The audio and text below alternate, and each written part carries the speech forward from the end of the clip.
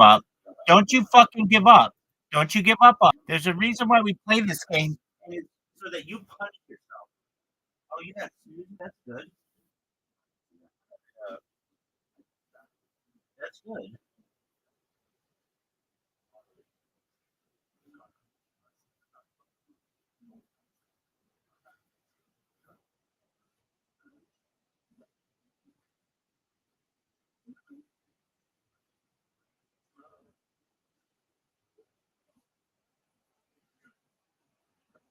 You're up, baby.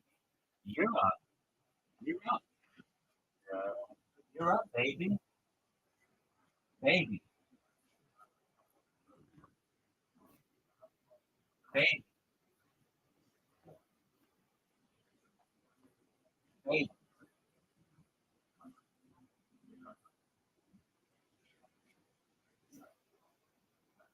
Baby.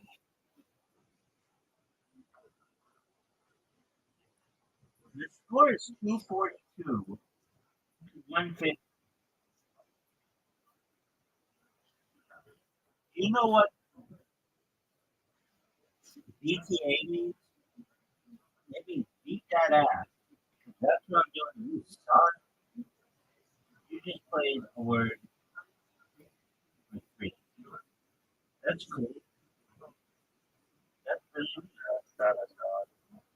That's a cool story. That is one of the coolest stories.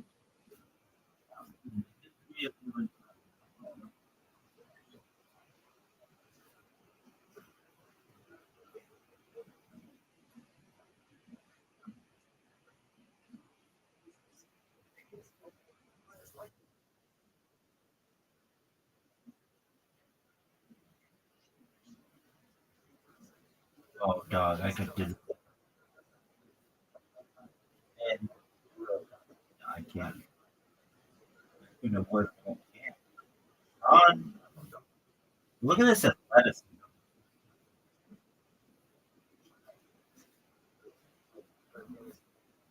Did you ever think someone could be so intelligent? Are you gonna go? Oh, do you want me to go? You want me? Oh, you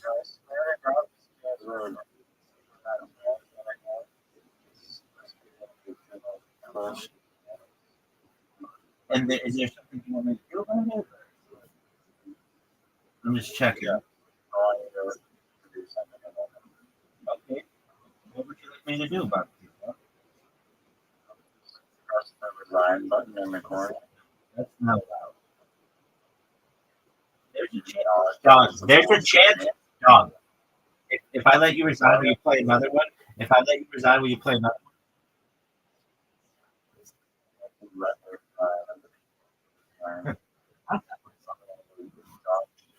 Dog. Are you recognizing? Are you recognizing how sexy I am right now? And how amazingly I am playing this game? What the fuck? You play some idiot shit?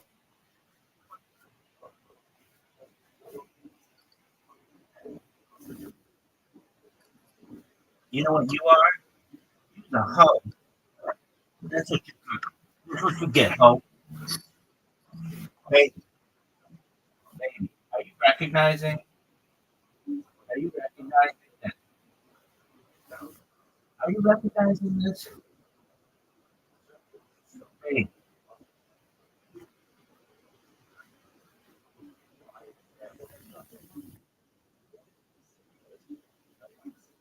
oh man, I'm getting 100 points now.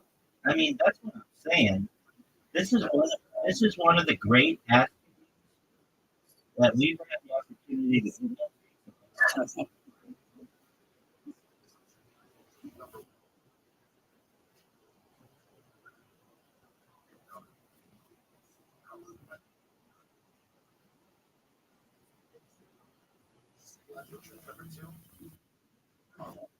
I mean, you're beaten by more than 100 points. What a joke. What a joke. I mean, let's just be honest here. You're the one. You're the one who wanted me to go first. You're the one who wanted me to go first. And now I'm delivering an ass kicking on just a sexy even an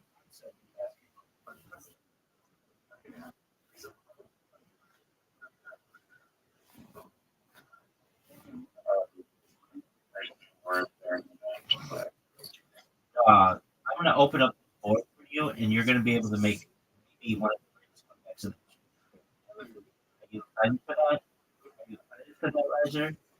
Right, right, We're talking about back my apartment.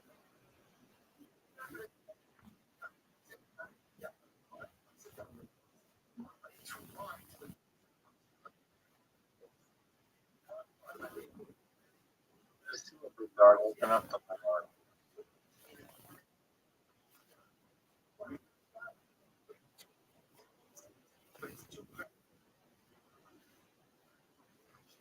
Or you got another rest there.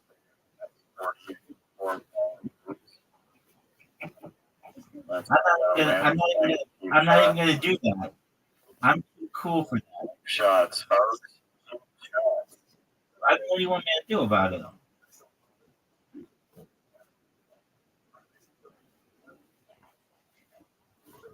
I was going to talk about, I saw this thing about, like the Tour de France now. Tour, Yeah, I'm familiar with it. Did you know that Lance Armstrong was on a recent Tony?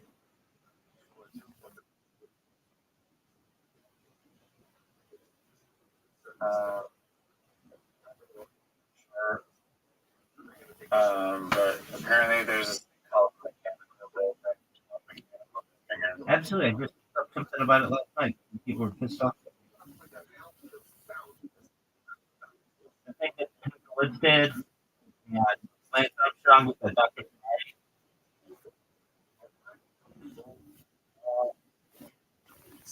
not sure about that. But in the bike racing, literally, people would install these like little batteries in like the frame of the bike, and if they're going like uphill or something, they would have like this button that would just like activate it and get like 120 like, watts or something straight to the pedal.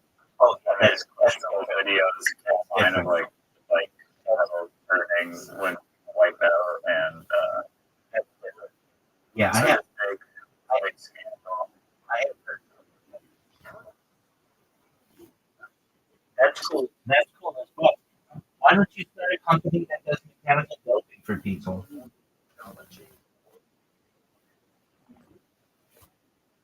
Um,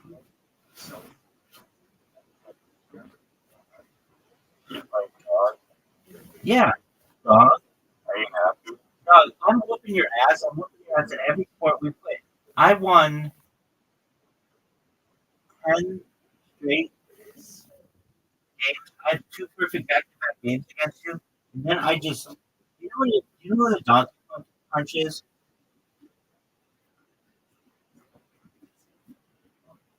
Uh, Right, there are donkey punches when somebody takes their penis and slaps it so hard, well, it just slaps it against your face. That's a donkey punch. sounds really interesting.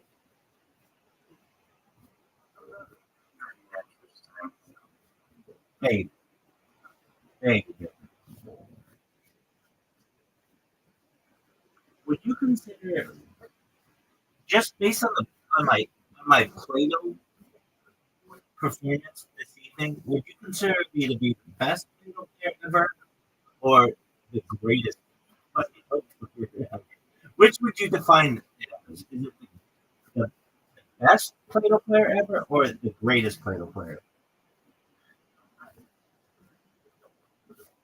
Uh, No, wait. it's like an inside and outside. It's like where between the two definitions. No one can really put together a concrete definition of that kicking. Big dog. Big dog. Big dog. Big, big. All right, let's see. What's your max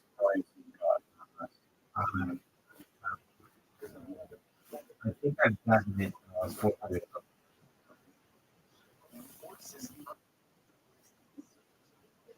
That's pretty good. Amazing, but it's pretty good. Oh, okay. What would be amazing? Okay. Like, eight, How about 6 million? that'd be okay. What about 10 billion?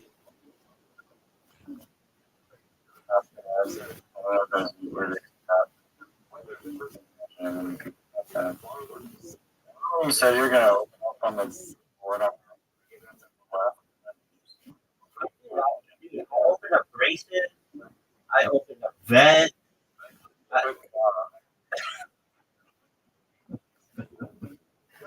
Dog. I mean, the game should be going through the whole like, that's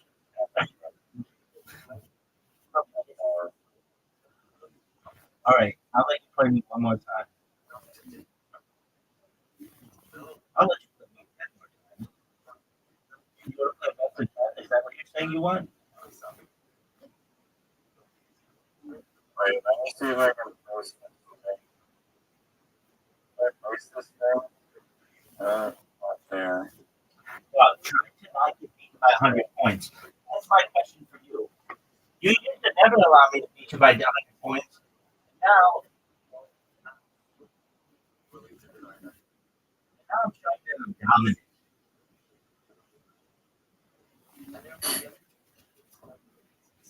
It's like I'm mechanically doping against you, son.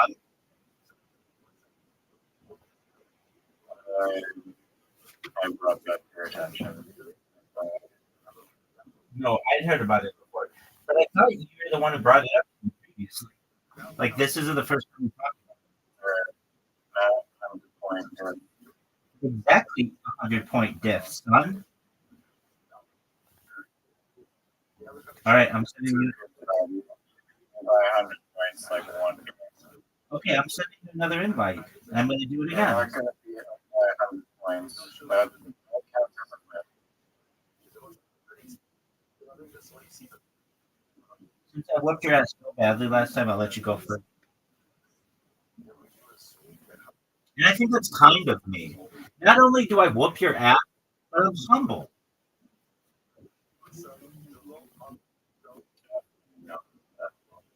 No, come on, let's get down to brass tacks, baby.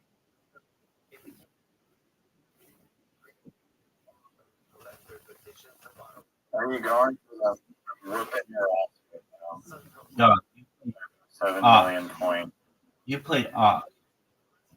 It's not even a I word. was coming out of the gate with a new energy. Fans. I do it for the fans. That's really what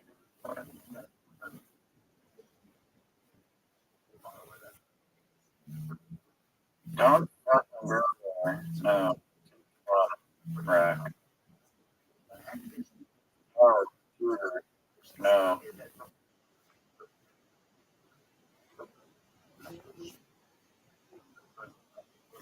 Get out of here. This is the West Side.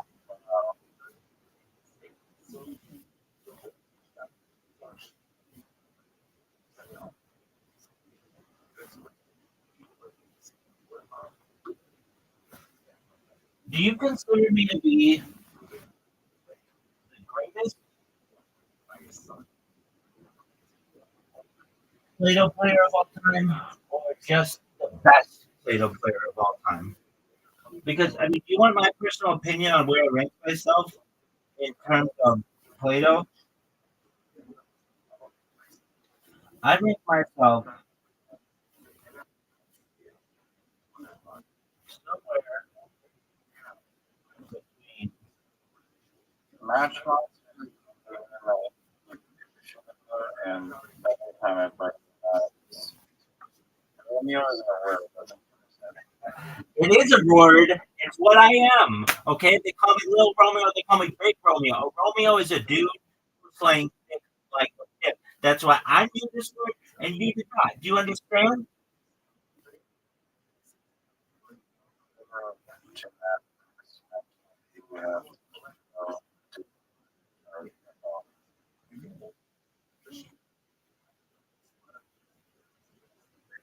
non words.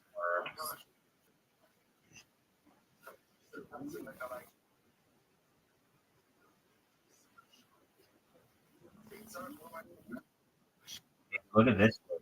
You see this word? Pay. Latin for pay.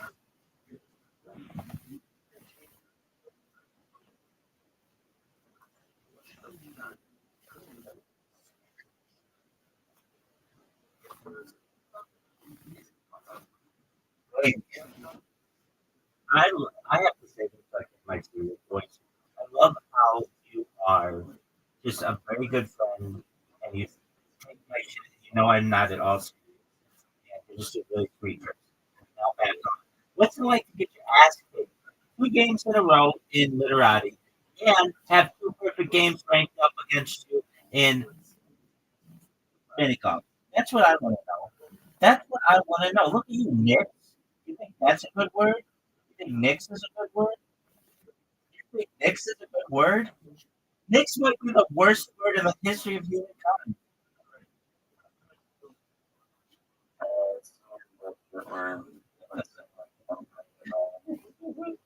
Oh baby, you're gonna love this one. Psych.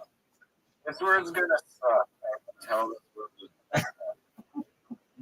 I have glass. Oh, okay. Is that true? Is that true? Is that true? Wow. Is that true? Right, I want to know. Is that true?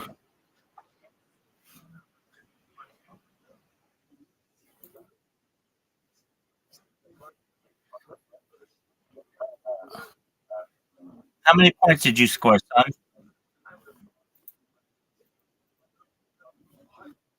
Uh, Oh, fuck you. That's a lot.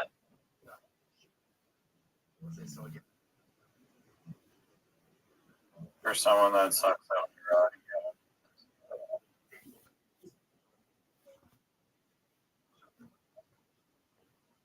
Yeah, just steal my L, dog.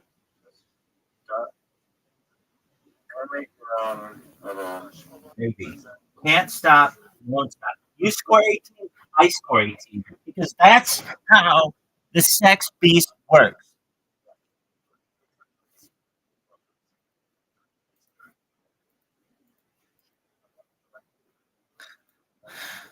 Right? Have you ever met anybody as cocky as I am? Yes or no? Go. No, I've never met something like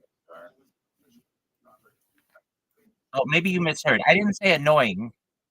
I said cocky. no, maybe you miss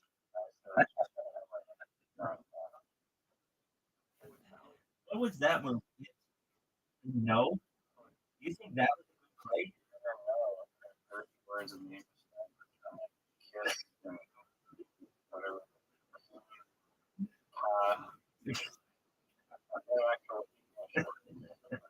I don't make it as a shock to you. Dog.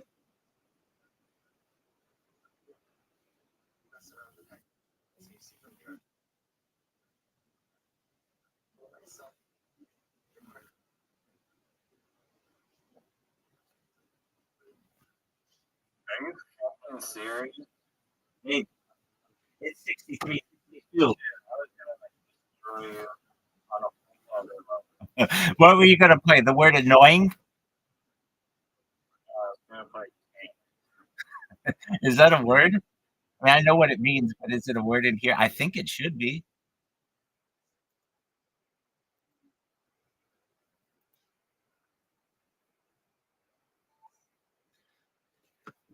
I'm sorry. You play tan? You think tan was a good word to play?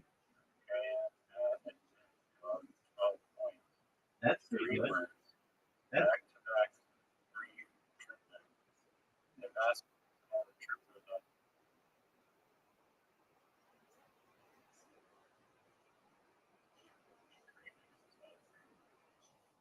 You saw that.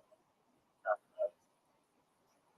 Another gold championship.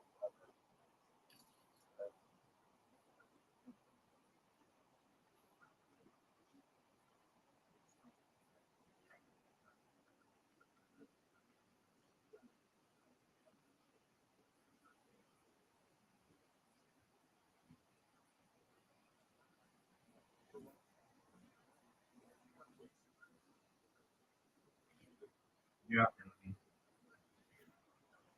Oh, I fucked up. I fucked up. Royally. I fucked up. Royally.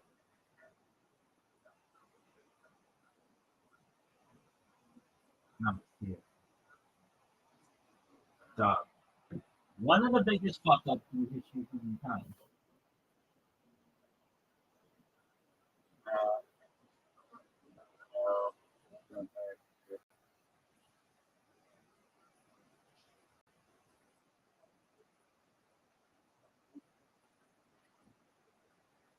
I may regret that move. Me-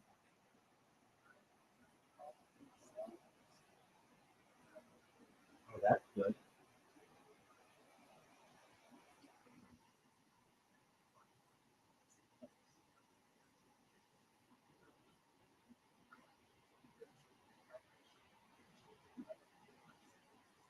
You're being dominated right now. I hope you understand. You're being strategically dominated right now. Just in front of me, possible million people. Rewatch this stream.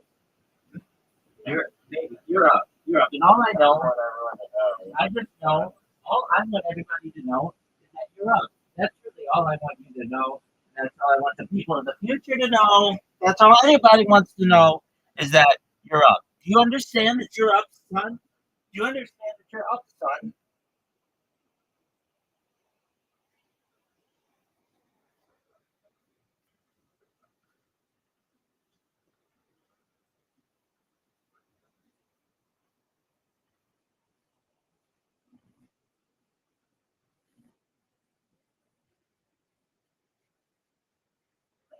Player word from the alphabet this time, or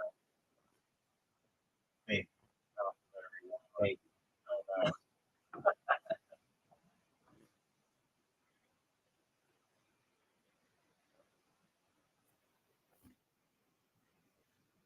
In your opinion,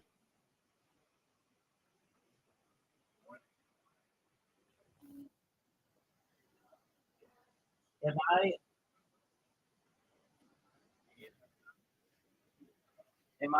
are you serious? Like something like that? I will be straight up pissed. Body of Oh, fuck you. Where the fucking bro? I mean, I don't know what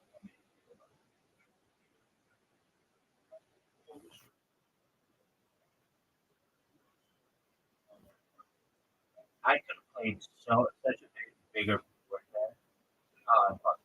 Twice. You deserve to win this game without that bad fucked up. I just want you to know that. Oh, I'm so pissed. Bullshit. I don't know.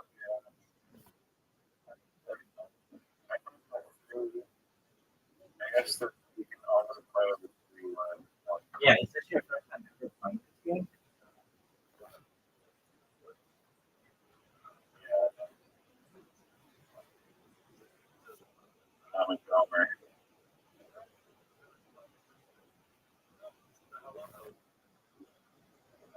Do you consider me to be the best looking player you've ever played?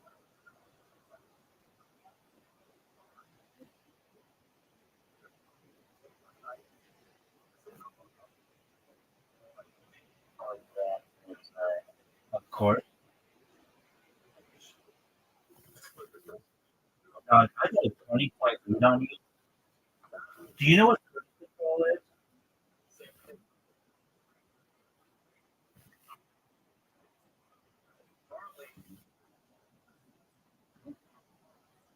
I would tell you this. I would let you play me until you beat me. Because you ain't never gonna beat me.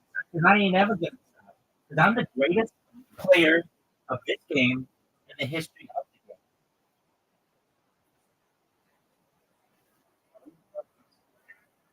So, do you recognize how good I am?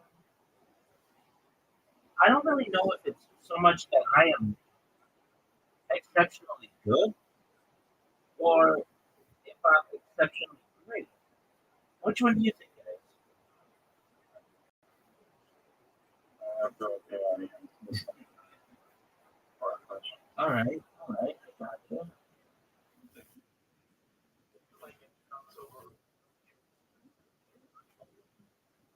Waggy. Right. And I could have had a name that was and upset. You place the Z there or something to keep Dude, don't call it a bad. Not even. that. Make us think it's not something different.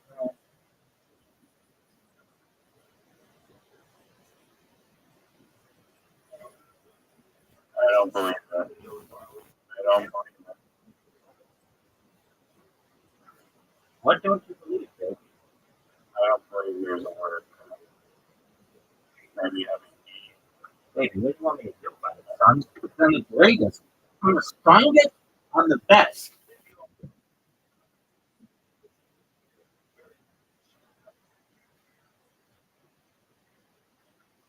You would think that I would suffer from narcissistic. What's the word? Narcissistic is a phrase. Narcissistic syndrome. But I don't. I'm too good for it. Don't you understand? Narcissistic tendencies are bullshit like that. But I'm too good for it. I'm too sexy for that. That was a really good one. Why is it such a fucking hard word? I mean, that was good. Oh, that is bullshit. That's not good.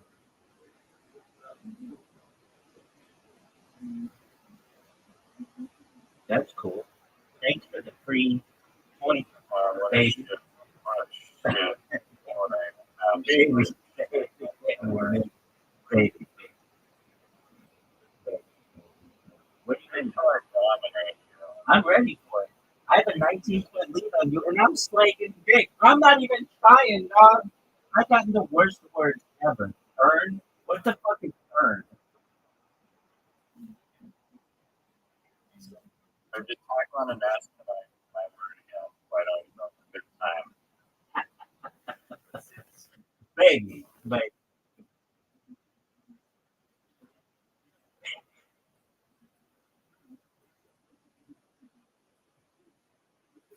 Just exploit the right. Baby. Baby. Look at this move. Look at this move.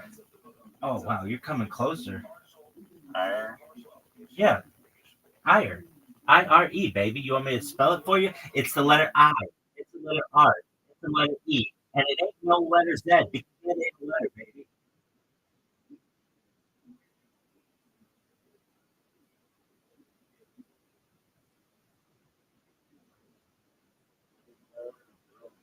I mean, look, I'm gonna just tell it to you straight up. What do you want me to do?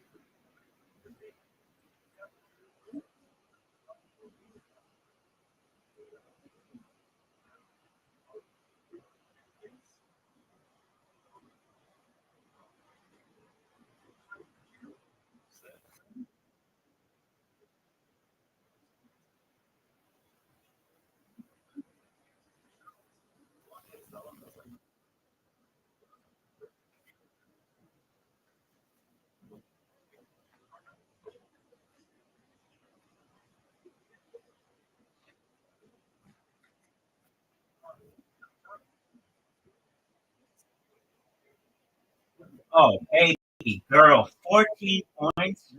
14 points.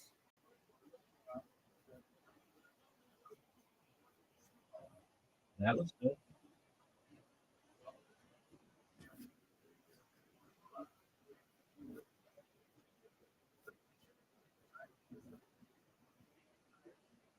Supposed to be really Baby, there's a look. lot of right there. You just signal your bullshit. I mean, I'm up by more than 20.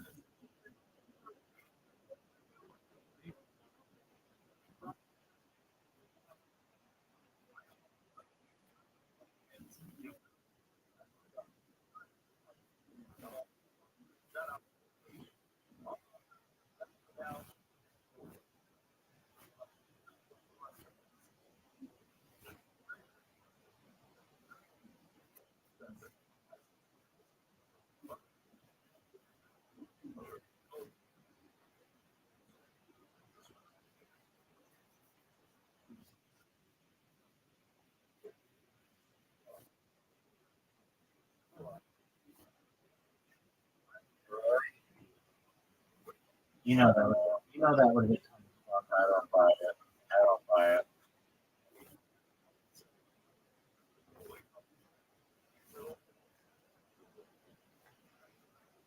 Look at this movie. Son, 17 points, baby. Seriously? I mean, look, again, if you're watching this either now or in the future, what do you want me to do about it? I'm good looking. I'm hilarious. I'm smart as fuck. I got a huge dick. What do you want me to do about it? Riser, are you inside?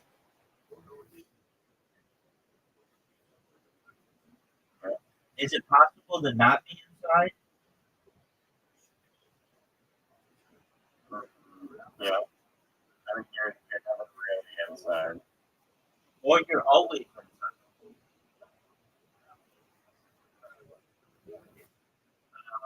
Got it. Yeah. Always inside. No. Or, Inside. That was cute. That was cute. And I always wanted to do that now.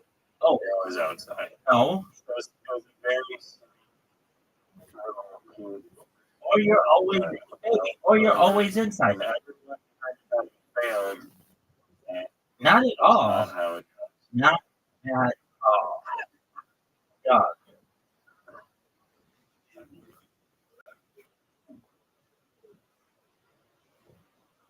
I might be able to help you,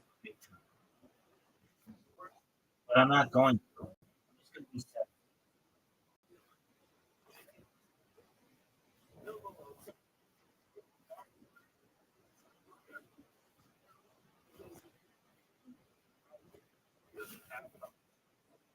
At what point are you going to admit that you don't have the right word and that you're done? I want you to. I really do. After all this winning, Unfortunately, I didn't have to ask you like 5 minutes. But no, but that would have been nice. That would have been nice, son. we're waiting.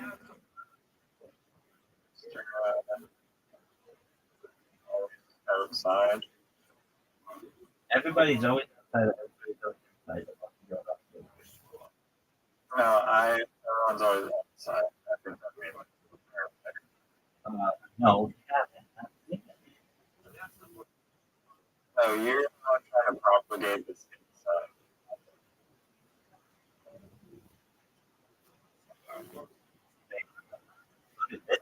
4 points, baby. So, What do you do about it? how many places that Or you have a Z. zest is a word. What the fuck? Zest is not a word. And zest has never been a word. Look at you struggling. No, fez is a word. Yeah, it is. F-E-Z. But up is not. No, That V is fucking. Bro, it's fucking me.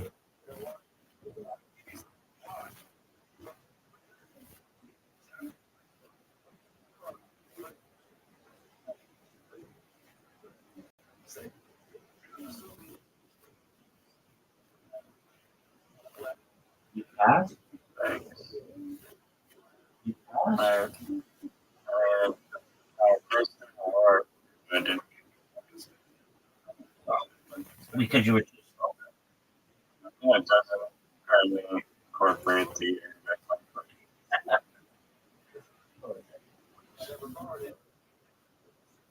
I thought this was it is, but only in certain.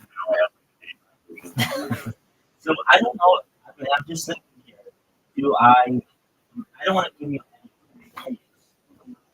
So maybe I just don't. Right? No, because I would win. Well, it doesn't matter. No, I'll make the comeback in lifetime. is that what you want? Yeah.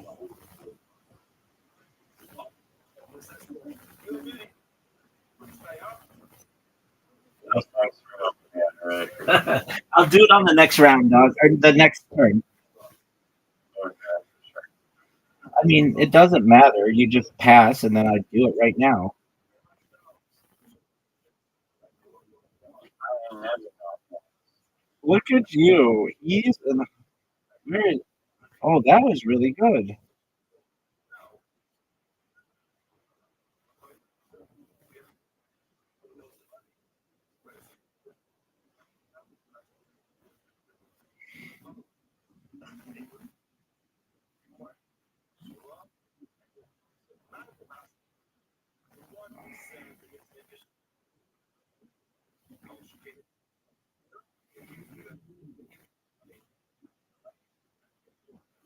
I might regret this, but I don't care. I see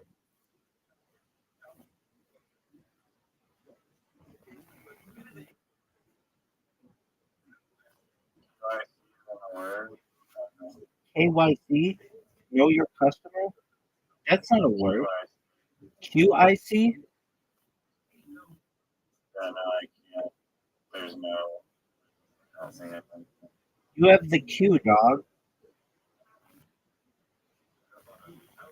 You have the Q.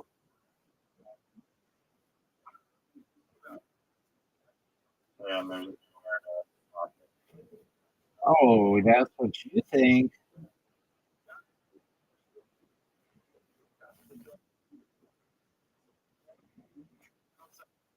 That's what you think, folks. This person thinks that there is nowhere to put the Q, and there are so many places to put the Q. I can't. I've run out of places to count where you can put the Q.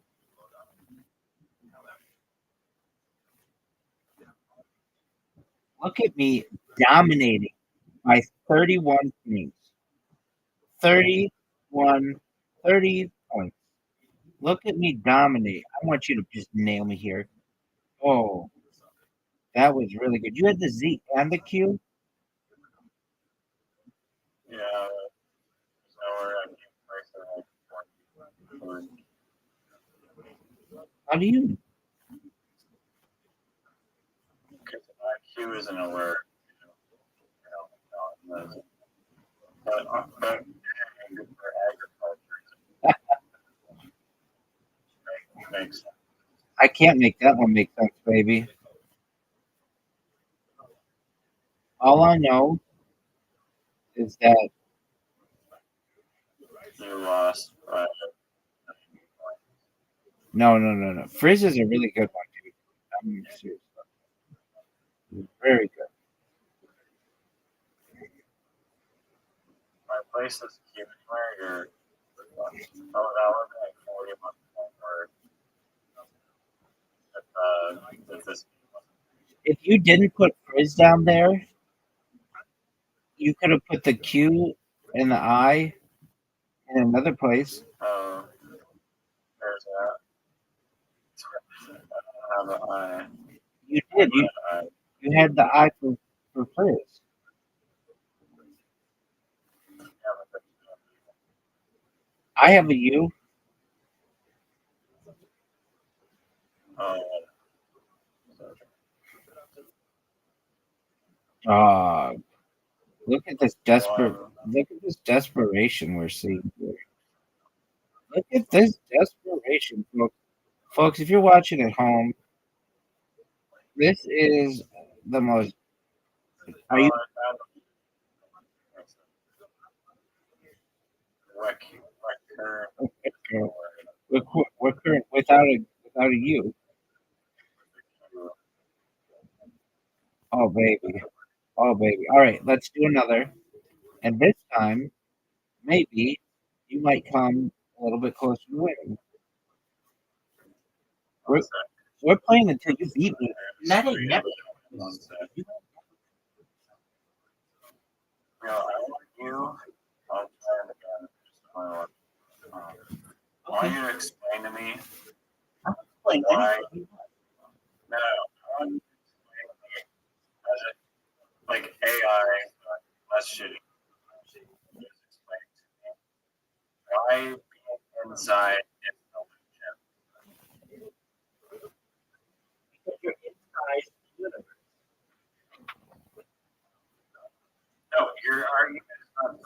inside of pro inside is not is in the way. It's subjective, baby.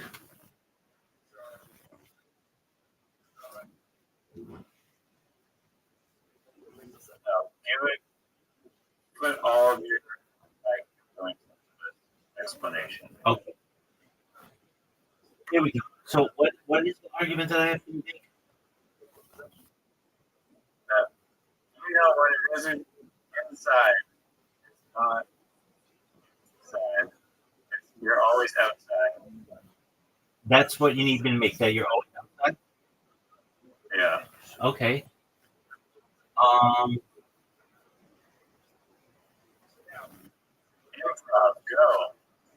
1 minute. Go tell me. Oh, is it supposed to be a joke?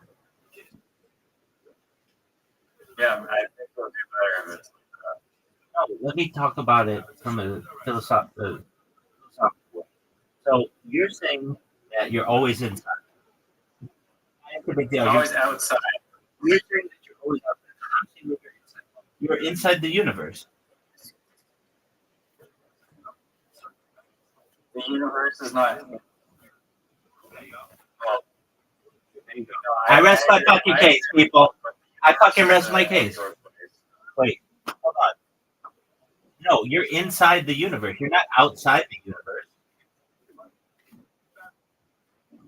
How do you know that? How does anybody know anything? Can you prove that?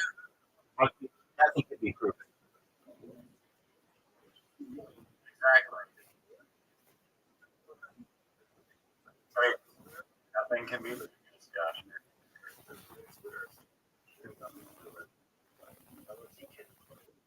So I can prove that you stuck a good golf in my no.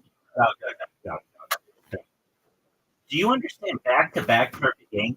Do you understand 3 literati championships in a row? We've only ever played one literati championship, and I'm the champion. Unplayable conditions. Did I ever do that to you? Yeah, and I think you're going. What else do you want me to do for you, dude? I'm not going to suck your dick. You know, it's like the equivalent of claiming that you made a PGA golfer that was golfing in a category 9 or seriously boasting it. Haven't you ever seen Caddyshack, baby? Yeah. Yeah, they do.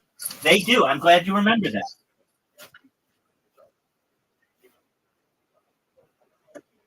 I still haven't heard a pro outside argument. It's been about like 500. No, I gave you one, and you said yeah. So I thought I answered You it. said you did not give any dissertation.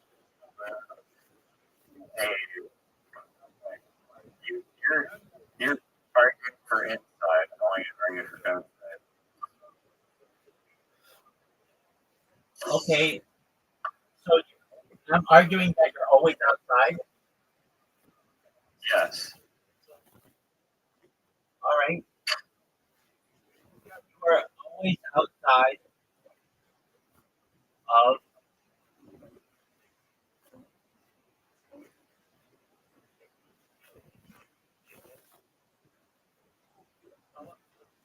another universe. Baby, I rest my case. You recognize how sexy an answer that is? Most dog shit argument I've ever heard. Look, you're always outside another universe. What the? I mean, if there's another universe out there, you are always outside of it.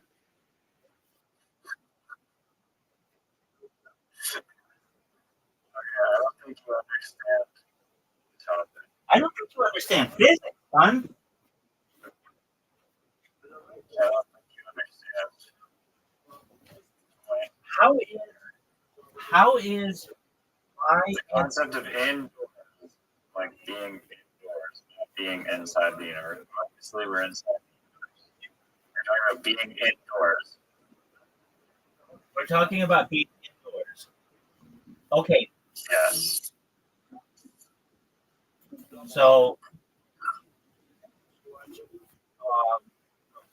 I'm talking about it here, but you're outside of another universe. You're outdoors of another universe.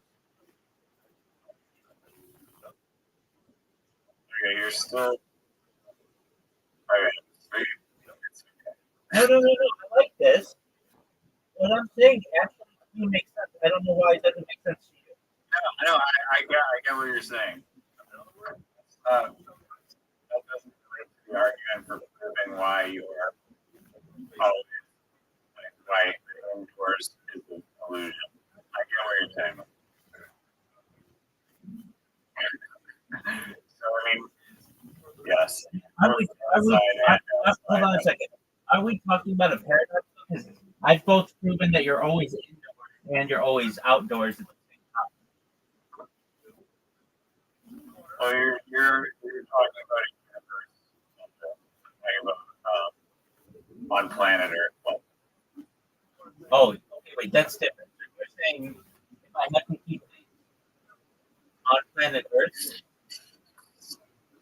yeah, like we're not outside planet Earth physically. We are always outside planet Earth. incorrect. We are outside the Earth mantle.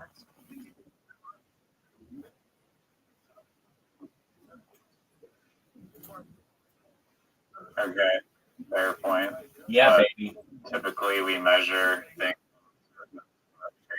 No, no, no, no. You can't say typically. That is fair. That is absolutely fair. I completely agree with that. Absolutely. It's like playing keys,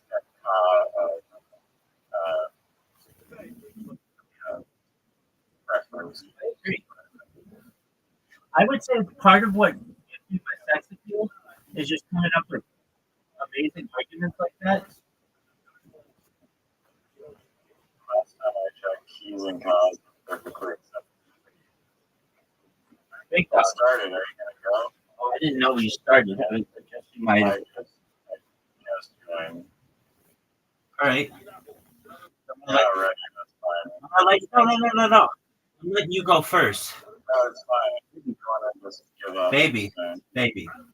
What do you not recognize about two-time undefeated, untied, perfect game player? I'm a prime time player.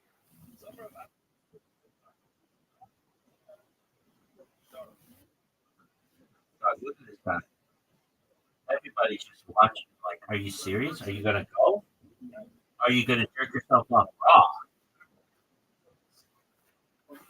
This motherfucker is jerking.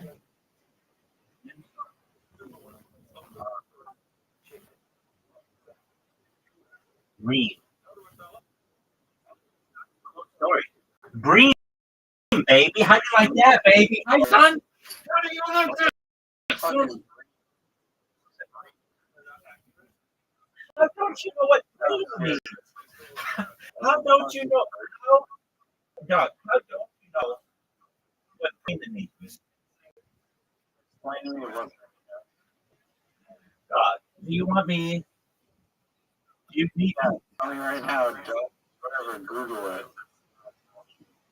You need me to look it up? I mean, I could. I'll look it up for you, baby. Oh, so you don't know it. No, I do. I do. It is the addition of the word "be" to the word "green."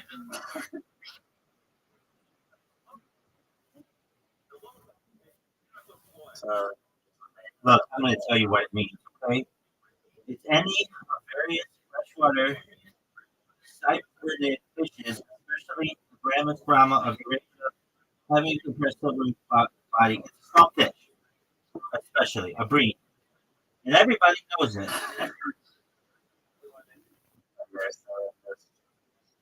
there's playing some stuff that I mean, do you not want me to do? no, it's fine. Do whatever.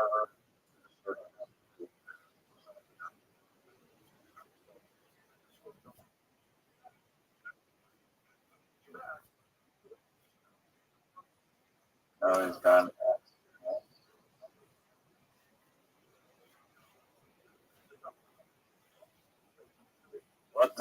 to pass.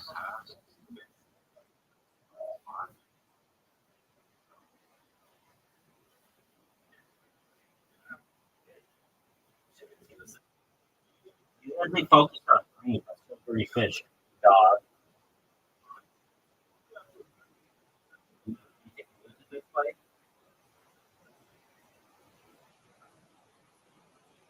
See,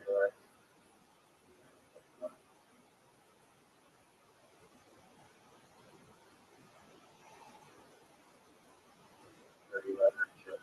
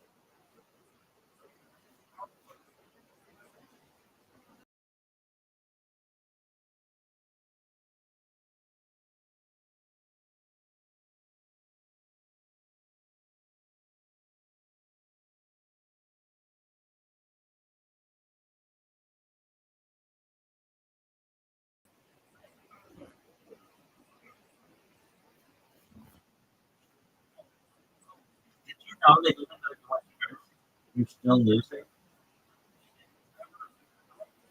I swear, I don't think that's the game. Correct. I think he's disrupting me. Basically machine doping. I can do it. Okay. Machine doping? Why do they call it machine doping? Why wouldn't they just call it like engineering enhancement or something?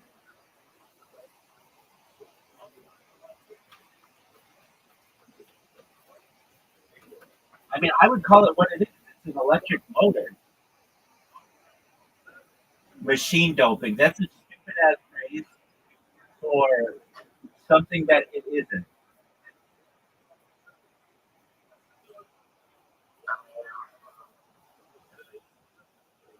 Blood doping, they wanted to make some parallel. But yeah, doping, doping out the dope is the chemical, right? I know it's a fight, right? In like getting blood transfusion, high altitude blood transfusion. Dude, how do you get such a good food?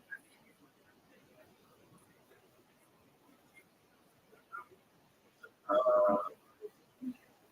uh, But you're not. That's yeah.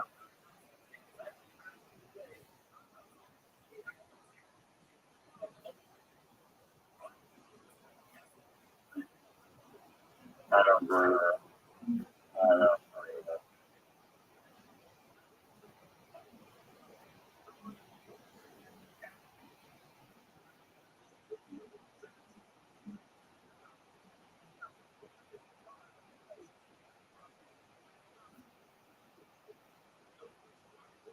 You play Heat.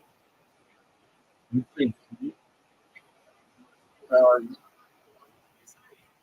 sorry, you got a problem? Please? I love that. Oh, you printed on like a keyboard or something, I guess. Yeah,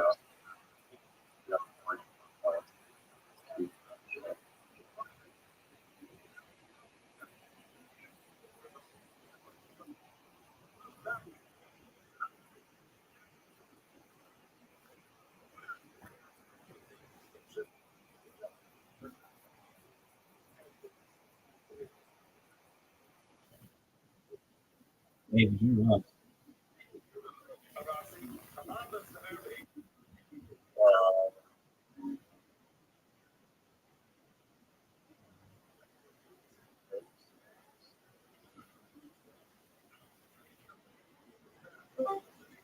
Oh, look who the fuck it is. Mr. Everybody's on my fucking time, and I'm on no one else's fucking time. Mr. I'm the number one prospect of comedy in all of South Australia. That's not true. I think you're better than. That is not true. No, you're the best. I mean, it is 45 minutes. Rating is only 33 people. I don't even know if that's true, but I want it to be.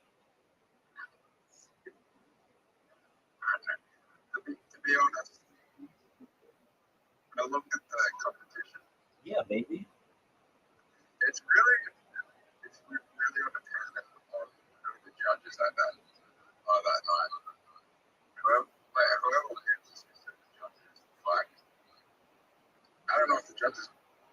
Dude, why don't you just simply pick? And then you win. That's probably most of them. No shame in that game. You gotta do what you gotta do, baby. I just feel like Henry Styles is never good. Okay. Why do you feel that way? If I was dropping these things 10 years ago, probably if I should one of these things in my head for 10 years ago, I fucking threw my fucking phone. I thought it was fucking bigger than the rock. Dude, people would think you were amazing, especially with that arcade thing. Yeah, too early. They'll be like, holy shit, this happened. Right. It was just RFA gonna fucking go off completely on I'm gonna raise the diagnosis by like 200% on the next 12 years, 13 years. Can you imagine people would be like, Donald Trump is still president?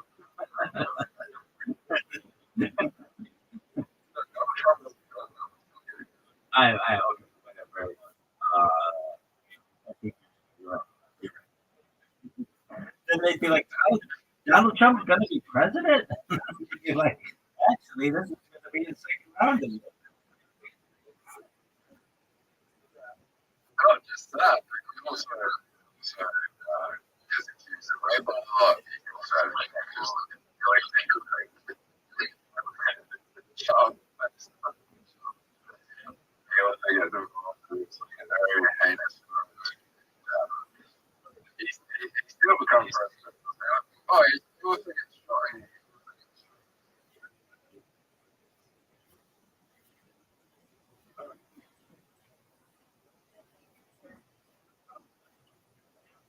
Do you think Trump is Do you think Trump's ever going to jump? No. Yeah, it's too old. It's too old, too powerful. Riser.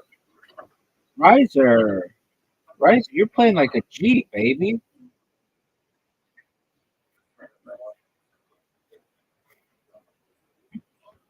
Where the fuck did you just play that? Your? Do you think he'll go to hell? I don't believe in hell. I don't believe in hell.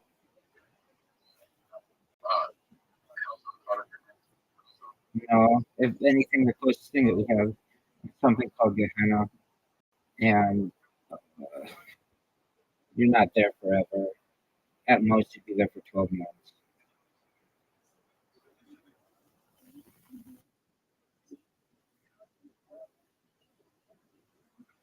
Zoot. So, are you ready for your performance on Friday? Give me odds. You think there's a 25% chance you win? Depends on the judges.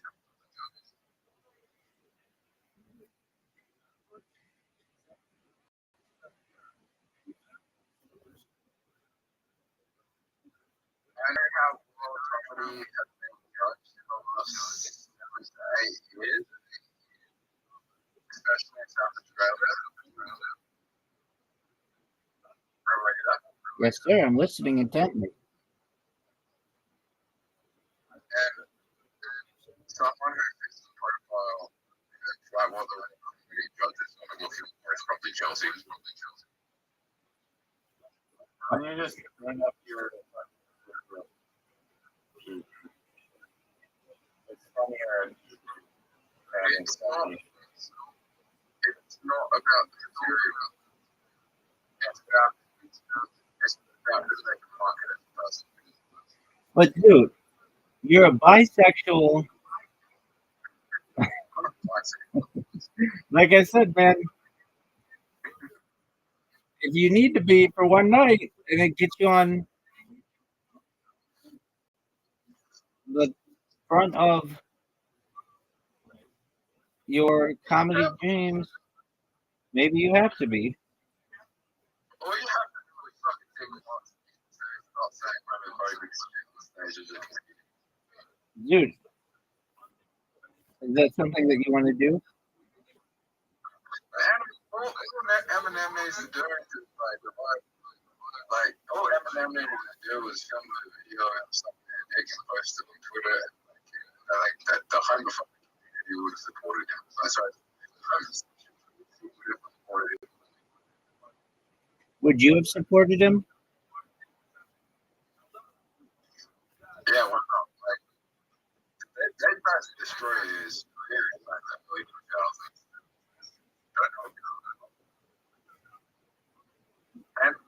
And the 20s, like right about the late 2000s, 2010. That was like I was a great community that just solely the whole purpose was to take down the camp. You remember that? That was the whole distance. A little bit. And then people started getting issues of conduct and sexual assault. And they left that conduct alone and stuff.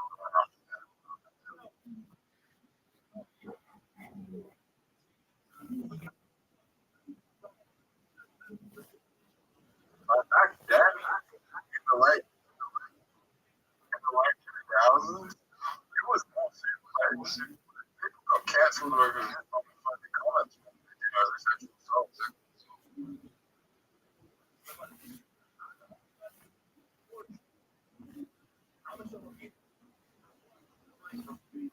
Dude, are you ready to lose? Okay, well, we're almost done. I've beaten Riser 3 literati games in a row and had 2 perfect games in bowling against or in mini golf against him. What the fuck is that, Riser? Riser, what the fuck is that?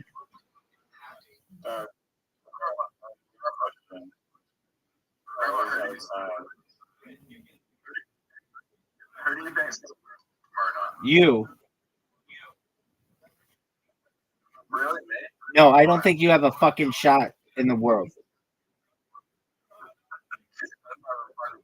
But I didn't think you had a fucking shot of getting this far.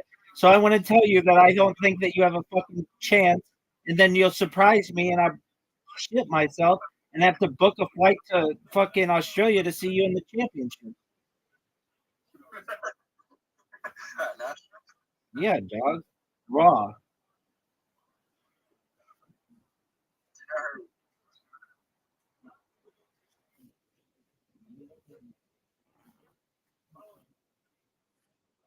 Do I know what? Zoo?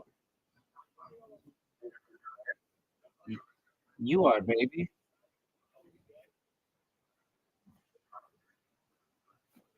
You have a good chance.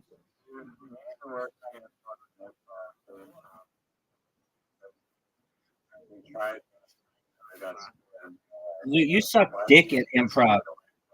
Zoo, you're one of the worst improvisers of all time.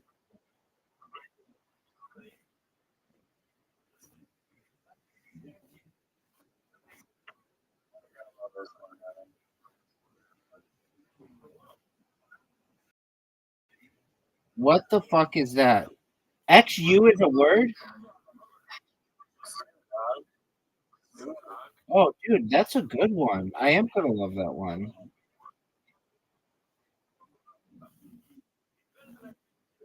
Oh, I hope you win with that because You deserve it.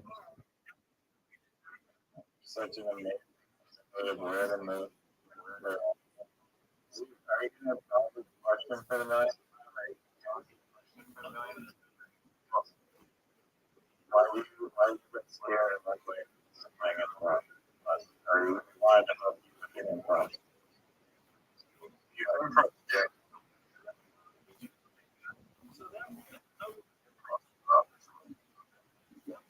No, it doesn't.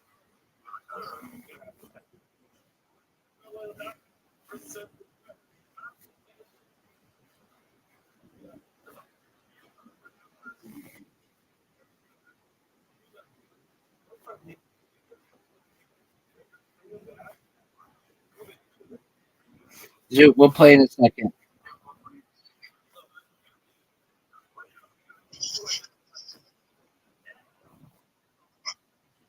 Rabbi. Yeah, baby.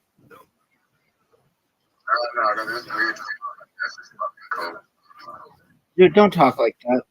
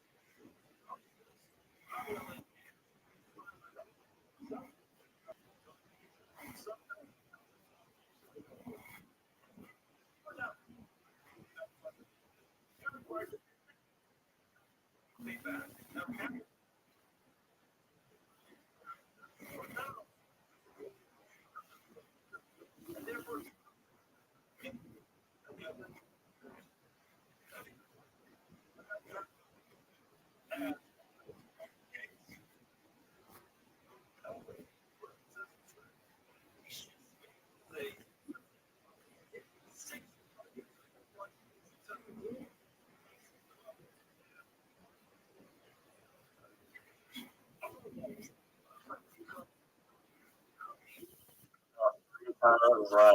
I mean, yeah.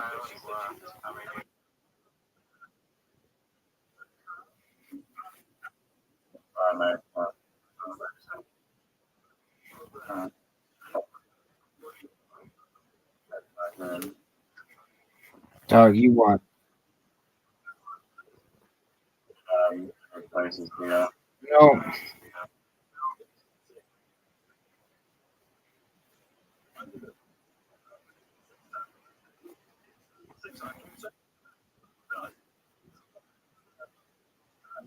What the fuck? Are you serious?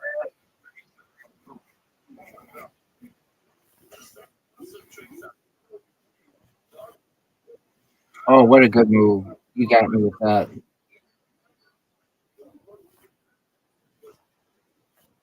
Oh, wow. All right. Right. Dude, are you ready? I was just excited to play with Zoot. Zoot, are you ready? Yeah. Zoot, are you ready?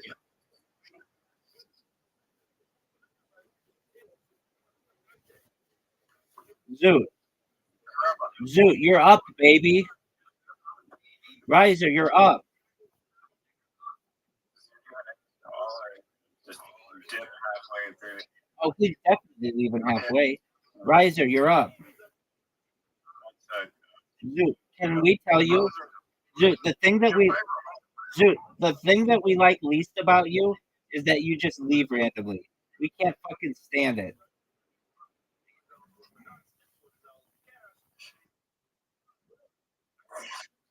We want you to say, I've got to go when we know that you don't have absolutely anything to do.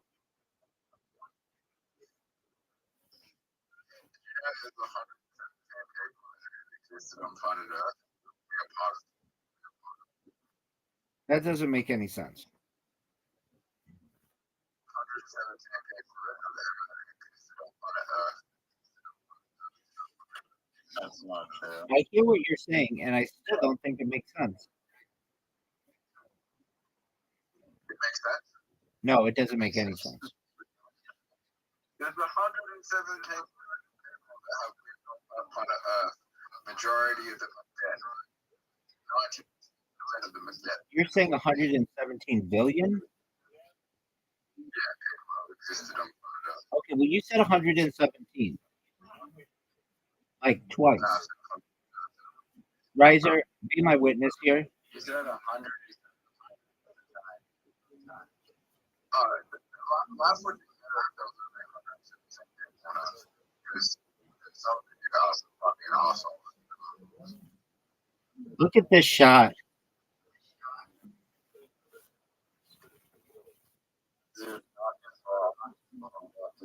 Hit it in, Zoot. Hit that in.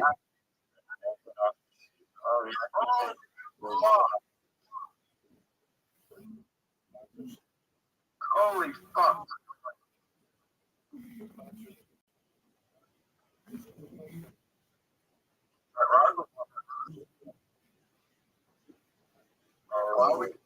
Why would you do that? Why would you What a shot. Oh,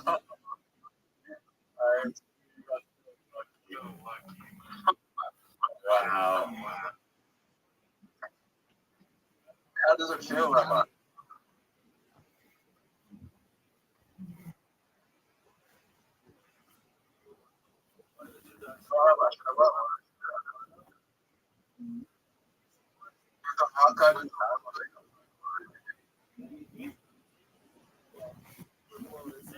Riser, why are you such dog shit?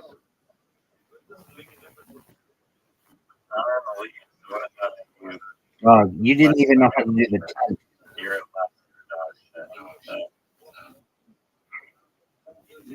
yeah, I think there's a hidden hole up there. Why don't you discover it for us?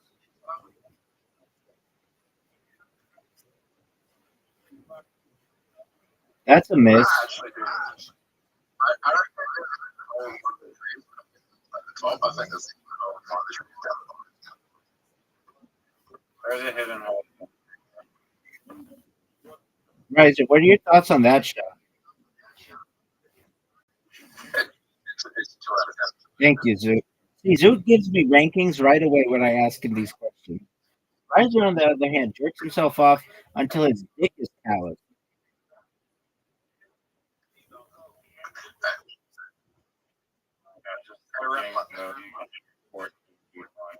Rabbi, I just figure I'm saying I think you should have guns. Has guts? I should have guns and guns. You think the dog should have guns? It doesn't make any sense. They should have a crew. They should have guns. But didn't you originally say Can with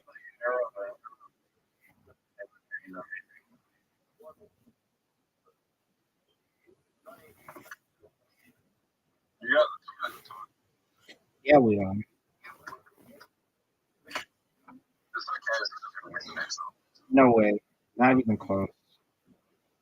Not even I'm close. good at this home. Look how good this shot is. Gentlemen, look how good this shot is. Gentlemen, you tried it.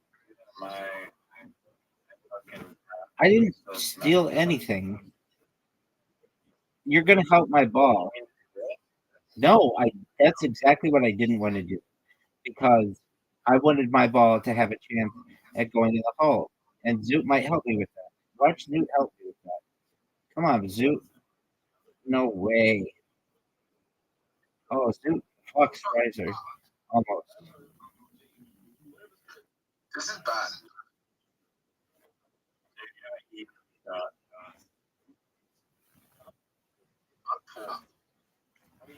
You used to come in and tell us how you used to be a millionaire, so just do that again. I'm retarded.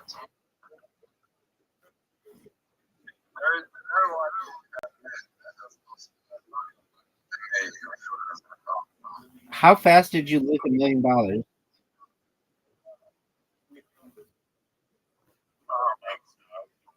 Thanks. Probably a 3-month period.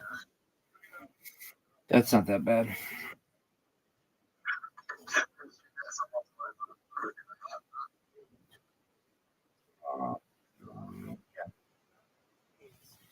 Yeah. A lot of crypto approach.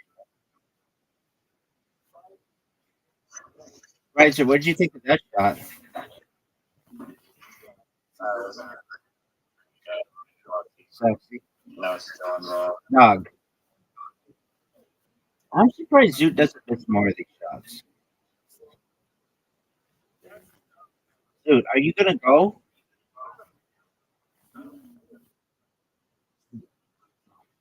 Quit with this bullshit. Zoot. Zoot, go. Did he disconnect? His thing disconnected. Oh, what? Oh, this sucks. The same people who run Australian comedy run the telecommunication system in Australia.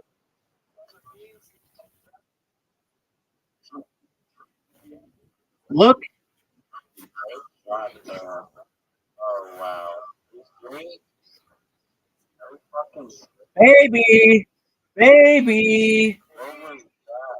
baby, Fucking down the water. baby. Did you see that? One of the most terrible shots I've ever seen. Did you see that? Did you see that? Thank you. One of the sexiest shots that anybody's ever had in the history. Even when Zoot is like, yeah, I'm gonna not quit, find a way. Oh, for sure.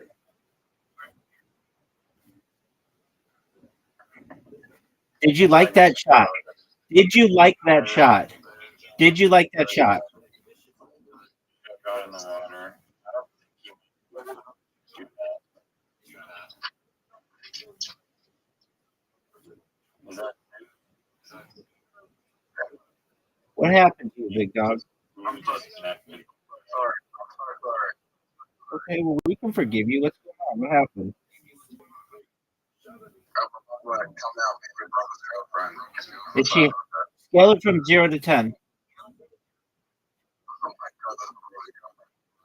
Yeah, I know. So it should be super easy. Your brother either landed a babe or an ugly chick.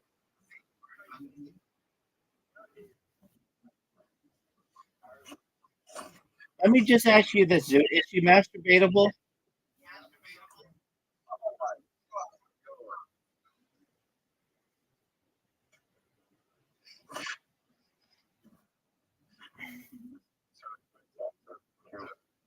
All right, Zoot, are you ready?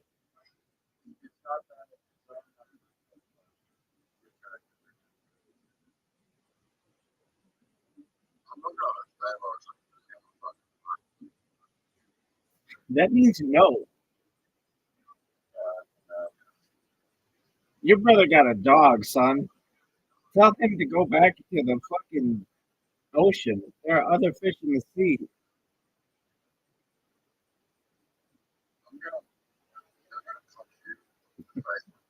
That's what I want to hear. Zoot. So then you actually think this bitch is hot as fuck?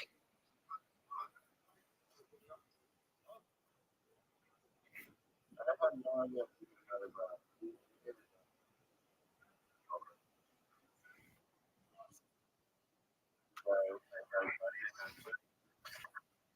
no. Why not?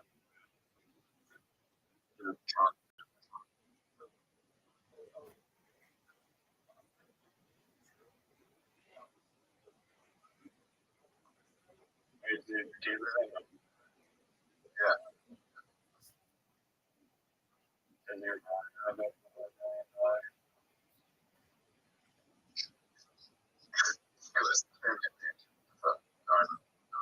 It wasn't 2 million.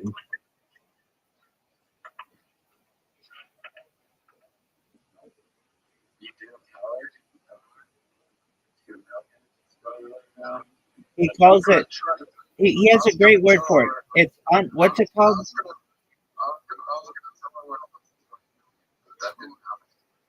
What do you call it? Unrealized profits or something? I was gonna tell her when I go to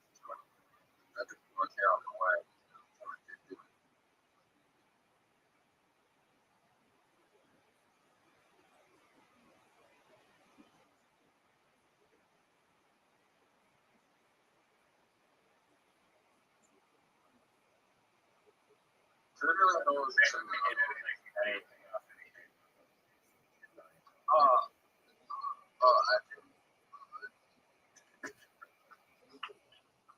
He did capture some of it. yeah, that I was actually I was in a fucking place, a lot of money. I was dating a girl with a heroin addiction. It was not like to do that. You're dating a girl and drinking that. She was a heroin addict.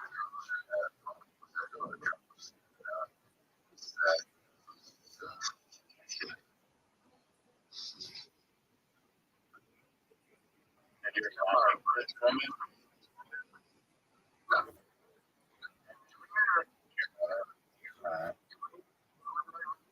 Like if you met her, you wouldn't even know she's a heroin addict. Would we have known she was a sex worker?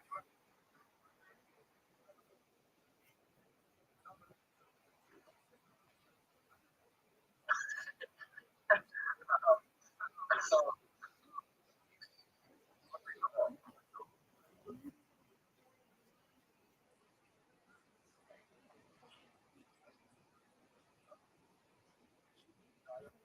What do you think your mom's reaction would be? That's it.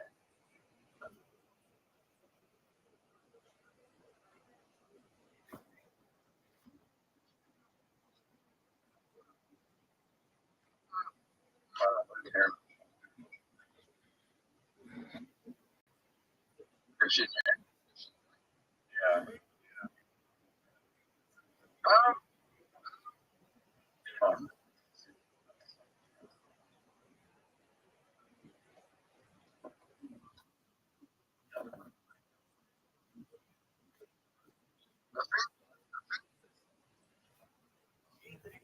but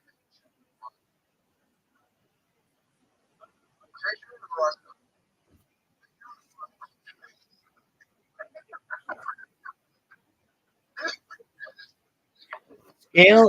Scale of 0 to 10. Heroin addict girl.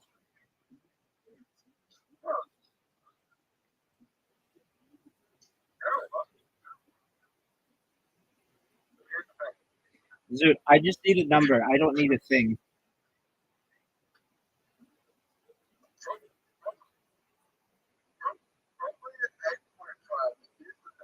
Okay, an 8.5 for you? if I met her,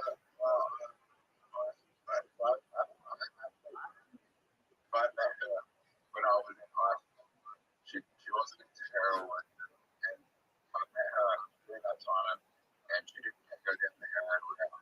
I think it was big deal. Okay.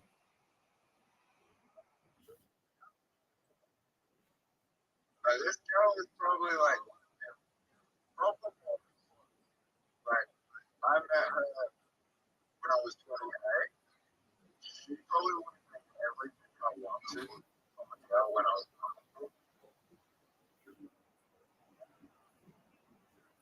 apart from the heroin, apart from the heroin.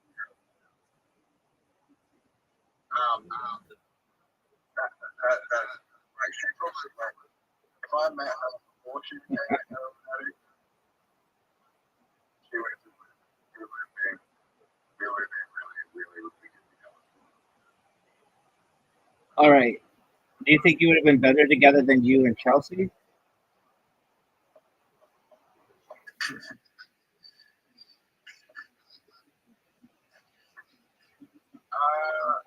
Dude, Chelsea's not my ex. how old is Chelsea? How old is How old is Chelsea?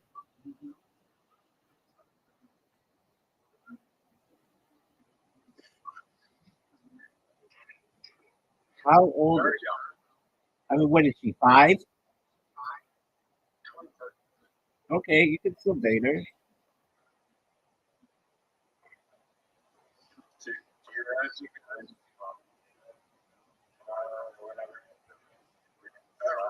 whatever. how young she is. She's Not 22. 11, 2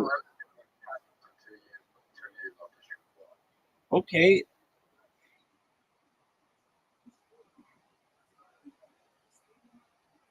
Look how sick this shot is.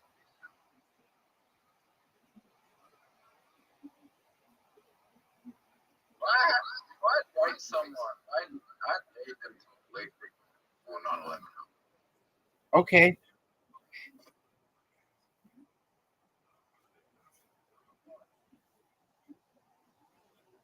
That's a terrible shot. Riser, what are you gonna do? Percentage.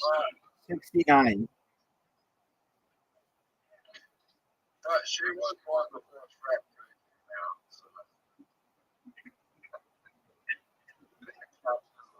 I don't get why that's funny. Why Shrek 2 and not Shrek 1?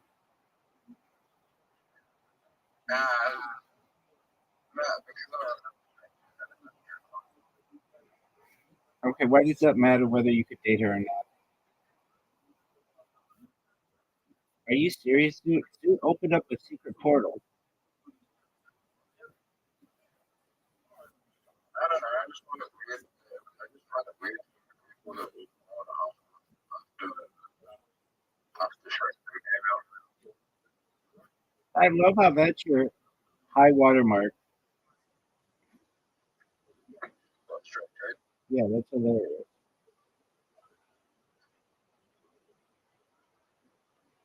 Riser, I have a question. Do you recognize that you only have 1 point?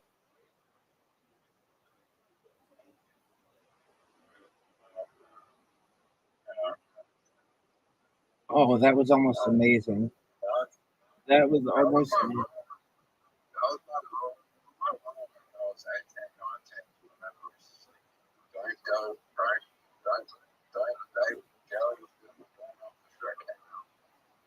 And you'll be fine.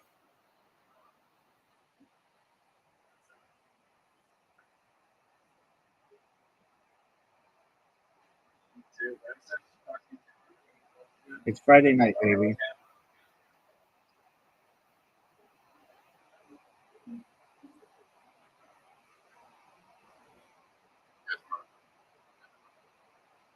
Did you hear that? Friday night. Did you hear that? You could actually win it. Funny. We can send our hair out like We already tried.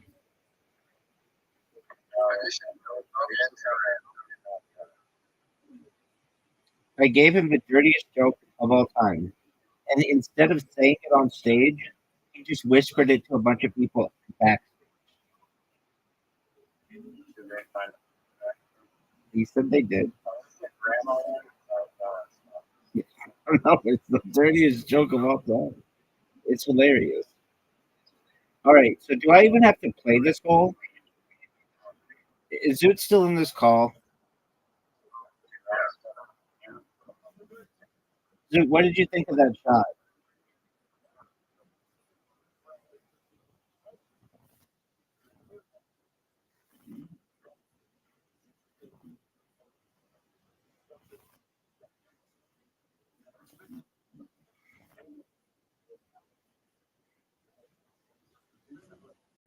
I do think in the next 5 years, I'll see what's going on. I get that weird feeling. I don't know.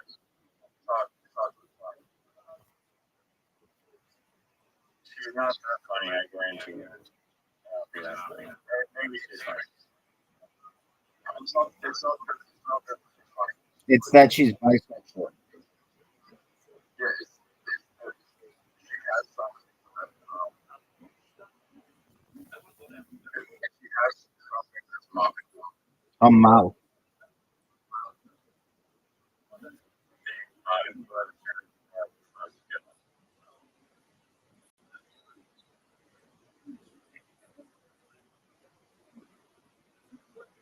Sexuality. Yeah. Everyone has a sexuality.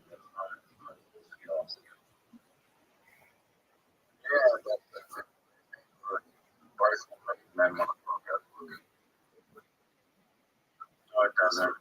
I mean, she is open to that. It could just. She's open to that.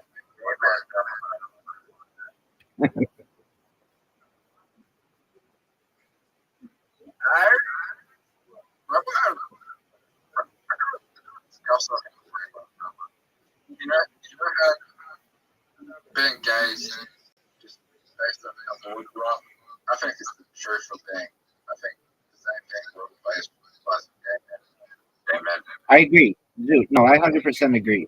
That's absolutely true. It's just how bored are you? If you want to spend all your time striking out with chicks, then then like you'll be bisexual or whatever. Um, I can tell you this as well. I can tell you this as well. Hold on. That if you like girls, it doesn't really matter anything aside from you like that there's a little bit of fat in their skin when you touch them. If you like guys, it means you like a little bit of muscle in their skin. It's just like you like a harder body, or you like a softer body.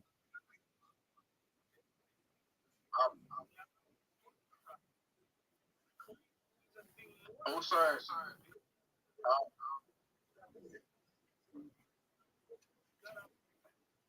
a lot easier to get guys.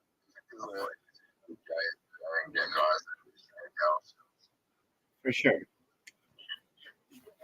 More places you can go to a gay store and you just go get your dick up right there. There you go. Riser, do you remember that time that we sent you an invitation and you just jerked yourself off literally on camera? You just jerked yourself off the whole If you time. want, if you want a woman, if you want to get a woman as a guy, there's a chance. You have to do money. Word, dog. You actually have to spend money. Word, dog. Right. That's not true. Oh, generally. Oh, maybe if you're in fucking high school. Or you're super good looking. Yeah.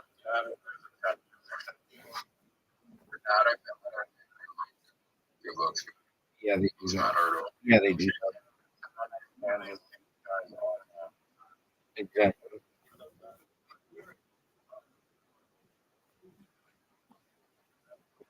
Look at this shot.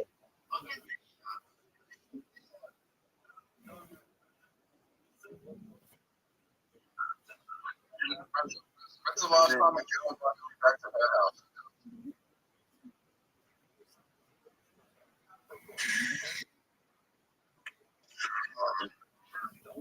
I don't know.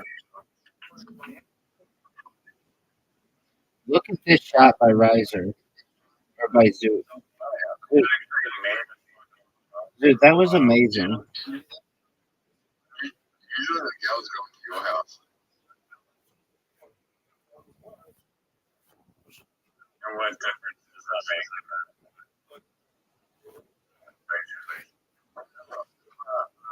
Fucking sucks. You get to clean up the house.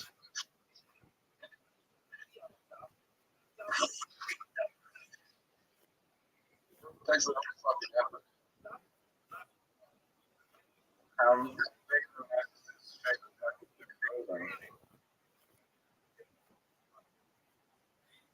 Oh, dude, that's a terrible shot.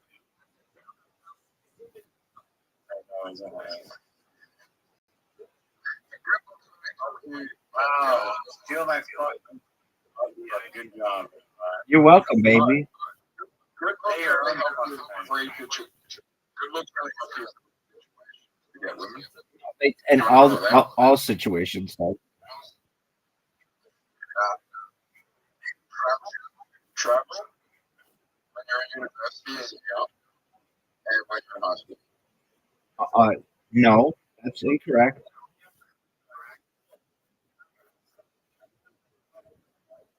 You could be 150 years old. You literally could be 80 years old, and being a good-looking 80-year-old guy will allow you to get some 80-year-old ass. How many good I don't know. A few.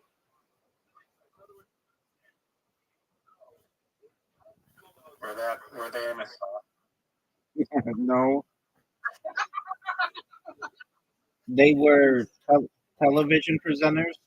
I knew a lady who was the first television presenter in um, San Diego, and she was, I would say, a very attractive, like 80-year-old woman. Like when I saw her in synagogue, I thought she was 35. Are you ready for the British for the same? Yeah. It wasn't like that. She was like naturally really pretty. When you come up a little closer, you could tell she was older, but from far away, she looked really, really pretty. And I mean, up close, I mean, she, she, she's That's 50 yeah. I mean, up close, this lady looked.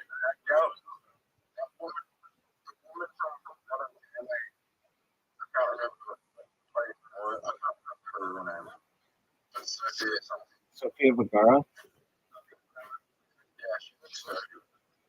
Okay. I can't believe I'm believing this out.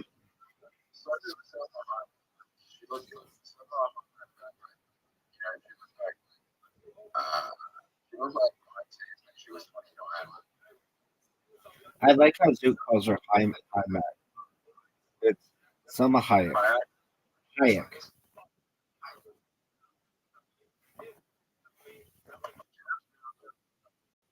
All right. Well, she speaks very highly of you, Zook.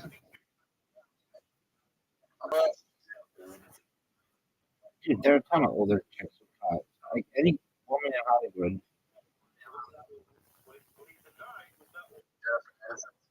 Yeah, they're like she's hot as fuck.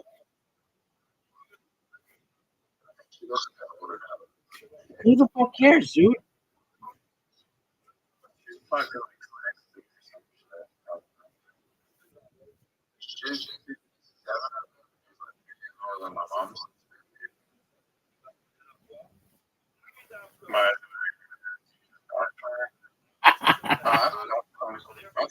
Someone older than once, and it was really weird. well, tell us the story. Oh, I know the story. I didn't. No, I didn't. Her titties off. Yeah. She was weird. Wasn't she in really good shape?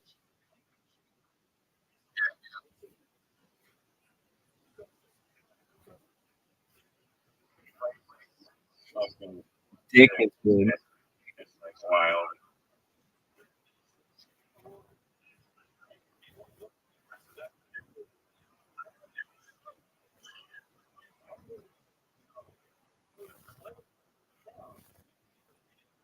One of the greatest shots we've ever seen, folks. Oh, You're taking L's on these. baby, baby, baby, baby. Who won the last game? Who won the last game? Is Zook gonna go?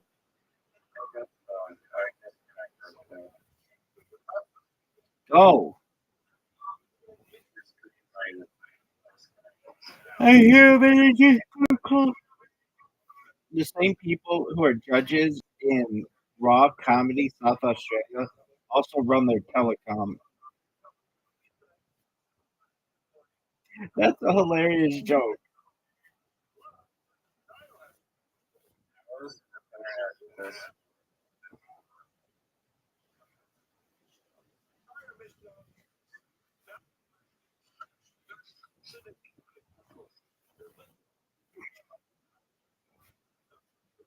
Zook, can you hear us?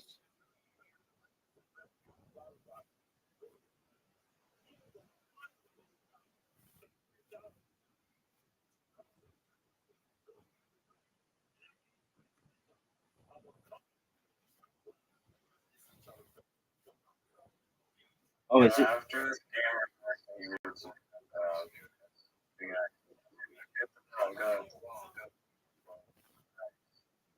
That actually was a good shot. I'm gonna show you the best shot ever.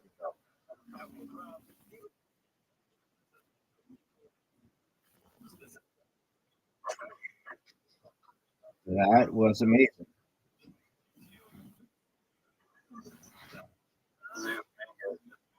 mathematically eliminate Rabbi.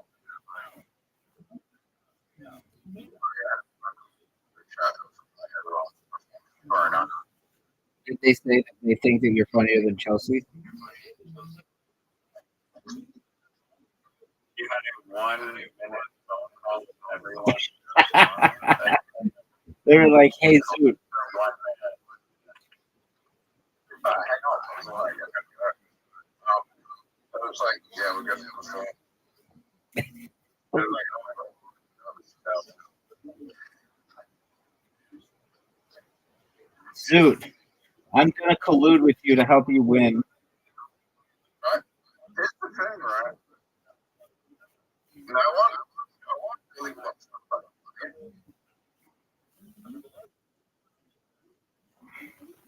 Everyone there is just doing it.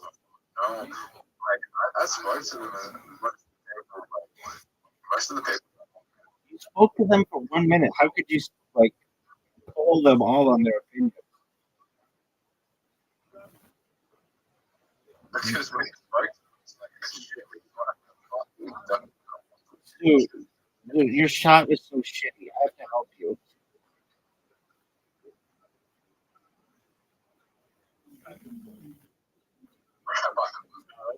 Great game. I'm sorry. Sorry, guys. Rabbi, I'm trying to win tomorrow. I'm just trying to fucking. I didn't do this.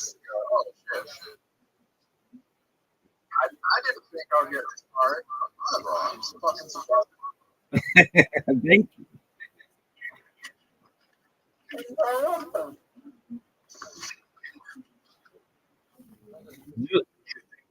You're good at comedy.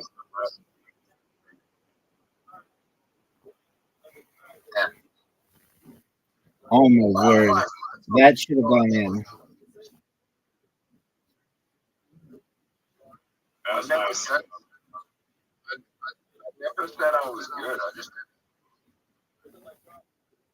You said several times was to be and make a career out of it. And you're not just doing this for fun, you're doing it professionally. I'm doing it for fun, bro. I don't know what else am I doing. Yeah, that's a good point. Hey, Zoot, did you ever get tested?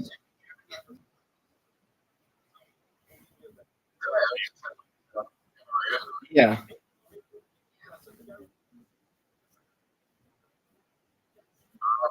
And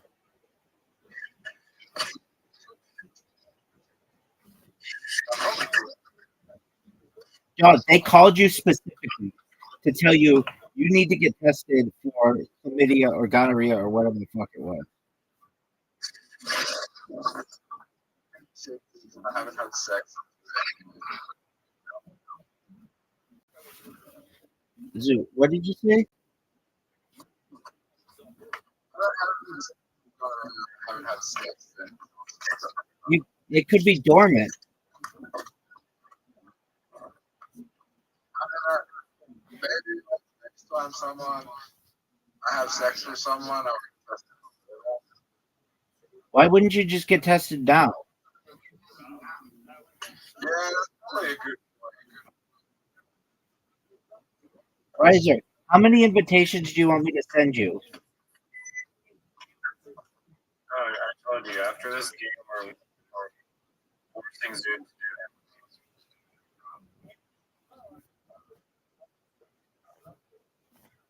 Right, have you ever had an STI?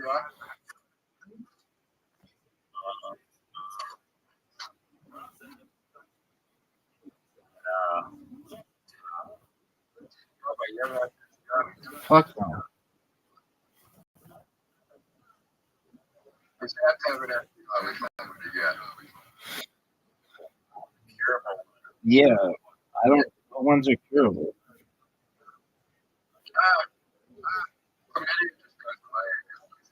COVID just goes away. I don't know. Chlamydia just goes away like COVID. Oh, I would. I know what I want. I want crabs because they give you a little like comb and you can get rid of them and then they're gone.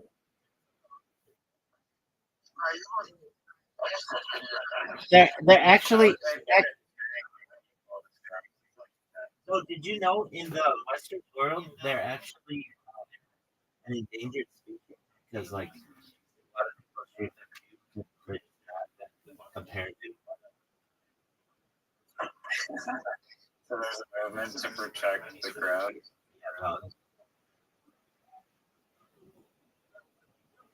Yeah, it's important for them.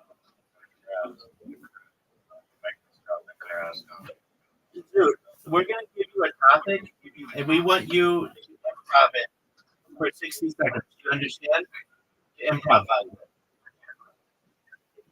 Are you ready to? Genital warts. Go. Genital warts is not warts.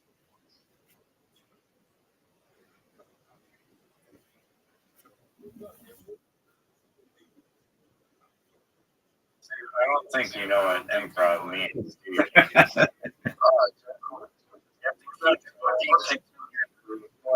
Doing a stand-up for 1 minute, you get on the fly. And it's bad.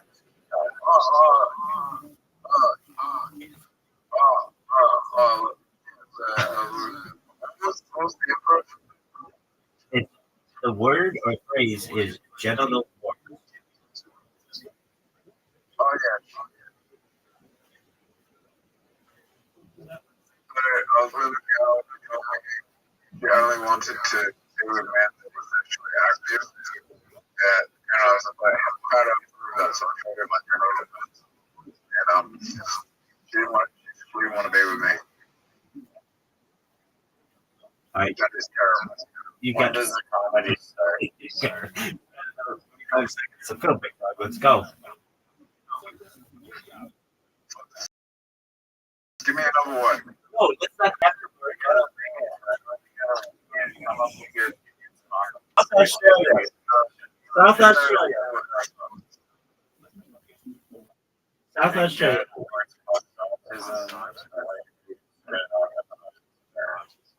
RFK. RFK.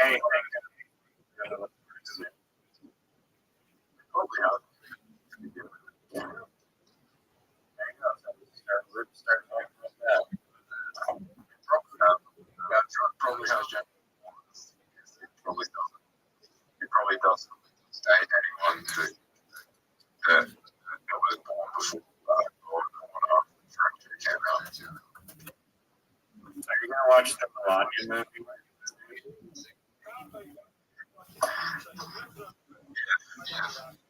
Sure. Okay. You know it's rated PG? That movie looks like the absolute worst movie I've ever seen.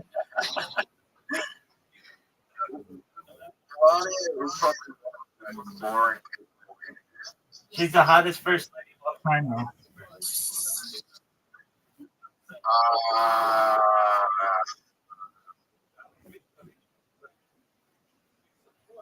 From Michelle.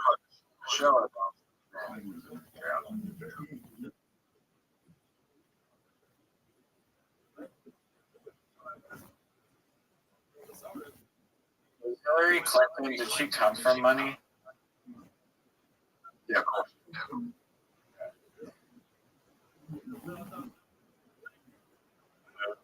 Why would Bill marry her? Did Bill Clinton have money and he still married her? Did you ask if Bill Clinton had money and still married her? She was they met at Yale. So, they were both like hippies, and then they went to they got their law degrees, and they went to work at the Rose Law Firm in Little Rock, Arkansas. And then Bill Clinton went on ran for Congress, and he only ever lost one election ever, and that's his first run for Congress, and then he eventually became governor, and then eventually became president, and then eventually um, basically killing. All right, so you ready for your next word?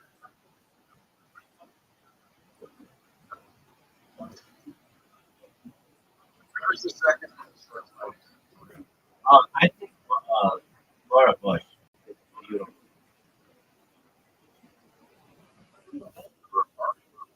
Laura Bush, What about second candidate? yeah, she's beautiful as well. I used to think, I still think she's great, but I think Laura Bush is gorgeous.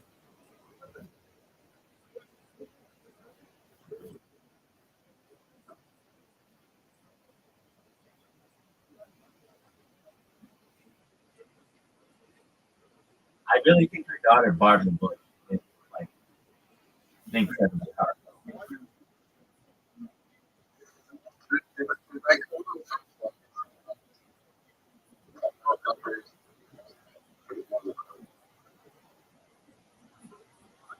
I don't really agree with those questions at all.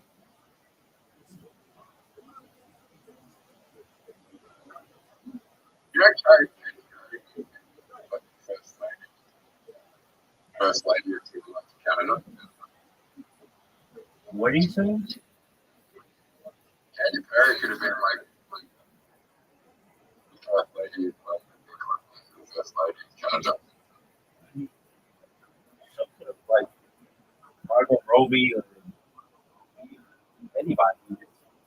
Like, nothing after Trudeau's been out of office. That is the woman that he just had. Yeah, I mean, yeah, that could have happened.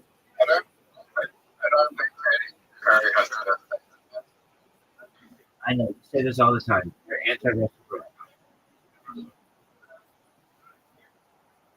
Am I embarrassed? You talk about 7 different subjects: Huff Daddy, Jeffrey Epstein,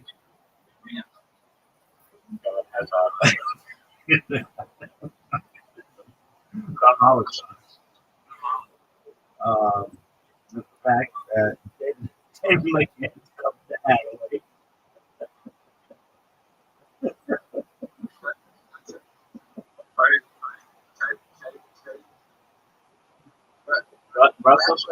Russell Brand and Dave Chappelle and and Kanye West.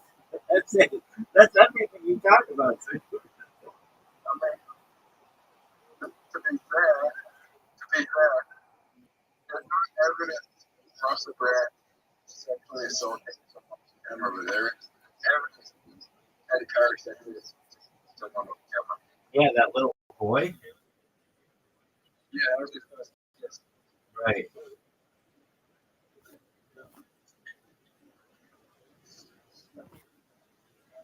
Maybe that's why they're together. Let it go. All right. So we're going to give you another phrase, dude. We want you to be on your toes, okay?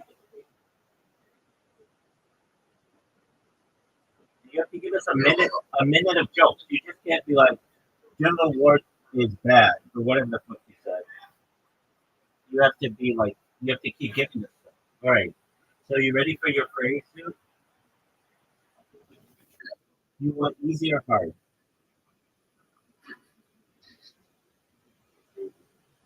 Okay. Trees.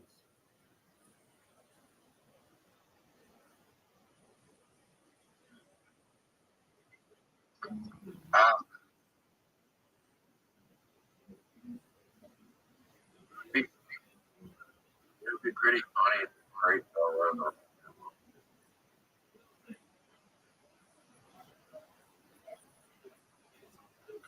You don't understand how improv works.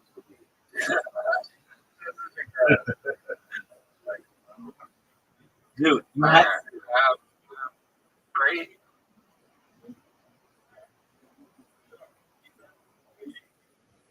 imagining this Dude, I cannot believe that there's a chance that you are the funniest person in a state anywhere in the world. like, like, literally, who did you beat? Who? I want to meet those people. And I want to ask them: were they breathing? Did they have a pulse during this? I mean, maybe one of them was like, "Hey, I was unconscious. You can't play me." Or another one was like, "I've never even heard of what this event was." I might be able to give them the benefit of that. But everybody up there, it's like, I'm just asking, have you ever told the joke before? And if any of them say yes, then I recognize that somehow, some way, this is a flawed system. Because you are in the finals. Like you even talked about, you're gonna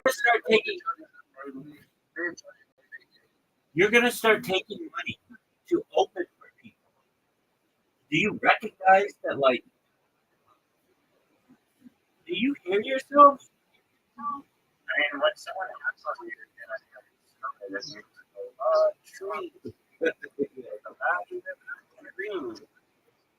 The best thing is what Reiser says. I don't come to you where you work. It's not something. I I I have something. I have something funny about trees. I have something funny about trees. I have something funny about trees. So on Reddit, the subreddit r/trees is actually for people who like to smoke weed, and so it's the red subreddit on a first come first served basis.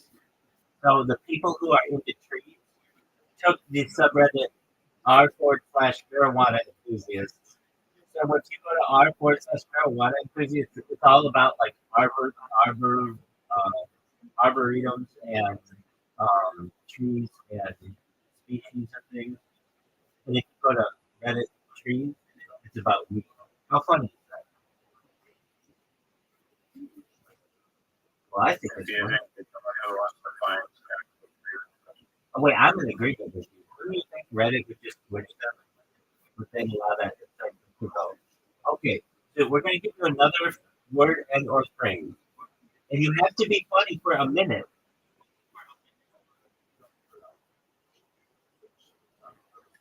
Are you ready, Zoot?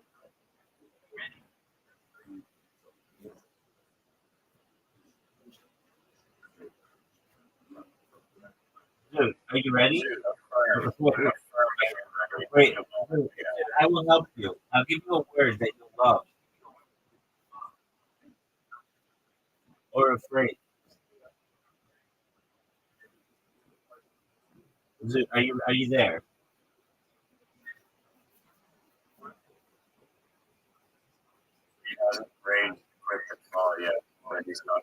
He's done. There's no way. This happens to me all the time. He will. It'll be like 2 minutes of him just like this, and then he'll be gone.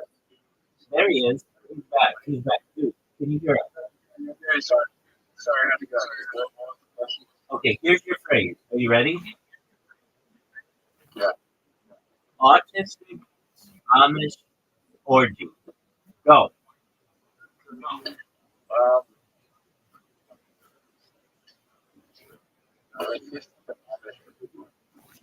That's like your thing. I went to everyone like no, everyone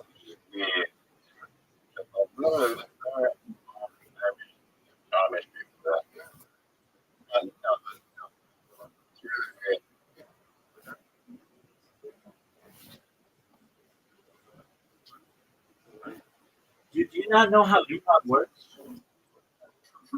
yeah,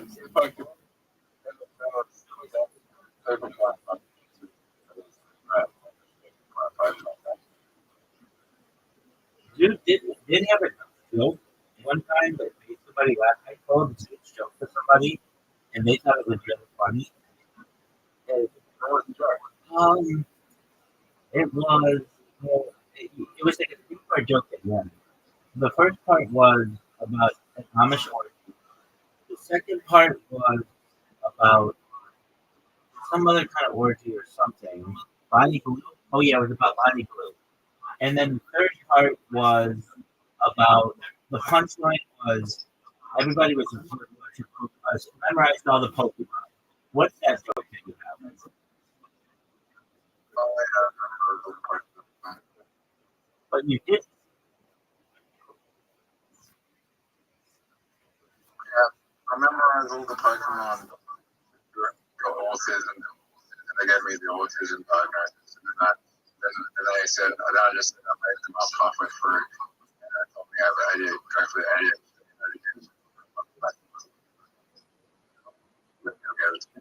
No. That was my joke. I said it was something like I went into the ADHD clinic to get tested, and they gave me the test, and I quit halfway through, and they said, "Congratulations, you have ADHD."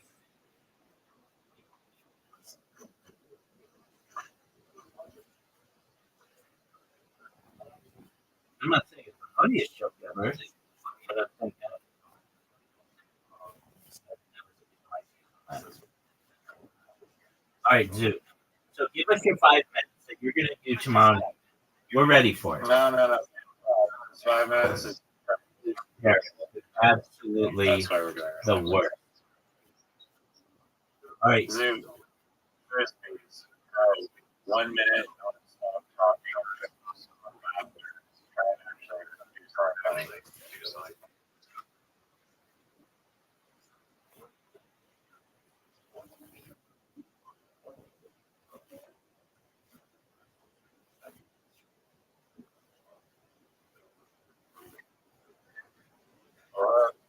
Is it? Okay, you ready for one?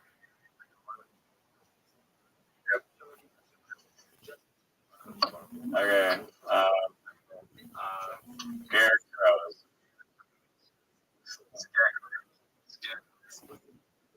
Here's some bad.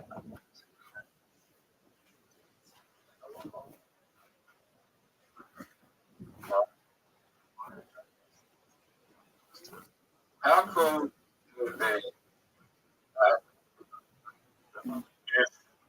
if the scarecrow from Batman was in Wizard of Oz?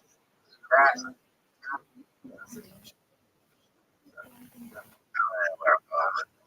That's okay. I'll take over. There's something called the scarecrow, but have you ever seen this being ever really scare a crow? It's either crows don't go near it or they end up landing on it. But I've never seen a crow actually get scared from it. I wonder why they call it a scarecrow. It should be called a crow be gone as opposed to a scarecrow. But I don't know. I don't name it. Crow be gone? Duh. would be greatest name for a product. Dog. It's up there with salmon cabbage. Crow be gone. I think you're trying to name your name. The mermaid. Riser, would you please accept the invitation I sent you like an hour ago for basketball? I still haven't gotten it. Comedy. You'll be here all night. He's failed 4 times in a row.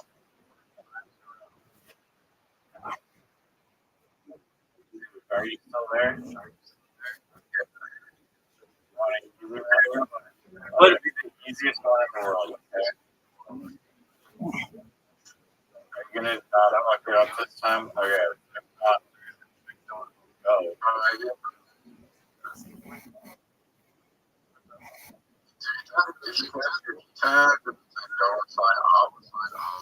Upside down, it's a W. You're winning. Okay.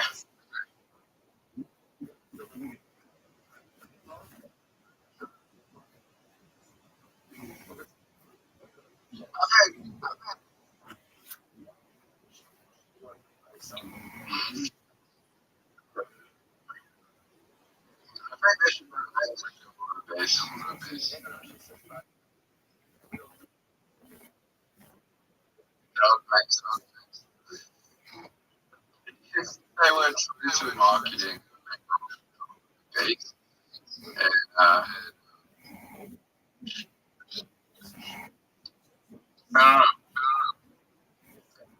why is the hamburger He's not. hamburger? He's not fat, or at least medium.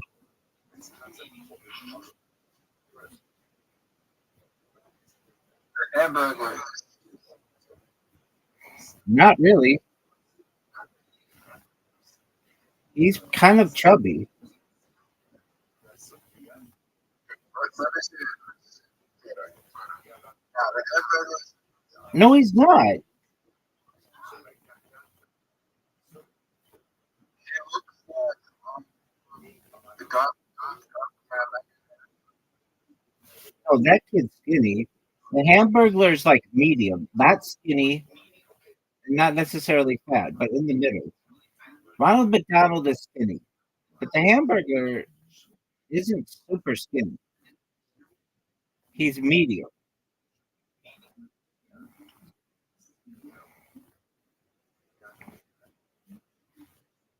You think you can put the hamburger in a pot? No, but why wouldn't you go with something like? Why did they call him the Hamburglar? I've never seen him steal any ham.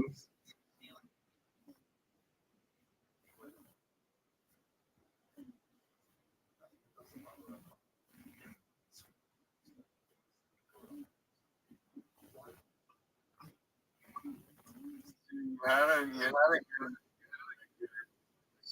Start by just saying why did they make profit on that? And then shortly after that, you just started questioning the hamburger and didn't was on the I should make wrong.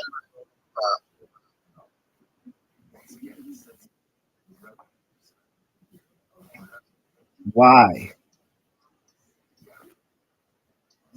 Uh,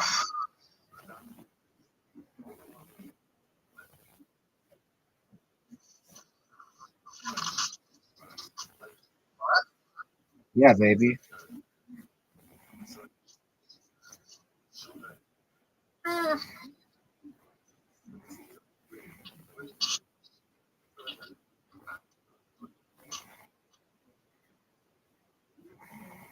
what the hell? There's a McDonald's birdie. Never heard. because when the national subway goes really, really things got really good. Okay, there's your.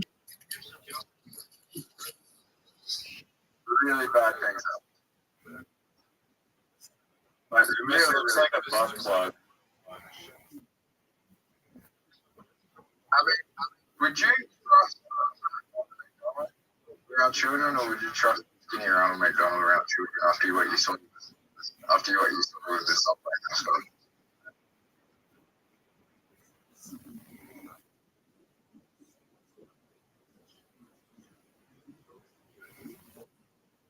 Oh, I think like Ronald McDonald. I didn't realize that Ronald McDonald. Yeah, What'd you say, Big Dog?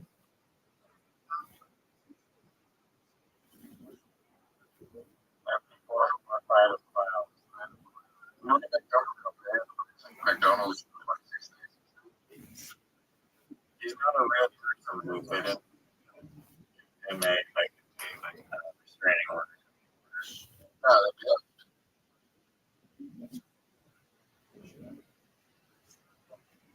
Yeah, marketing.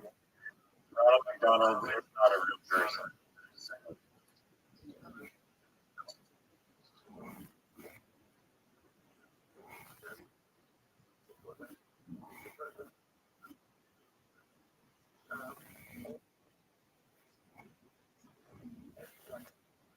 All right, dude.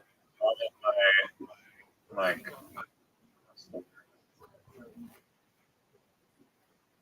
I hope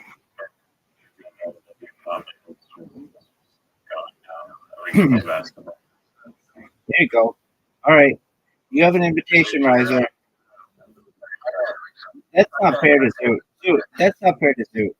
Zoot, go. The basketball game. Start. Okay, let me ask you something.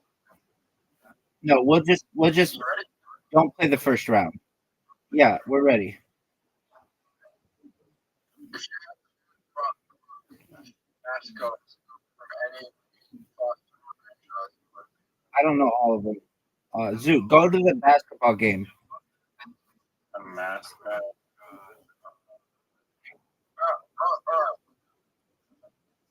Um, Mascot's like fucking like. Wendy from Wendy's. let I me thought mascot is like a fucking like cheer. get the front.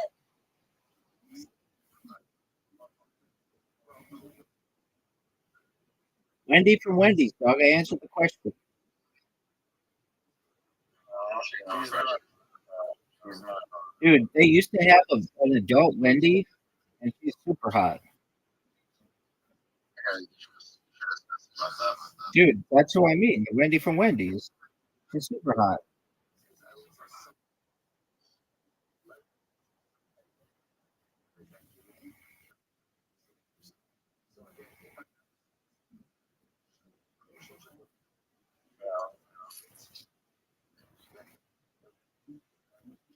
You said mascot, not logo. There's some crossing Jessica Rabbit. Next question. There's Dakota. Isn't that kind of the same thing? One's Japanese. I don't know. There's a lot of anime. Yeah, actually,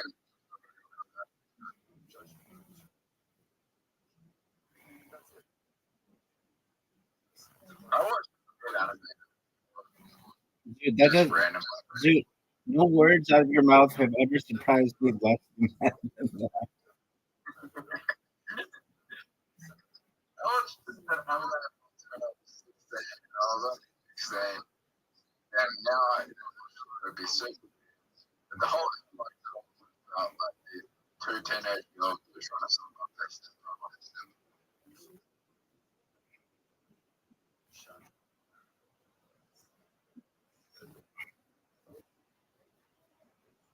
Or is it just like be sure to never. I don't get it. I don't know. Zoot, what fast food mascot would you fuck?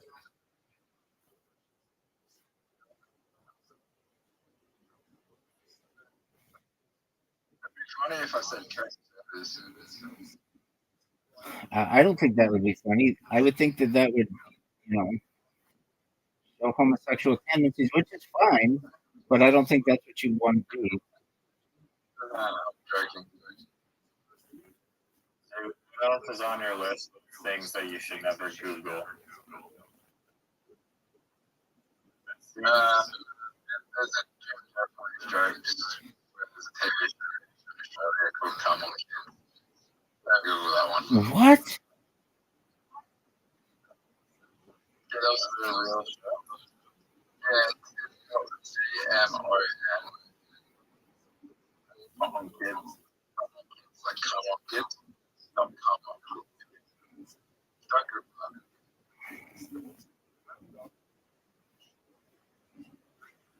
Okay. Have you ever shared volleyball?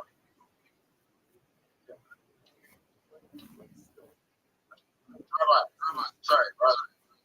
What are the things you should not Google?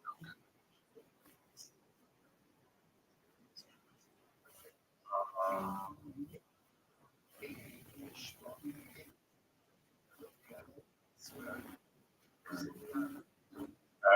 Rabbi. There's a lot.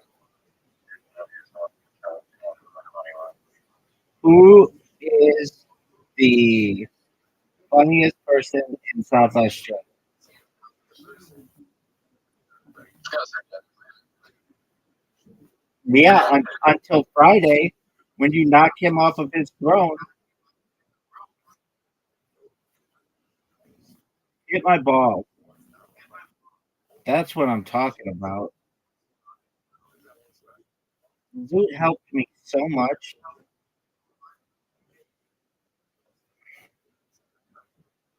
Riser, did you know that Zoot helped me? Sure, so And then I had one of the greatest shots in the history of the game. he was never gonna make that shot.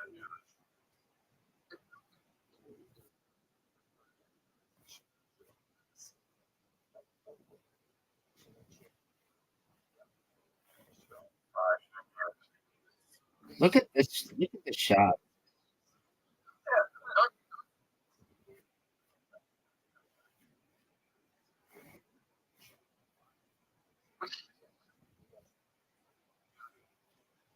Dude, let's hear your 5 minutes of stand up.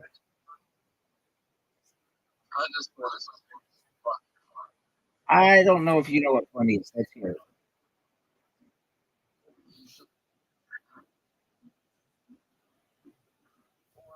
Unless you mean funny as super perverted and you never want to mention it publicly, I still have doubts that you know what funny is. But let's hear it.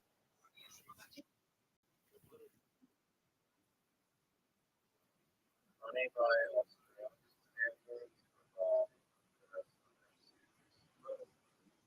I was in the distracted,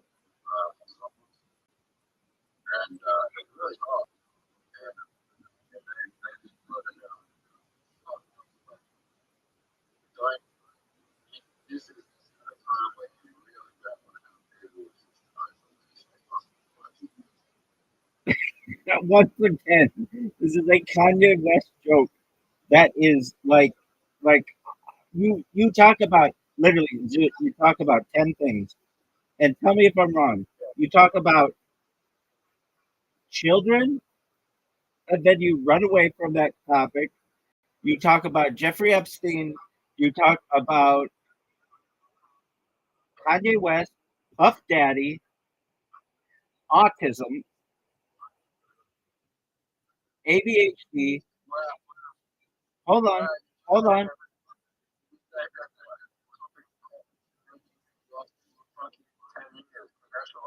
No, nobody talks about those things.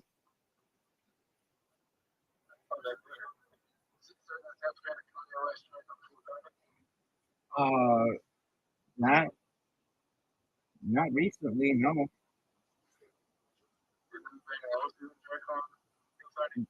there are tons of those.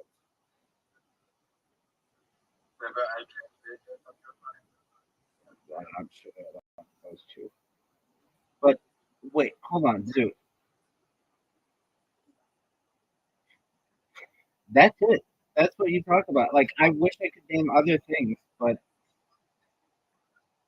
you don't even talk about cryptocurrency like you once did.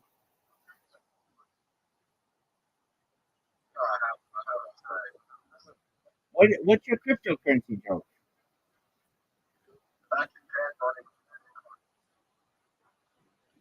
Okay, how did that go? That kind of sounds funny. Oh yeah, but hold on. Bonnie Blue, Lily Phillips.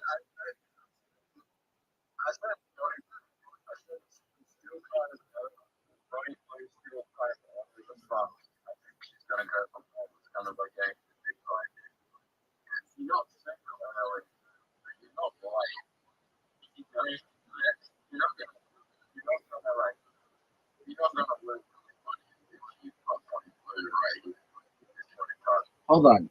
There's children, Jeffrey Epstein. Hold on. Puff Daddy.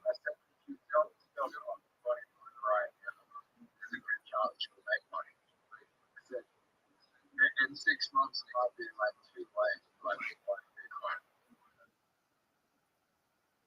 I'm going to go through them again. These are the 10 topics that I think I've only ever heard you discuss. There's children, Bonnie Blue, Lily Phillips. Dude, you talk about kids all the time.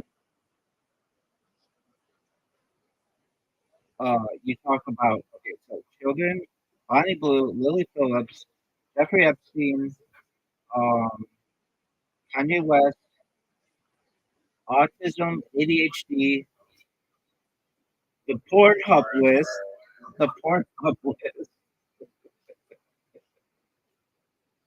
Dude, what number is Bonnie Blue right now?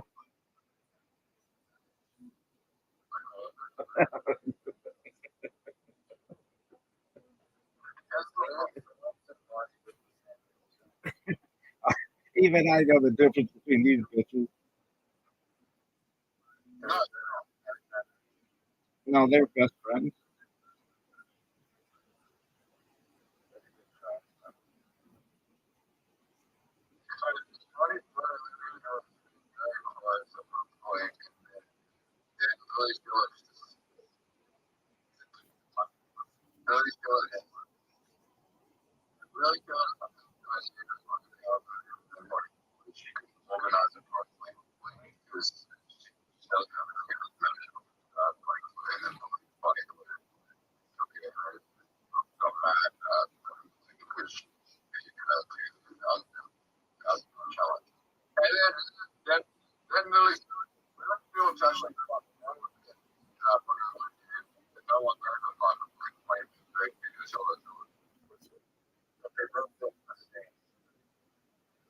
No, they don't.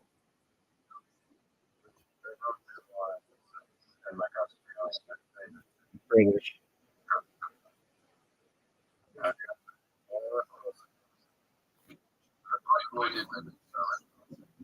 And Zoot met her, and she said that she wanted to drink Zoot's pee out of a condom, allegedly. But it could have not been her. Zoot met so many hot chicks that day that he forgot it. I'm telling you this right now. If a chick said I want to drink your pee out of a condom, I would remember that woman in a lineup 6 years from that day, like it was the back of my hand.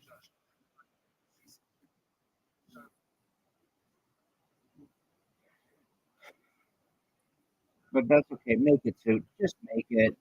Just make it. Oh, what a shot.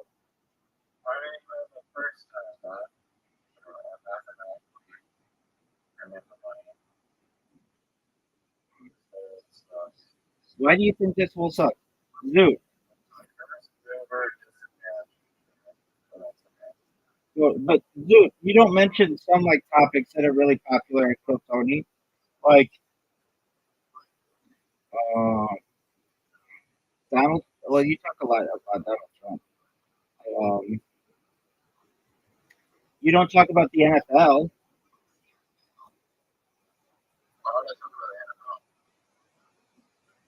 because it's a popular thing that comedians talk about.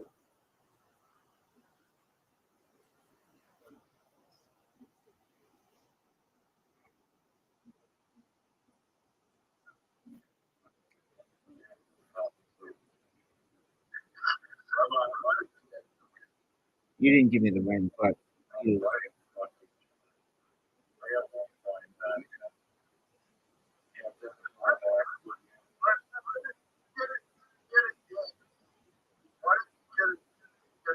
I tried, baby.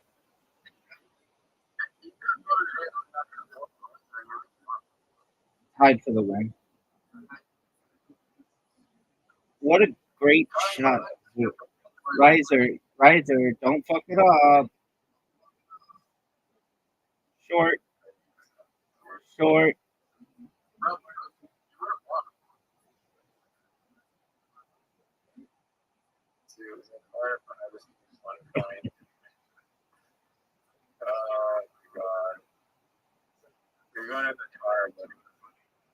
No, I'm not. No, I'm not. You can't put my ball in the tar.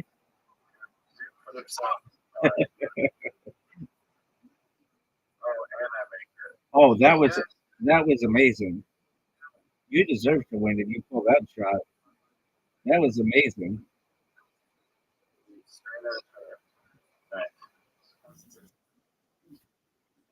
Rabbi,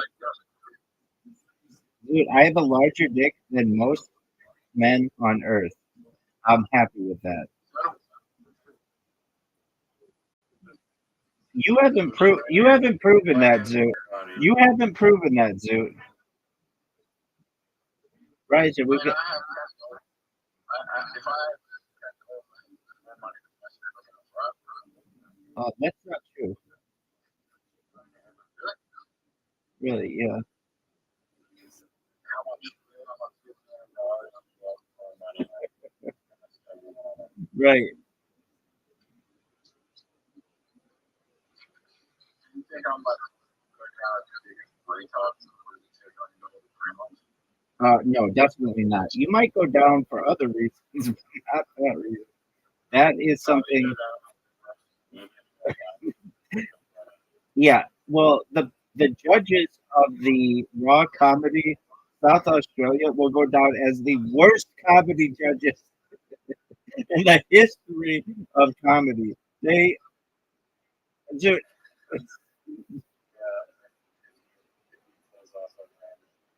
oh my word! If they,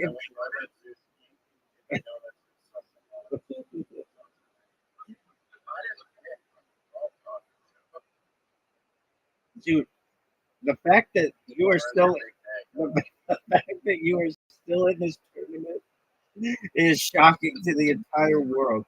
And anyone who ever has heard you do comedy ever, you're a finalist for your state. You beat out 7 people.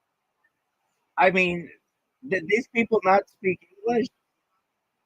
I think Mimes would beat you. That was an amazing shot, too. Zoot beat out 33 people.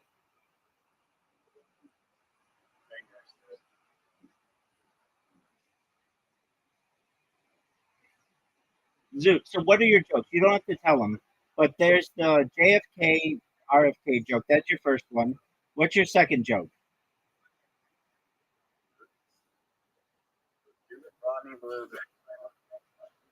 Yeah, that's an okay joke. Zoot, what's your second joke?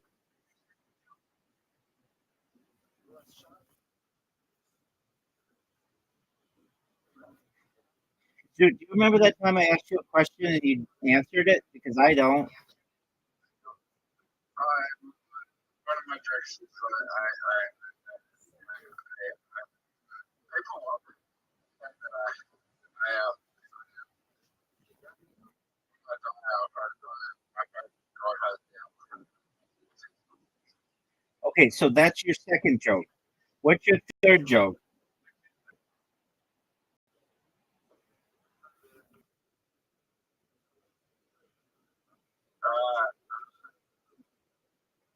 I was all when I go back to like I did free test they asked me to die and I'm like Oh yeah, I forgot. You're obsessed with Hitler's on that list too. I was very fucking I was back very, very, very, All right, so Zoot, here is Zoot's.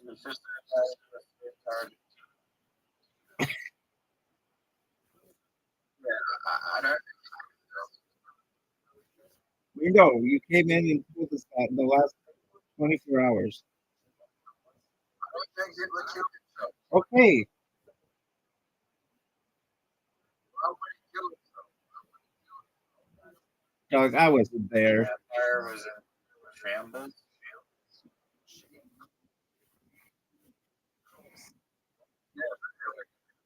Well, half Zoot, well, who did you? Comedian.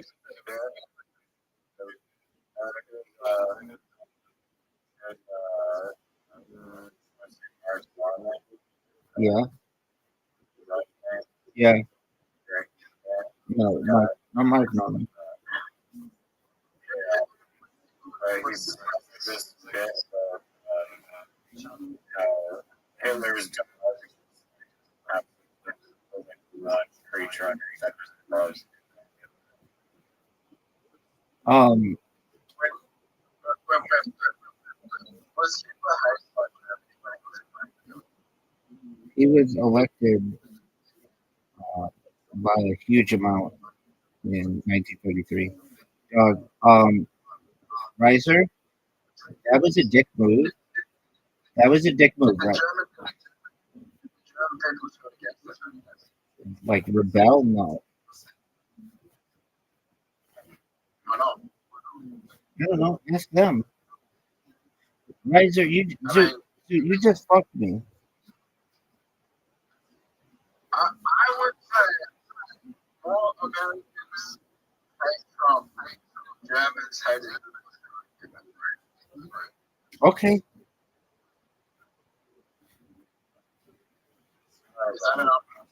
Is that an unpopular opinion? Trump's loved by a lot of people in the United States. Hit my ball, baby. I mean, people was 1 mile. It's still Yeah, like those guys you were with at the James McCann concert or whatever. Just hit it at the end.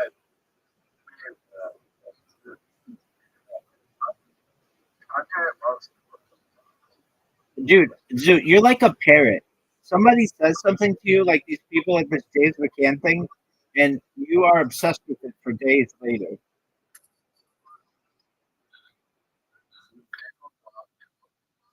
Dude, quit with that.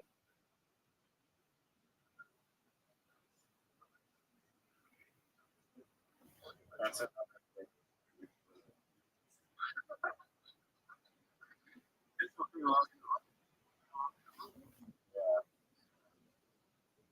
Riser, what did you think of my shot? Riser,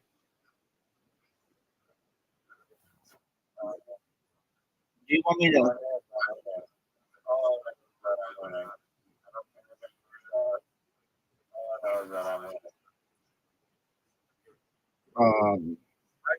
Dude, make this shot. Dude, make this shot. I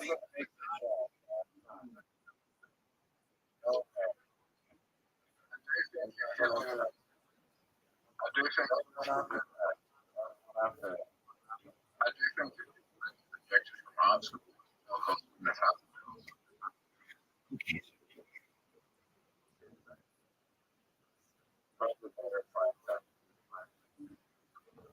Dude, I'm gonna say, I want you for the rest of tonight to not talk about the 10 things you love to talk about the most. And I'm gonna see if you can do it. Lily Phillips.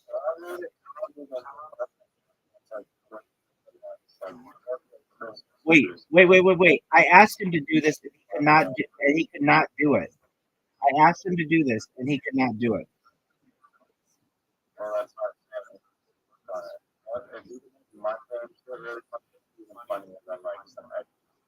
I agree.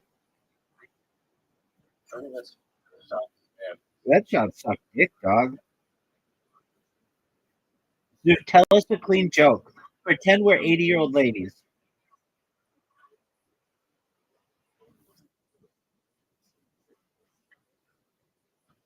Dude, tell us a clean joke.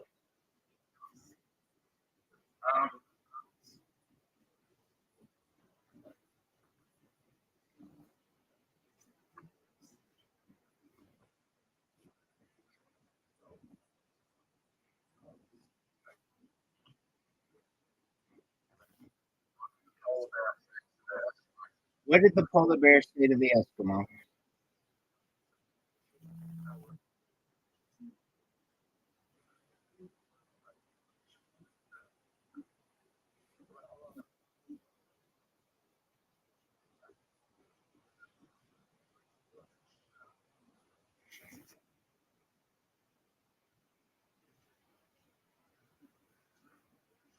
Dude, is there a punchline? Did I miss it?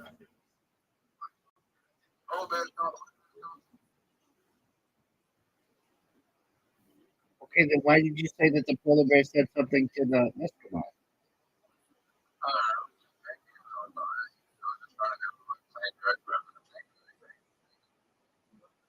but give us a joke, not a scientific fact.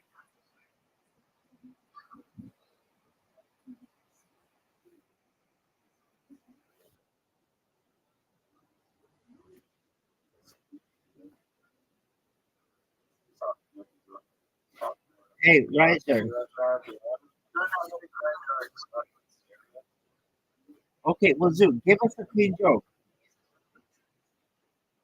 Imagine you were at the mall and some lady comes up to you and says, "What do you do for a living?" And you say, "I'm actually the funniest person in South Australia." And she says, "Oh, wow, that's great. Can you please tell me a joke?" What would you say? Riser, you have an invitation. Okay, after this, we'll play Word Box. Okay, send Zoot an invitation.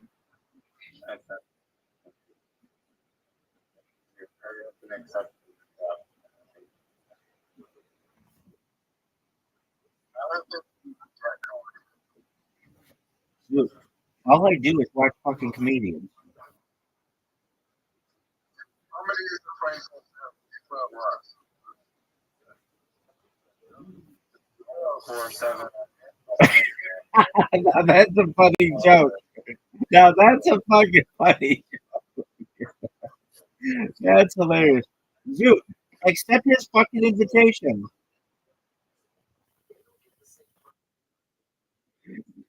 Riser, now that's a fucking hilarious joke. Zoot, come on, man. Riser just had the joke of the night.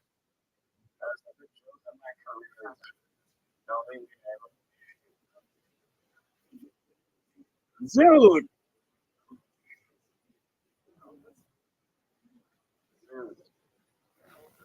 sorry, I just got a call. Sorry, I just got a call from the chief of comedy of Queensland. They want me to. They want. They want me to perform tomorrow night. Zoot, come on, man.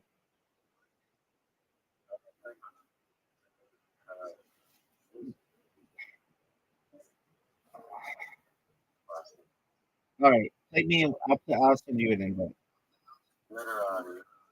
Oh, it's on, dog. I'll dominate you easily.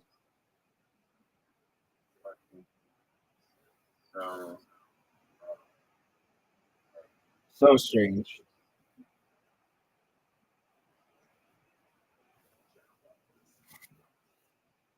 It's over.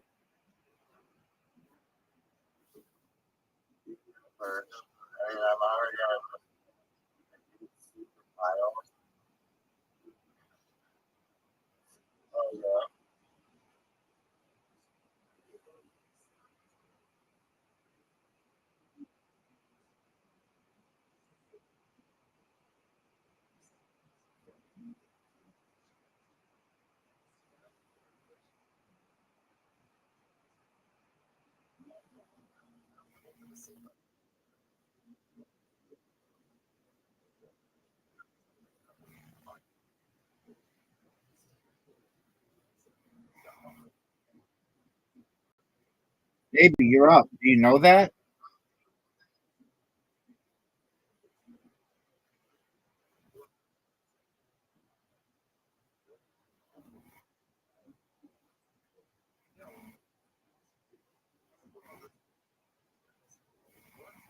Are you proud of that move?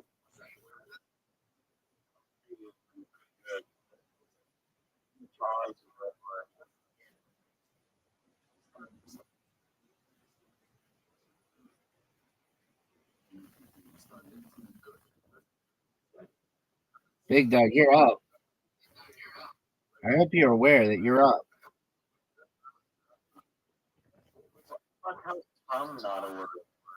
What the fuck is it? What the fuck is a tum? I want to know what a tum is. What's a tum? That's tummy, not tum.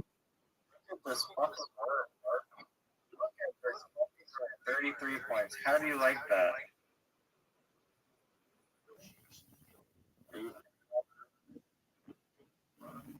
That was 4 words.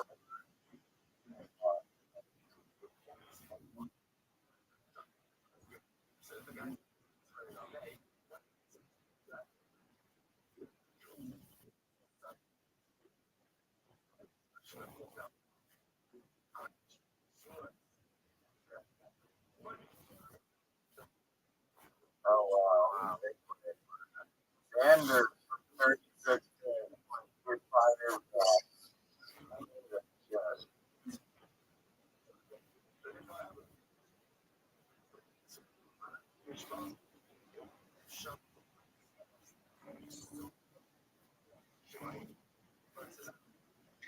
I, all right, I think that's the first time I've ever had like quadruple word scores on something, like 2W plus 2W. I've never seen that. Back-to-back quads, folks. We're seeing unprecedented.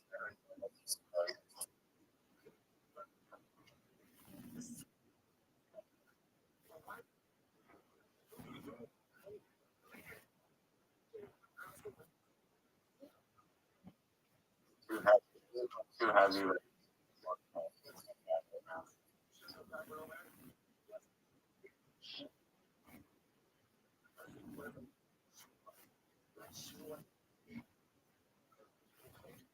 I mean, you can consider it two heavyweights, but I do have a 15-point lead on you.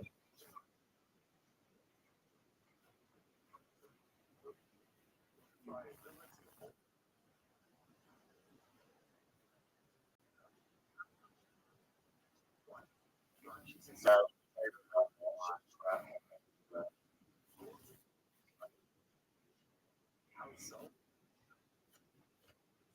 Do you remember that time when Zook came in, talked about being perhaps having a 25% chance of being the funniest person in an entire Australian state,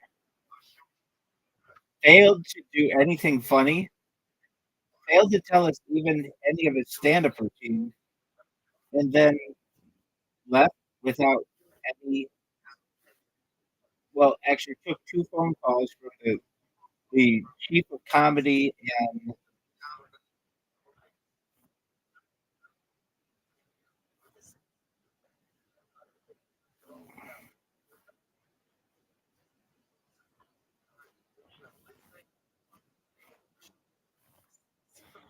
I don't remember.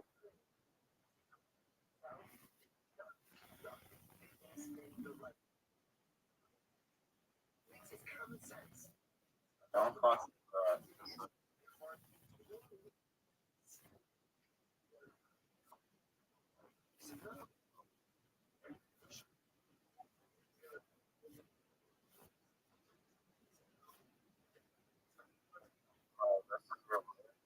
you don't even have a word. My app froze.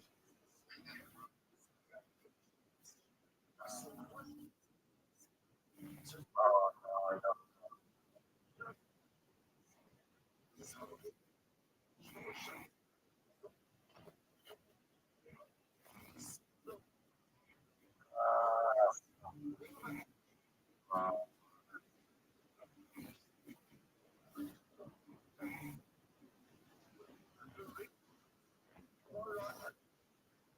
Uh, what is that?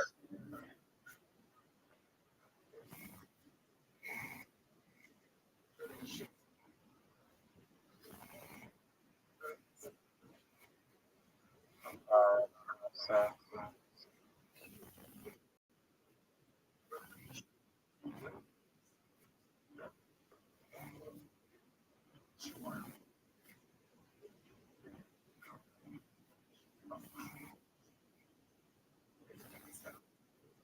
out of here.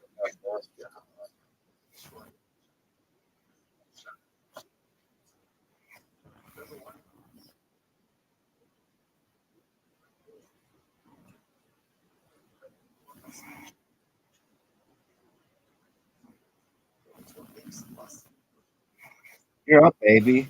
And I hope you recognize that. I hope you recognize that you had the best letter, perhaps for the time, the place. I hate the letter B right now. It always gets in my way. The letter B and the letter J. And the letter C. They suck for these fucking. For this game.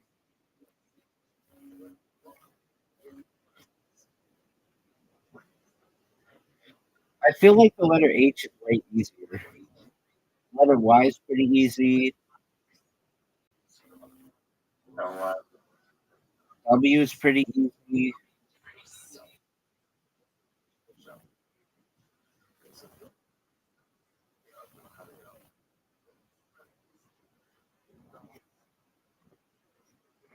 S is like a pretty S is.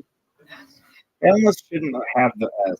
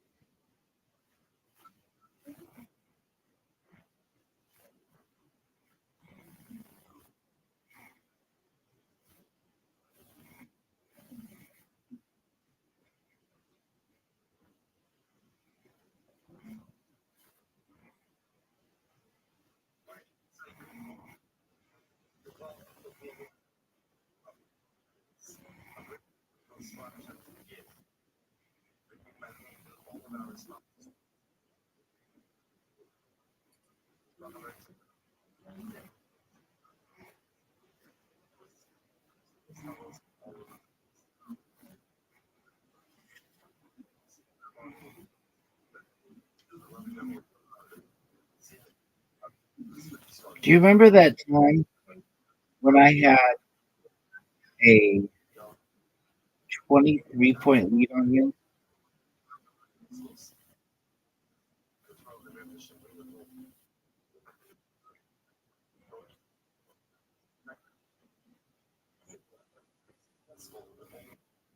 $23. That's a lot. I don't know if you're going to be able to.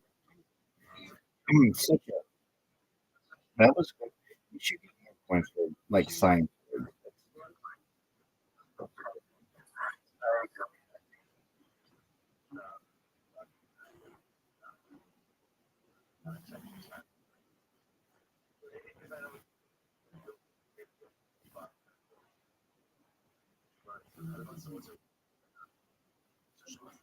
You're up, though. I hope you know that you are up.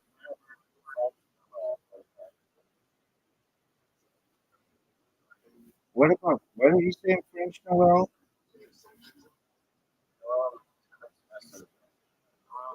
Does it?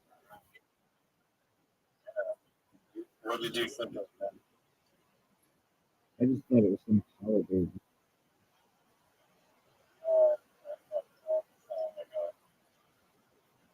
I should double check.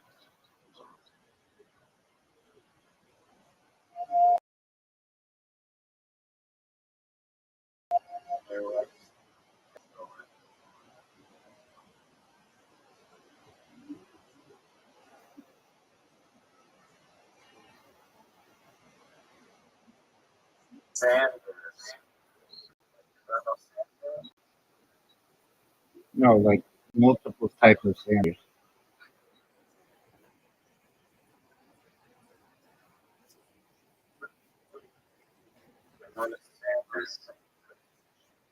like someone who's sand shit, like multi, like if you're sanding a boat. Do you know what a boat is? Yeah, no, I got it.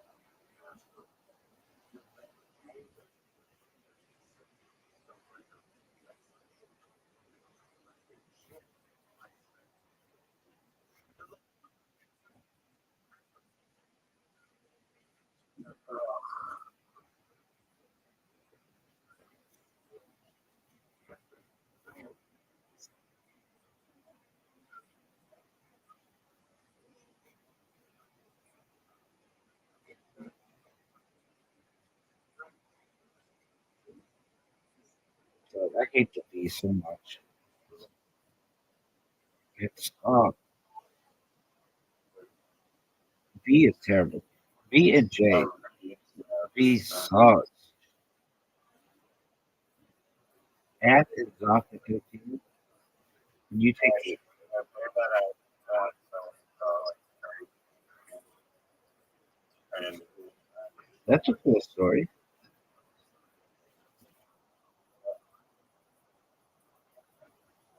I would show it. I know. I I'm get. getting multiple of the same sauce with butter. Word with Baby, you're up. I just hope you you. I mean, I just took the lead, and I don't know what you want me to do about it. But you had the Z.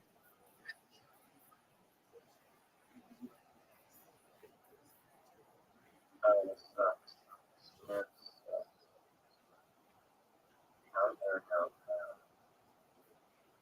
Weld. You think weld is a good word? Or is it as good as vow, baby?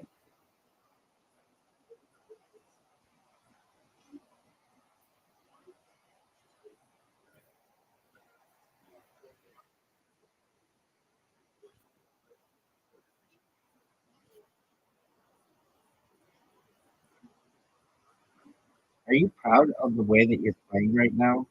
Apparently Italian. Why? What did you? What were you trying? What Italian word? What Italian word? Nano? That's not Italian. No, I have another one. Nano is a word. Nano means small. Nano. Yeah, I know what nano is. How is that not a word? It is not a word. It is a. It's a prefix, dog.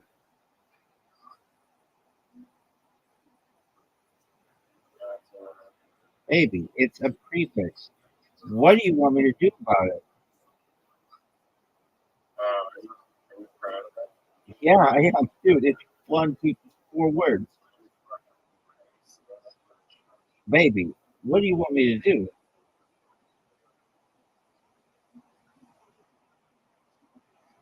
Dog. Okay, so here's Zoot's top 10 things. Jokes about children. Jeffrey Epstein. Puff Daddy. Dave Chappelle. Bonnie Blue. Lily Phillips. Hitler.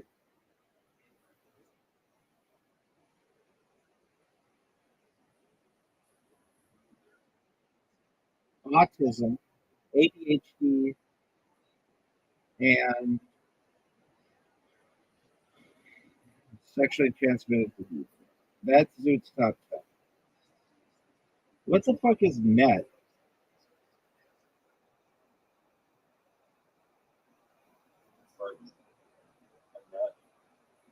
No, it's not like a net. It's not spelled. It's not how it's spelled.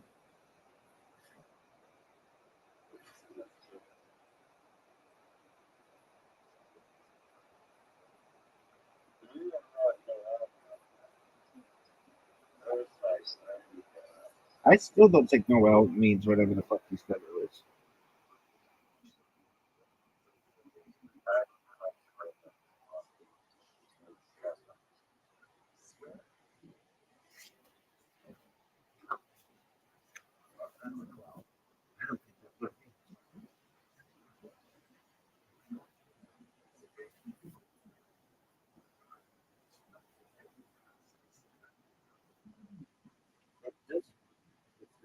What's that?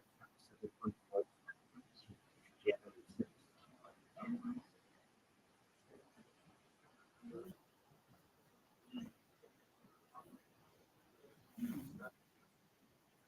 It's a term It signifying also means Christmas. it means to be born. Christmas. Incorrect. It's the period between uh, December 24th and January 6th.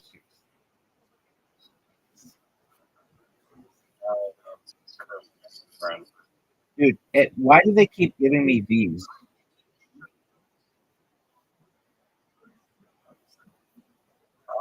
As excuses.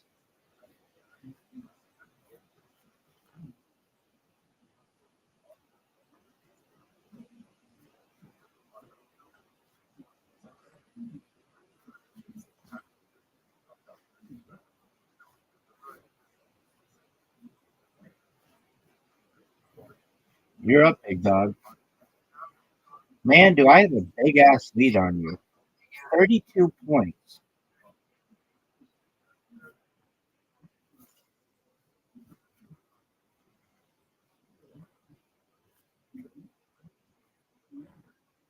$32 points.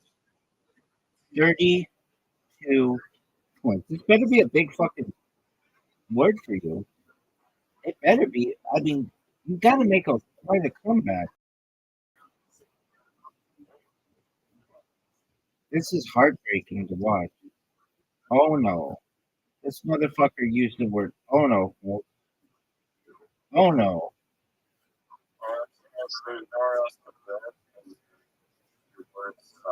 Baby, baby, baby, baby. I have a 56-point lead on you. That's giant. Giant. It's really too much for you to ever be able to overcome. I'm just going to be honest with you. You're my friend. I love you. I love your belief in miniature golf. I think you're very funny. I think you might be the second funniest person in this call, and definitely the funniest person if you were ever to move to South Australia. Definitely. But right now, up. You use up. Are you proud of that? Are you proud of using up?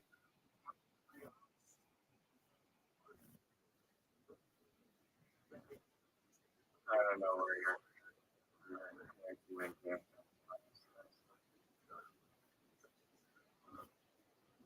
Do you want me to review them with you? Yeah, like with your recap some things. Sure.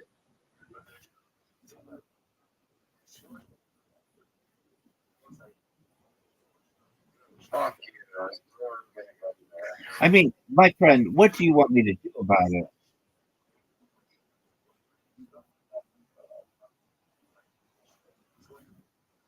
Dog. Dog. How many tiles are left? Thank you.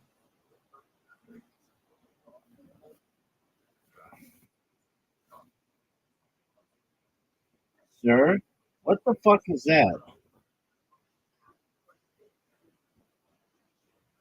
What the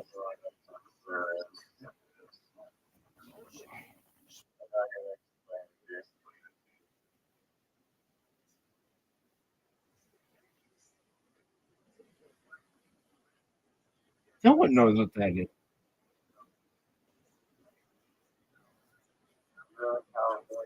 Sir. That's spelled S-U-R, douche. I know what a sir is, but like that, nobody knows what that is. No, that's not a word.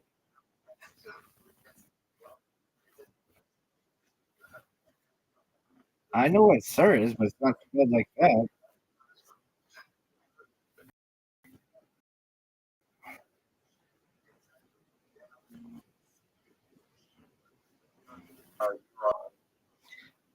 It's a city in ancient Mesopotamia, which is a proper noun, baby.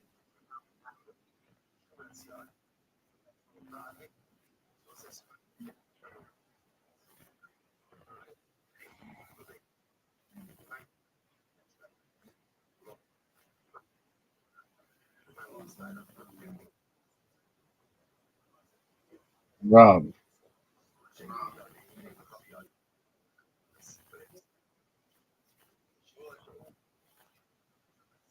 I don't believe it. You're not. You don't have a four-letter word that starts. That was it.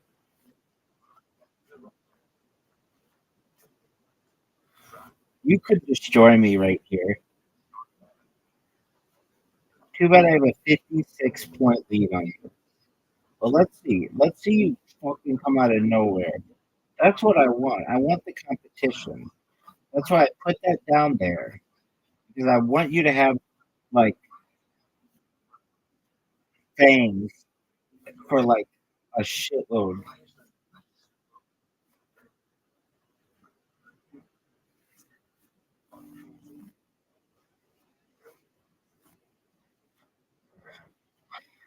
You use dog. I give you That the. was the shittiest letters known to mankind.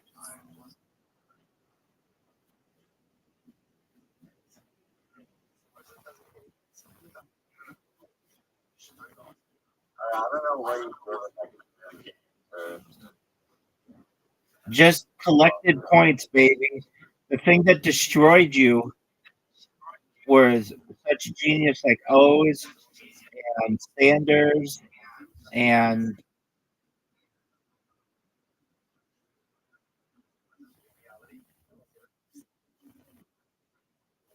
I don't really know what I did either. Chop, I guess, was a lot.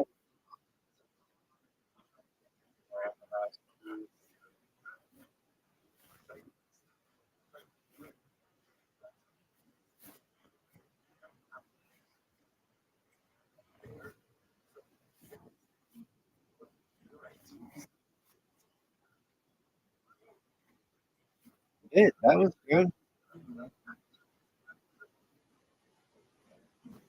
Nettie. Yeah, like a neti pot. I think that's spelled NETI.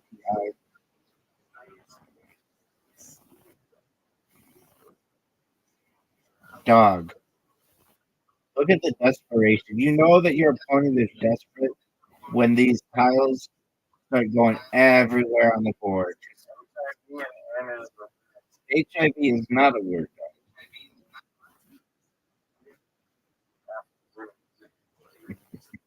No, Zoots would be gonorrhea, which would be a big word to spell.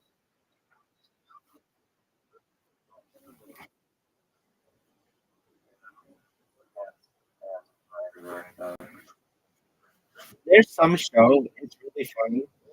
I think it's a Friends episode where they're playing, and so it's like Joey. Have you seen Friends before? You know the characters. So Joey's like the stupid guy, and they're like Monica and Rachel are playing with Joey, and Joey's like playing like words like and dog and cat, and then all of a sudden he puts down the word like trapeze, and he's like trapeze triple word score 75 points, and they're like trapeze. Oh, trapeze isn't a word, and he's like, yeah, it is. I read it in a book. Like, that's what they have in the circus. Like, oh yeah, that's a proper noun though. And he's like, oh really? They're like, yeah. And then he just puts down us, us. So they basically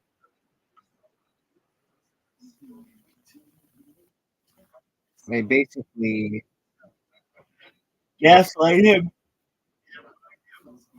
into thinking he's dumb when he's really not that dumb. Was that the best story you've ever been told? I don't know.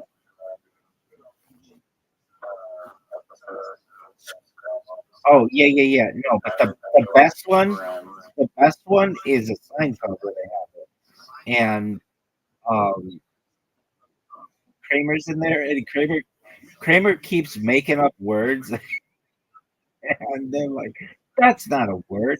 He's the Kramer's like quone, Cuone, quone, and they're like, "Quone isn't a word," and he's like, "Oh, absolutely, look it up in the dictionary." They're like, "That's not a word," and they look it up in the dictionary, and they're like, "It's not in the dictionary." He's like, "Well, you need a medical dictionary to quone something." I'm sending you another invite because I want to lose, and I refuse to lose.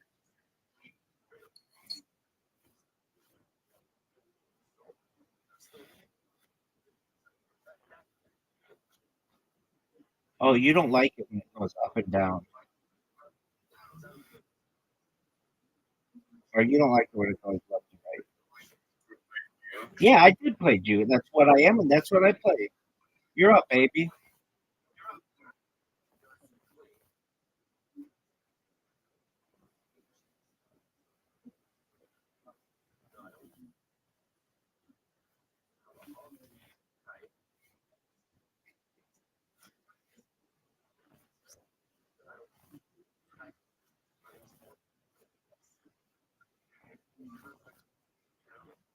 I like how you're coming up. You're taking all this time.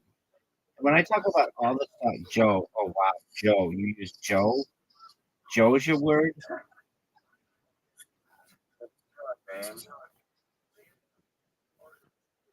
Yeah, but it's also like a cup of Joe. It's like uh cup.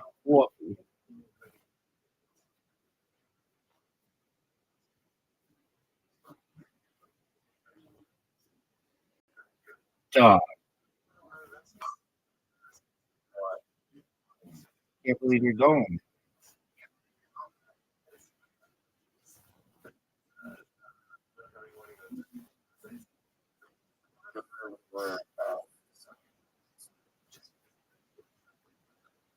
Best word.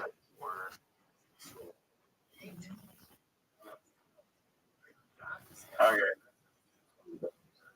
I mean, what do you want? What's some I might bullshit? have to swap. I mean, do you think that I am the talent distributor?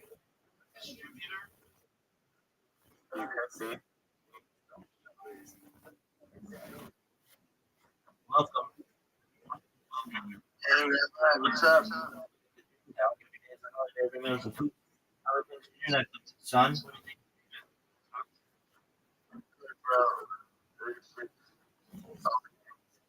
Just okay. Why just okay? You know, I'm having one of those days where everything is just okay. Especially when I'm already. All right, well, that's why you came in here. Your favorite person playing script. Your friend. You're playing Scrabble. 1,000% off. I'm not just winning. I'm not just playing. I'm winning. And I'm winning by a lot. Yo, by the way, what are you someday? That's an Question. Because my man Riser loves to fuck with my hours.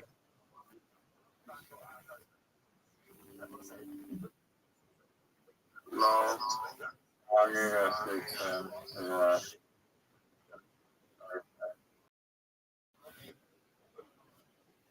I have the same letter.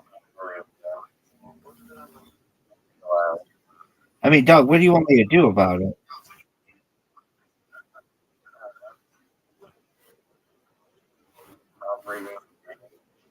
Or probably host How is that host advantage?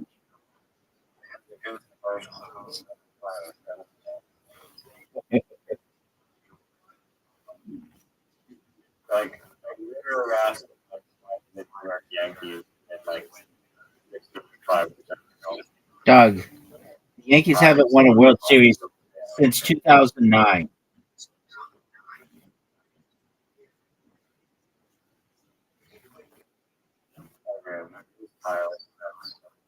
Dog, do you know that the Yankees are in the biggest World Series drought of their entire dynasty?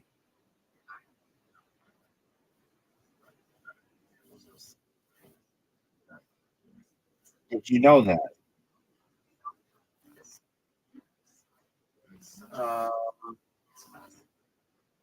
Depends on his, No, it doesn't. because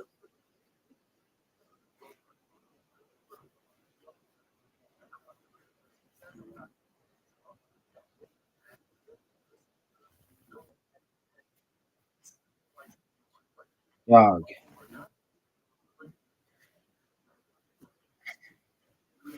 I don't know. What's good in your neck of the woods? You sling a dick? Well, yeah, we lost the coin. It went to like 1.6 million. Then we fucking started dipping. And we kept on fucking dipping. And now we're at fucking 50K. Of course.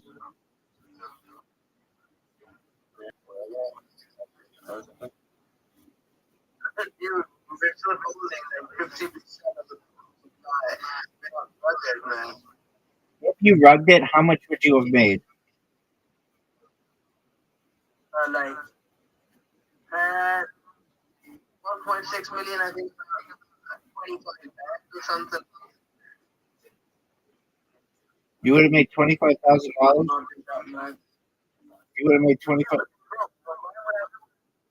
Looking rugged at low of a market cap. No, I'm not looking at that.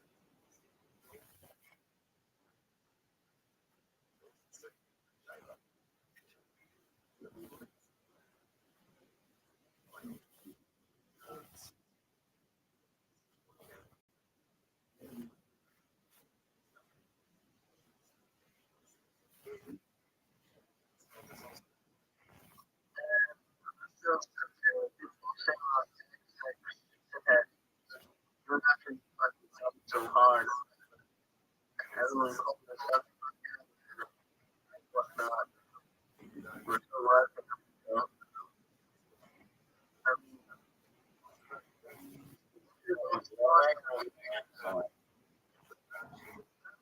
it is a meme coin, but it's linked with text that you make.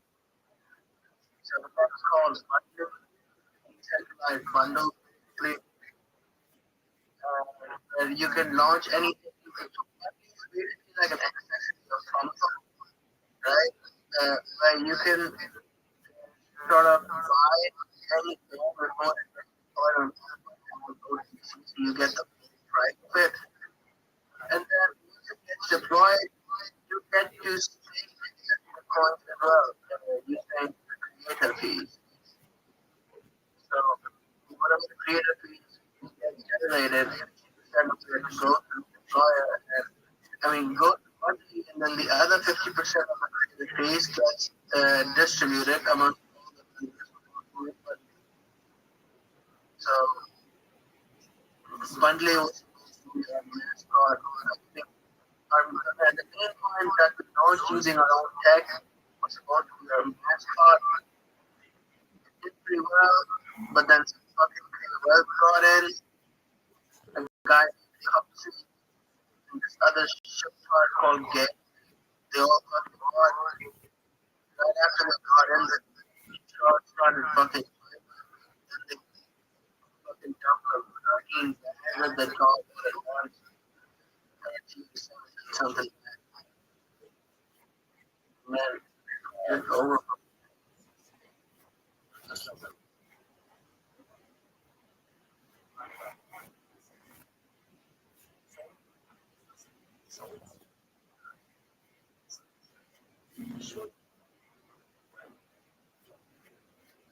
Kaiser, what are your thoughts that I have a 71 point lead on you Riser, what are your thoughts that I have a 71-point lead on you?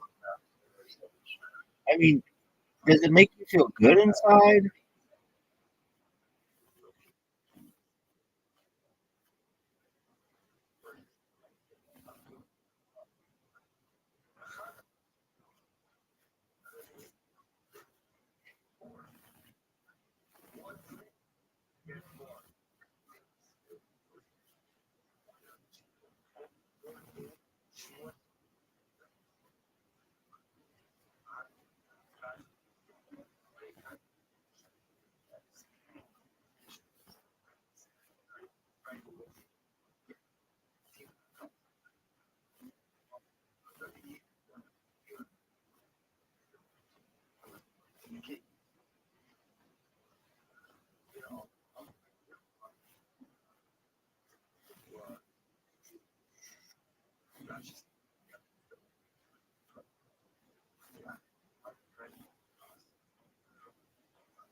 Riser, did you know it's your turn?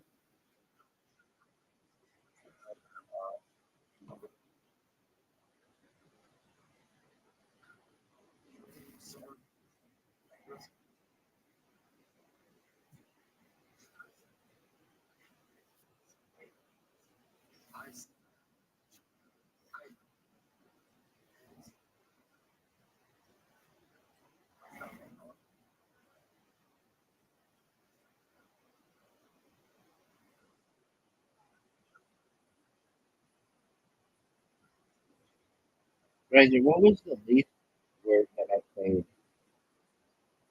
of yours?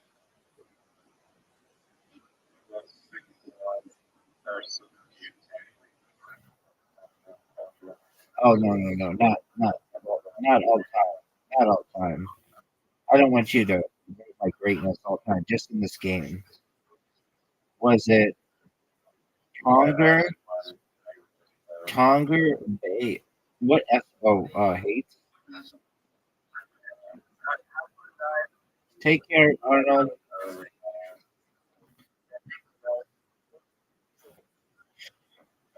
Riser, did you know that you're down 63 points? That's a lot.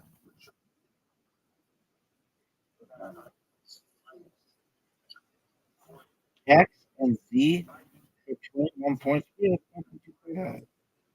Oh, good move, bro.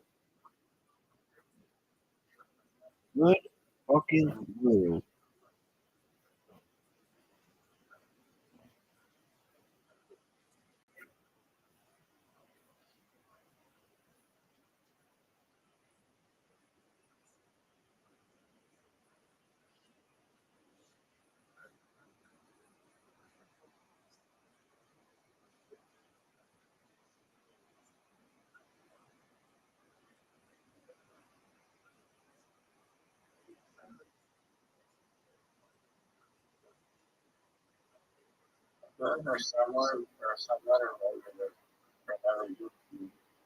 What'd you say, baby?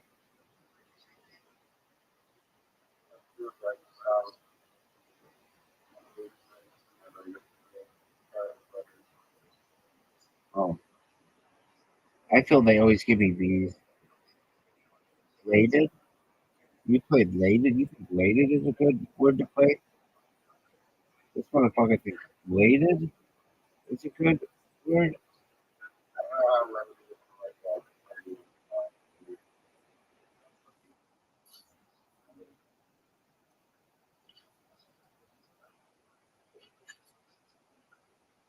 What are your thoughts on this move?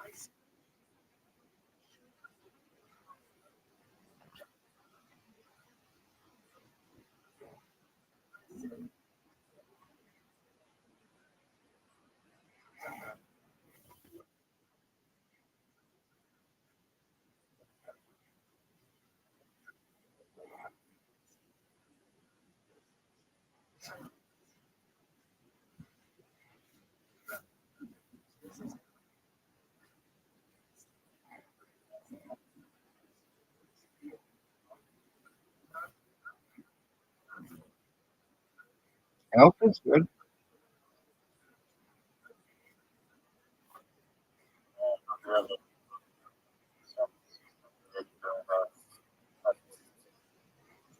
I do, but I'm not going to use it. Make us suffer.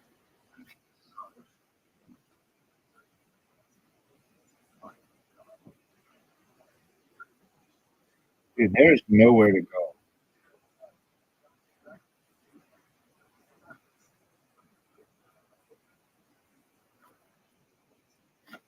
What are your thoughts on that move? Dog, you're down 61 points. I want to try to get that. I'm trying to wrap my head around being down 61 points. And what I would do if I were down 61 points, how would I react? I would not give up. I would play a word like please, QIQC for 33 points. And then I'd make one of the greatest comebacks, if not the greatest comeback in the history.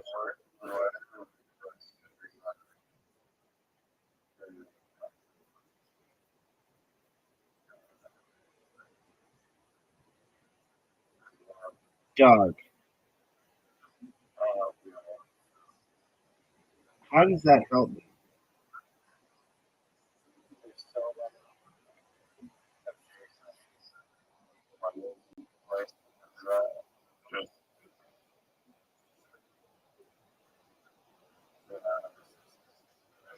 Dog, you're up and everybody's waiting on you. Aura, yeah. Oh, hey.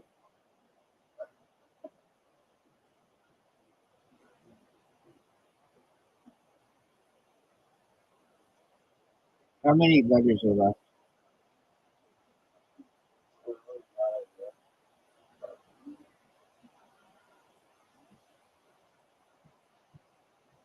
How many letters are remaining? Oh, nothing. This bitch is over.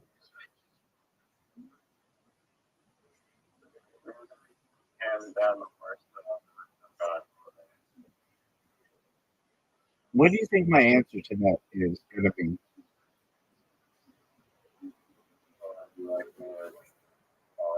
What do you want me to do about it? Do you want me to give us more places to play? Do you want me to give us more places to play?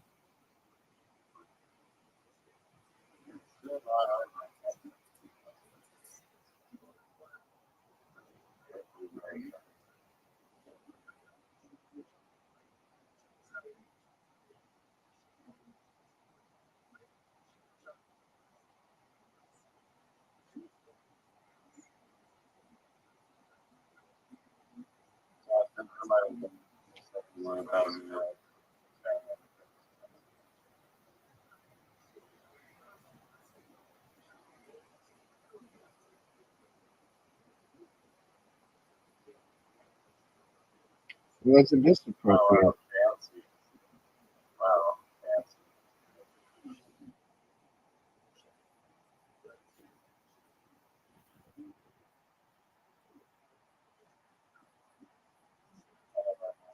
Play something good because you're down 64 points. 64 points. One of the biggest embarrassments that we've had the opportunity to witness in the history of the world has happened right here, folks. Folks, if you're watching this, either now or in the future, and you're studying this, you're taking notes on this ass kicking, you should know that it has been a privilege to be able to lead this ass to belt to ass BTA belt to ass door. Are you proud of that word?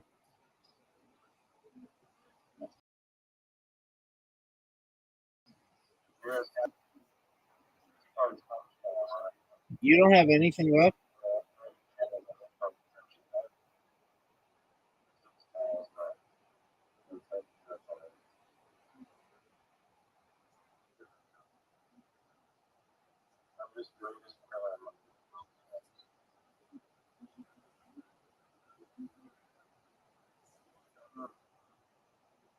Big dog, you're up. I hope you know it is your turn, and everybody's waiting on you, big dog.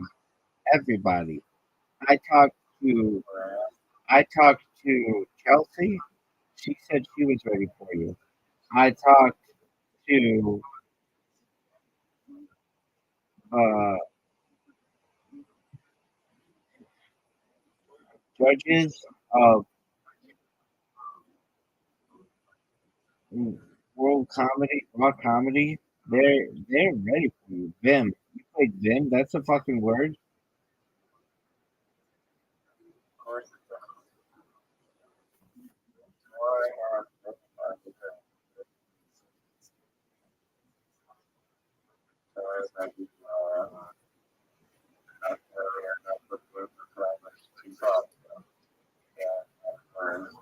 That's not real.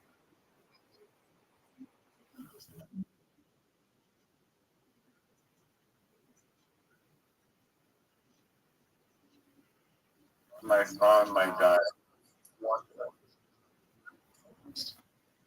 Um,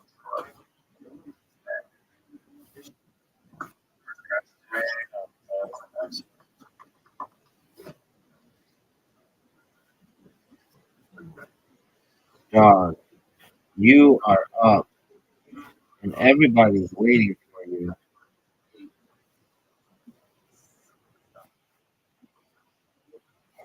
I don't like the V's. I don't like the J's. I should like the J. Like J's a big number. V sucks. V should be more than 4, and I feel like H is pretty powerful, and so is W. I feel like X could be 10 and not 8. I feel like Z is um over. Really? All right, I'll let you. I'll just pass because I want to see you go. I want to see your greatness.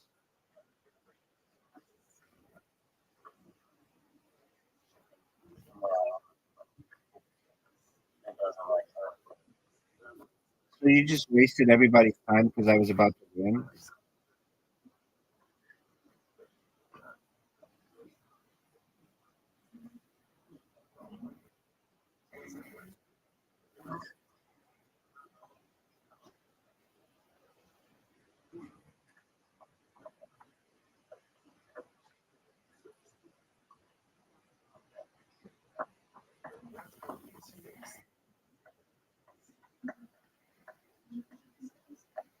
Boy, are you struggling,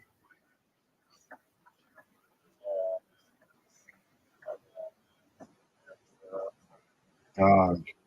This is embarrassing. This is embarrassing.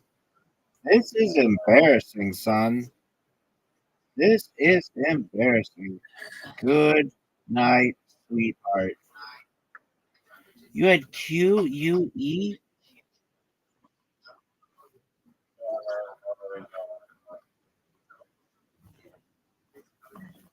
What were you trying to do with the? You were like, hey, pass. I could win on this.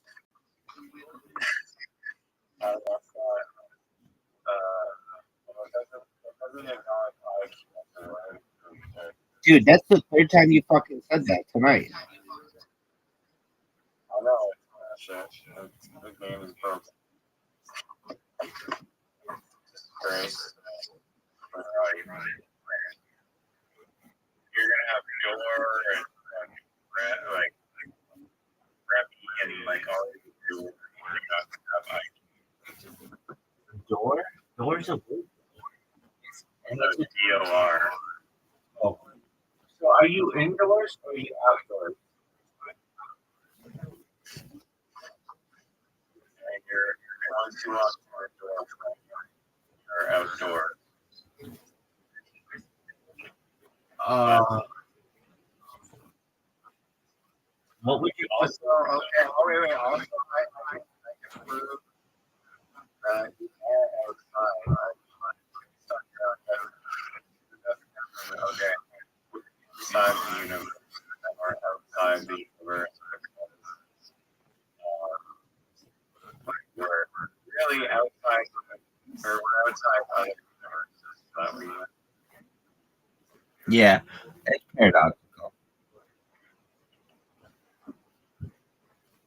Okay, but since okay, hear me out.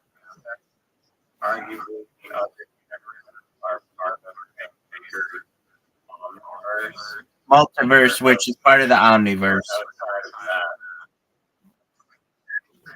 so we are. But then we're inside the omniverse. And you can't get outside the omniverse.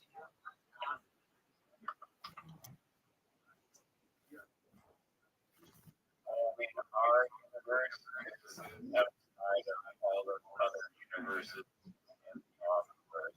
So therefore, we're outside of the omniverse. No, that's not how it works. We would be inside the omniverse.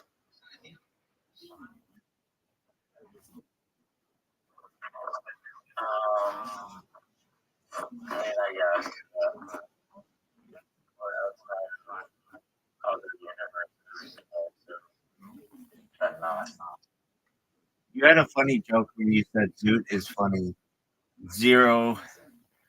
047 or whatever. 07. That was very funny. That was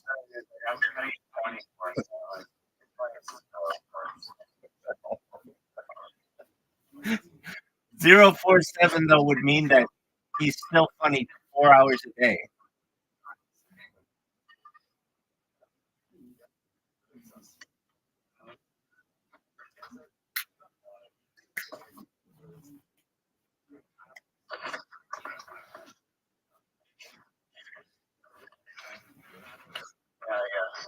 On a scale of 0 to 10, how hot do you think that Zoot's brother's girlfriend is?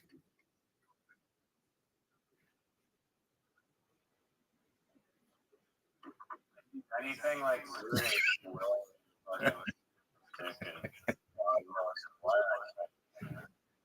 I bet she's a 6.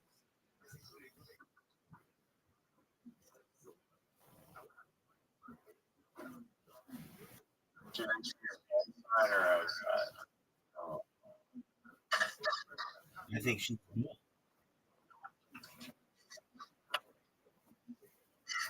I think she's outside Earth's mantle, but inside the atmosphere.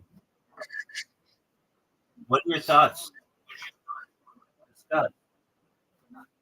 What my thoughts on Like she's inside the Earth's atmosphere, but outside the mantle. okay, as far as buildings go, like can only be outside. As far as buildings go, you can only be outside. I disagree. What if you're stop? What if you're in a biodome? You can be inside the building of the biodome, or like inside the structure in the biodome, but outside of that structure, yet still inside its biodome. What are your thoughts? All of those materials came from the earth, so you're really just reshaping outside into a shape, and therefore you're still outside. Okay. What if you? Oh, I think I've got it. Maybe. Let's say you're in an elevator, and then you move outside the elevator. Aren't you outside the elevator? but yet still inside the building?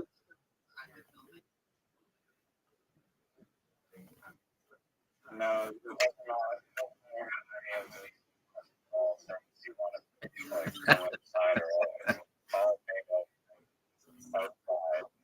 So it's still outside. You're But just in a configuration of outside. but didn't we agree that you said that everything is made from something else? So everything is organic, so nothing synthetic exists in the universe?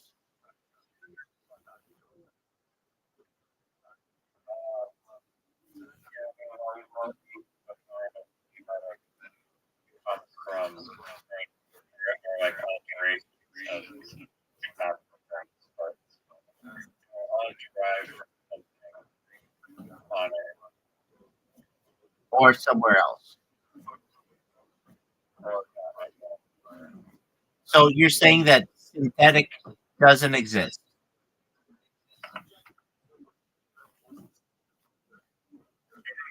But make some things that are natural, unaltered things.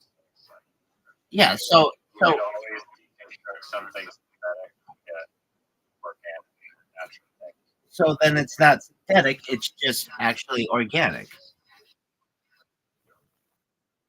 Yeah, I know, but we just like there's unaltered material, and you're altering it and classify it as synthetic. Yeah, it's still ultimately like plastic or whatever. Still comes from trees, chemicals. Chemicals and rubber are natural. Okay. So um, let me just summarize this for you. Like, you think that nothing synthetic exists? Yeah, I mean, No, not I mean. You're saying that nothing synthetic exists. Stop. Well, I hear what I just said. I just said that all the synthetic natural organic material. So by association with that, they are these processes that yes, everything organic materials, and whether you want to classify an altered organic material as something synthetic, but Doug, yeah, just summarize it for me. Yes or no? Synthetic exists. all right, no, Okay, so then everything that you'd be saying is inside because for you to be outside has to be outside of some kind of organic material, and we've already agreed that there is nothing outside the organic material, so everything is inside.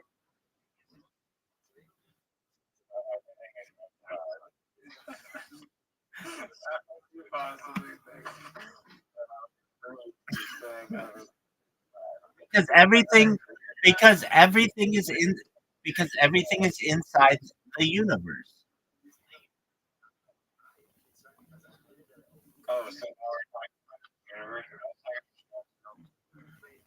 Oh, okay. Okay. So you're saying everything is outside. yeah, like when you go into a building or you're still outside. That doesn't make sense. But, Um. So if you're chilling in New York City, so like, go outside or whatever, you're already outside. You're already surrounded by natural materials, natural goods, natural whatever. You're basically outside. It's just outside is taken into configuration. so if I were to ask you to go inside your house, you would just say, "I can't go inside my house because I can't go inside anything. What you're technically asking me to do is go outside my house, right? Yes. Inside is just a reference direction that we use to have a point of reference for us. Technically, I believe that are still Okay, but aren't we inside the universe? yes, I agree. I agree with that. Okay, and aren't we technically inside the solar system? Both of we don't know what's outside the Okay, universe, but so we but don't that know. that's fine. That's fine. We don't know what's outside the universe, but we're in. But we can agree we're inside this universe, right? Well, no, wait. If we don't know the boundaries, we assume that there's something outside of our universe, then we can be outside of that. Okay, fine, whatever. Then okay, we're inside the Milky Way galaxy, right? Yes. Okay, so aren't we inside there? Yeah. No, but like when they outside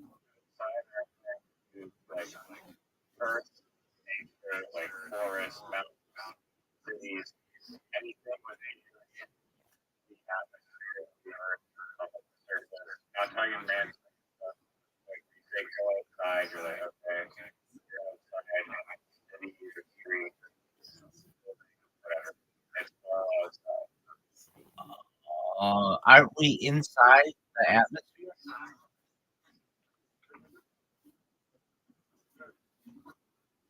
Yeah, but when you say I'm going outside, that's I'm going outside the atmosphere. So I'm going outside. Okay. Aren't we inside the clouds? Well, no, we wouldn't be inside. Okay. If it's foggy, wouldn't we say we're inside the fog?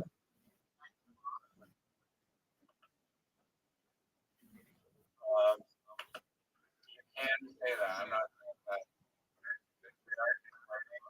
But that fog is going to be outside typically, unless you have a fog machine, which is also outside. Indoors is different. Okay. Can't we say that? So at what point? So you say that we're inside the solar system, inside the Milky Way, inside the atmosphere, technically. Yeah. Um. Okay. So how about this? Can't we say? Well, and then you get into like the materials, and I feel like your definition just frankly sucks.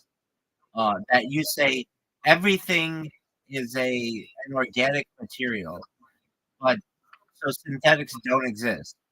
If synthetics don't exist, then and something needs to be built out of something, then inherently, according to your definition, it's organic, which means that it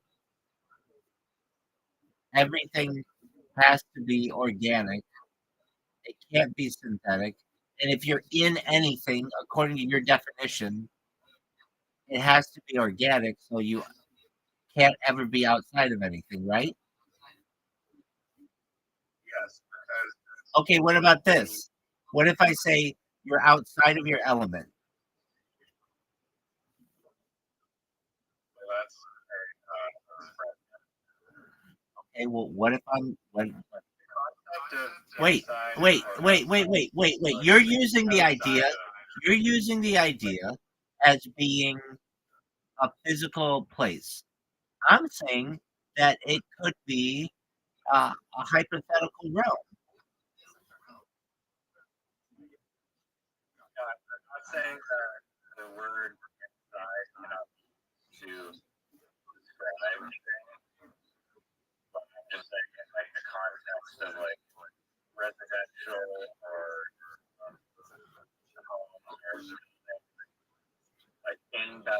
circular concept when you're saying that going inside, you're really still outside the concept.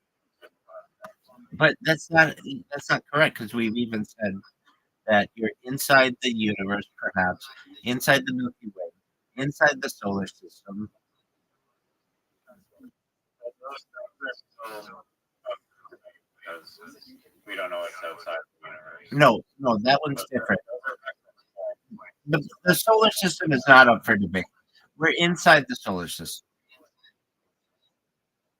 Okay. Yes, and we're inside the atmosphere. I agree with that, but these things down to Earth level, like there's the outdoors. Okay, stop. So then, if I take and I put you in a space capsule, like the International Space Station, we could say that you are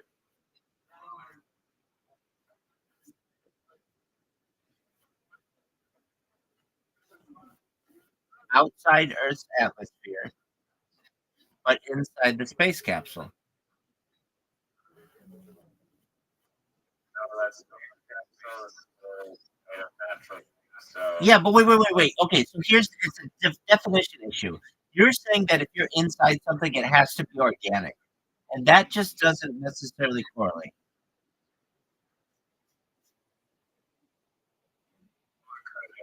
futuristic materials are all organic compounds. It's not that far of a stretch to say that every material, whether it's polluted by originally comes from an organic material. What if we create a replicator? What if we have a replicator that creates something from nothing? Then that would be synthetic. Or the atoms constructed of is it a carbon copy of the synthetic thing, which is an organic derived thing? Okay, how about this? We are. Um, I see what you're saying, but your definition is wrong. You're saying if you're in anything, any physical object, it has to be synthetic. It has to be organic, and you get down to the point where, from a definition, you say atoms are organic, and so everything is made of atoms. So if you're ever inside of anything, you're really outside because that doesn't make any sense. I get what you're saying. No, you're not outside. If you're inside a house, you're not outside.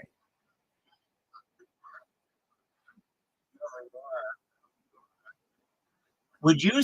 No, you aren't. If I put you in a shipping container, I'd say you're inside the shipping container. I wouldn't say you're outside.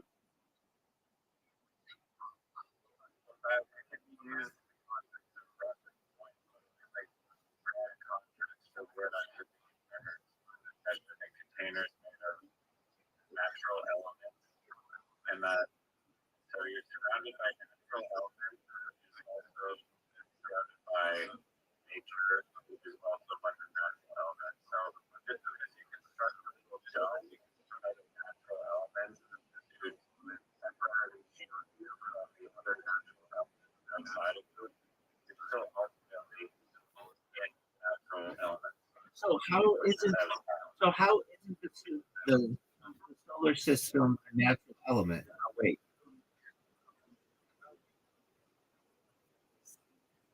It is, yeah. So then, aren't you technically outside the solar system? But you're not. You're inside.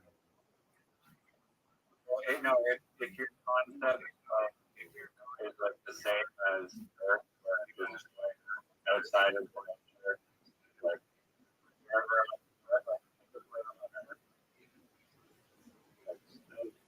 outside. I don't give a fuck about that. I get your stupid thing there. I'm talking about the solar system. Yeah, so I mean, in a sense, yes, there's not just a big natural space, which is outside, which is like outside, like not confined. No, you keep changing the definition. And I don't like that. It's illogical. What do you think the definition of I- outside? Generally, it means external to a structure.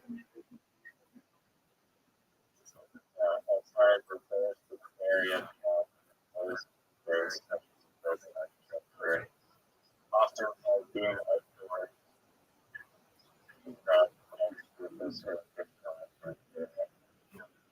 Or in a nice physical, metaphorical sense, like hospital. Physical location, area, space, or beyond the boundary surface, the outer part of an object.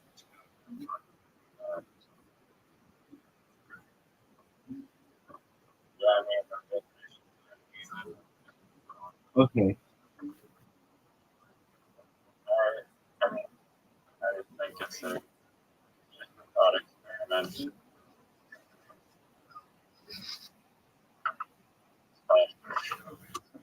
That was fun. I don't agree with it. And I think it's illogical. It's not logically sound, but it's still cool. Yeah, I mean, How about this one? What really is there's more system is outdoors, correct? no, You say that the solar system is outdoors. I would say we are not outdoors is not the word you use. It's an inside. You know, right? The Milky Way is outdoor or is it inside?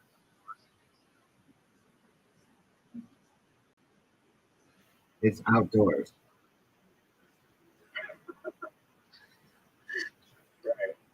So, the Earth is the Milky Way by correlation, by default, outdoors as well. You're using different terms. You're using outdoors and inside. That's inconsistent. It was outside and inside. That's how you originally put it. Now let me ask you this. No, but outside and outdoors are very connected. No. There's a logical fallacy there. Okay, I have a question No, for no, you. no, no, no. That's very much connected. No, there's not. Outdoors and outside are two different things.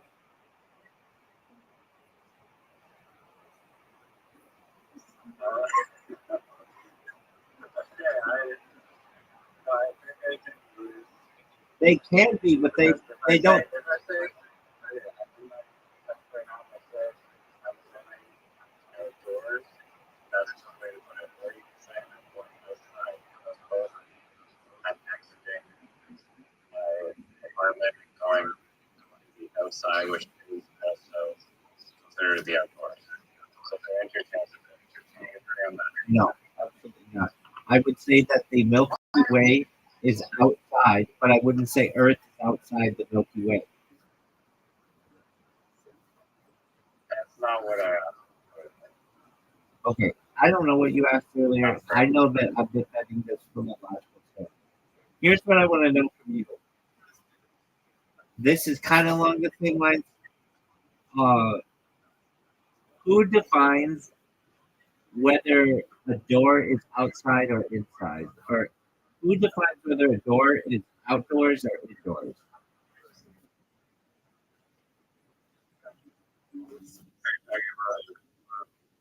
Indoor doors or outdoor doors? Isn't every indoor door in its own way an outward door? Like it's like a portal. Like some people may consider a door to be going out into something. Other people may consider going into something. Yeah, I mean, I think it's not 100%. There's part of it facing the outside and part of it facing the inside. But couldn't they both be facing the inside and both be facing the outside? Yeah, they could. What do you mean? If you just There's if two you sides to the door. if you put a door frame, just a frame in the middle of a field. Both sides would be going to the outside.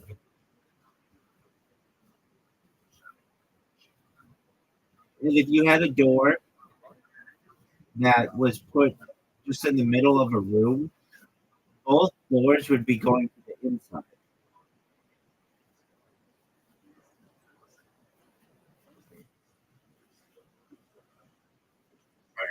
Facing So imagine there's just a box, like a container, and there's a door with a wall.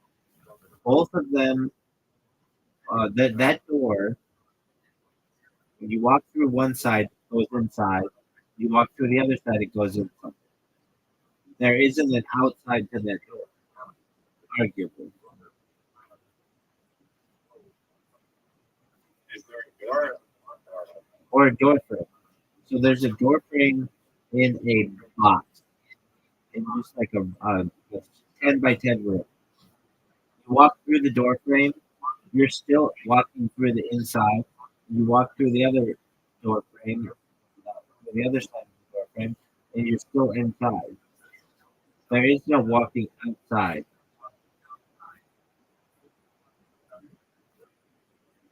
Because both are very involved in it. I think that's an argument that can.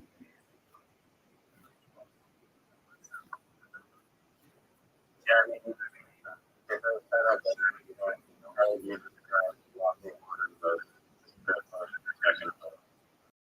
The first door that's outside, You're walking through the door. I would call it like you would say, walk. You'd still say over. That's a different story. So you're saying, how would you describe it if there's just a door frame in the middle of a walk through that door to the outside? Walk to the outside of that. Walk through that door to the outside.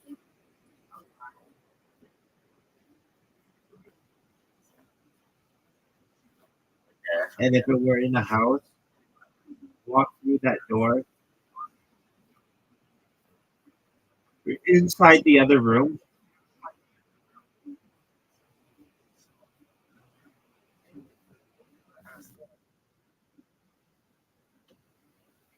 You could say they'll walk through that door outside this room.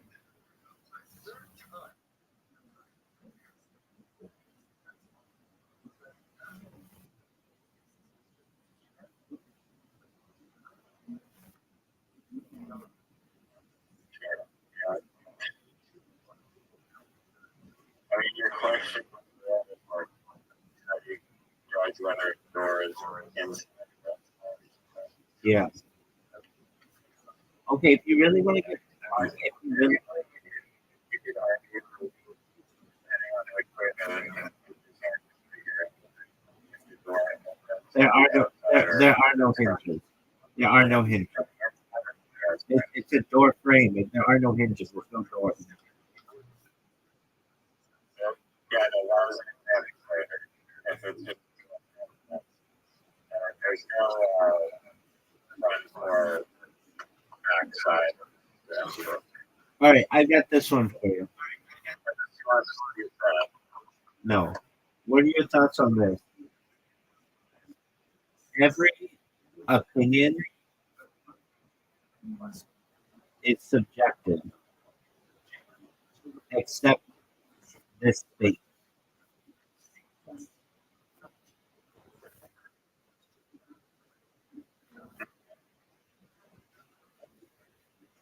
I just agree. No, it's absolutely right. No, I disagree. Okay. I disagree. But that's just your opinion. It's subjective. Yeah, but you know, agreeing that Subjective. No, you're not. You're just proving that. Yeah, it's subjective. Yeah, but your statement is every opinion. Yeah, that's where. No, I disagree. And that's subjective. Uh, Yeah, that's your subjective. What I'm saying is this: everything in the world is someone's opinion. I should say, every opinion in the world is subjective. The only, I should say, every statement, every opinion in the world is subjective, except the fact, except the statement. Every opinion in the world is subjective, except the statement. Basically, what I'm saying is that one thing has to be objective, and that's the statement that all opinions are subjective. Does that make sense?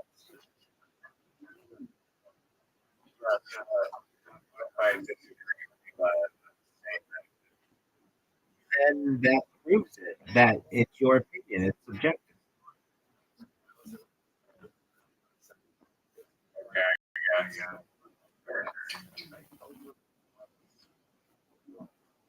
What are the odds Zoot wins his heat?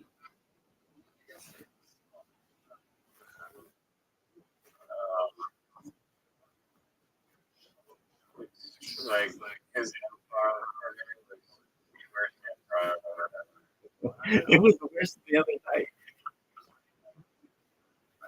yeah, we kept giving him like so many chances.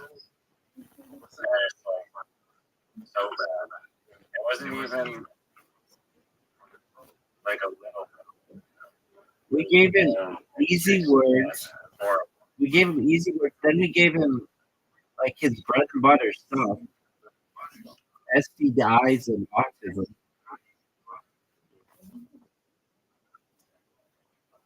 I'm gonna ask you what, aside from these 10 things Zoot talks about regularly: children, Puff Daddy, Jeffrey Epstein, Dave Chappelle, Lily Phillips, um, Bonnie Blue, ADHD, autism, and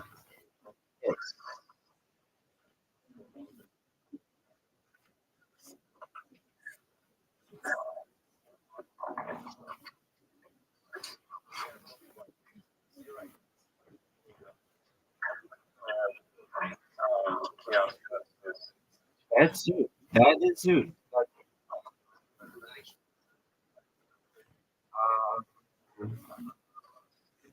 What else did he talk about?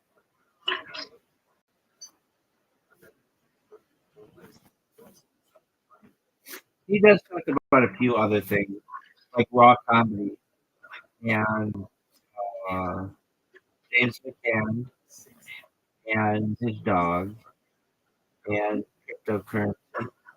But you didn't even know he had a brother till today. You've known this guy for like years, and you didn't know he had a brother. did you know Yeah.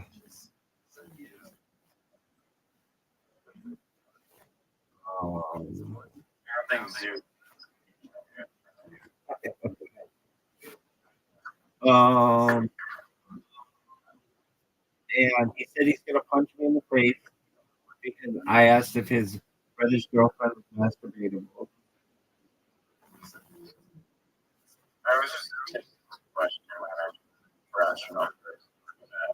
Doug, I've been live streaming now for 4 years. I've come to the conclusion that that's the question that everyone wants to know whenever they hear about someone of the opposite gender. Also,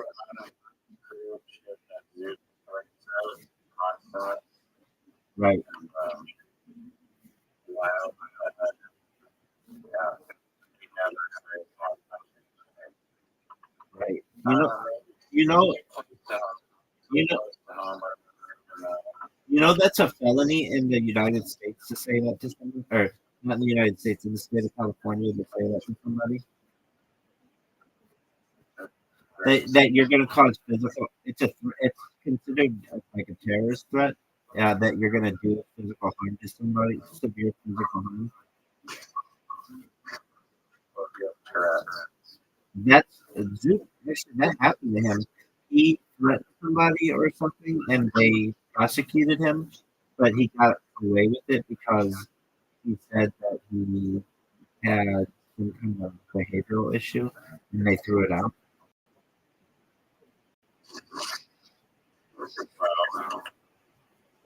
He does. When was that? Like 5 years ago. And I'm not exactly sure when he. Dude, did he tell you he got punched in the face? And they never did anything about that. And I, for as much shit as I give Zoot, I do like him a lot. He's annoying as fuck. Dude, if you, I don't give a shit. If you're watching this, you could be watching this live right now. I'm gonna tell you straight up. I hate that you are very difficult with him to, difficult person with him to communicate. I hate that you leave. I hate the subjects that you bring up, but I still love you to death. I when you come in, I get happy. Just you make me laugh not because you're funny, but because your personality is so strange that it makes me smile. And um, I will say this: I'm very proud of him for making it this far in rock comedy. It is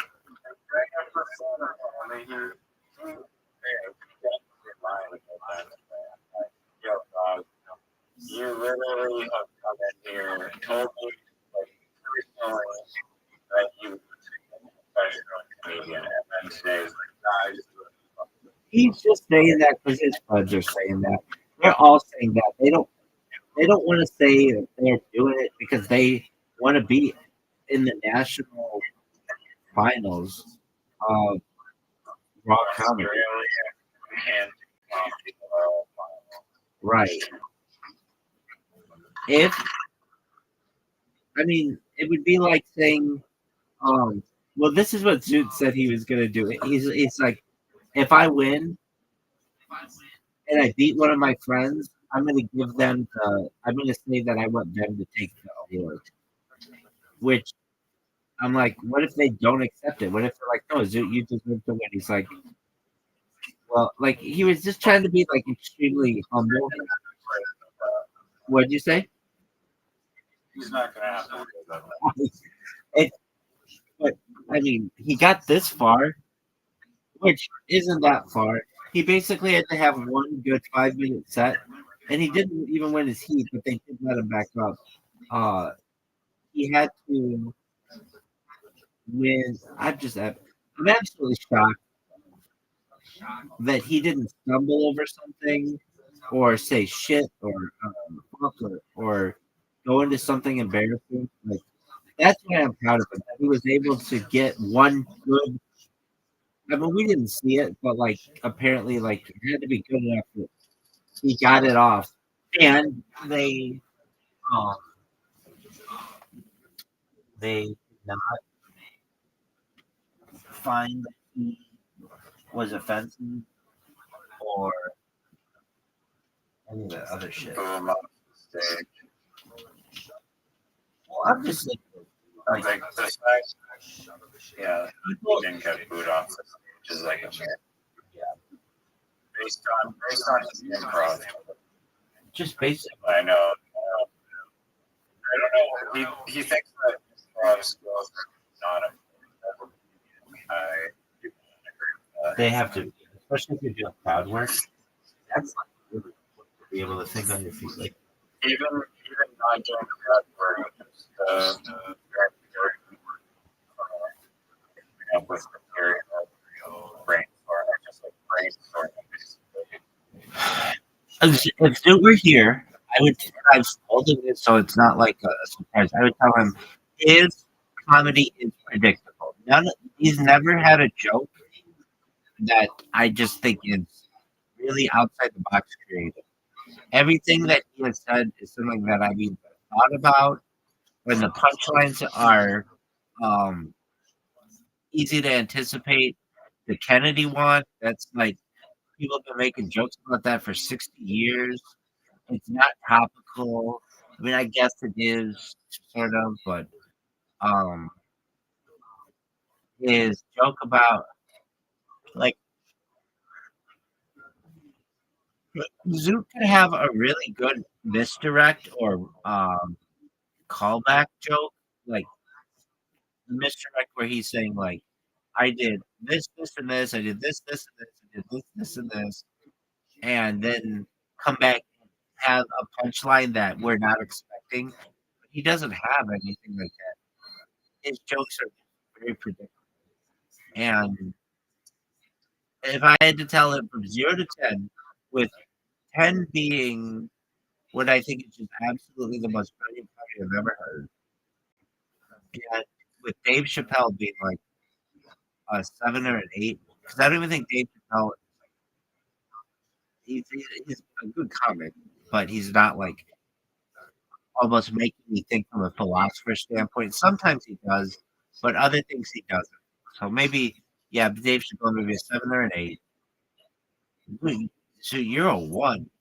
Your jokes are easy to anticipate, and yet I'm not a finalist for South Australia Comic of the Year. Zoot.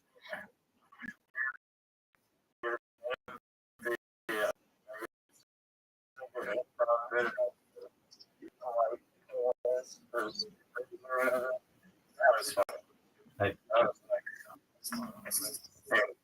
legitimate, funny riff that I would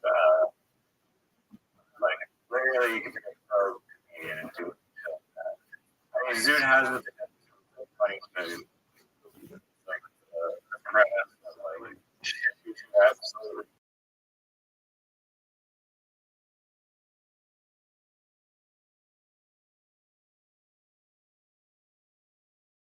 Not that. I want to end of that. Like having the idea. I know it. I mean, yeah, I don't know if you're five cheese where like I thought your humming thing was really funny. They don't even hum. Um, I Zoot thinks he has a 25% chance of winning. He has a less than 1% chance. I wouldn't say 0 because all the people can simultaneously get in car accidents who he's up against. But I didn't even ask him how many people is he up against on Friday.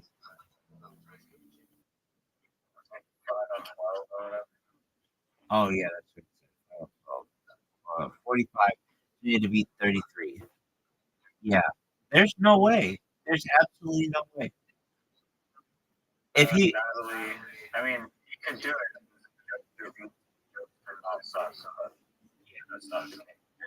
that's the thing. He could, and I would say this if he practiced. Let me say this: if you practice it, or anybody else, if you practice it, you can get it down, and you sound professional. And as I told him previously, if you just take 10 street jokes, simple, easy, set up punchline, set up punchline jokes, and memorize them, you have a 50% chance of winning this match. You really do. If you Nope.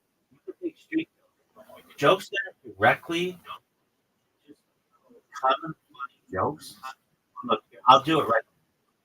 I'll just get street jokes. it's not fun if you stealing jokes and all that. No, you don't understand the definition of a street joke. A street joke is something that you can't do that with. It's so well known in society, it's not traced to any single individual. So you could, There's no creativity. if people haven't heard it before, there's a lot of creativity. Zero creativity. If you're stealing material, It's you're not not. creating. It's not stealing. It's already available. It's allowed. Well, you're still using material you did not create. So explain how that's. You would ten really good jokes. There's some creativity if you listen through what you listen and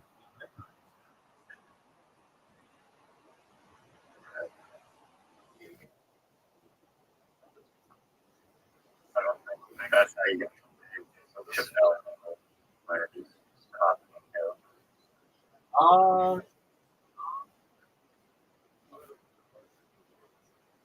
his aren't really even jokes. When a lot of his have some jokes, but his are cool stories and that have a meaning.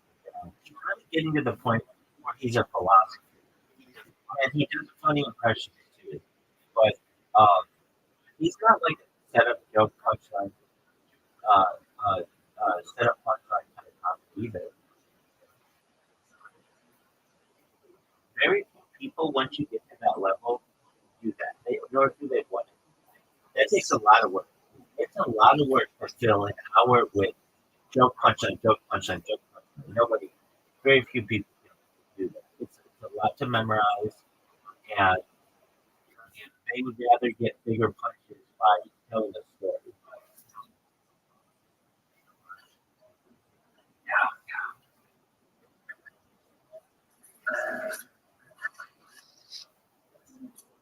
I'm currently outdoors, and would you agree that I'm outside? Okay.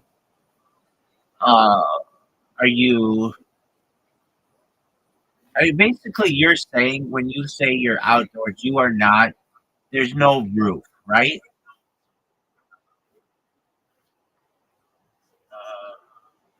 Outdoors is not necessarily have to contain owner. You could be outdoors with a group or under a tarp. Or do you consider the tarp as or do you consider Is a gazebo outdoors? Yeah. Is a gazebo outside? Yeah. Can you be inside the gazebo? Yes. Can you be indoors of a gazebo? Yes. You could also say you're under the gazebo, but You could say you're inside the gazebo as well. You could do the same for a house, I believe. You could do it outside the house.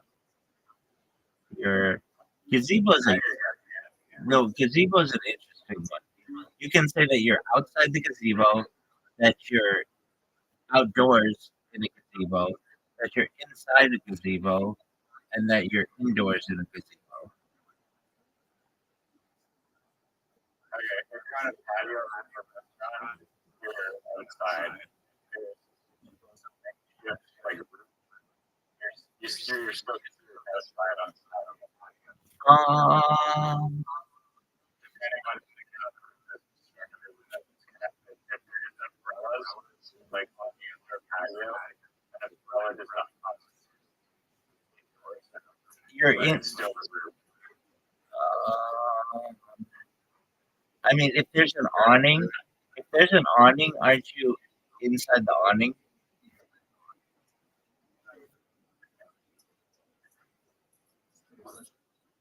Yeah, but it depends on how the structure of the building is. I agree. Okay, so, Second, we're gonna go there. so fuck that elevator. So it's like the elevator. You listen to this motherfucker? Are you all listening to this motherfucker?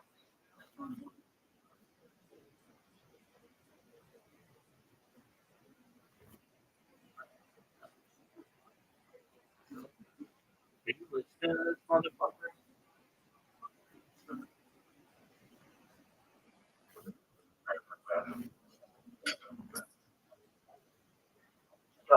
you there?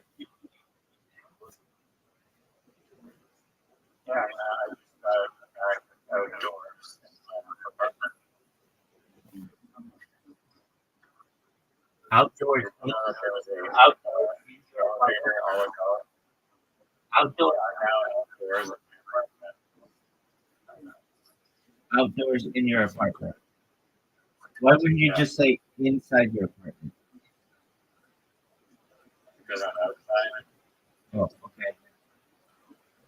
So then why wouldn't you say I am in my apartment, but my apartment and meetings are outside.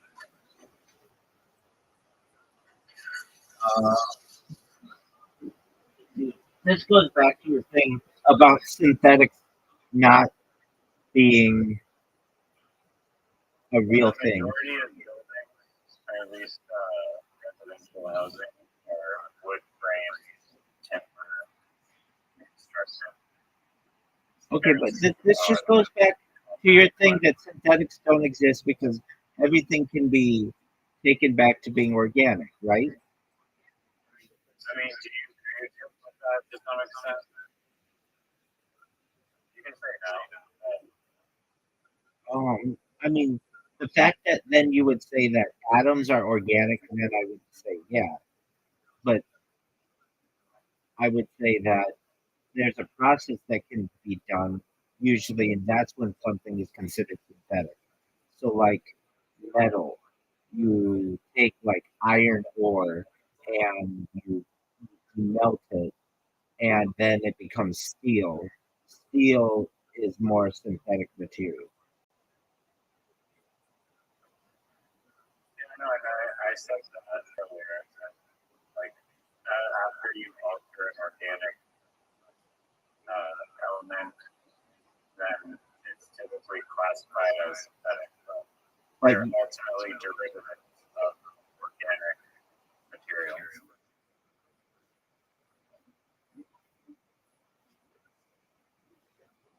usually, organic, uh, a lot of times it's connected to organisms. Doesn't necessarily need to be, but something that was once living. But I understand like rocks aren't living and they're considered organic, What do you mean by living materials? like wood.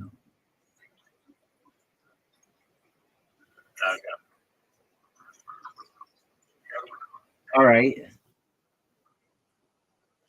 What about this one?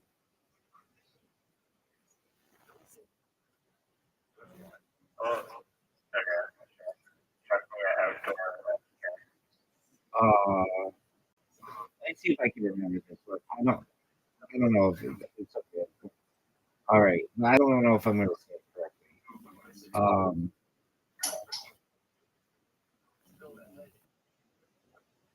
This is between.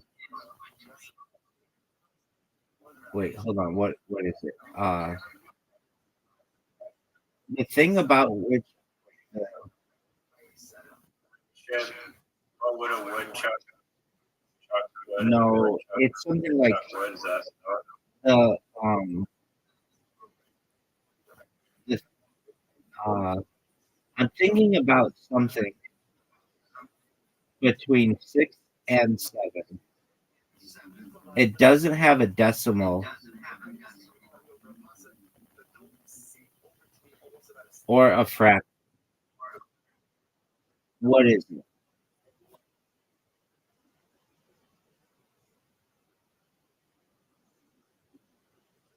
uh,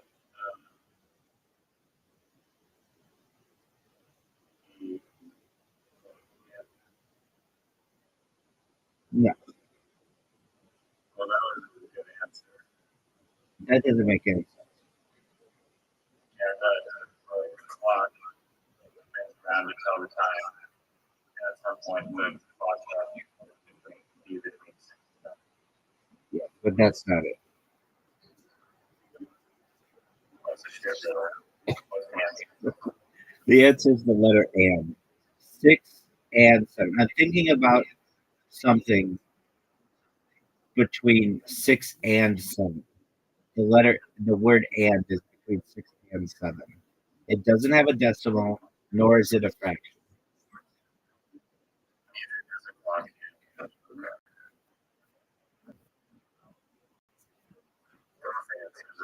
No, the clock hand doesn't make any sense.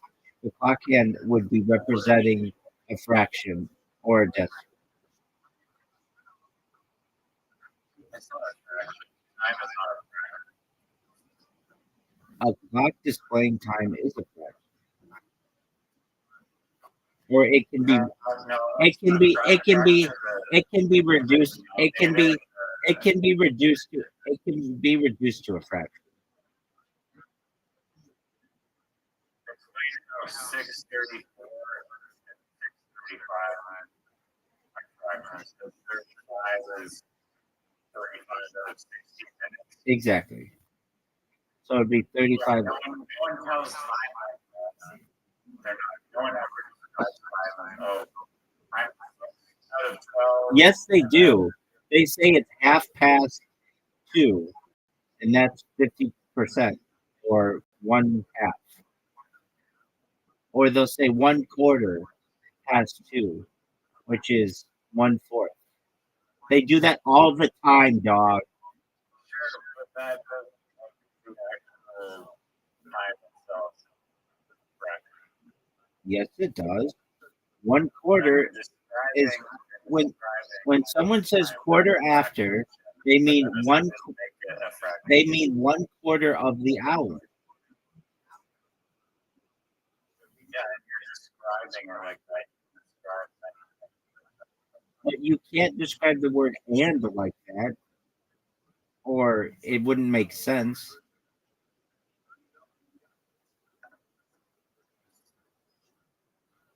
No, okay. Just because something can be divided into parts doesn't make the thing itself a fraction.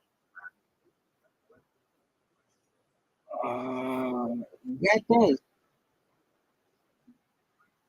No. Give me an example. A fraction is like 6 over 7, or 5 over 5. If something is divided into parts, it is by definition a fraction. It's either whole, which would be 1/1, or half, which would be 1/2, or a third, 1/3. So you're inserting the fraction over time. Time itself isn't like inherently a fraction until you insert this fraction of time. Now, what the fuck are you saying? If I say to you, it's 6:30, that means it's 1/2 of the hour, which is 6:30. Yeah, I think just because a clock can be like broken up in fractions and divided in half, not make the concept of time itself automatically equate to fraction And or being fractional. yes, it does. Now, we might not discuss it in those ways, but if I mean, I think you might very well right. To me, it seems like you're right, yeah, I know it does. Seem right. forcing a fraction into. No, it just wouldn't be referred to that generally, but many people would. If you say midday, that's half the way through the day. That's the midpoint, or 3:30, 3:15.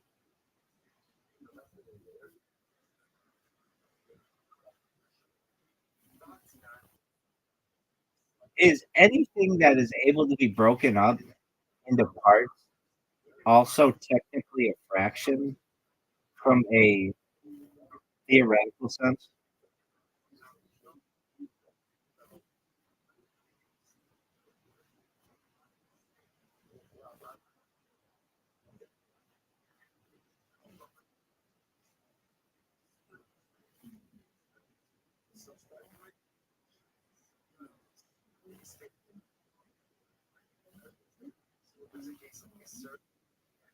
A fraction is a mathematical expression that represents a part of a whole or a ratio between two quantities. Okay, good. Fraction division ratio. Theoretical perspective, fractions of divisibility. From a theoretical standpoint, any quantity that can be divided into equal parts can be represented using fractions. Time itself isn't a fraction. Time is a fundamental dimension, measure of change in sequence. It's a human construct that helps us make sense of our experience. Can everything be a fraction? Yes. In a broad theoretical sense, any divisible object or quantity can be represented as a fraction. So that includes physical objects. Pizza cut into 8 slices gives 1/8 per slice. Measurements, time. The first thing it says is time, distance, or volume can be fractional. For an hour, 3/4 of a mile. Abstract quantities, probabilities, rates, and proportions are often expressed in fractions. Now, just because something can be divided hypothetically doesn't automatically make it a fraction. Instead, we're using fractions as a way to quantify and relate time. Yeah, it does. No, my AI is correct. Your AI is like a team of AI. The real AI. Okay, here we go. Your AI sucks. Can every mathematical number, can everything, whether it's a pizza or a dog or a human or a time, be represented as a fraction? Like a dog would be 1/1, and time might be half past the hour. Everything can be a fraction. Two dogs would be 2/1.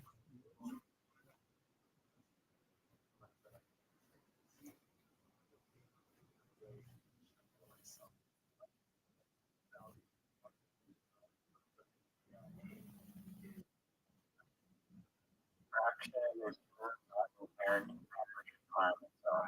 No, this is not even a debate. I was right. It is. I was literally right. Uh, Everyone here.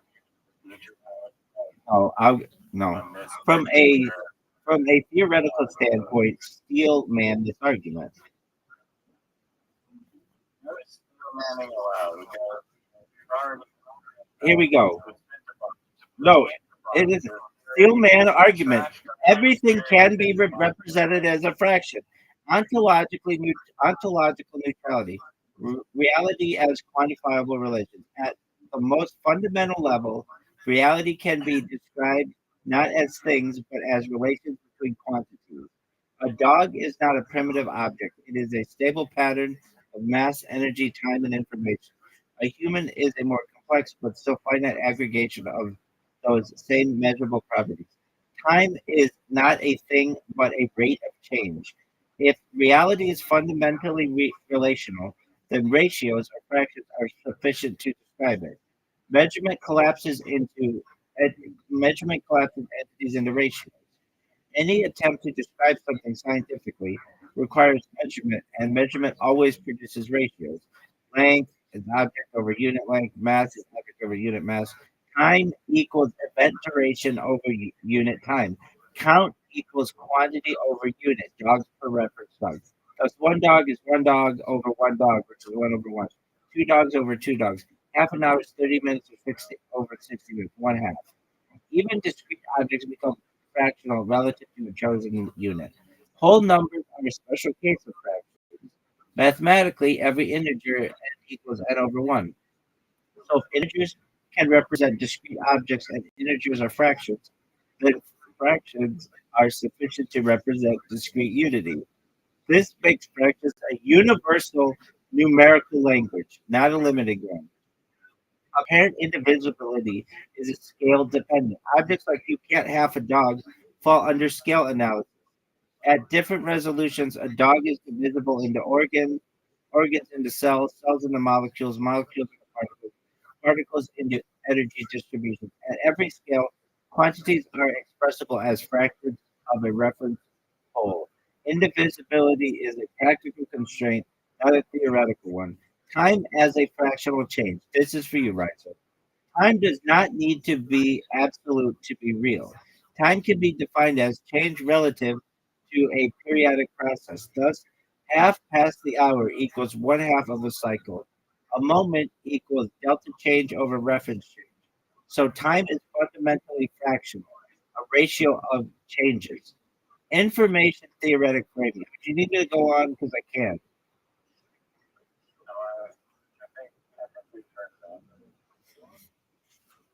But wait. This inherently there's an issue that arises in this discussion. Do you recognize what it is? What's that being? In the riddle that I gave, I said I didn't use the riddle correctly, but I said the answer is not a decimal nor is it a fraction. Technically, and I guess a fraction, one of the word and. Does that make sense? Yeah. It So- does make sense. So yeah, the river. Okay, now that may be true. No one's talking about this right here. So that may be true that riddle is incorrect. But the idea that everything is divisible in Fraction is correct. Tomorrow morning on CNN, there's going to be crazy stories. It's going to be this. Our top story: Zoot is 24 hours away from being the funniest person in South Australia, and additionally, everything is divisible into fractions. That riddle and Let me get the riddle correct. Okay. you can just impose bullshit fraction over anything apparently. What is the riddle? It's something like this thing is in between 6 and 7. It's not a decimal. It does not have a decimal point, and it's not a fraction. It's something like that. The best brain busting riddle. So, so it could just be what is between 6 and 7. The word and. The riddle plays on the way numbers are spoken in English. When you say 6 and 7, the word and is literally between them. Hold on.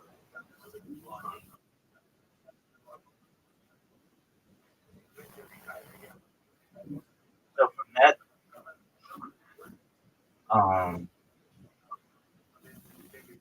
that perspective, let me just put it maybe. I would try to just go on to Reddit, like Reddit, like make up a riddle that just like doesn't make a lot of sense. There's no clear answer, and then there's What is the never riddle? answer. What is between 6 and 7? Not a decimal, or is it a fraction?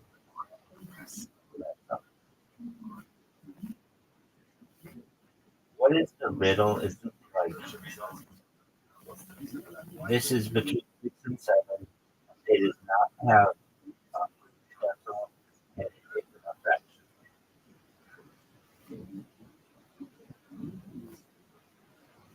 Yeah, classic riddle, and because it's literally between 7 and 7.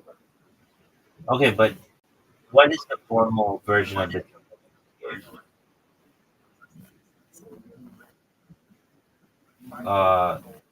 what comes between 6 and 7 has no decimal and is not a fraction. But technically, the word and is a fraction. It would be and over 1. That's what you should do. Go on Reddit and tell everybody, Just every answer that they have, absolutely everything you just say. The answer is a fraction. I mean, okay. So then, how about an answer? what was the hilarious video that you watched yesterday? There's a YouTube channel and like always trapping scammers and like exits or whatever. And you love this one. He has like a bunch of scammers and like it's like $1 million in Bitcoin, but it's really fake site. And then so they had a bunch of subscribers create these like really unstoppable like captures. And then the scammers had to like go through and try and like these infuriating like ridiculous captures. I would love that. That's amazing. Did you know that story can be simplified into a fraction? It would be whatever that story is over 1. Wow, I didn't know that. Well, I thought I know it. It doesn't even make sense for it to go divide by 1. I think so.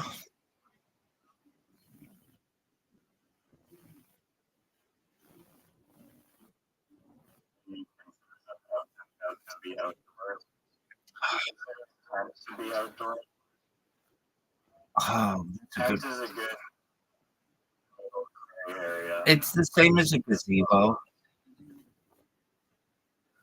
The same as you like. A gazebo. I was thinking that too. But it has walls. Not all tents. Not all tents. Okay. Not all tents. Not all tents have walls. Not all tents have walls. Not all. Do you recognize what I'm saying? Not all tents have walls. What tent doesn't have walls? Like those tents that you have at like at the beach.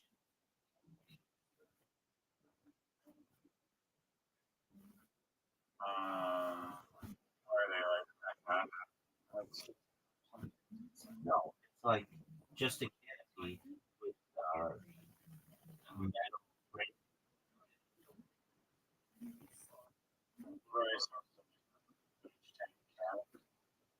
Oh, like nice, like looks like okay, I think that's great. Only the top part. Yeah. You know what I would do if I were you? I would type it easy architect. Easy, like the letter E, the letter C. The letter easy architect. That Whatever. yeah, four sticks. But those are definitely outside. But it's more of a philosophical debate. Is outside Like a tent with actual size. So wouldn't that just be wouldn't that be just a structure?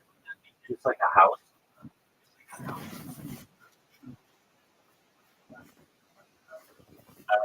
One could argue that. But,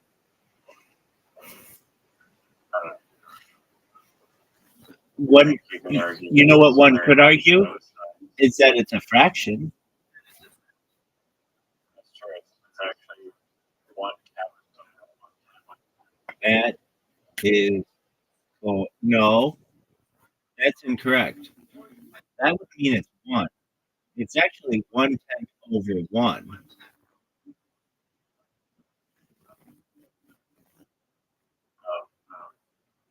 which equals the 10th. You can't divide. Is that? Because then that would just be 1.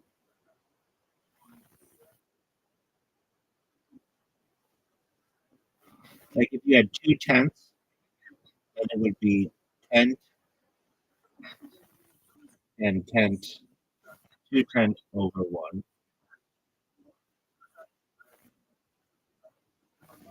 Now here's a question for you. If a gazebo is in a tent, would you be inside the gazebo, indoors of the gazebo, outside in the gazebo, and outdoors in the gazebo all simultaneously? Yeah, I think I think so too. I don't even think you need to tell. I just said it.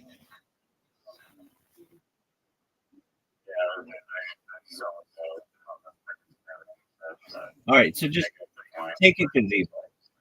Okay, you could be outside in the gazebo, outdoors in the gazebo. Those make sense. You could be inside the gazebo and indoors of the gazebo. That makes sense too.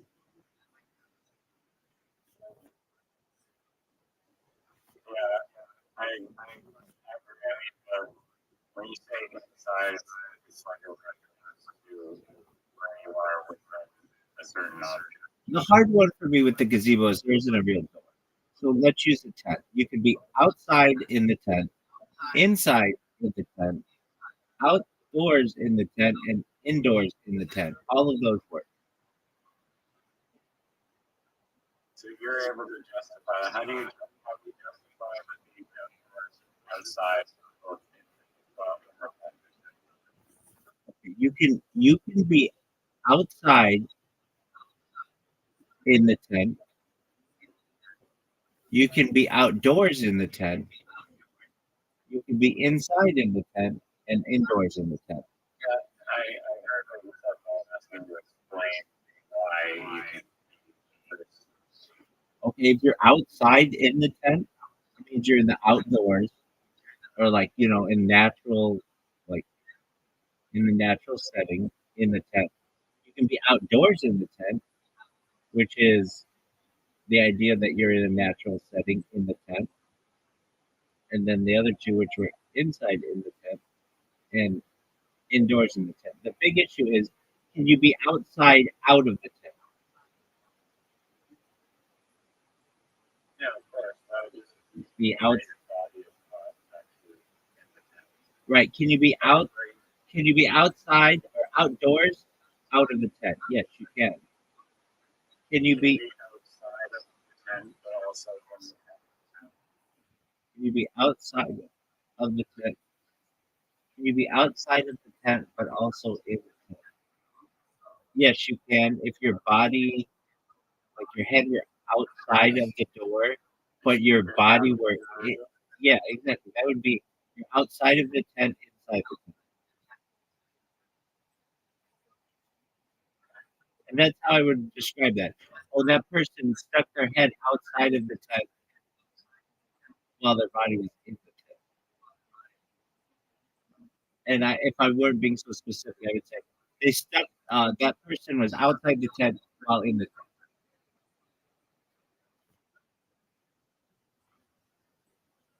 Have you ever gone? Not a lot, but yeah. And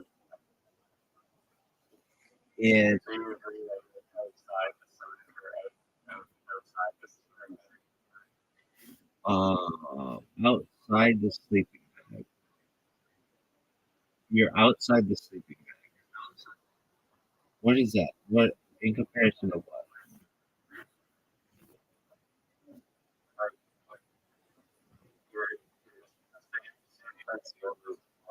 Always outside. Oh, not if you're in the sleeping bag, then you're inside the sleeping bag. You just said that you can be outdoors outside. Yeah, okay, so you would be outside in you'd be outside in the sleeping bag. Just like you could be inside in the sleeping bag. Sure. And just like a sleeping bag is sleeping bag over one. Yeah. Everyone knows that. Yeah, and just like your clock, whatever time that would be, is a fraction. And if anything, you could describe the clock as a fraction of of just being whatever between the hand between 5 and 6 over 1. But that proves that riddle is incorrect if you say it's not a decimal and not a fraction. So the riddle is just this is between 5 and 6. If you say that, then No, and this is also this is one. if somebody said that, I would say Answer, like, if someone said that, well, there could be a lot of answers to it. Nobody says there has to be one. You could say a word. You could say a 3-letter word. if it's not, like, if by this rule that you have like 10 times 10 over one, time is time over one, and is the end of the one, everything could just be put into a fraction. I agree. Unless you can somehow be outside of the fraction. That's impossible. I don't know about that. Well, let's see. I'm sure there's some kind of mathematical way to say that you would be dividing by 0, which you can't do.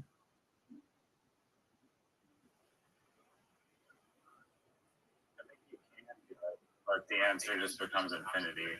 No. You can divide anything. 0 divided by anything is 0, but you can't divide by 0. What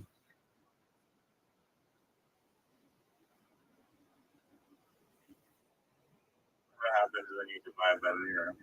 Like in a It just calculator, instantly evaporates. it says where?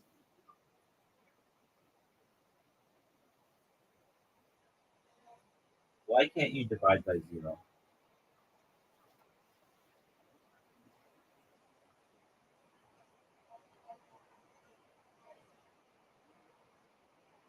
Division by 0 is undefined because it violates fundamental rules of arithmetic and leads to logical contradictions. Core reason: division is defined as the inverse of multiplication. For money, it's like a bunch of math stuff. Any number multiplied by 0 is 0. That makes it impossible. Oh, there's too much math. Okay. Specific cases: non-zero divided by 0. For instance, 1 divided by 0. No number equals, okay, so why not infinity? Why, well, since the result depends on the direction of a consequence. Allowing division by 0 breaks the consistency of mathematical operations, such as the distributive property, and leads to absurd conclusions. To maintain a coherent mathematical system, division by 0 is simply undefined.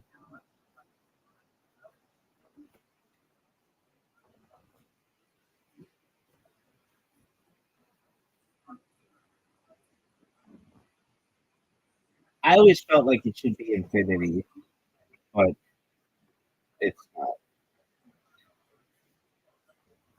Why isn't it though? Why Well, it? it's just Why your top isn't? number. Why One isn't? over Stop! Stop! Stop! Stop! Why one isn't? divided into two Dog, parts. dog. Do you not know what that means? Do you not know what that means? Why isn't dividing by 0 infinity?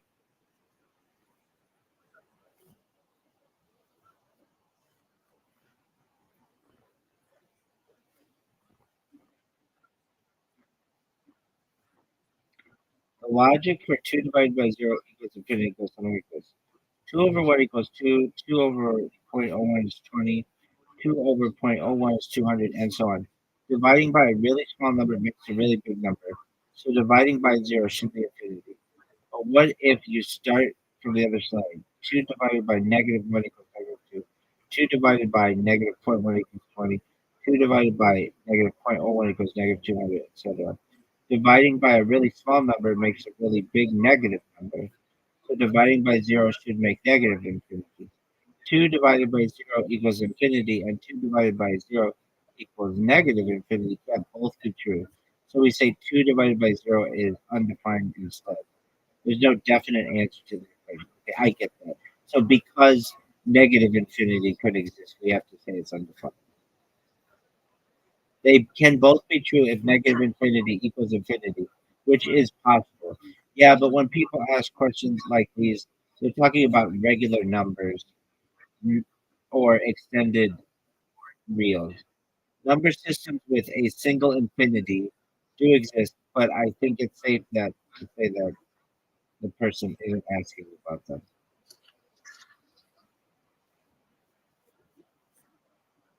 Did you go to college? Fuck yeah. Oh, yeah. Did you get a Fuck yeah. what was your degree? Dick Stangen. Did you actually go to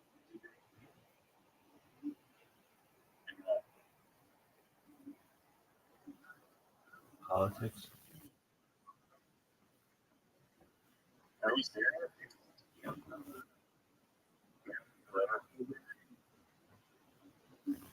I thought you don't like politics. I don't like that because I know a lot about it. Was like the political degree.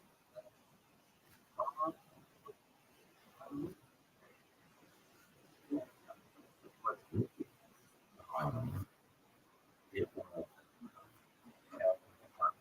I mean, there's a lot of ways, but that's why people want to come in here. It's almost like someone who wants to talk to somebody about a war, but they don't know that that person's in the war.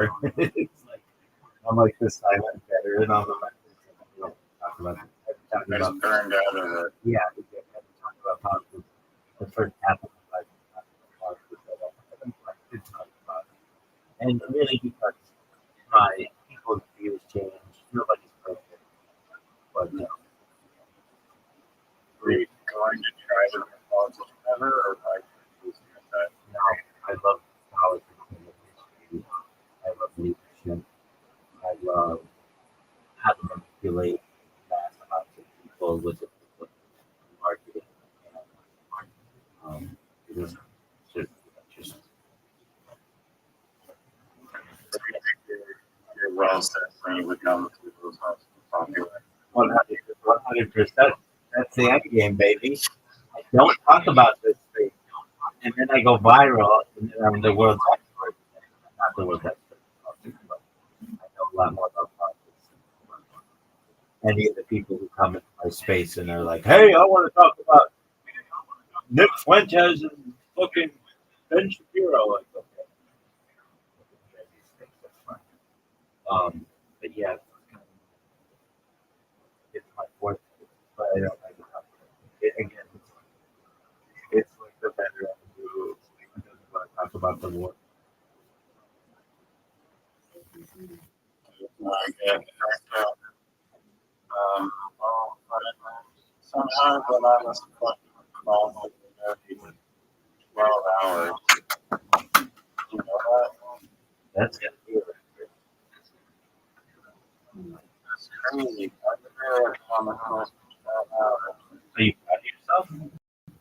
Just goes to the black hole. Every time I come in here, it's literally a black hole. Dude, I was just saying the same thing about you to people in that space. They were like, what do you like? What? I'm like, well, it really depends. Like last night, this is a couple nights ago. I was talking to a friend of mine from Canada and Australia. And whenever I talk to these guys, like I'll be up till like 5 in the morning, and that screws up my whole week or perhaps a month of sleeping because my hours get all reversed. But we have good time together and we take it together and fake jokes like that. And then this one person's like, okay, well, what time did this happen? I'm like, it could happen. I have another friend who comes in every evening about 7 p.m. to play bowling. Then, like okay, well, what time do you get up? I'm like, it depends. If my friends are there until like 5 in the morning. Sometimes I just stay up the whole day, or I try to, or I'll go to sleep and then awake at like 4 in the afternoon. It just they were like trying to get me to some kind of schedule. It doesn't work that way. I just want to be back to 5 a.m. and like training up at all. Well, guess what? 5 a.m. is 5 divided by 24, and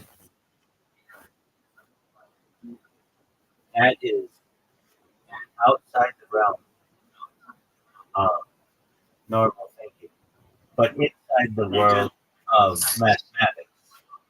And you and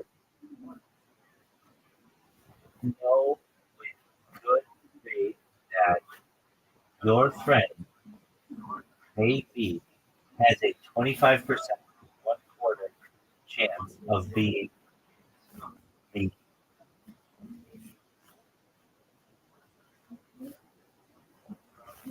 funniest person or already is the funniest person in all of us. He's got a 0 divided by 1.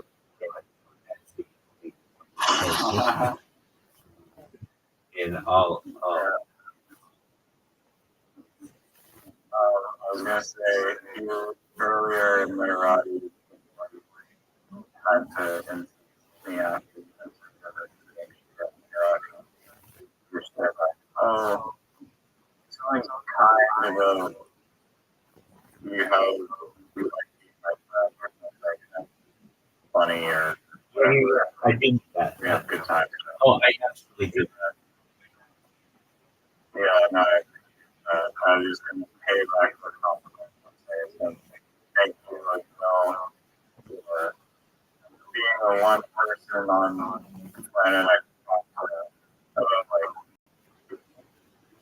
maybe for like 8 hours and talking about random things. Absolutely, you're a good person. You take my shit exceptionally well, and you don't get offended by it. And if at any point you forget, I would stop. Like, um, I just know you can take it if you can. You get, you understand part of my confidence and being like extremely confident and things like That's that. not hilarious. Exactly. Like, Exactly. But like Miss Aquarius, I don't do that to her at all. It's amazing to see when I play with her. It's very much you win, I win, I win, you win. No. It absolutely is polar opposite. It's polar opposite. I know because she wouldn't play me if I did. That would be that's not her way. And so I never do that. I absolutely never do that. I don't even really. We don't even. I mean, I'm always kind of keeping an eye on the score, but she doesn't, and we just do it to have fun. And that's fine. But then when I get you, I know you can take it, and I love taking it out because it's so over the top, and there's a lot of content for me to do that with, like, oh, I'm the best fucking Scrabble player of the fucking dictionary, or this is the greatest shot in the history of human time. It's just like so over the top. Like, don't talk like that. You're playing about a mini game, but to me, it's very, very funny. And if I watch my streams in the past and I watch the shit talking, and it is so funny. It's like it like enhances it because we're playing this little mini game. And I'm just like, oh, that was the worst fucking shot I've ever seen. It's very much like when you watch William Montgomery and he's like, what? Who said that? Who said that? No, bitch, who said that? No, bitch, you want to come up here? Fuck you. That's, like when he does that, he's just like so over the top. It's very much like that. It's very funny. And, but well, I'll say this: at any time it ever affects you, I'll ever do, you blow a whistle, you throw a flag. I will correct myself, and I'm very good at general. I doubt that'll happen. Not making the same mistake again. And if I didn't think you could take it, I would do it. Like with Zoot, do I do it to Zoot? Not like you. Not like Sure, suits all friendly. yeah, but I I'm not trying to hurt him or just hurt him. well like with Jacob. Like I don't know Jacob as well. That's why I'm giving you tons of shit, and I don't really give you shit because I want to warm. I wanted to warm up more than just be like, oh, that was the absolute dog shit shot I've ever seen. This is absolute bullshit that you people try to contend with the world's greatest mini golf player. Like, you shut the fuck up. Like, that's what anybody can say. When you get to know me, you recognize that this is someone who can be humble and can be kind, but also can be extremely cocky and extremely confident. And if you let them go, it's actually a really fun. It's a really funny show that they'll put on to just tell you how good they are at some minute little activity. So I'm glad you get it, and I do it even when you're not here on the stream. I do it all the time. Oh, I wanted to tell you this. This is something that I thought you might think is, I don't know. So this was a stand-up joke that I thought of that I've never heard anybody say, but I'm sure somebody said it. But it just was like a little clip. It's not that funny, but it is. So there's a summer and a winter Olympics. But why aren't there a spring and fall Olympics? And then you go into what sports would be spring and fall sports. And I thought that was kind of funny. You even laughed at it. It's like a funny thing. So Can you do it from so there's a summer Olympics, of course. There's a winter Olympics, of course. But I thought to myself, why isn't there a spring Olympics or a fall Olympics? Naturally, some of the fall sports that we might see are American football and maybe perhaps rugby. But what would we have in the spring? There might be gardening. There might be rainfall precipitation measuring.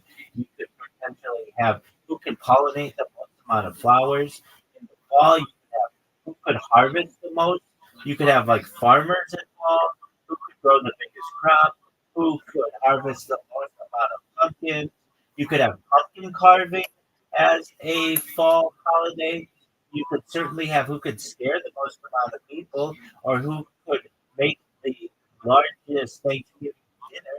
You certainly in the spring could have who could potentially be able to have the best opportunity to find the most amount of sunshine in the day. There's not as much to do in the spring. It seems like in terms of fall. So that got me to thinking we need more spring sports, more things that you do in the spring. It's like all of a sudden there's the sun and it's warmer and everybody's happier, but we don't have any sports to play. So with that being said, I feel like we should invent some new spring sports to correlate with the fall sports. There you go. the ending. So I have this thing. It's really funny. So I literally from the moment I wake up, and I've been doing this at work, like how my life. Okay, so when I wake, I say a quick prayer, call the Lord on, and something that Orthodox Jews right upon awake, and then I go to wash. And when I wash, I always make a joke about, and I told you this before, but basically, like, I imagine like there are like an announcer and a play-by-play guy, and they're talking about me like an athlete. And I'll say like, "Look at this footwork. Look at the agility out of this method. This is unprecedented agility. This is an incredible phenom that we're seeing here." And then I'll go and wash and do whatever. And then when I'm resetting my streams, because it's so mundane, I'll be like, look at this. Like sometimes I'll have to go like where I am here, and I have to like stretch over here to like mess with that computer. I'll be like, look at this athleticism. This is unprecedented athleticism. We've never seen a stretch like this before in the history of humankind. We have never seen a stretch like this before. There's so much sexiness that is oozing out of this person. It is unprecedented that we have the opportunity opportunity to witness this. This would be like an Will Chamberlain had sex with Babe Zacharias, Babe Zacharias on the 50-yard line of Dallas Stadium on the 4th of July, 1975. This is like if we had an orgy at the Olympic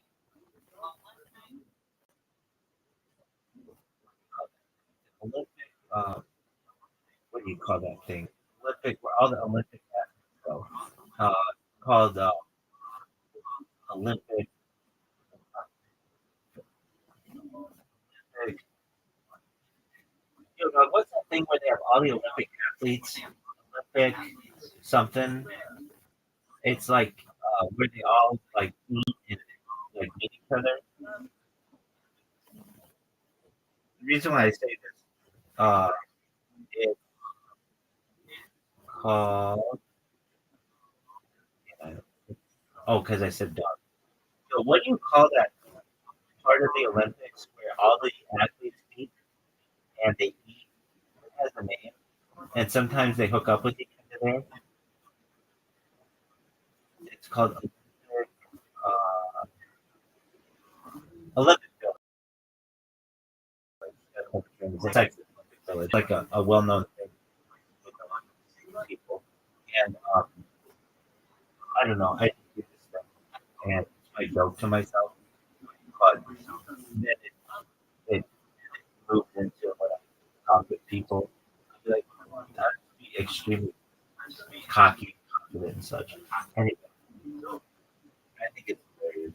And right, I'm glad you get my humor, and I'm glad that you're my friend.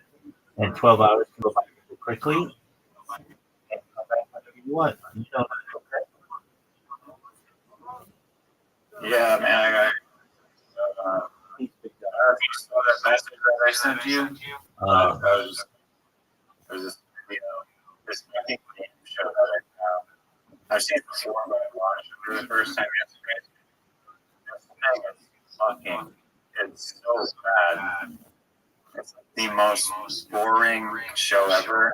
It's 5 hours long, and it's like it's just so mundane. I mean, you get at it. Because eventually, and sometimes like 90% of it, it's literally that. It's just like you. There's a bunch of pictures that just come up, and you have to just what's on picture, and it's literally like so. It's like horse. Dog. Hurting. And you're playing against some person. I think I sent you a video of it. It's just so bad and unentertaining. It's horrible. I played a game like this community, like on Sunday, where they just would show you a picture. It was a hand drawn picture. It wasn't like a live picture like this, and you had to guess what it was. Whoever could do it best. Tokens. I like the game where you have to hand draw and a bunch of people are guessing. That one's fun. You fucking love Pictionary, don't you? Whatever the draw one is, we draw it live and have to guess that one's fun. Yeah, this game sucks. The game show. Okay, well, I have not seen that message as of yet, so I'm glad I saw it now. And I see you sent me. What's the Coca-Cola thing? Oh, the guy who remade the Coca-Cola. It took him a year, and then it doesn't think about the scanners. So I will do my best to check it out when I have time. But Yeah, no, right. so again, thank you for your time. I hope yellow is.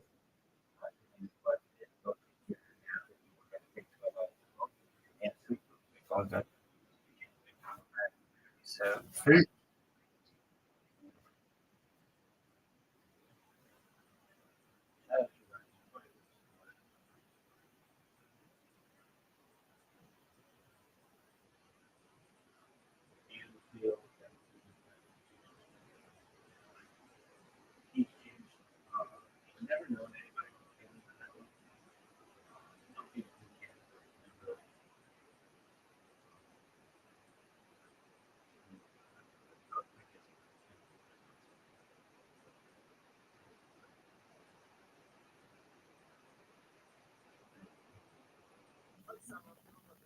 Is that the end of your story? Dude, I have this fucking.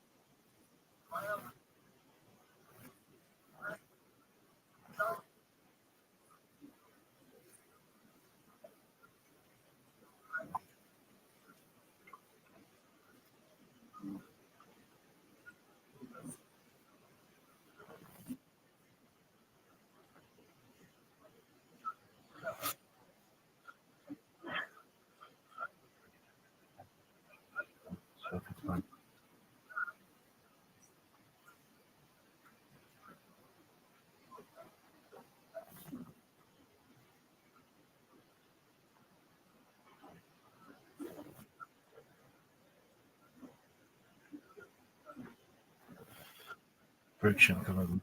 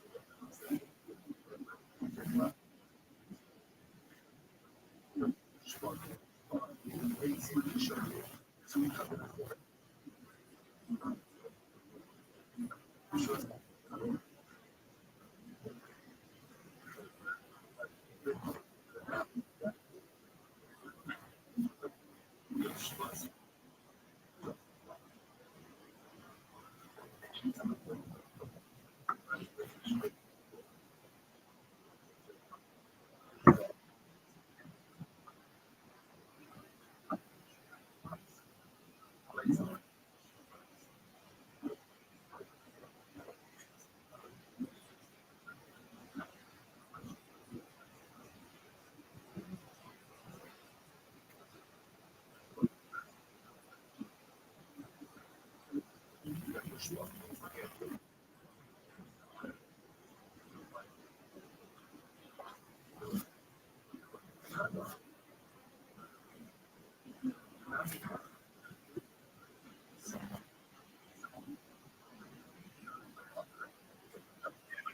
later,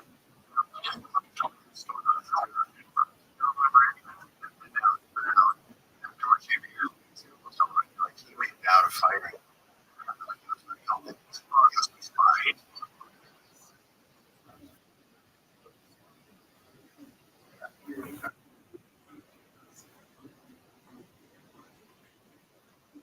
It's very healthy. He's a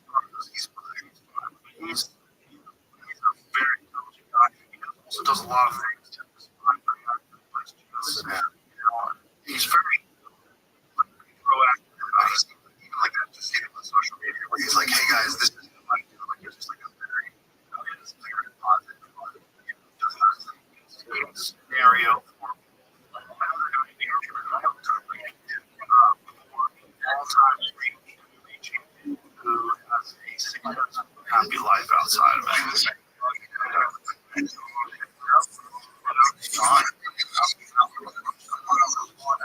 He's great.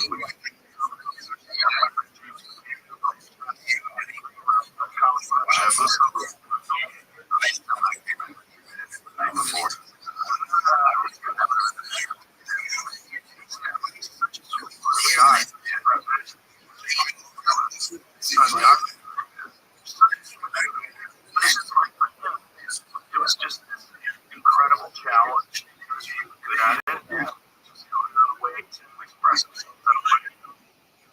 I was like,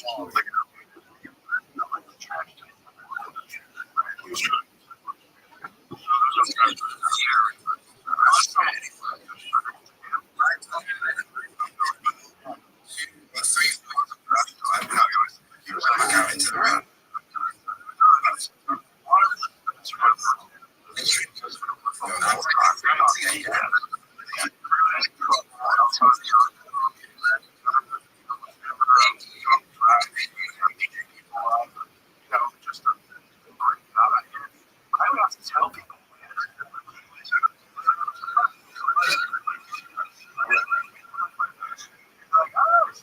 Like, it's not five,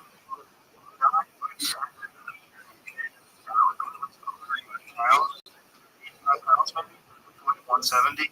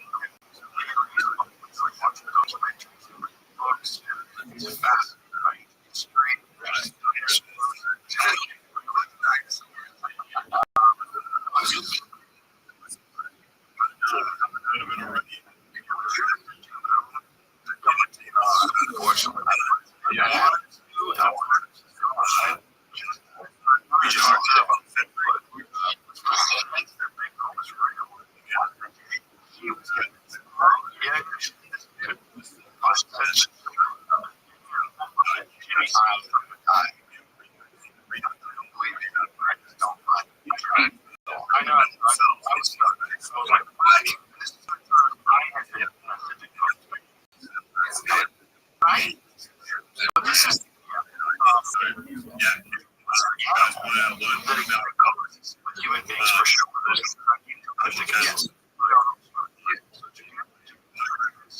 They found bones in the Carrie shop in the 1930s.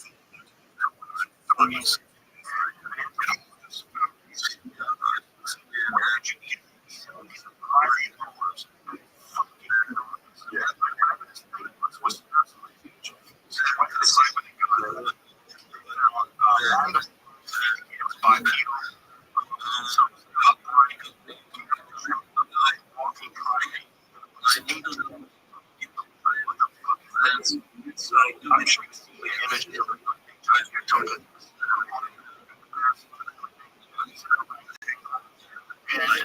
and so that existed, and also existed in Asia. right? So you look at that street. We know it existed during the Ice Age, so we know that migrated from Siberia.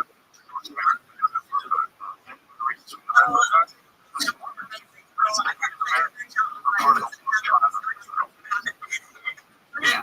So Mormon guy found out that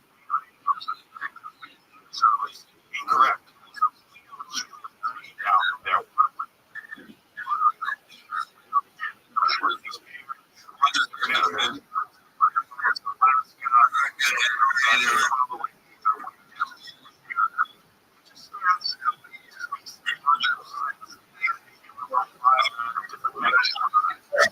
Right? So, how are you?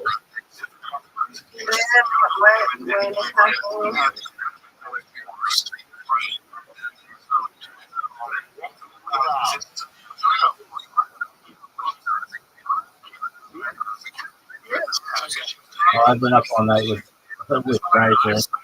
We sleep for 12 hours today. Yeah,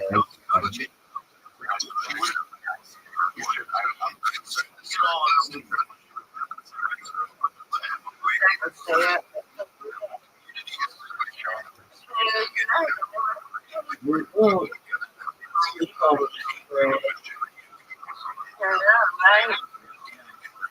did you have coffee?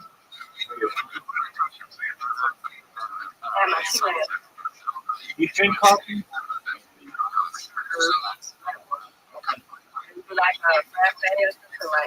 Yeah.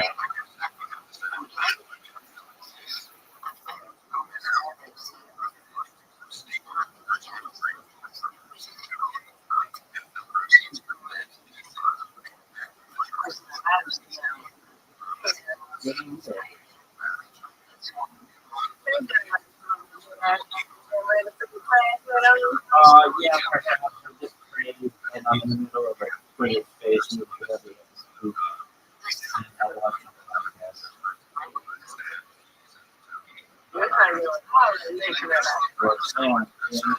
Um,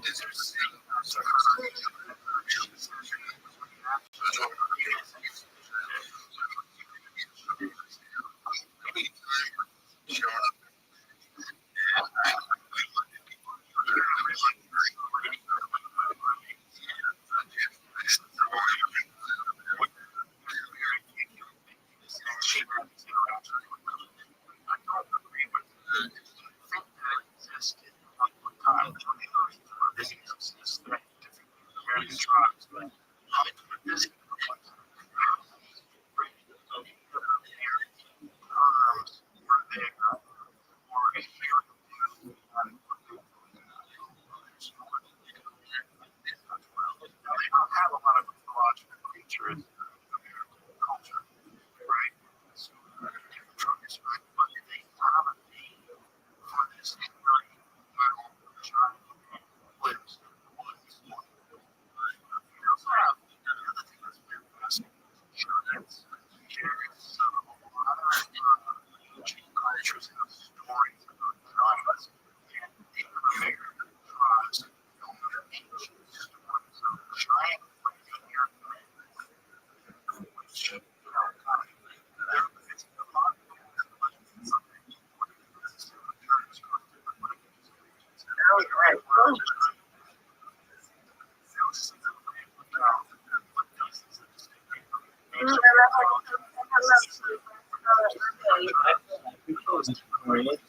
Hope you have a wonderful day. God willing. I'll see you tonight.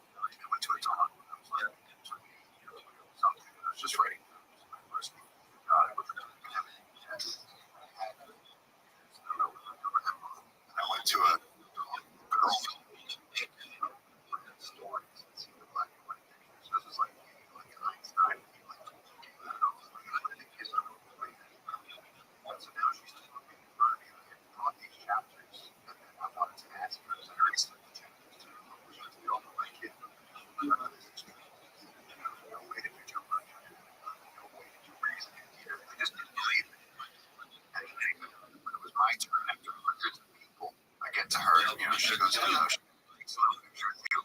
said, these chapters,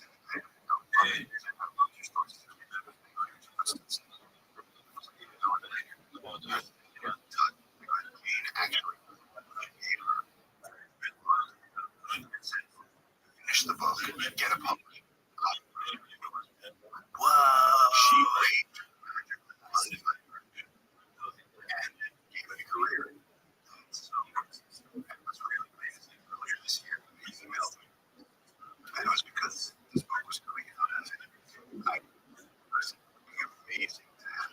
I mean, I say at this point, no one's the conservation of Mother Earth. And she just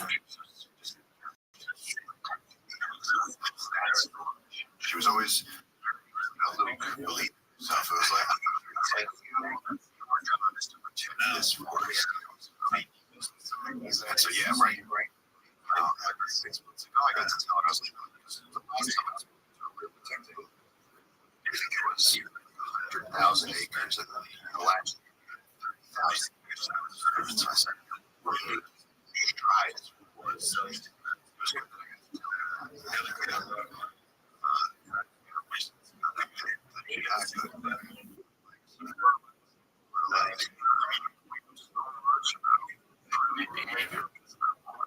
So much about mandatory for her. We said there's human. And now we know that capital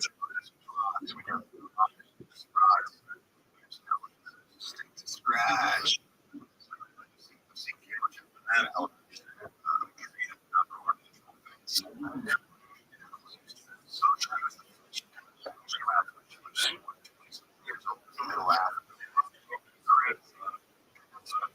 Rest of her life.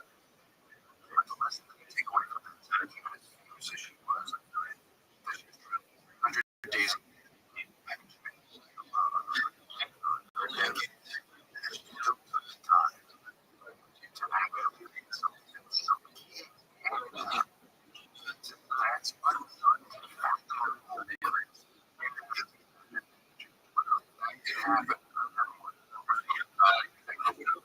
Started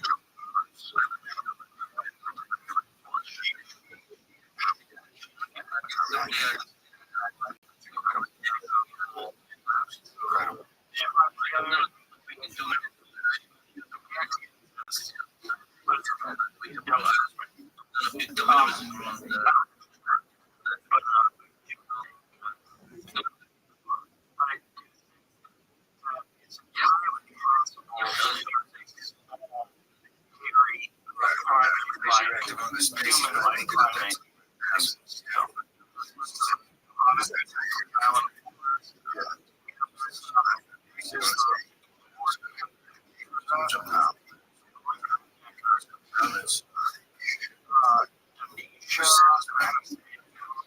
bunch of places that this creature gets.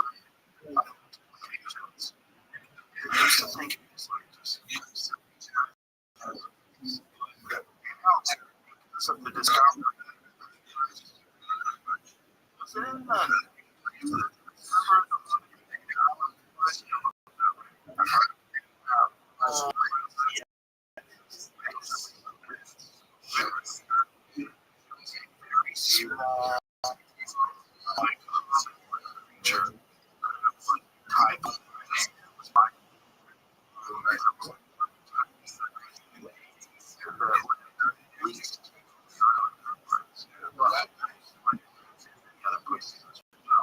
And there's a possibility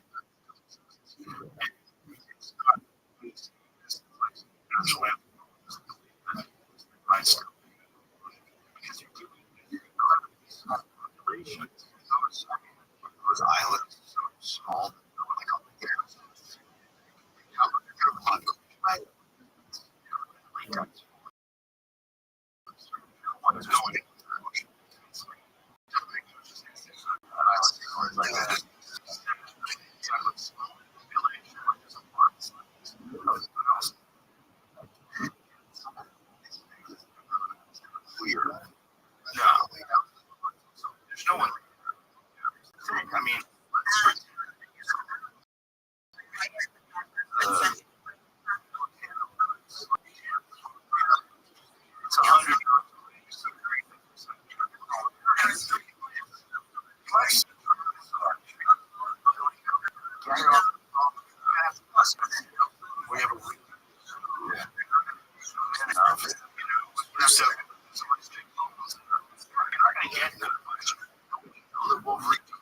But finding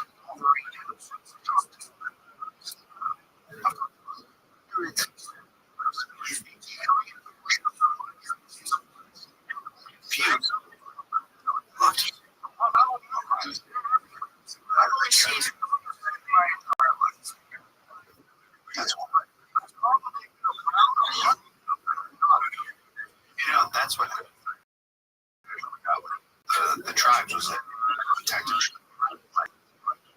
was being protected tribes. It was like crap. Somebody run. I was 10 days in the jungle. Like,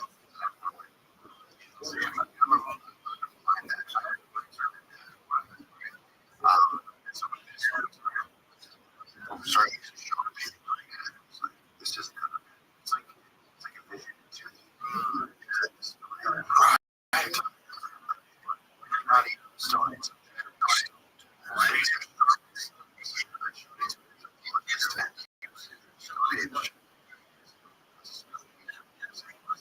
Using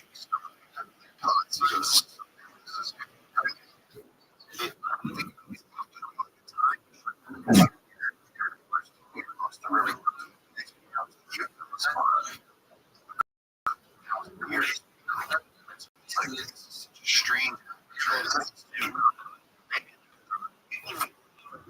I feel like somehow it's like, dude, it's like I was years ago. 20 civilization. Yes, that's what's crazy.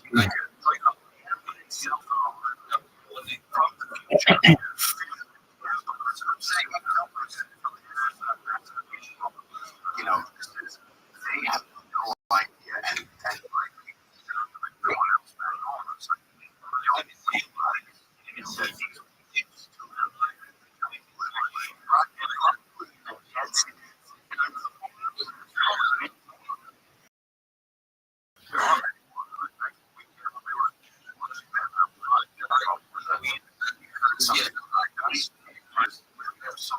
with the women, and they pulled up all the so for a second.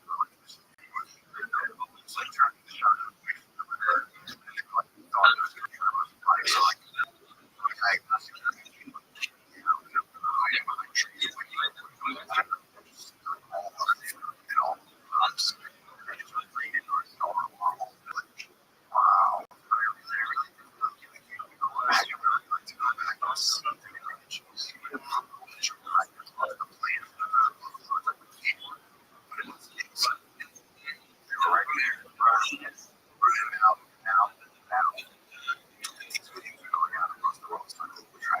wow.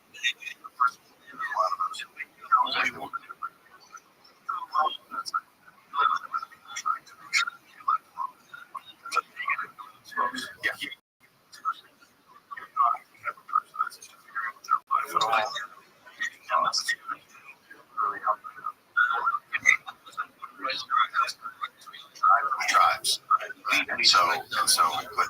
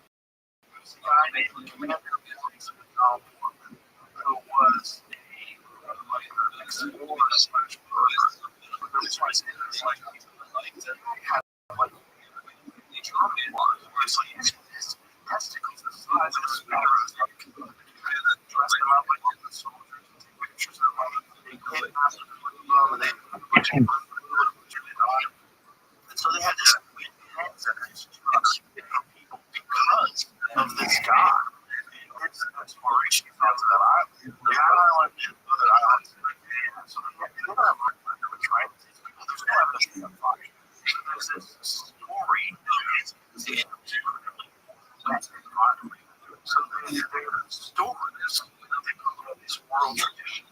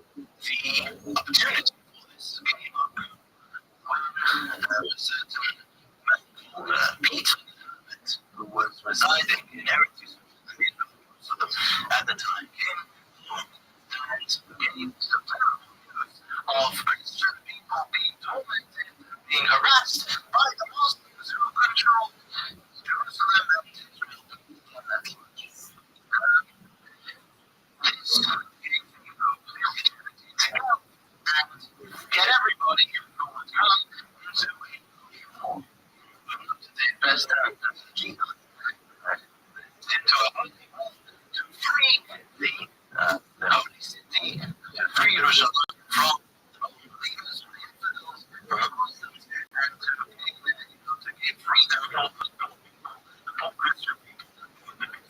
They promised a mixture of two things which guarantee their success. Number one, money. They would join in the crusade, would to plunder everything that everybody and everything that they conquered. Number two, you give them a spiritual season.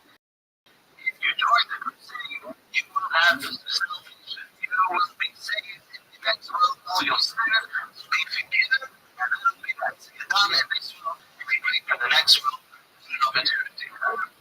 Yeah, that's right. In this world and the next.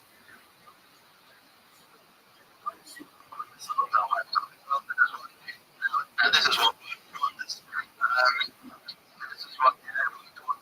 Elsie's doing. The name Crusade came about because they were very recently when they crossed, and therefore in any the travel across. They say the travels of the cross. That was known as the English Crusade.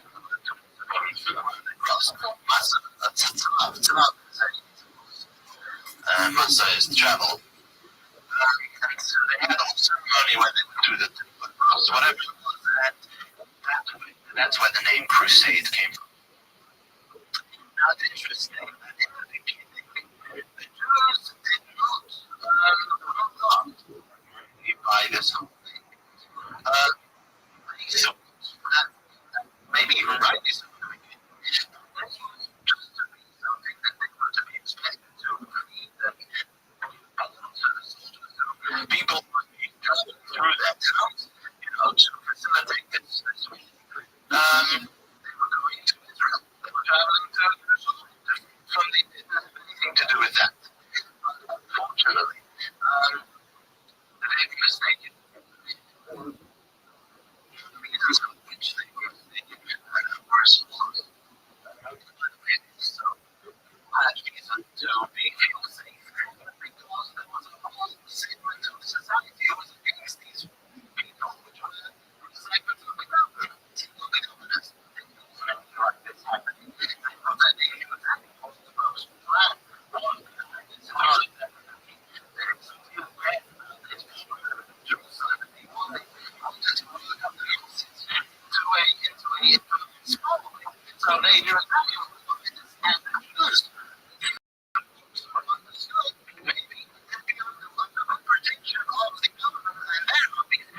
Less than anything else.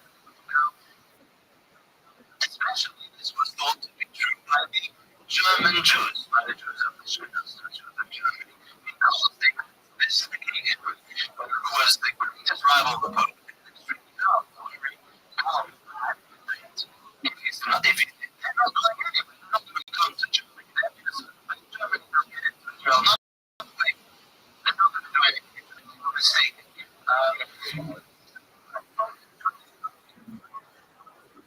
Because these people would be from France.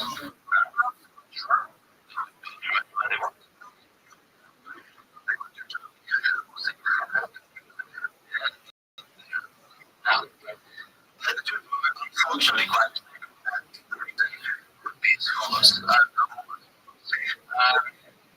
is going to be unbelievable. Only other causes which have to be accomplished now. They're going to conquer Jerusalem away from those non-believers who are tormenting the believing people. And away from the real culprits, who are the ones who killed the Messiah, who are the ones who avenged his blood, etc. All the fanaticism that these people, the symptoms, massive monks and by the priests, and there's a tremendous opportunity, and they have this. Nobody's going to save them. Nobody really going to stand up for them, as we will see was true. Which was also a very great reason of why the Crusades time.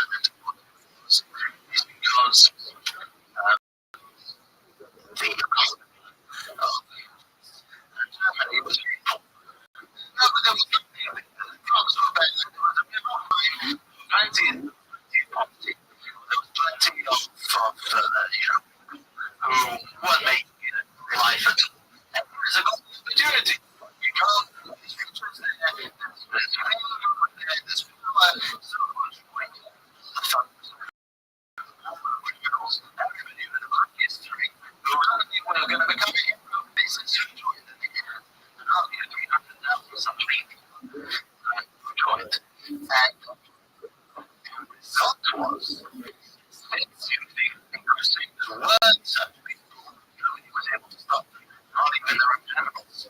Because when they ran their own show, they would convert simply thirsty people just would upon them without any particular outlet to be given. And they weren't able to follow them for the wrong reason as well, for the Jews being so vulnerable.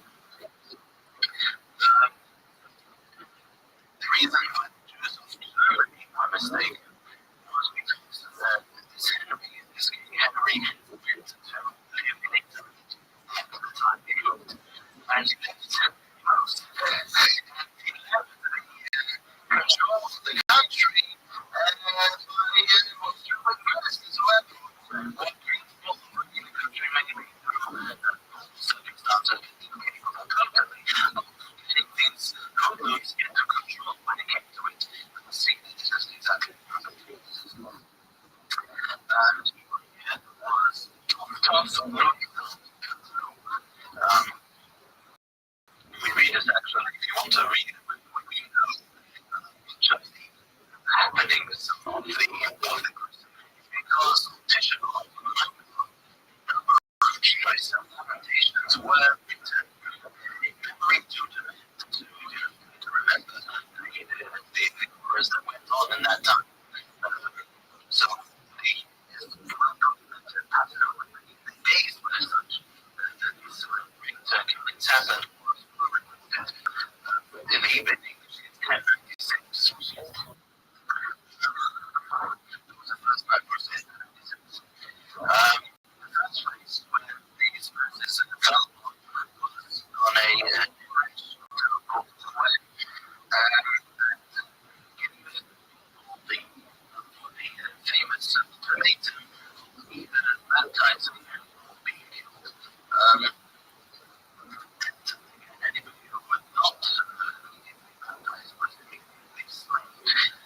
The Jews in France, upon hearing of this phenomenon, wanted to escape, but many times they demanded the Jews end up with the same as they did with those Jews, the Jews of Germany. Upon hearing of what was going on in France, actually helping them, but they decreed fast days traditionally. Times of biblical times, whenever something goes wrong, we decree a fast.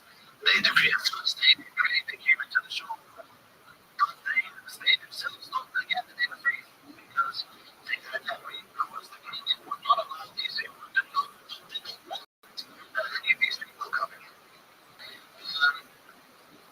In 90 days, the Crusaders had made their way from France to the province of Germany, going through a number of towns and killing the Jews in merciful ways. The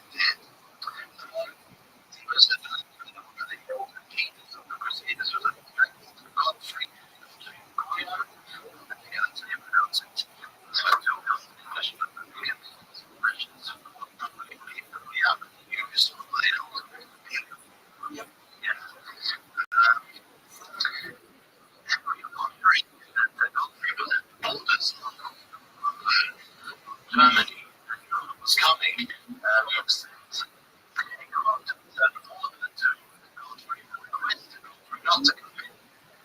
He requested with a hefty money as private extra donation that he brought to the 500 he said not to walk in. They said that he didn't go in, not for his people, not for the fellas, not for the fellas who decided to follow him. The mob did not bother listening and entered Germany. And they went into a number of Jewish cities, which were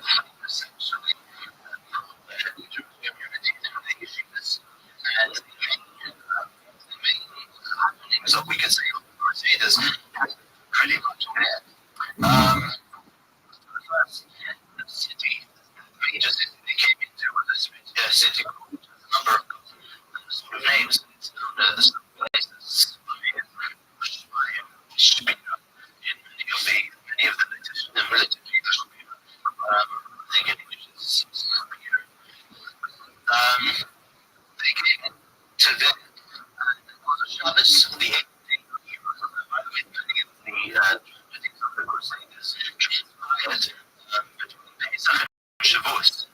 One actually, one great tragedy of it, Shavuos itself. Just for the Jewish culture. It was Shabbos. And the argument they did that shows, as we know, Europe, the Jews until today, they knock themselves, they throw themselves behind doors on the shore, and actually got violent and they the wall. However, they failed to defend themselves after a little while. They started killing people for a while. They managed to kill about 10 people with the suicides not to fall into their hands. And in the last minutes, this is something interesting that happened. There was a man called John who was very faithful to agree to the king. And it found out that the man actually not considered captain and was rioting in the city of Spain. He came running with his army and spread, to disperse the noise in his army. A small army, a proper army, and they were able to fight off them. They were obviously very frustrated.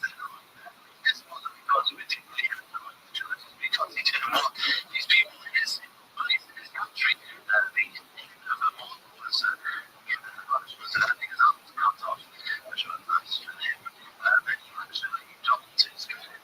He gave refuge to the Jews of the community. So if anything else happened, it would be safeguarded.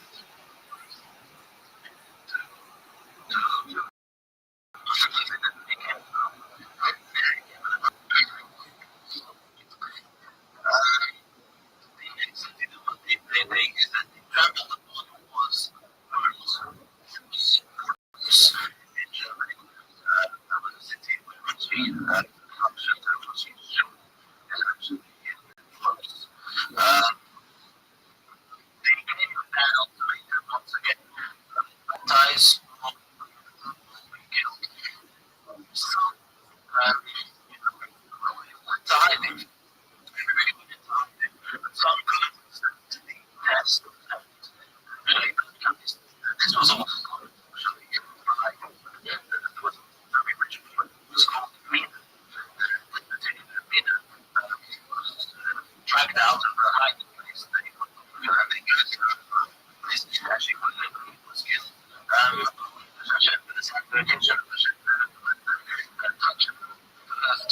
To do such a thing to betray the Almighty.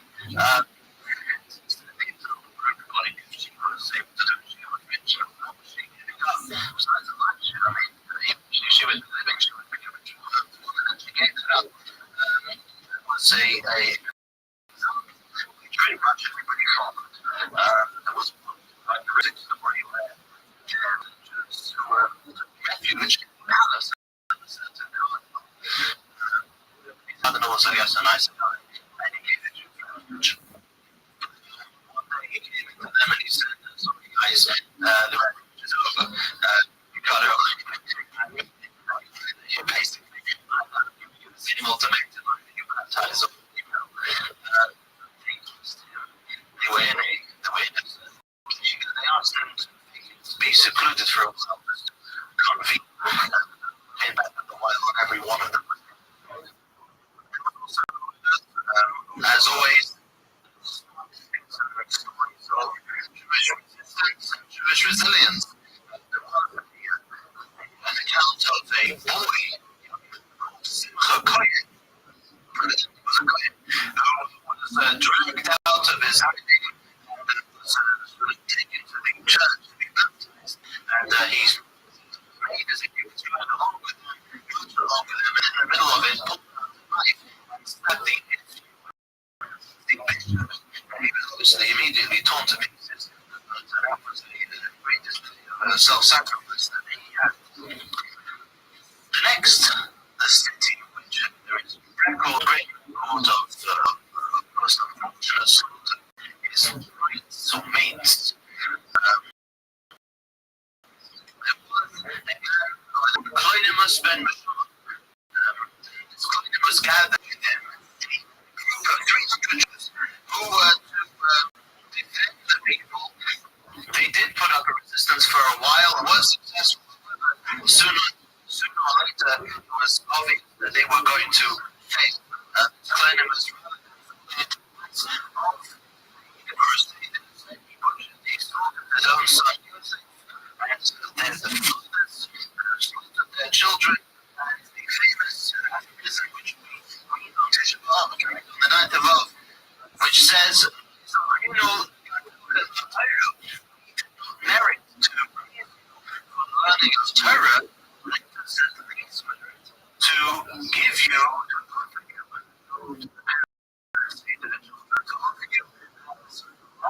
as korban sacrifices. Says sacrifices of the same. Many thousands died in Mace, buried in 9 great pits. Altogether, there were about 10,000 Jews who perished in the First Crusade. About 10,000 numbering many towns. Cologne, Meer, different other towns and cities in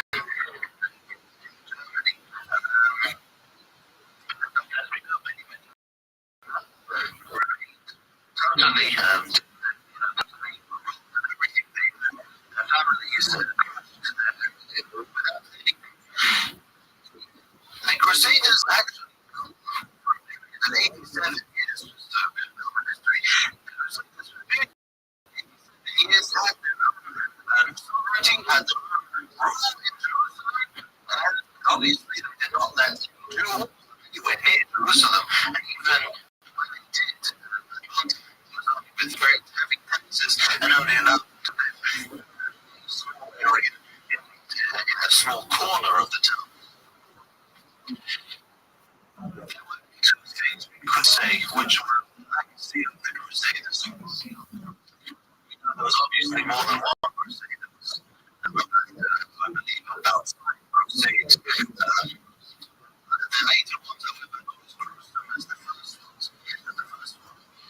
But the legacy that they all left was, number one, the Jews are everybody, whoever really wants to get up to destroy them. There was not to be, at the end of the day, anything to stop anybody from destroying Jews, revealing Jews, or wronging Jews. Every really the field collapsed right in front of them when it was tried. The other legacy, which I believe is something obviously very hurtful, but something extremely helpful, the legacy of misuse. This was a great display of self-sacrifice of Jews who committed suicide, not only that, but making something harrowing was to kill their own spouses and children, so as not to betray the Almighty, so as not to betray Hashem and His name. This was something which, throughout Jewish history, was always looked at as one of the great, one of the works of self-sacrifice, and utter self-sacrifice, in the sense of the word. There were the next crusades, there were obviously some very horrible and terrible images or scenes of self-sacrifice and killing, mutilating, and so on and so on. It was different to the next crusade because those who conducted the crusade were more the noblemen, the noblemen, not the fanatic, more bloodthirsty, as the Flankers, but they were people with their superiors, as we saw the crusade at the beginning. They didn't listen, they were fanatic, they didn't listen to their leaders, to their lords. These, however, there were to be orders, there was like Germany and so on, just not to and they would follow orders. So there was a little as far as the governors was concerned, because as we said, the governors were totally against the Crusaders, so therefore the Crusaders wanted to come and to destroy Jews and Jewish communities and murdered also in the next crusades. And because of the English but again, there was some things coming up similar to the first crusade.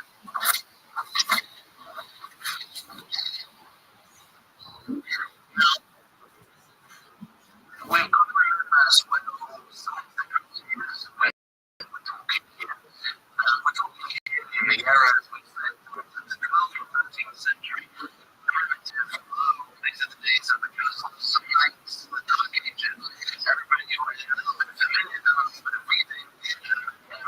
Whereas, as much as possible, entered into the world, to the scene of these ages, these were, these were ages where the state was ripe for things as likely as God, which is referred to in Hebrew,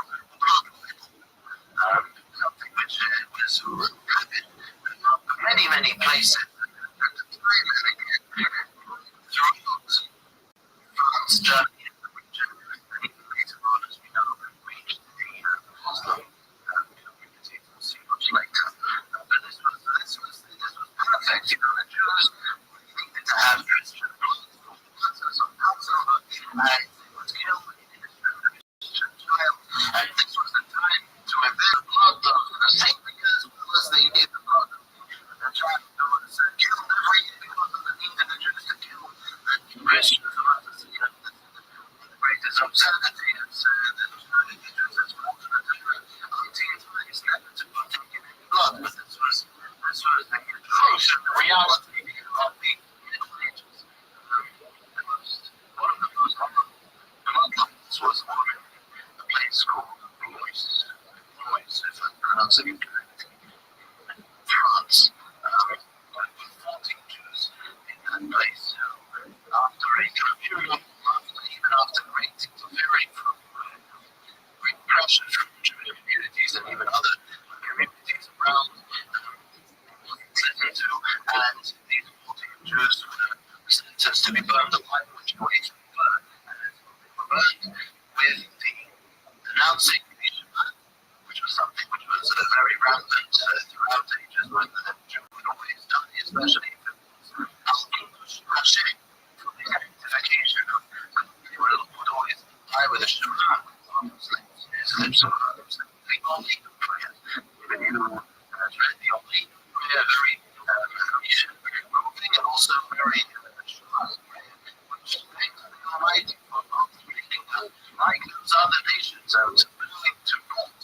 So, obviously, this was the reason for which they were being killed. They were accepted Christianity. This was not happening to them. And they died with saying the Shema and following.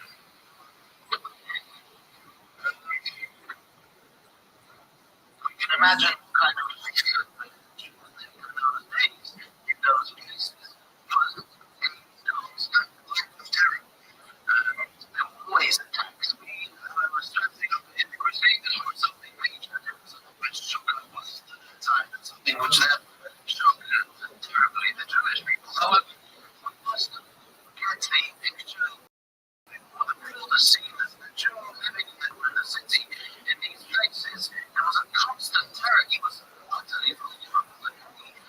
A priest or a bishop would light up the masses to go, stir up the masses to go and to kill the brother. Localize pogroms and localize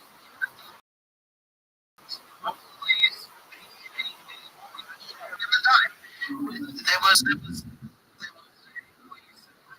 always going to be the lead, who is going to be the next ruler. Whenever there was a person who was very nobleman, bishop, or cardinal, there was always terror, there was always fear, because what kind of a person is this going to be? Is it going to be benevolent to the Jews?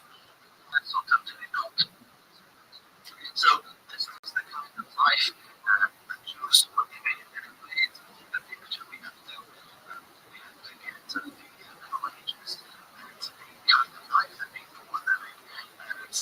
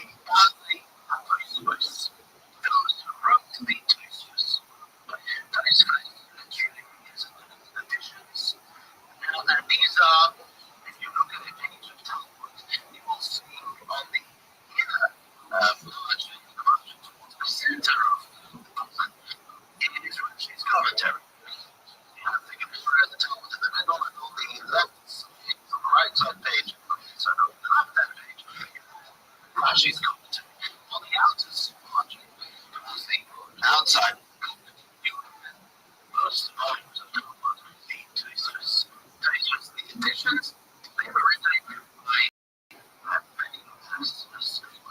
some of them were grandchildren of Rashi, some of the main ones were Rashi's grandchildren.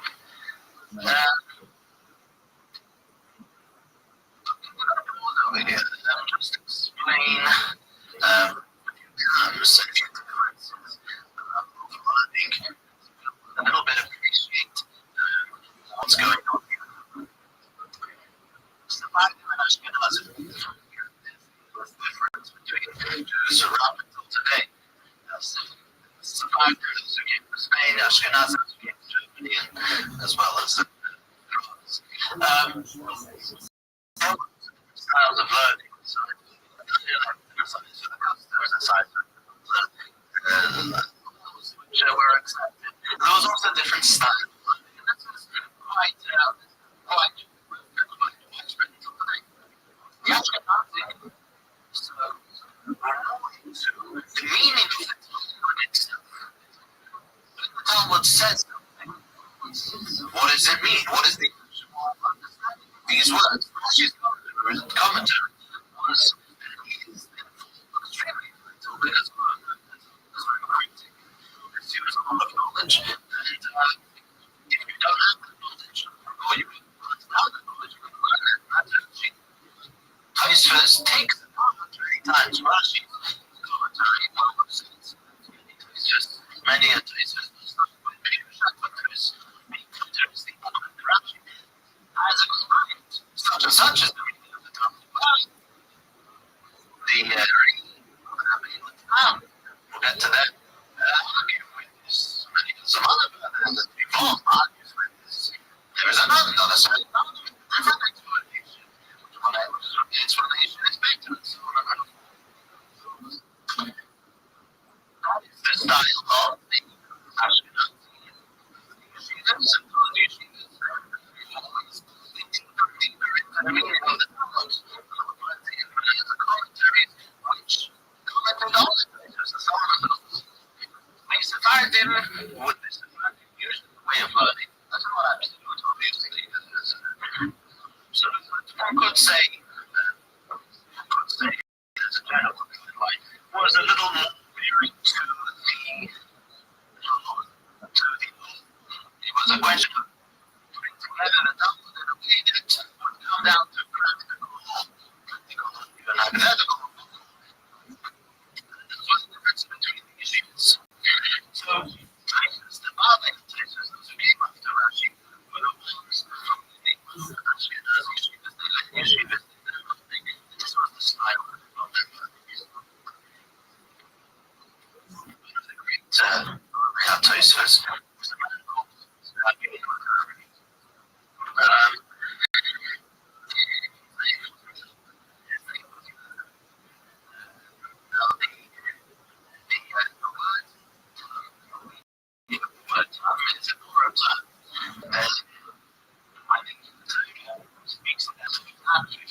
Father Jacob. So it says, the ocean was a straightforward individual. The tents of learning, as opposed to Esau was a cunning individual. So, as well as contrast of simplistic strength.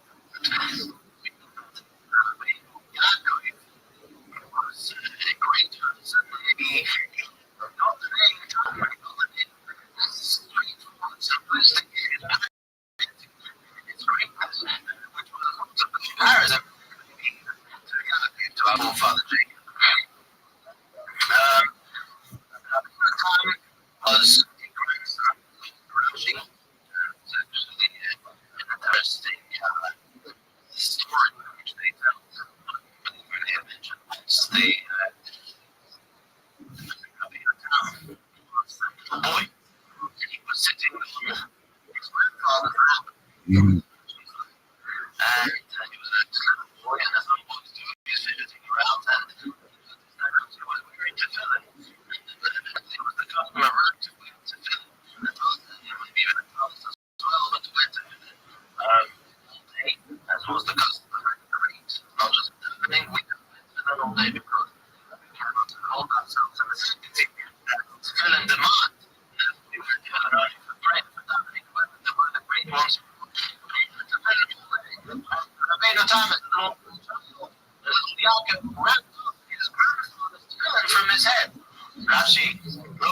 said that he is desperate to argue with me as to the notion of the right of there is a argument as to exactly how to explain a certain Talmud.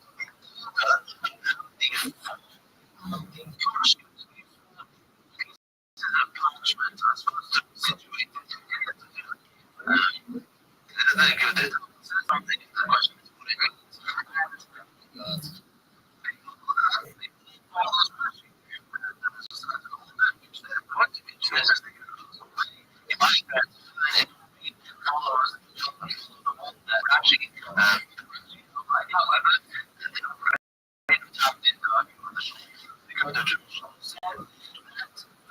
Somebody is not hearing to fulfill the possibilities, he should also put on Rabbeinu terms to fill it. And that's what you'll see many people would do better to fill it. Rashi said to fill it, and Rabbeinu terms not to fill it. The Rabbi encouraged this very strongly. All those who, obviously, if you've already put in a lot, should in a commendable thing to put two pairs of Rashi and Rabbeinu terms.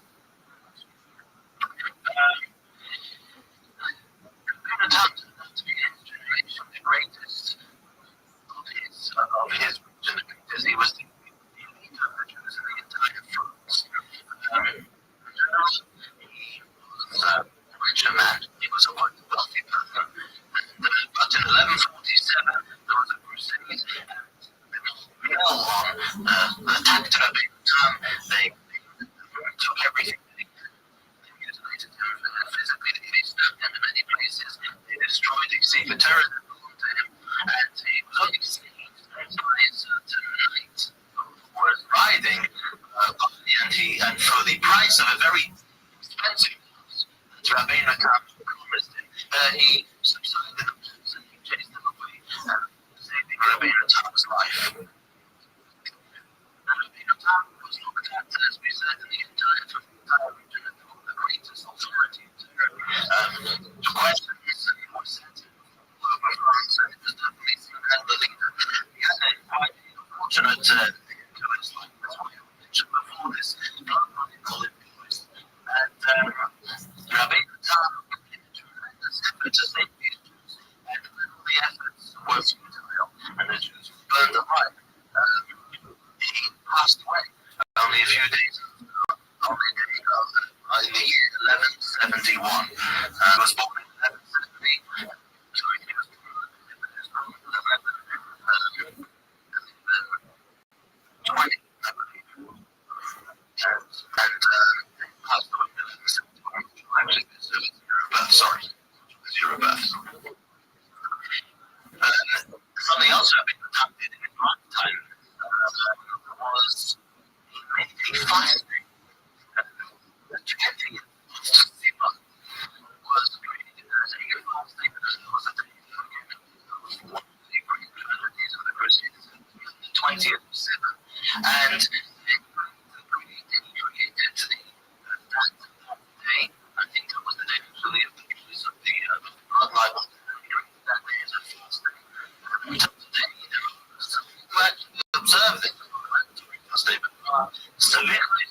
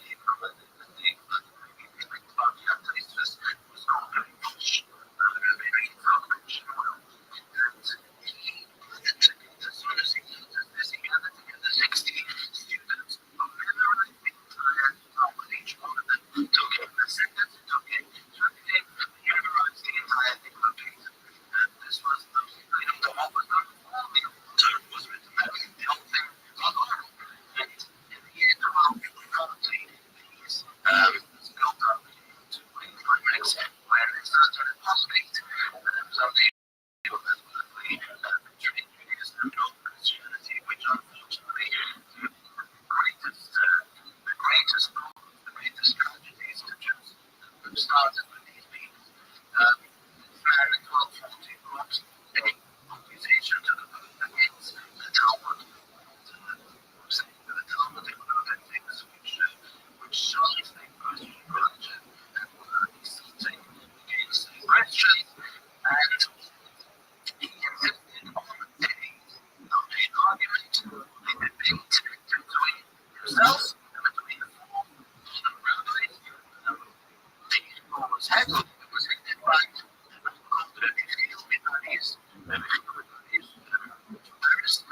who was also one of the greatest scholars of the time.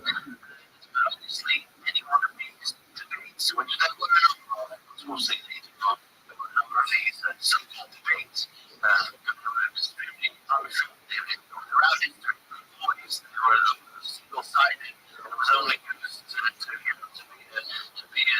make accusations against the Jews. In the year 1242, on a shirtless departure of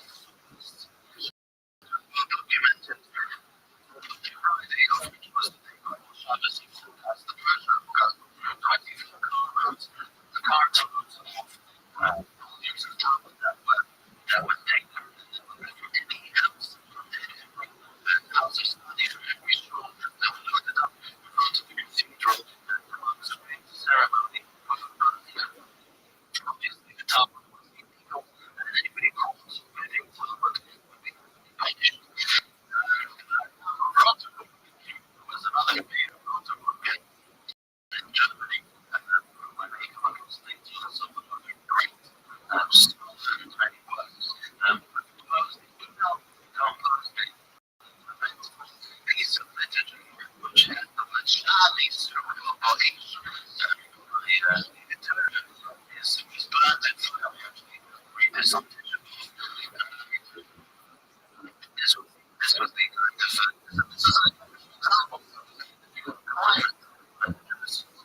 go through it in the Middle Ages. Then we wanted to introduce some differences between the Bible, especially we'll introduce something that we have here now. Two very important terms. Ratio. The ratio. The word ratio means first. The word means brothers. Those who are the ratio with the name called title in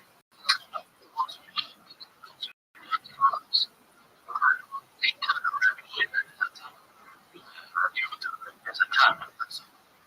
Those who told the Gemara that Allah wrote the saying in Arabic. Those who said told the Allah, those who brought down the tradition of the Lord. Rabbi was a Rothschild was another. After the we went through the Kohen.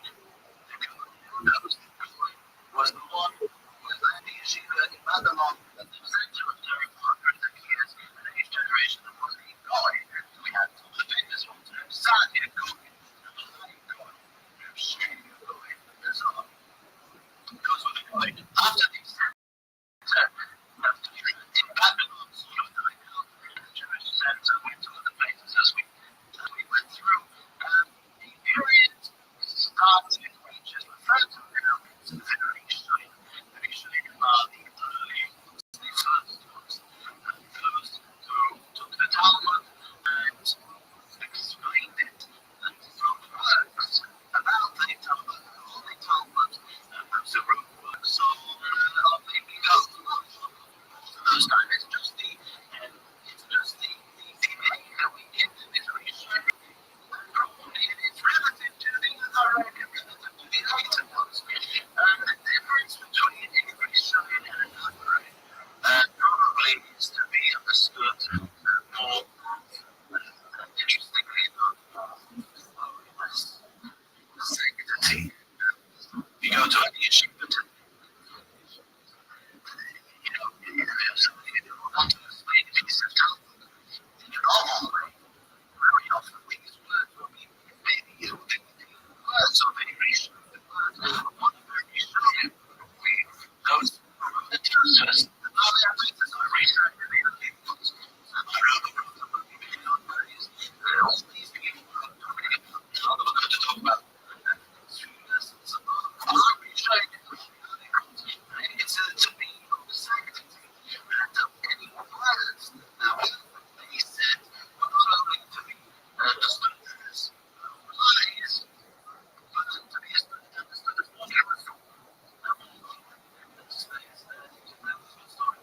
illustrate this.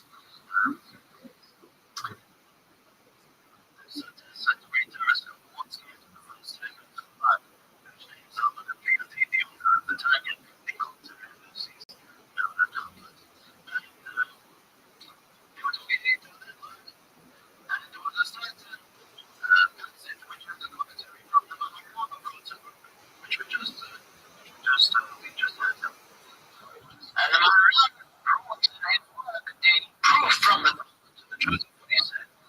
Proof seemed to be something very, see, not a good proof. Solo came to the ultimate. You know, why couldn't the Maharama bring a proof from some other places of the knowledge which seem to be much stronger than this proof that he brought? How could ever say you're right? And if it ever brought, I believe they can be so beautiful. Proofs from the Talmud. The ultimate proofs from the Talmud that the Maharama could have brought for what? So they had over here, they went and to the ground and started refuting every one of these proofs that any of their enemies felt had come up. Decided that the 11th proof, which was the seeming flimsy, not good enough proof from the Talmud, that was the only proof that stand. The alternate scholar, do you think that the Maharama of Rothschild all these proofs had to be the process of elimination and to decide all the proofs were no good and this was the only proof that was valid? He said no. The Maharama was a complete individual. The Rishonim were ruling. The Rishonim walked into the Talmud. It was like walking for them. It was like walking into a room and in the room. When it was lights were up, immediately you see what's going on. You don't have to go through the process of elimination. You just have to go through the perspective object and take it. The ones who are after the Rishonim of business activity would go into the Talmud and go into a dark room and feel around. It's not so easy to get in a dark room. When you want to, it's a process of elimination. If it's something that's correct, you know you have to go to the next thing. Until you get to the right thing, it takes a lot of time. You can understand Torah and its truth. Because understands Torah more accurately and goes immediately to the true understanding of Torah, being Hashem's knowledge, Hashem giving something calming to the more godly individual is the more people understand their understanding of Torah. And this is true throughout, but especially evident in commentary in the Talmud itself. You're sitting in front of which was written 200, 300 years ago. Just the something which was written 700 or 800 years ago. There was a very big difference. A very big difference in how they're treated.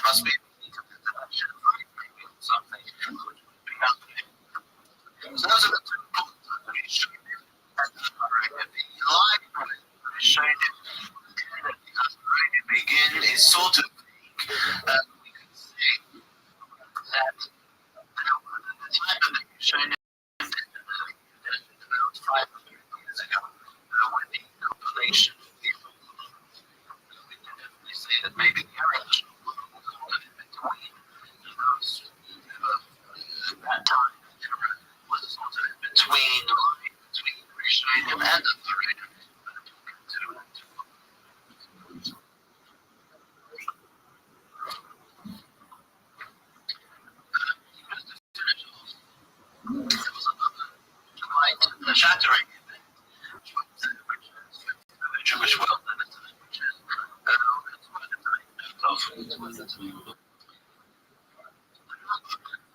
Maimonides had written, as we know, many books. The big work, the Mishnah Torah, which we spoke of, the entire other works.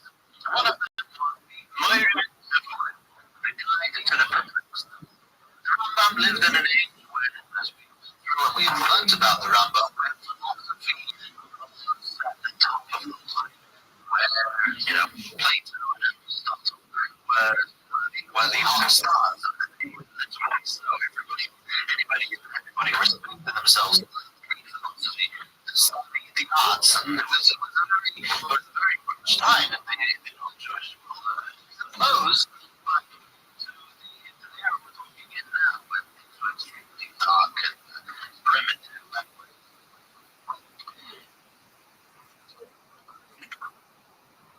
and also the place as well. You see, the Rambam lived in the Abrahamic countries, and the Christian with direct contrast in that time to the Islamics, who were very, very much towards them, so to say.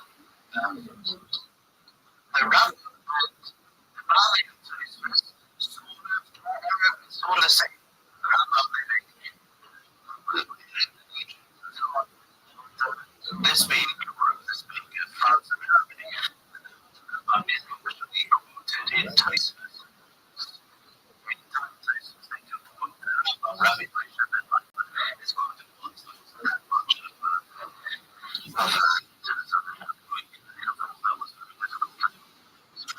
shortly before the Rambam's himself,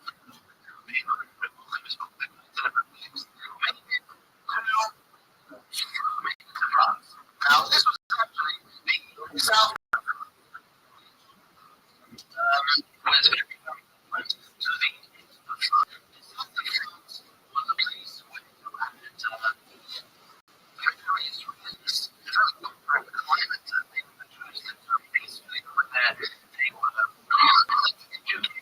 They were part of the society. Some of them had very good positions in society, especially the positions of the doctor, a physician.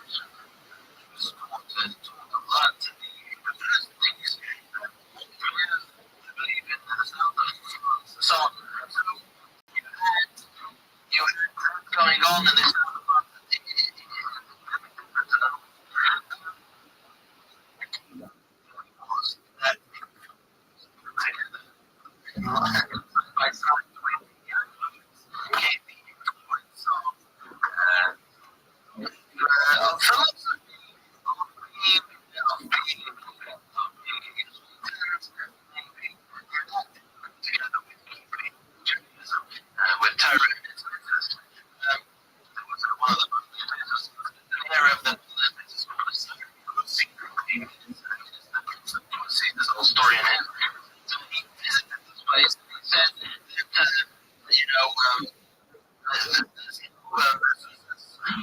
to fill in too much of it gone. It just didn't bother putting up mezuzahs. It was the kind of place that this was climate that was happening. And he was talking about actually he was talking about sleep. But this also that's the thing about it. They did have their schools. The Bible is from many schools.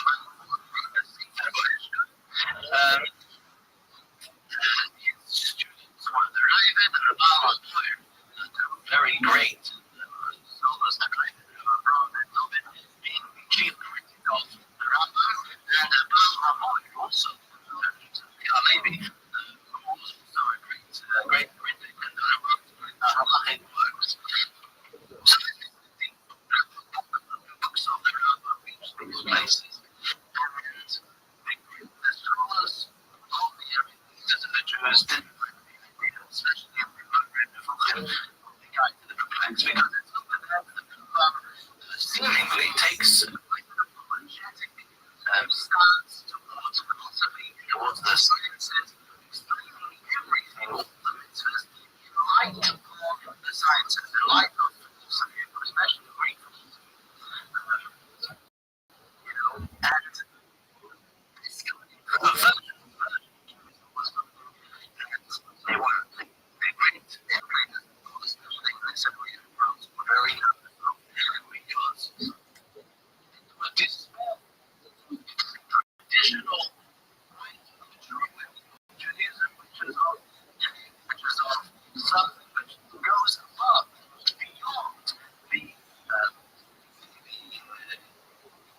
limitations of the mind, of what the mind dictates. We all know that the mind dictates as quite as far as human experience is concerned. We don't function because of mathematics. We listen to the inherent in the human mind, which tries to be faith. Judaism, which is purely product of the Judaism, and therefore there became a controversy over the works and not the works of the Rothschild study, but such an approach which is now obtained in these books. The Jews, they didn't want it. They couldn't get enough of it. It was all translated from Arabic into different languages. And they loved it. The Rabbi was extremely great, especially in Spain. But as we said, in Spain, that's not Canada. Next year, let's see, but in Spain, it was very similar to the Jews.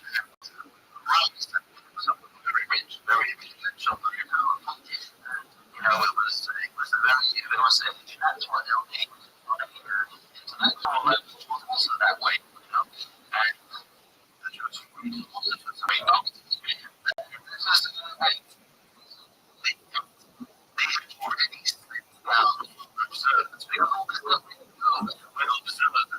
Listen, we do a lot of people to be open-minded and enlightened. Doesn't go together with being, as they say, with being religious, with being pious. And so some very great practices against the Rabbi. This was something that swept through the Jewish world. It was the people about this idolatry, and the rabbis,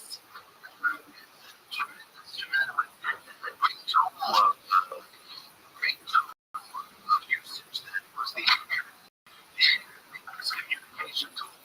Something very, very evil, very wrong. He was communicating.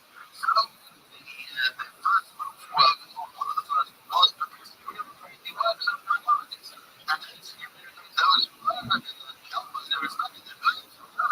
He actually communicated very quickly. So he warned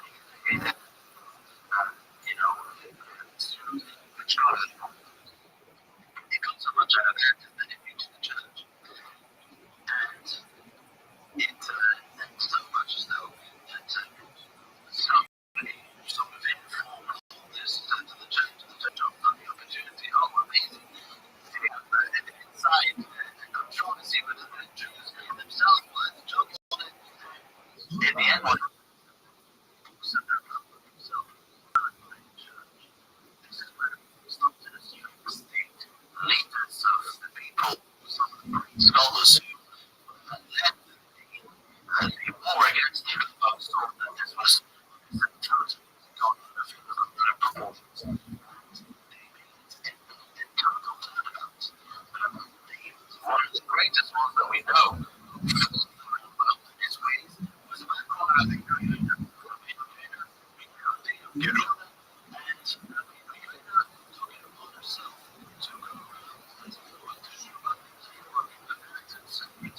to go around and reach Jewish community and to go to the shore and to announce that he had sinned against the Rabbi and he asked for forgiveness. This was after the Rabbi's passing. He wanted to go up to Israel. The Rabbi was a burial site and to ask for him forgiveness, so to say, physically. But he didn't manage to do that. He did, however, writing work which is very well known called the Shari Teshuvah, for return. Shari Teshuvah of Rabbi Shari Teshuvah means a return. One of the earliest written about Teshuvah, which is a product of his, so to say, his own journey into Teshuvah, return to Hashem. This was some of the highlights of what was going on at that time. But as always, the history must be understood in its multi-culture. These were the highlights, these were the high points, some of the low points, we say. But we've got to understand the general picture was very important for this time. With the many other great Jews, the Ramban, the Nachman, the central figure, and there were the Jews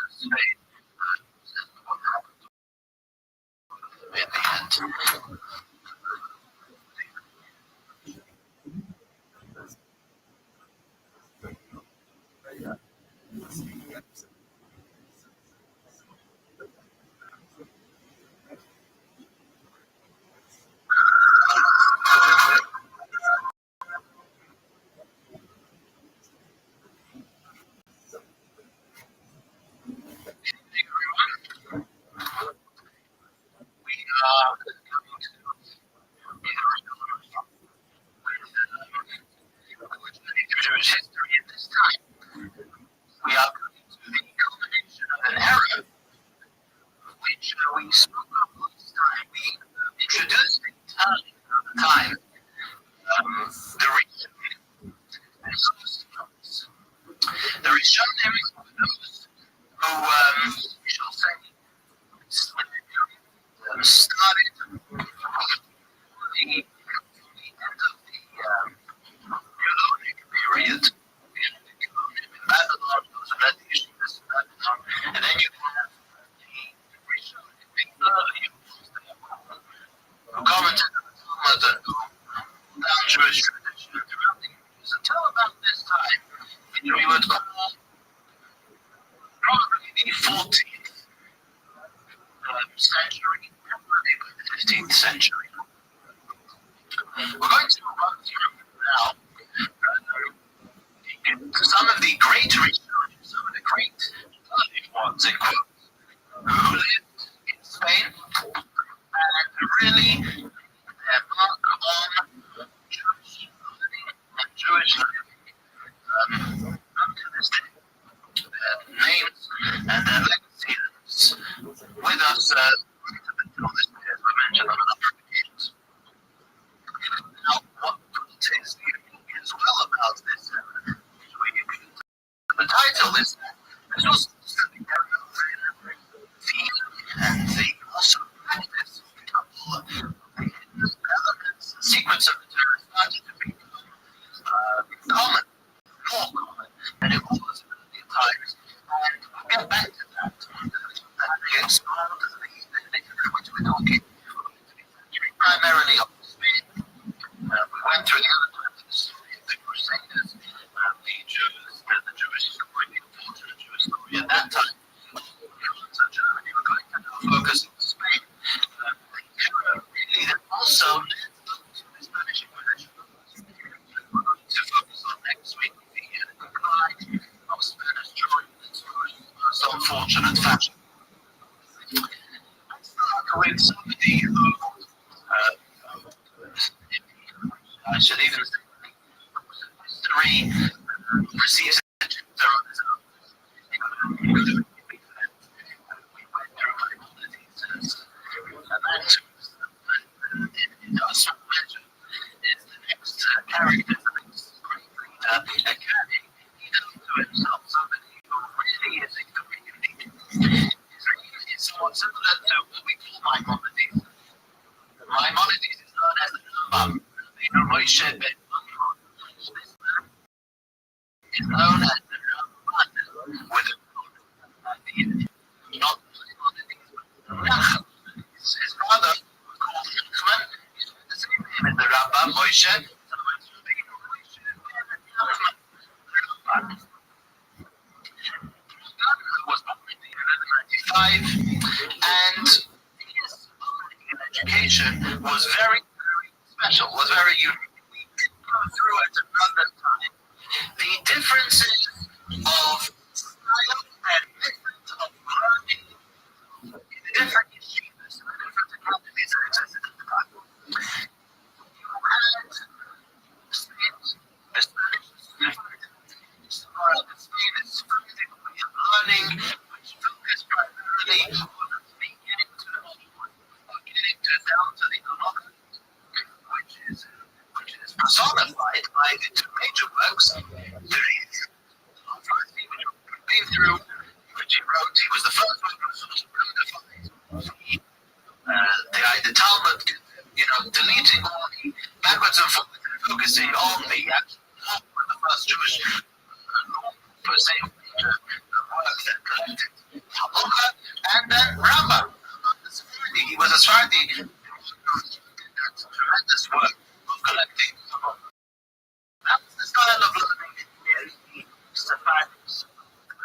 that France or Germany, was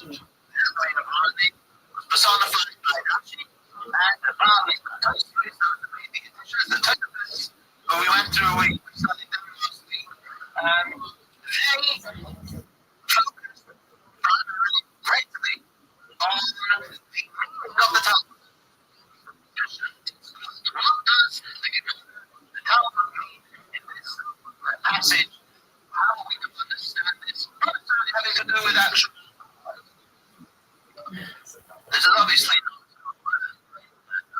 not defined. There's no absolute. Obviously, everybody was concerned with the whole. That goes without saying. Obviously, everybody was concerned about what the means and what the pshat is. However, pshat means meaning.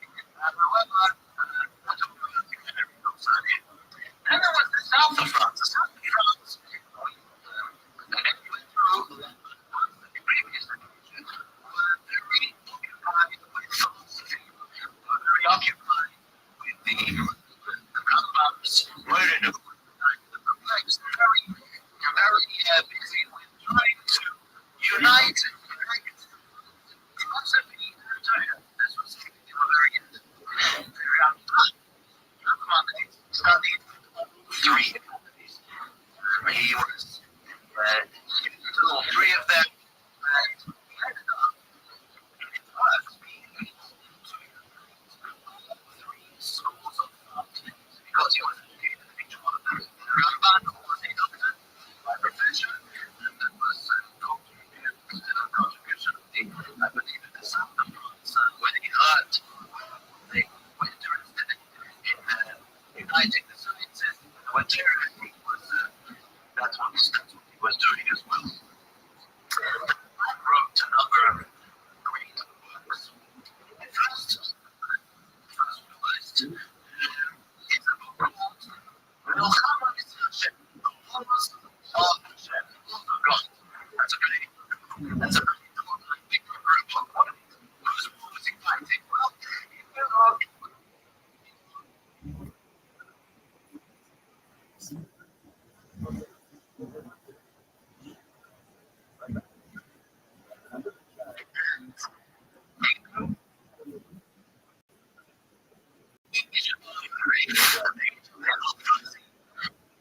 It's very exciting.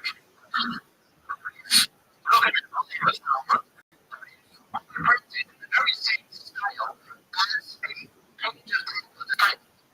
Very familiar. So it's not because it's already around there are many commentators. There is something very bold. There is decided.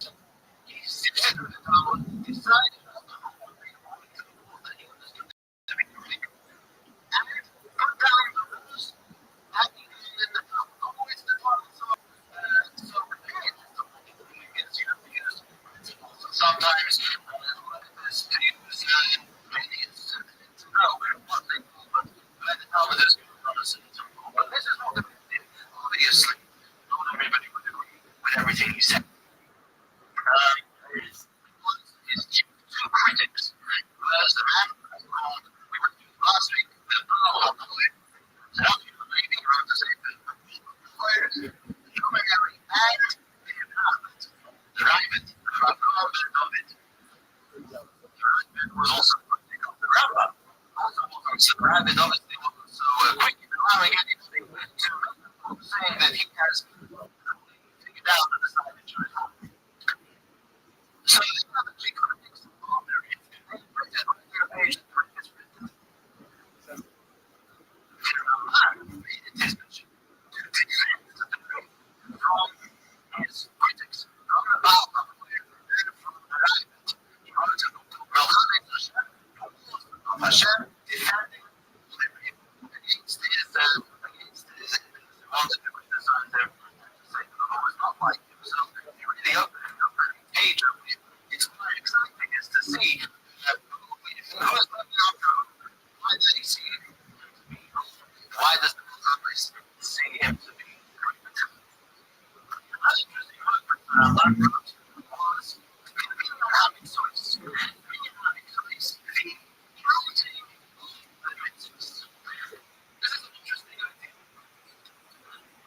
Since the Gemara says that there are 613 mitzvahs, this is something very well known. It's quite a difficult task to actually figure out which laws of the commandments in the Torah are the individual mitzvahs. For example, there are a number of kinds of sacrifices of corban.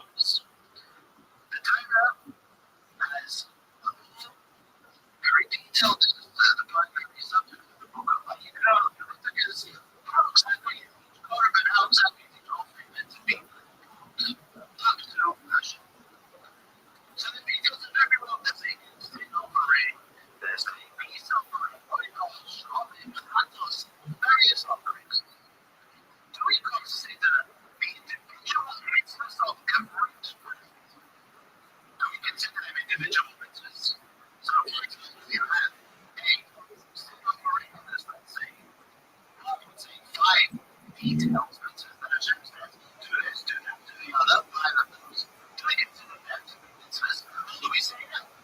There is the mitzvah. The person needs to bring a sin offering, he brings a sin offering. And he's got to do it in a certain way. And the Torah does it all the way. So eventually, it's one mitzvah. One of these makes the count, and his count of the mitzvahs, and one of these considers it to be one mitzvah. You see, now the problem is, there are many commandments in the Torah, much more than 613. So you've got to generalize, you've got to choose which ones are mitzvahs and which ones are not considered to be part of the 613 mitzvahs. Because the very first person who did this was a man called Rothschild of Cairo.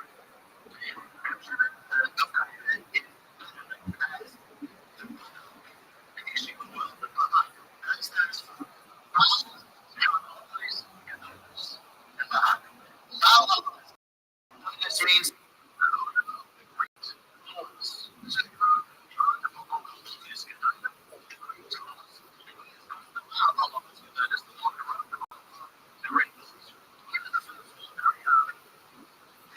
so this is very time very early on we wrote a book counting times as the achievements. The next one, obviously, one of my projects was the Rabbi.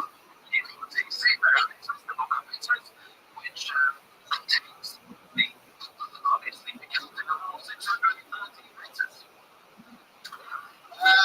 The Rabbi wasn't necessarily in agreement to the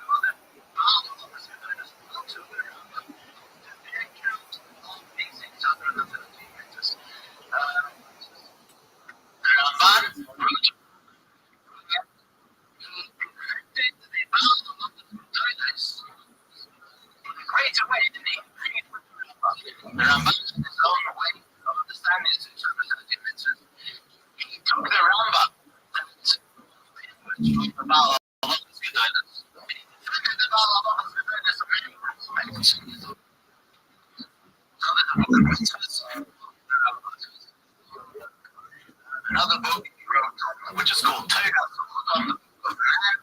The Ramban wrote this to do with a person passing away in the horse. And he had something very fascinating called Shar HaKabah.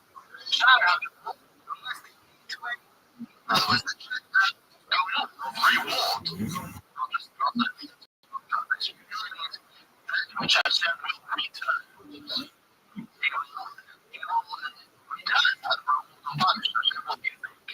And that's actually a very source that we have of afterlife. We pass away. What will be better? What is the destiny of the European destiny of the world, which is very beautifully dealt with in Shar HaKabah. Having said those works of Rabbi, the greatest work that Rabbi probably wrote, and what is most well known, it is commentary on the Torah. He wrote a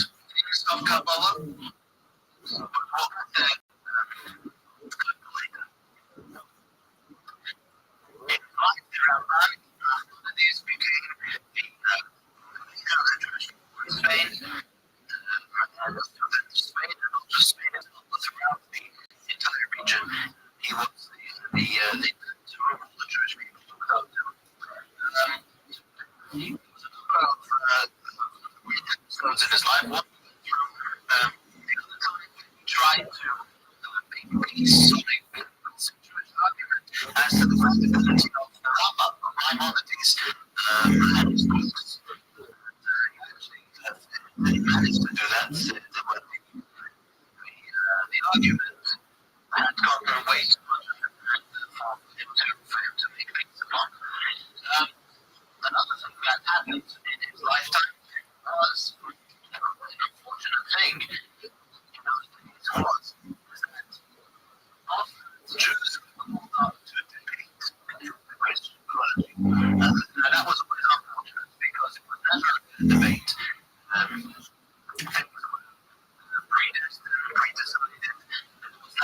It was never something that any Jew would ever look forward to because it always ended in riots and pogroms and things away from the Christian population. An apostate, somebody with trace Judaism, was called Pablo Cristiani. Cristiani, if I'm pronouncing it correctly. This Pablo, he approached the king and said it was James the First, and the king did order the Rabbi to come to a debate where he would debate this apostate. The debate for 4 days. It was a very long-winded debate. The Jews were terrified, and they begged the Rabbi to stop, to call the debate short. However, the king was so impressed with the Rabbi that he ordered it to carry on.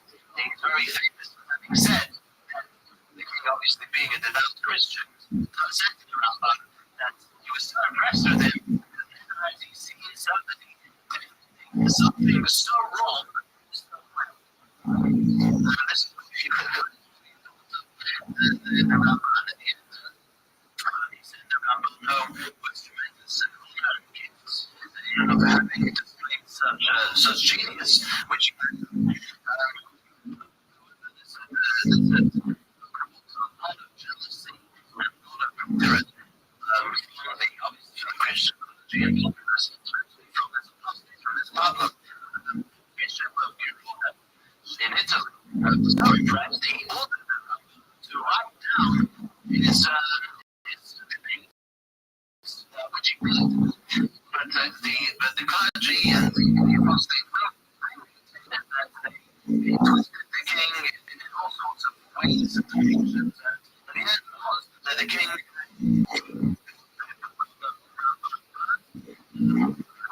as a display that this book wasn't good, and he had the Rabban exiled from Spain for a period of 2 years. When he got this order of exile, the Rabban used that opportunity for getting aged and decided that this would be the time to visit Israel. This trip of the Rabban to Israel was a very history. The Rabban to the land of Israel without his family did not want to endanger them as the sea journey was extremely dangerous. But he did this himself, and he needed that he was. He must revive the Jewish land, Jerusalem. He came to Jerusalem. He did not even find Jerusalem.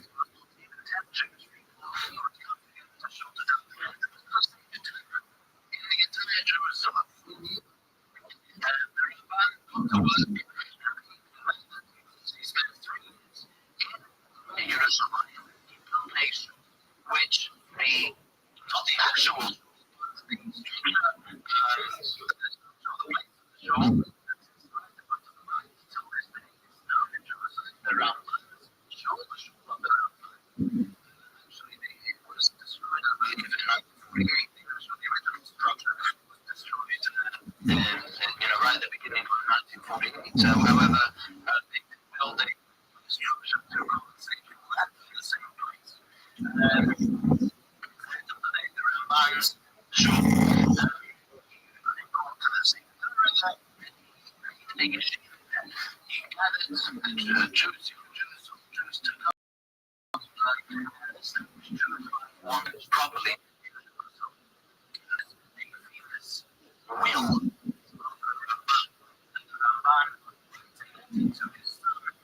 how he should act to be he cares about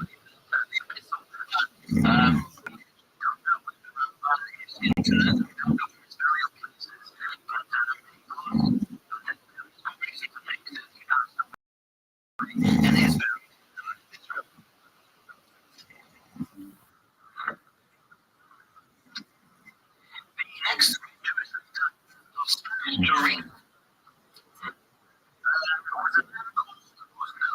Rothschild.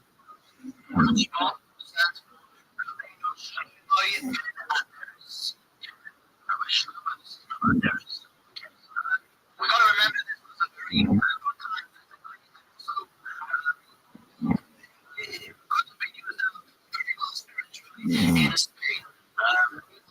There was no difference from Jewish life, Jewish learning, Jewish and although we mentioned this, as we say, this is also saying from being held in Torah, however, many around these great Jewish leaders. Rabbi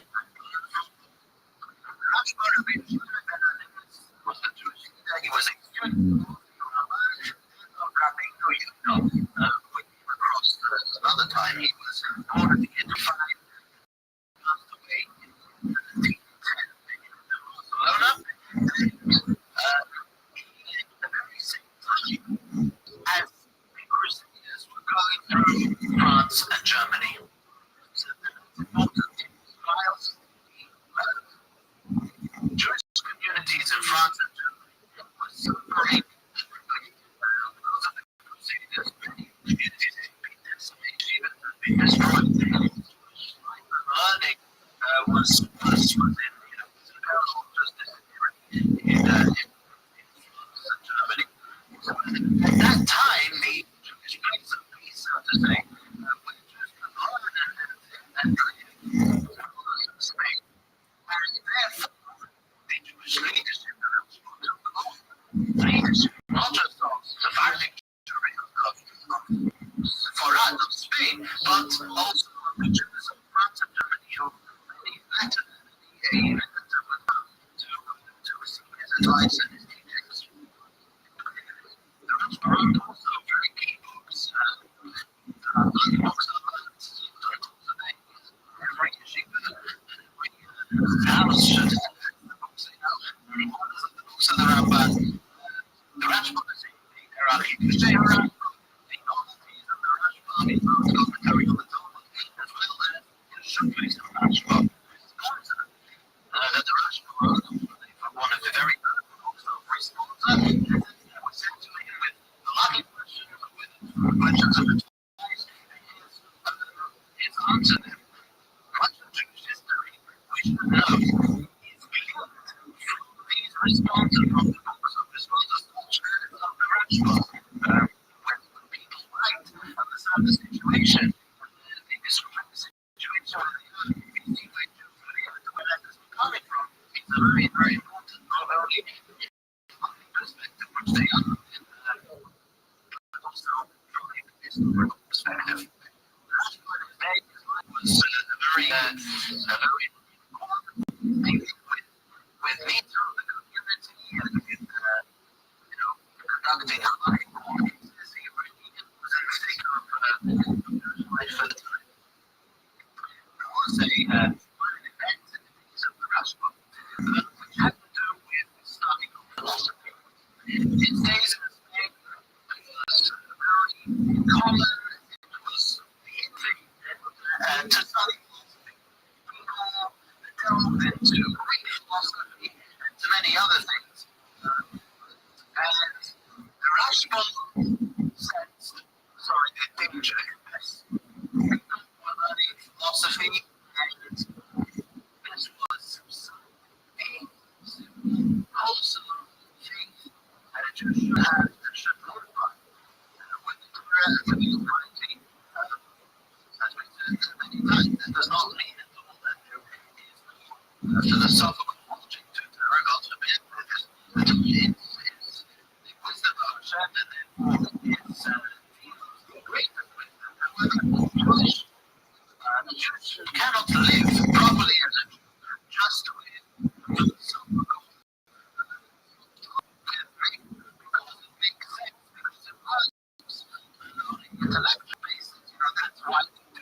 Mm. The Jew has with his neshama, with his soul, which connects to his rest, and to the richest was a blood and hair itself.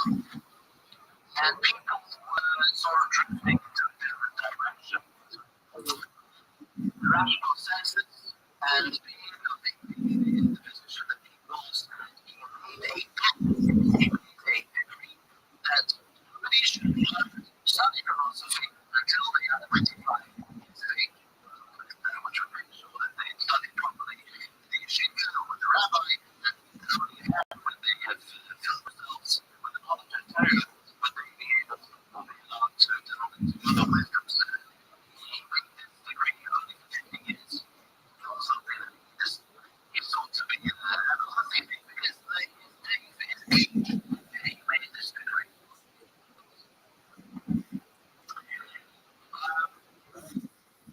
The next major Jewish character down the line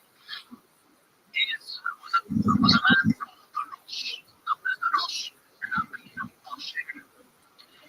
Rabbi Moshe, his name was Moshe. He was born in the year 1250, and after the passing of the Rothschild, he became the next dignitary to the major Jewish leader of the time. The Rothschild was actually not born in Spain, he was actually born in Germany. The Rosh was a student of the Maharana of Rothschild, the mayor of Rothschild. Maharana of Rothschild was an interesting story with him, I think we went through. We mentioned his name. The Maharana of Rothschild was a very important Rishon, early one, the Talmud, Rishon. The end of the life was quite an interesting one. He, by accusation and asserted again a lot, somebody goes into Christianity probably. Often there were some of the greatest tragedies of Jewish country, unfortunately. And he was accused of something like that. And a plot was made against him.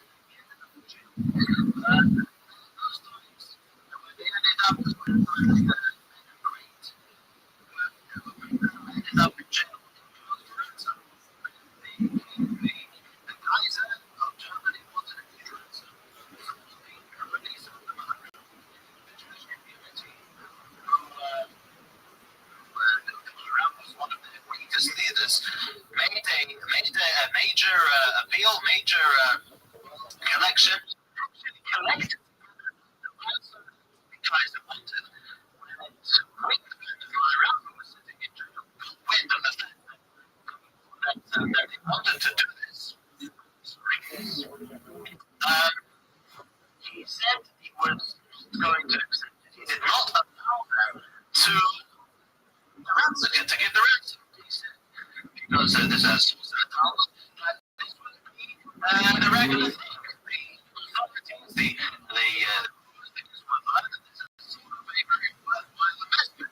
You make it, you set up a great Jewish leader, you put him in jail, you ask for some easy money to come. And Maharana would not do it. Maharana passed away in prison, in jail, and he wrote a big story. He wrote a Sefer Torah when he was in jail, which was they actually gave him the Sefer Torah. It says, this is a very part of Jewish tradition, he was given the Sefer Torah from Moshe Rabbi to copy, and see what was the name that he wrote a Sefer Torah when he which got it eventually. There's a whole story behind that. I put it on the Rhine River, and it's floated all the way to Worms. And the shop Worms, up until the Second World War, the previous manager he saw this in the Torah.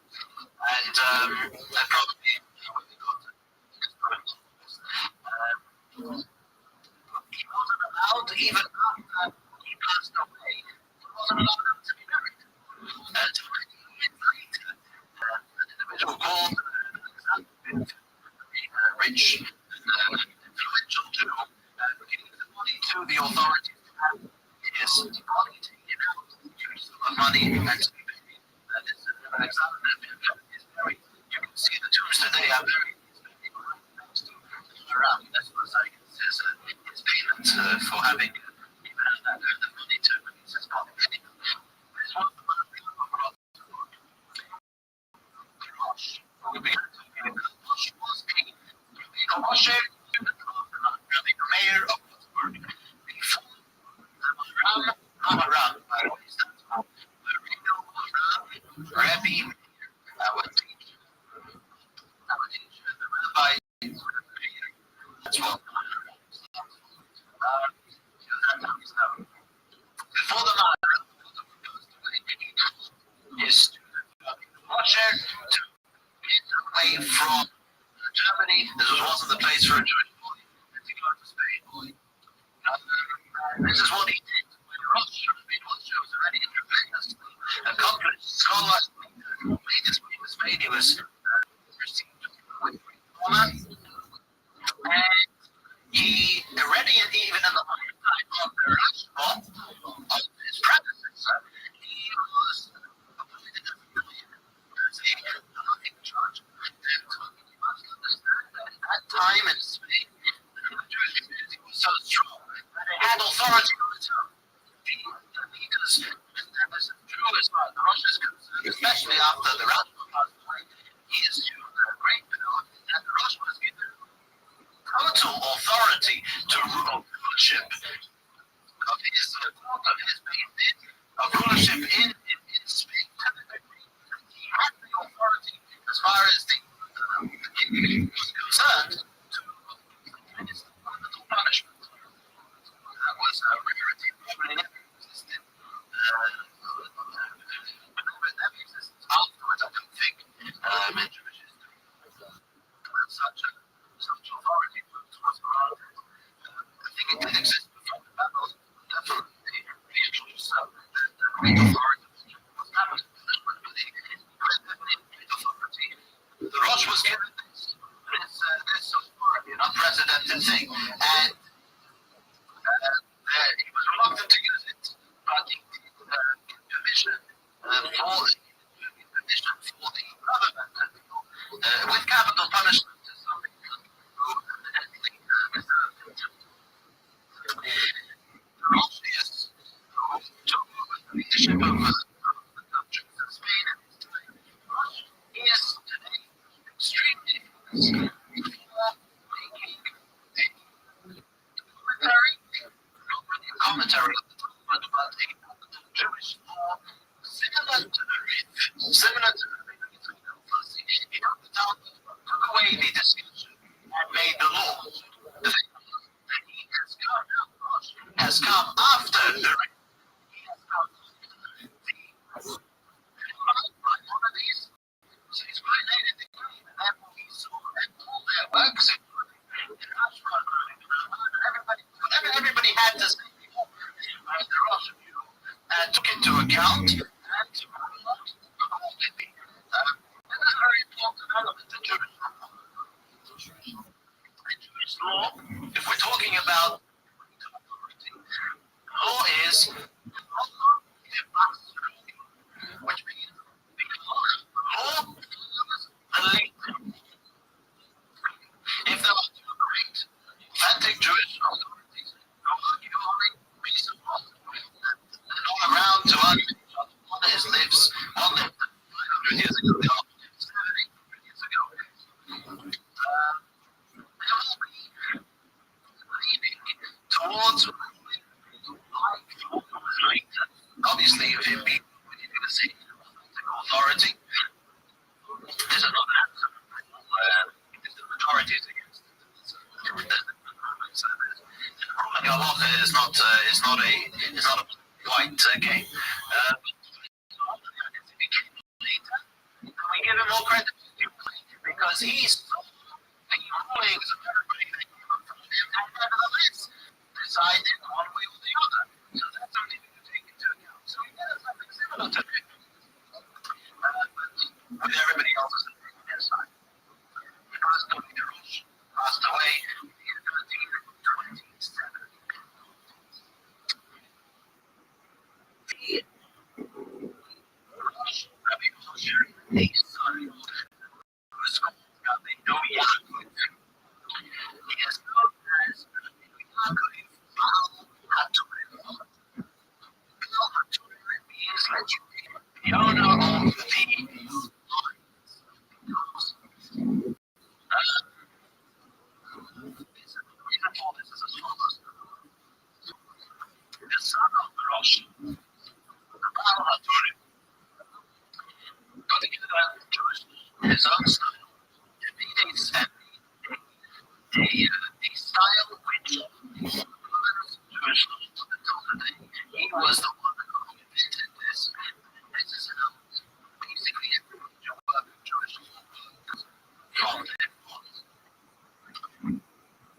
Halacha is many of the laws in Jewish law are not applicable right till today, until Mashiach comes. Laws of the temple, many of the laws of purity and impurity do not apply today. And ultimately, corrected is simply to my holidays. It is from the part of the Talmud. In his book, that made his own order. He did not follow the order of Maimonides, because Maimonides, according to his book, Maimonides has all the rules of the Torah applicable today, not applicable today.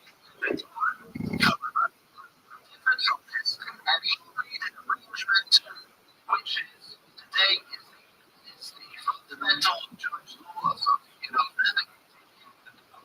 navigating Jewish law. He made a full 40%, multiplied in process, about 10 volumes, the hundred classified by 4 parts. The first part is called means the way of life.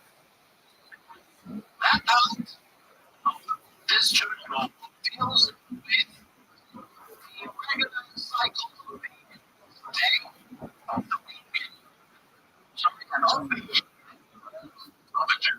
So, Ryan is with the rules, waking up in the morning, how much you dress. This is what we're learning after this year. We're learning the Shulchan Aruch. This is what starts. Rules of mezuzah, rules of davening. Let's go with food, raise it up to meals, and so on and so forth. Then go to the rules of Shabbat. Very good. We realize that we have people listening through this book. You're a champion. I'm not doing it. Healthy.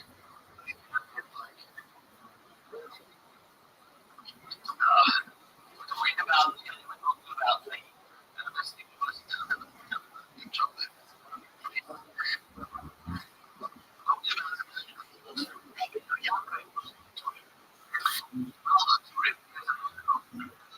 Jewish law. He made it style which was the first one. Like very time ago, which was thinking about the rules of Shabbat. And he goes through very extensive. Then he goes through, you have the cautious of the parents, focus, and all those different parts. Then he's like, before they were taught, he codified it what's called heretic.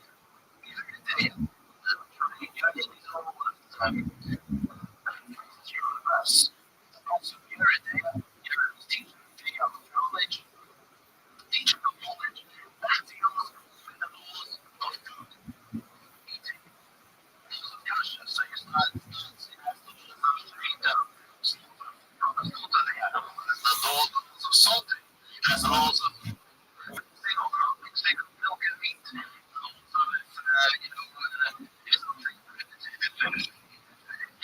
Kosher beef, also totally kosher.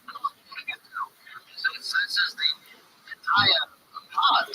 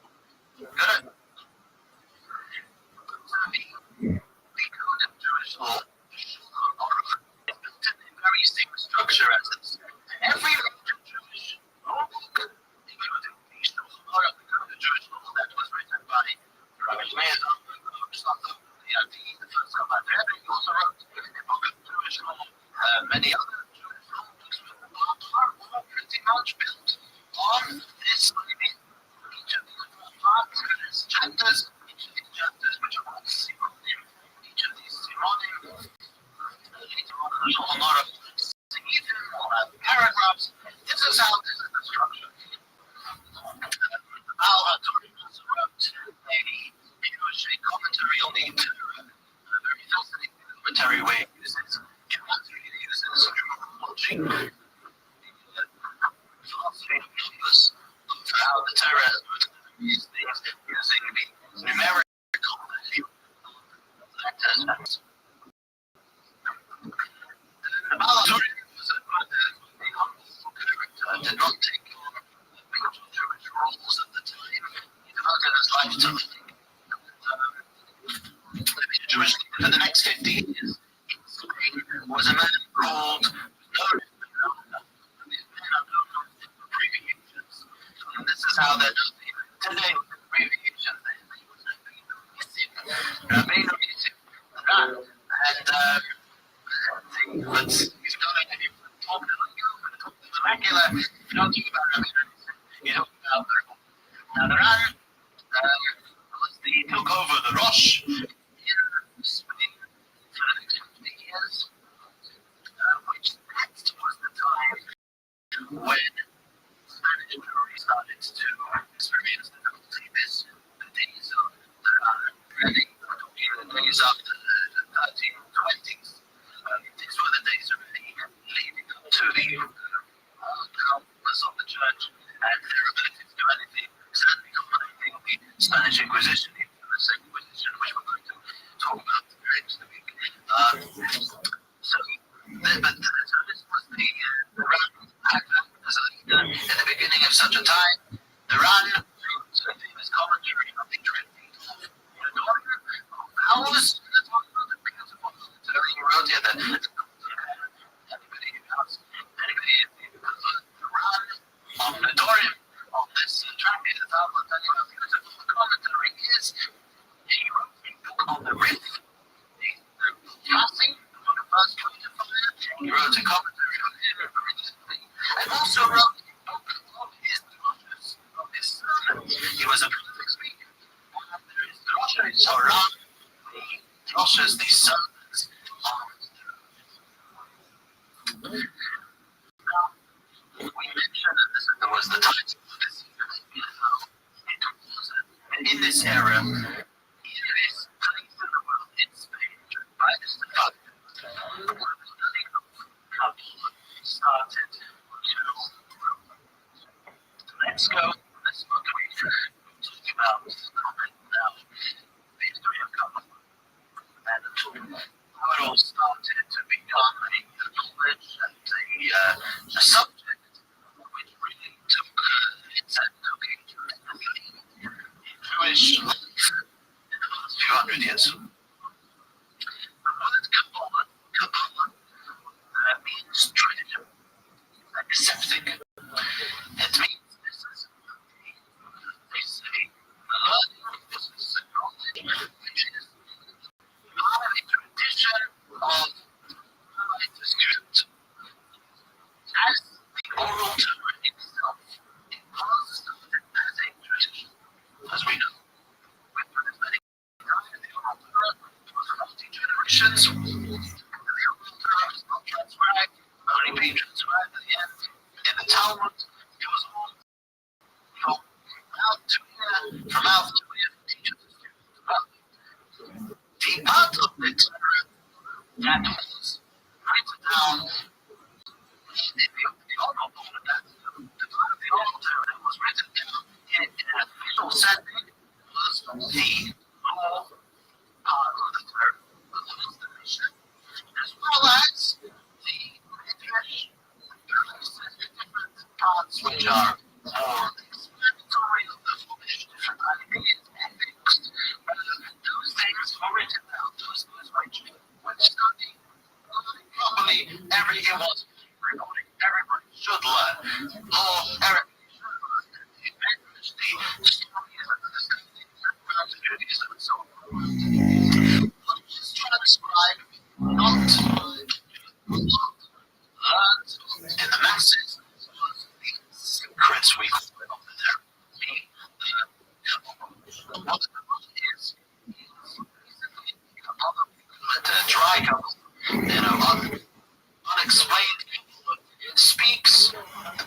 a language not understood in the neighborhood. It speaks esoteric, which speaks what goes on in heaven, what goes on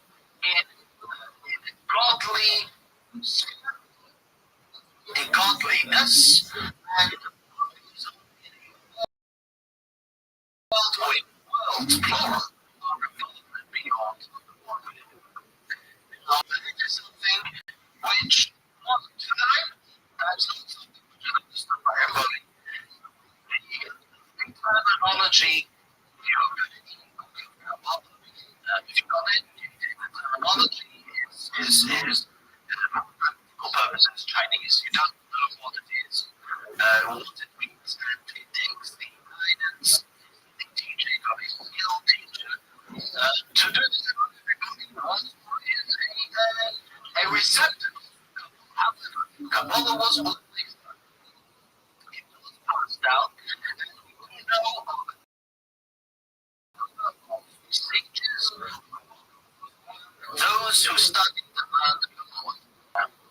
The Kabbalah is mentioned, we must emphasize, in the Mishnah and in the Talmud. This is not novel to Judaism. Such a knowledge exists for everybody. In the Mishnah, who wrote the Mishnah called Rabbi, he actually composed the prayer we pray at the center, also called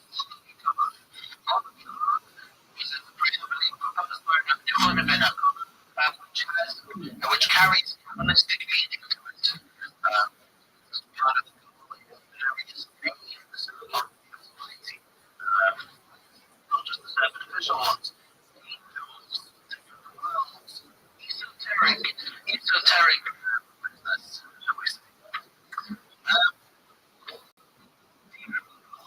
The central figure, Asherah, the one who comes to the couple, and wrote it was Rabbi Shimon ben Yochai. Rabbi Shimon ben Yochai, and I wanted this. So it's the foundation for Kabbalah.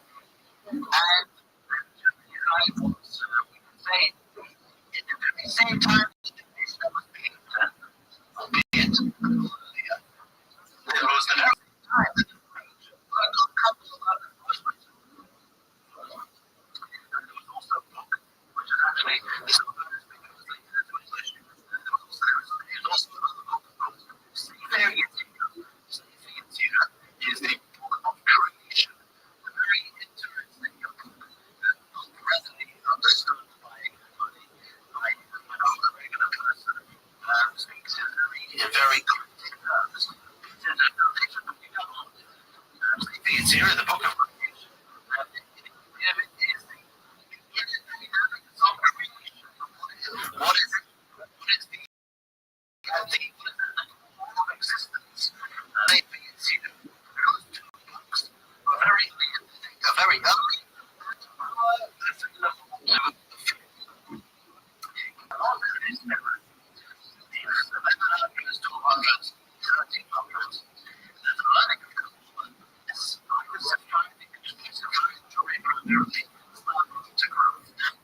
For that, historians would say, is because there needed to be a counterbalance to philosophy.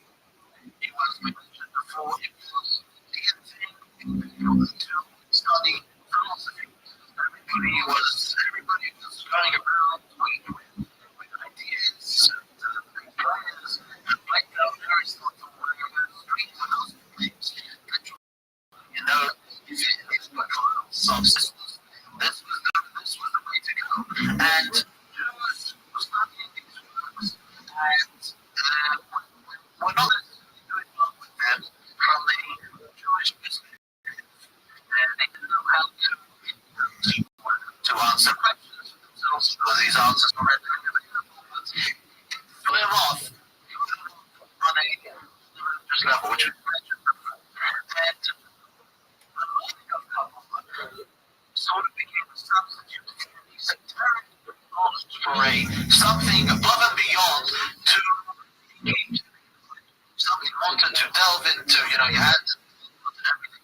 We wanted to delve into something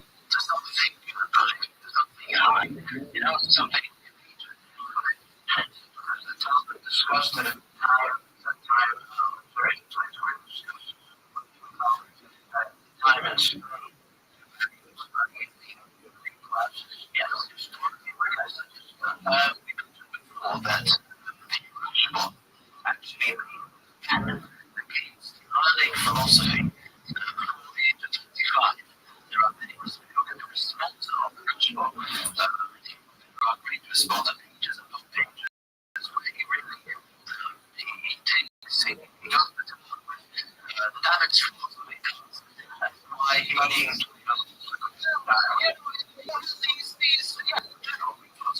it was a very cool thing to do.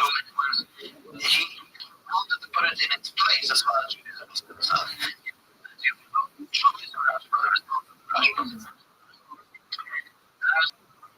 So he is a Christian. He is not solitary. The Rambam, going through the Ramban, the Rothschild, where the scientific leaders, Jewish authors, also started to refer to a couple of works. This is probably the time when it started. It was risky.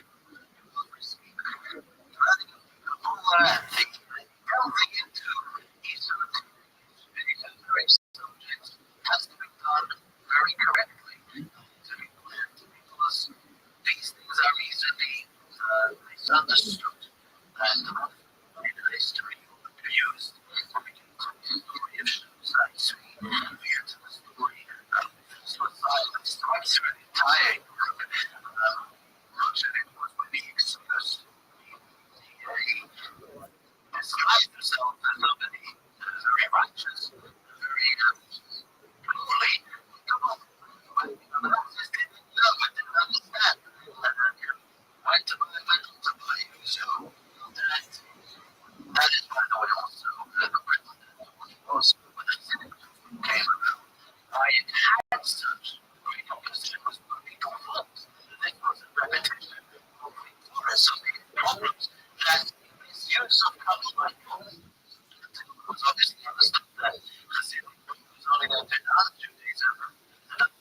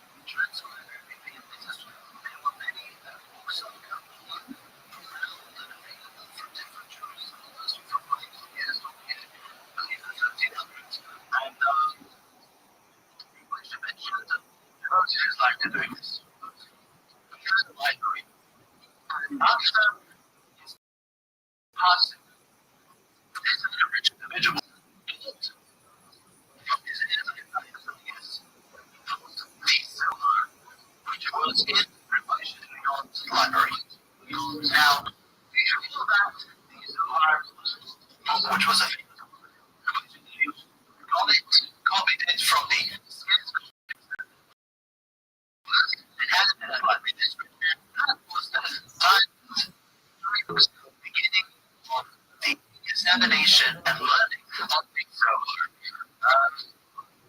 So,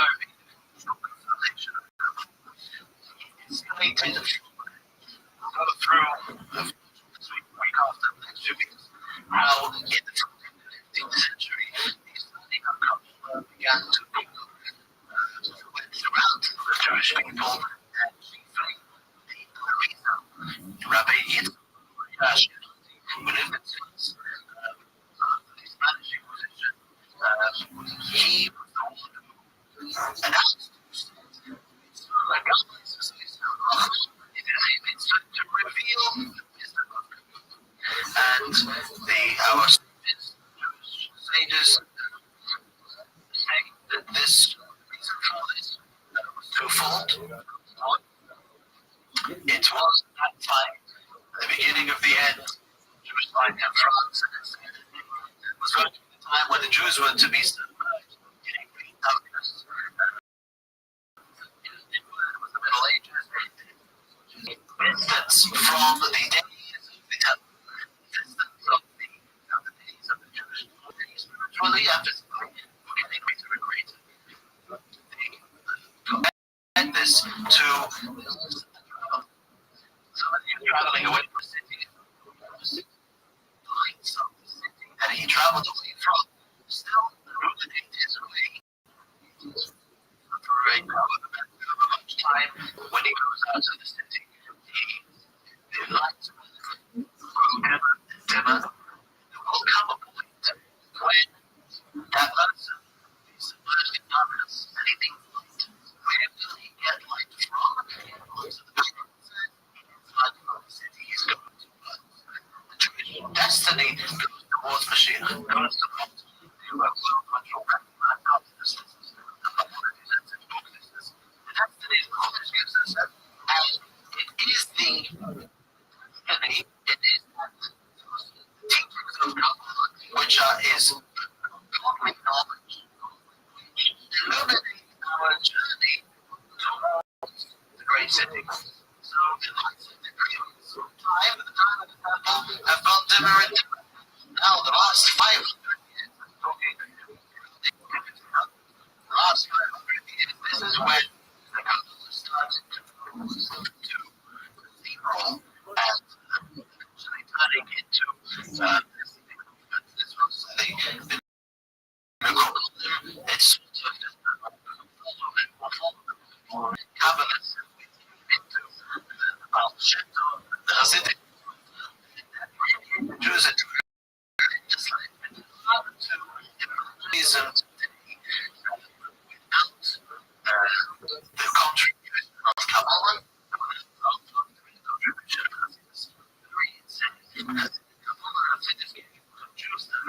which we could say gave them the ability to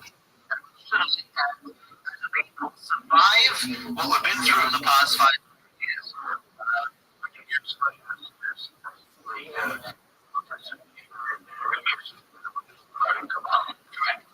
That was why we said to do that. I would legislate itself when guided.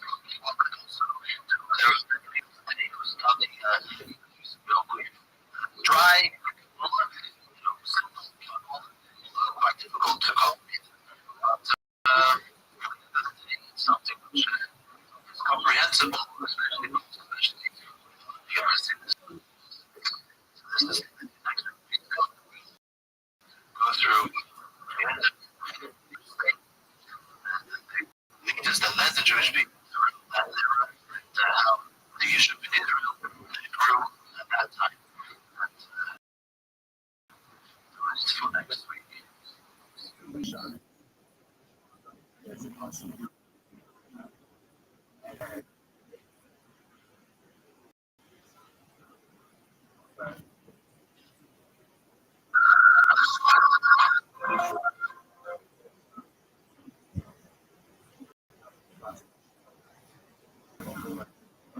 We'll start sort of left off last week. Quite important. We get to the decline of the Spanish jury, which we're going to speak about tonight.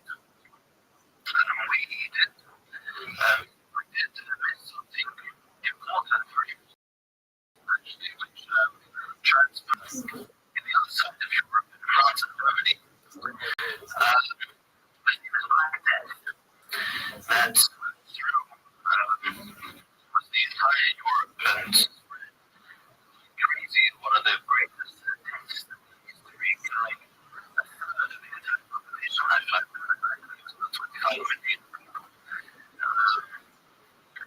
That was a time as well that among all the other things that happened to the Jews, this is one of the greatest things probably because to all the doctrine and philosophical beliefs that prevailed at the time, it was the Jews who became the scapegoats for all this.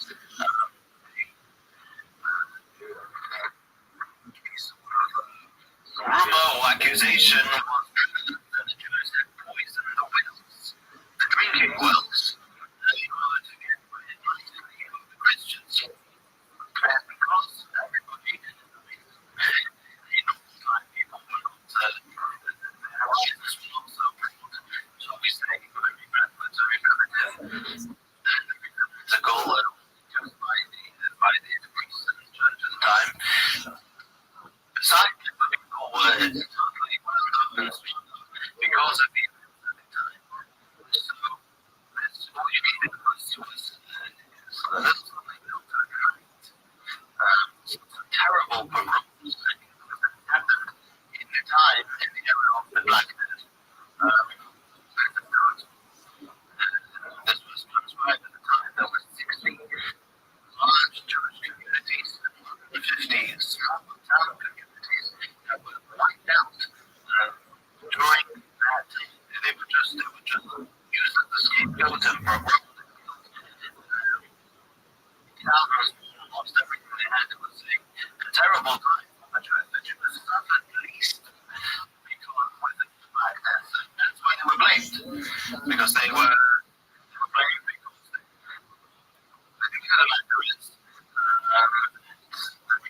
you say the reason is because a very high level of readiness, not necessarily because of readiness per se, but that's why they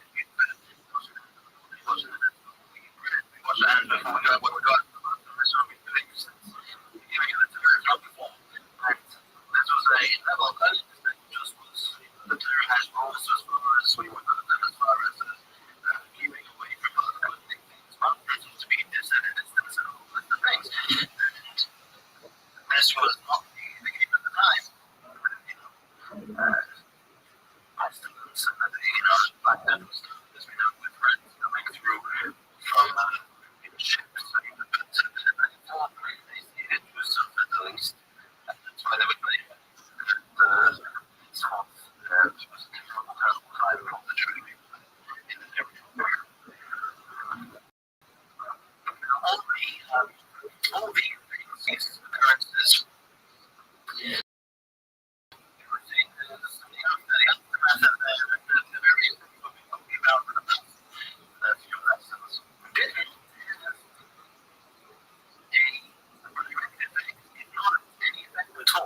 Spanish jury. They were educated, they could read choice and well, they could able to really live a good life for many hundreds of years. The golden era of Spain. And produce some of the greatest era leaders was really an extraordinary time.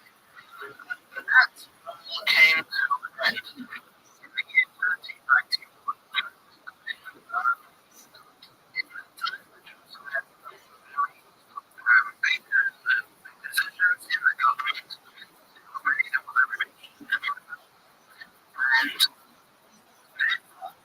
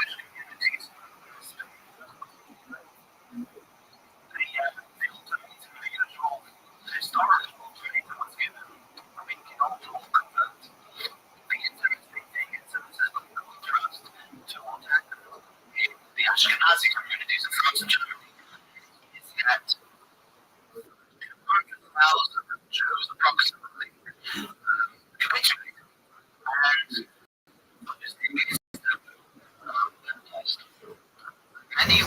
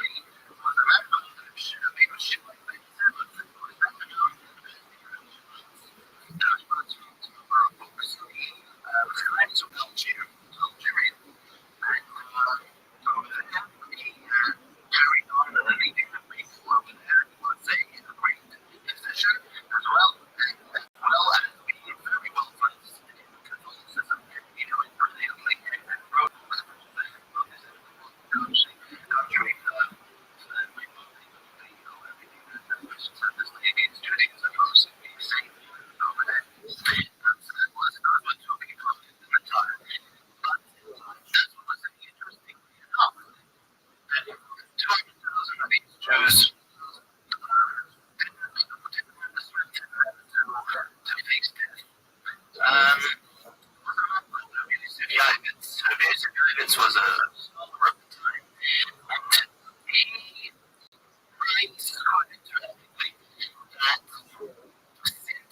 Spanish jury was so African.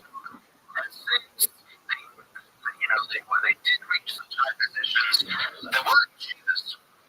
However, the prevalence of philosophy, learning, conducting life in lavish ways, shall we say, both materially and spiritually, they weren't as committed as they should be. It started from the way they approached Judaism. It wasn't one of simple faith. It wasn't the climate. It wasn't the climate that nurtured wholesomeness, that nurtured self-sacrifice. Judaism was a correct, was beautiful, was good. It was, especially it was on Christ.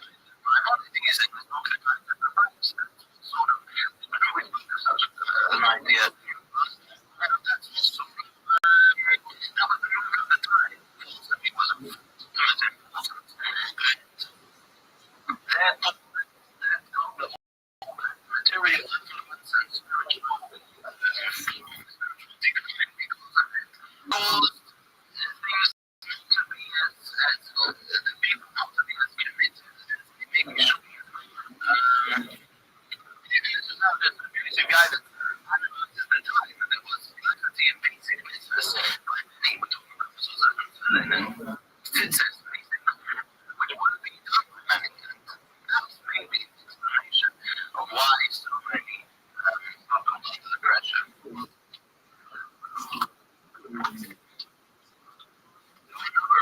Again, the side we spoke of.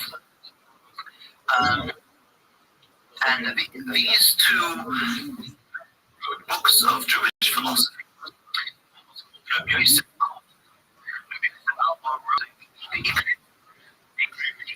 the fundamentals.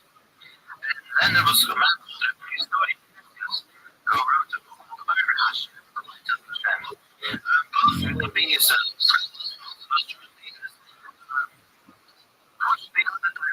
they saw the direction that people were going in, and especially the book of fundamentals, which was actually a product of many disputations, many arguments, which Rabbi also with Christians, and over there put together fundamentals of Judaism. Actually, interestingly enough, that's one of his 13 principles of faith. He puts them into three. The Torah, rules, and punishments. Interesting groupings. But over there in the book of fundamentals, he's really on the agenda of explaining to people the real way of serving the Almighty, of conducting oneself according to the Torah, the simple thing of logical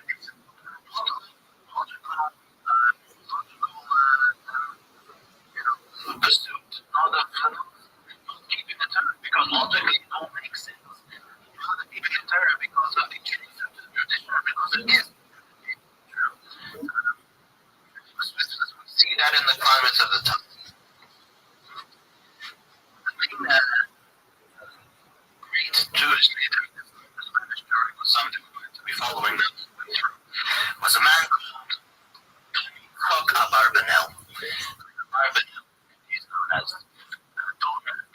likes guitar opener.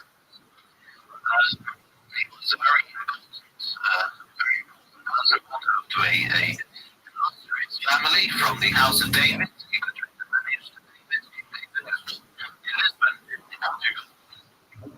His father was Rabbi, who was the finance minister for the King of Portugal.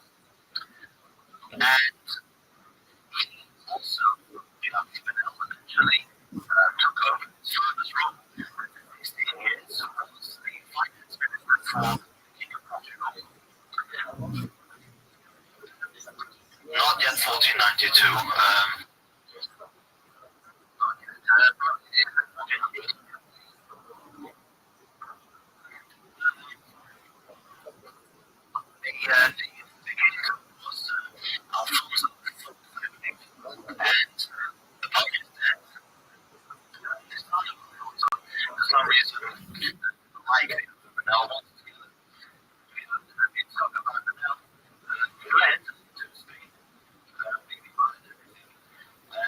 Which actually, they say he actually wanted to do. He was a rich over there, I don't understand. But his work in the royal palace was determined, was not able to learn and to do as he would have wanted to. And he was in Spain, he lived there in poverty, but at least he was able to devote his life to what he really wanted to do, was to disseminate which he did. The Albinel wrote monumental literacy, explanation of the entire settlement, as well as many other works. By name of Yeshua's Mashiach, the salvation of his Mashiach, which is a book about the coming of Mashiach. This was very popular, arguing with Christians, but this was again Christian environment. This was something very, very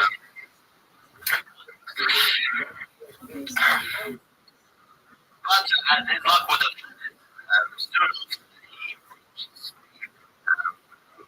writes the explanation for the first portion of the halakha of the great Rothschild churches. He was at the beginning of history, when he was called up by the king. He writes,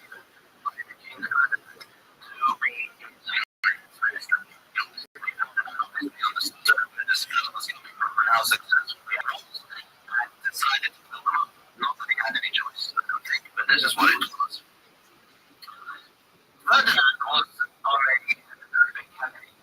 He was the guy who nothing could really stop him when something got into him. And he was interested in United Spain. He wanted to unify Spain throughout. And who used a piece for the United States. This was his ultimate plan. He was very good about Catholic Turkey, the spell of the church, and we'll see how he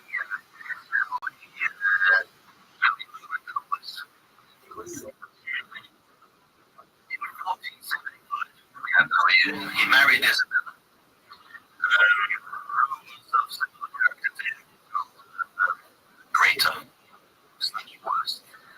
In that time in Spain, you had three kinds of Jews.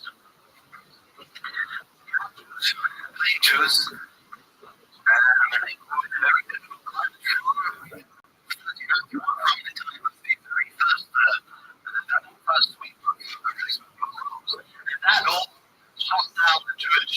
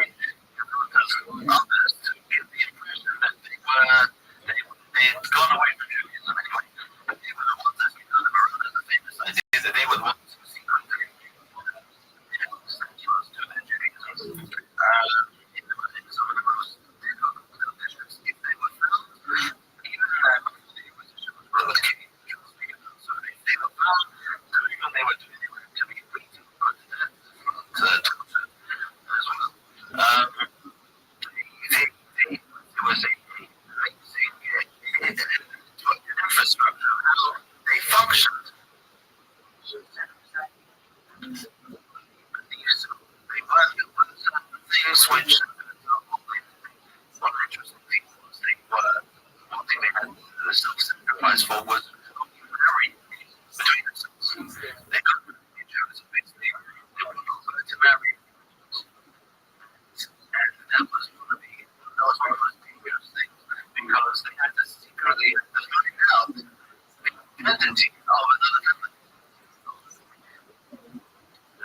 They kept pathetic and Jewish festivals, they had the Stellars and, these many stories and many rules built, this, all these kinds of, some of them stories. But this was again, they wanted, they were too deeply enslaved. They couldn't, for some kind of reason, bring themselves to leave the punishment that they had, and they wanted, I guess, to stay ahead and not such a light open, maybe, for some in the future to come. Unfortunately, that didn't come to come. There was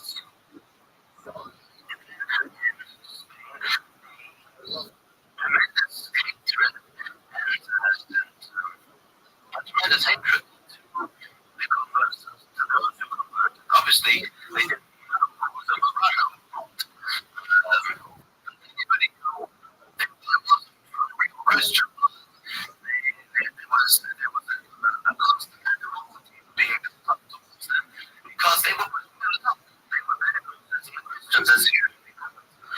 Those who come over to another, they had to prove their allegiance, their faithfulness. And the regular Christians didn't like it.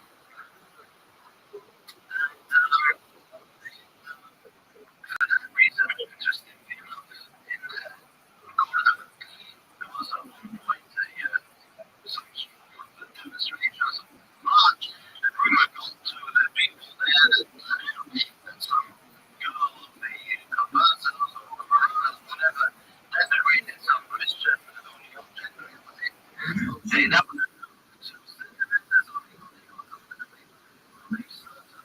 and they killed the Israel for 3 days only because they wasn't able to kill those, all these Jews, all these people, they were they. And such was the environment in different places as well.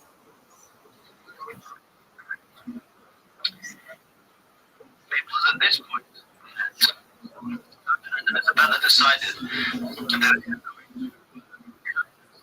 Spain to those emperors who were not faithful to Christianity and bringing it out for two reasons. First of all, they were, as we said, they were under the influence of very much under the influence of the church.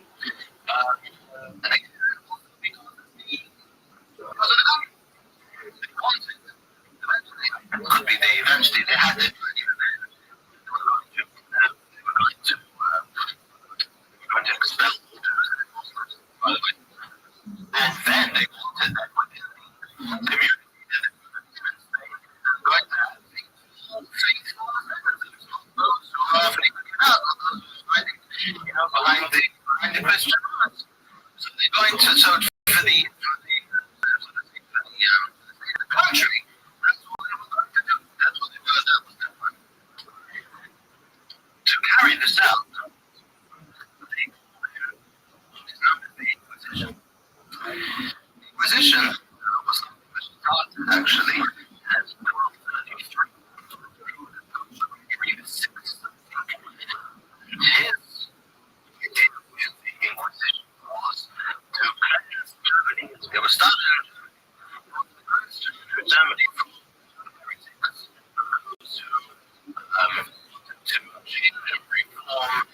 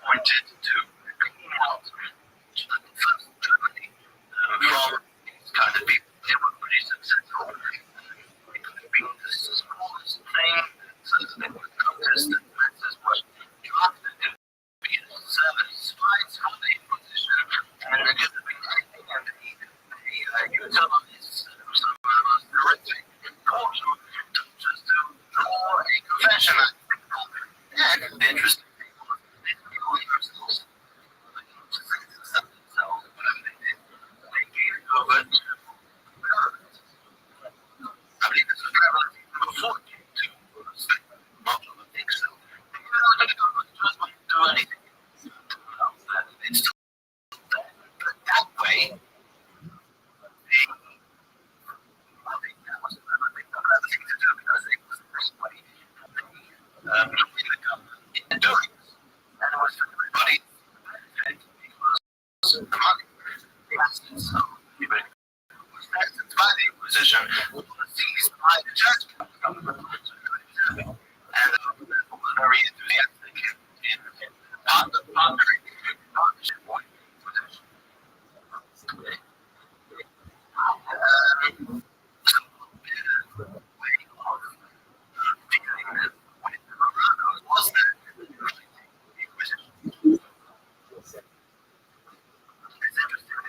Time.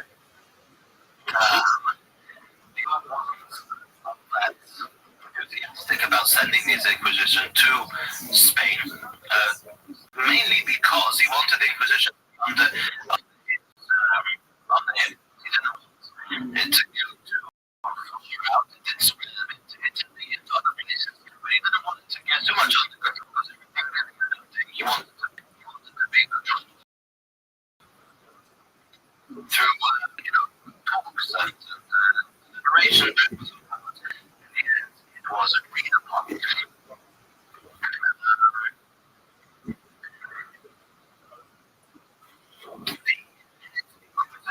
was the first was his name, and he was the author to Isabella before she became and actually interestingly had been when he does rise to power, she will relate to her country with all of this. He was a cruiser and he succeeded in building the Inquisition to aid a government within a government. Literally was able to do anything, all in credibility and in the name, ultimately, of the church and of the government. And the Inquisition came and started to Protestants in Spain. So, in 1481, was the first orthodox was the legendary epiphany. That was the burning at the stake of many Jews at this time who vowed to be still faithful in the Judaism of these Muslims. The first one was in Seville. It was 6 men and 6 women who, after the horrible torture of the communist to be faithful to the Judaism, and under the stake, this ceremony, there was a march of priests and so on, and worthy, unfortunate people. And the masses were gathered, and everybody should take the example. In the course of 12 years, 1481 to 1483, 30,000 Jews died in this way. Many more were sentenced to different things and their possessions seized. But this was what was going on during this time. Now, while agreed on their efforts of gaining power over the United States, the final battle was in Malaga. It was still Malaga was still controlled by Muslims, and they marched in there and won. And they became the undisputed rulers of the entire Spanish peninsula. They went to the next stage of the plan, which was they conquered Spain. They got to now get rid of everybody who wants to be princes, they can do the right. They've got to make it not just the right, but everything else. Besides, got to translate the thing out, they need to talk about it. And so they did. Right away, almost. They made an edict of the very famous Spanish expulsion. The choice of expulsion or baptism was given. In the course of 4 months, Jews had to either baptize or they had to get everything, anything that was, also precious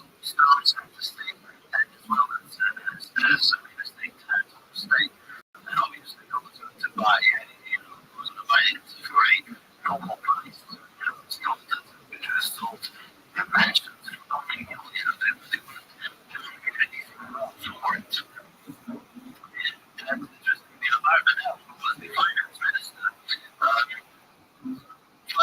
Wanted to obviously tried everything he could to abolish this theory, and he tried everything. He was quite bribery. He brought in the balance that checks the full. And he told that he was negotiating over there with Levin, and so it's for money was apparently was his religious numbers, and was about to work with the other top of burst into the room, and the retirement scholars and said, well, just sold it for religious scholars, right? For money, and I go to be the same. Well, here you go, here, sell it. And that's the fun, and he jumped up for it. That thing didn't work. Was given the choices to choose. Although we'll say that in other countries, but we was not really into doing it because he just threw out. He had enough money and a retirement plan to use even for the economy. But Rabbinelli needed. And it was his finance minister who said that Rabbinelli told him Rabbinelli was able to say he was going to give him an opinion, and it was going to give him an opinion.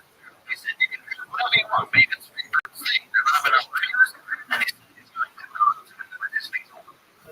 Obviously, maybe you're a bit hungry. It was a tasting they have all 1592 that 600,000 Jews of Spain had to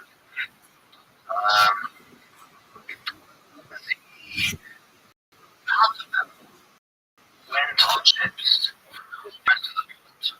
Again, they do this and the environmental instruments that you play. The Jews on the side of the sea proud to betray them. And the world was difficult. I don't know, listen to me.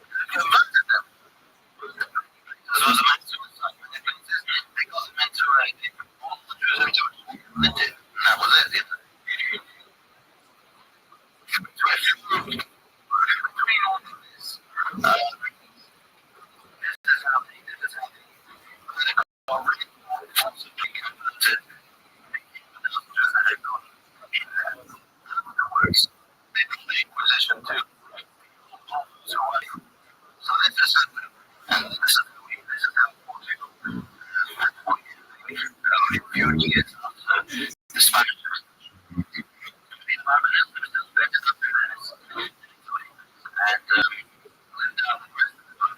passed away in 1509. It's ironic that the very same as eating pig for the expulsion of the Jews in Columbus' rights. This was the moment where I was given the grant, given the instruction to sail to search out for the Indians. We do know for sure that there was one Jew, or a number of Jews on Columbus' ship. We know for clear was possibly converted the day of the voyage, because he was, I guess, for nothing more than a scary staying in Spain itself. That's interesting. That was exactly the same time, the very same time that the doors of two countries totally closed on the Jews. It was at the very same time that many land was found by the well, and would eventually be defeated for Jews so many years later. This is what was happening. As we said, the Jews went into various places, various areas. They built communities. Those that were left, those that were able to get out of the triangle. Jews constantly making secretly out of constant went into all sorts of places.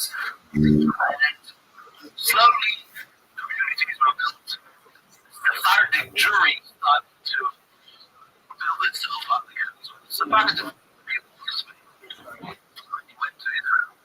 And we're going to see next week about those who ended up in Israel. Males and some of the greatest of Jewish time lived in Israel. Refugees, there's also children of the Spanish refugees.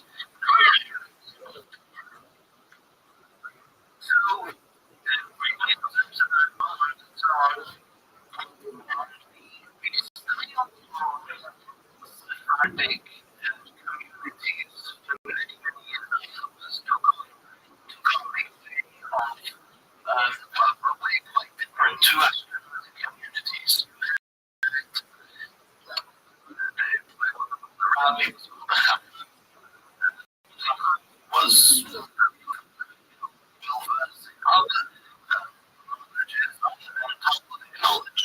So it was the style that they came out from. And they formed communities. She was where they were they didn't build themselves up properly, or whatever it was, but Jewish education for the stars wasn't as good as it was for the Ashkenazi. The more they set up communities which were held together, ritual and religious beliefs were very, very serious business. You had monkey business when you go trying to deviate from traditional Judaism. So as far as I've always looked at that business until today, quite much better. And they just communities, the eventual Wednesday reform and enlightenment or whatever it was, didn't interfere. They held very, very strongly to obedience and treating anybody who put down that line very lightly. This was later in history, but two examples of which maybe was a little bit overused. The communication was a tool which was very much used in that area for those ages, very much used. And there was a certain individual who free of the cost. He was a man who was interesting fellow. He understood he read the Bible, he read the Chumash. That's what was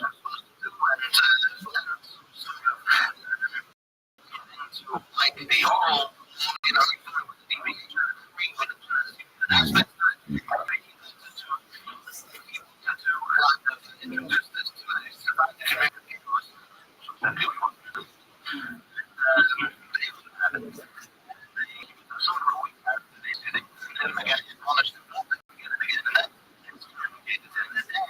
what happens and it's a very weak character. He was very faithful to what he believed in, and then wanted everybody else to go down the same way. He meant well, but he couldn't handle the Rothschild, so what he was done, unfortunately, committed suicide. And what happened was that built up into he was posthumously made into a hero by many other people in the community. He was known sort of believed in his ideals, and this of deviance, although lasting, but a problem within the community. And this was why he actually was at the time that sort of related that Rabin was by great Jewish rabbis. Of course, it was said that Rabin should not be used mentally. It should be used for great discretion. Another interesting example was again of the same idea was Spinoza. Baruch Spinoza, he was at a young age, he was a genius, and learned under some of the greatest scholars. And the mind of the figure to learn many different things. And the Amsterdam community would have it. You have different ideas and so forth. Judaism is a lot alike, and he was speaking with Christian people. They welcomed him to they didn't like his way anyway, but he was they felt he was excommunicated. And kind of guys from Jews and Judaism became the tremendous scholars. We know to be one of the greatest philosophers ever. But shows the ideas of Judaism. The Torah, the mitzvahs believed in a different kind of God than what it is in the Torah. And he was offered very great positions. He was, but he lived a very simple life. He was up there as he wore many lenses throughout his life to everything. But it was excommunicated, and and last resort he was one of the famous Christians that happened in history that we're again, that was the system. The system was in a compliant, and sort of was that was the practice, that was the Spanish, the Jewish system of school for a very long time, and elements of that prevailed today.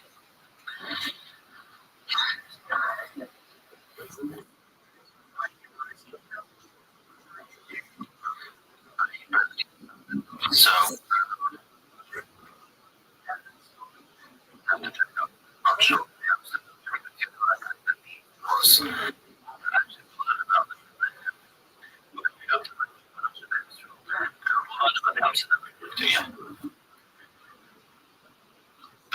interesting that sort of started at that time was because of the problems going on. It was a great yearning for it. Rabbi wrote a book on the share, and it was a great and many times as we can say, even as you such at the time, somebody crept up as being a potential or more than a potential machine. This was a man of puppet or and this fellow was the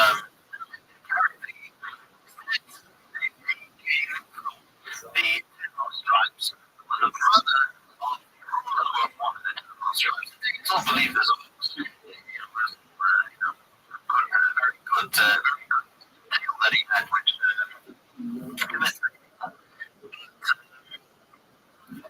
do say they actually did come from there because his appearance was distant nature in the whatever it was, and he needed to be quite popular. He was believed brought in by the Pope, and he got some attention. He got some attention. Later on, he actually collaborated with another called Shlomo Northfield. Shlomo was also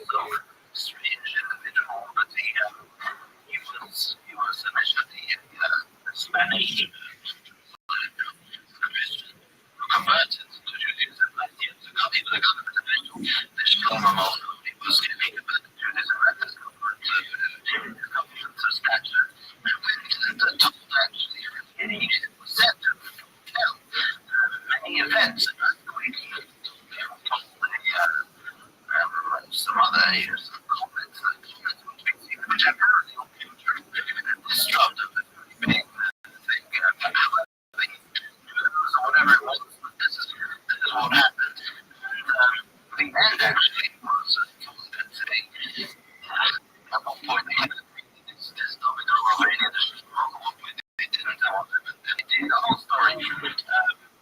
But this was actually I'll give it a something.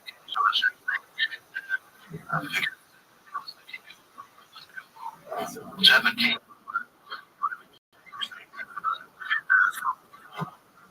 These risings are at the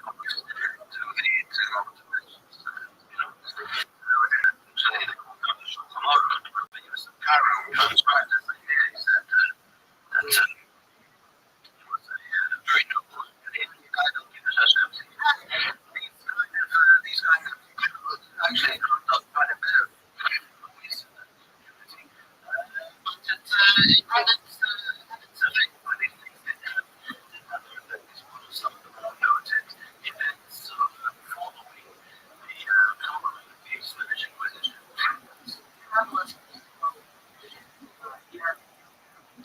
The communists that we spoke of, many of them were such many of them were Sephardim as well. Many of them were Sephardim. Whoever was in Spain was in Spain. Whoever one was the biggest times. How many survived from Spain? That's just the father of the owner of the Jewish. They were called the terrified Rabbi his father was called the Rabbi, which was a rabbi, was one of those two Jewish levels. Rabbi was his own Spanish. So he ended up in service in Israel, and you had prominent somewhere in the world who was actually at that time. Shortly later on, just right after that, you had the Orisa, Rabbi Korea, Korean, Ashkenazi, Germany, the number of he had.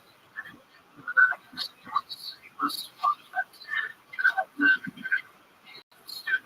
his main student, all the time we talked to him about his time. That was what the man was associated with. So you had various people popping up and strongholds, I would say. This was the place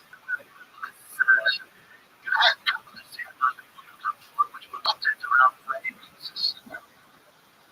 Obviously not now, obviously. Even the different places.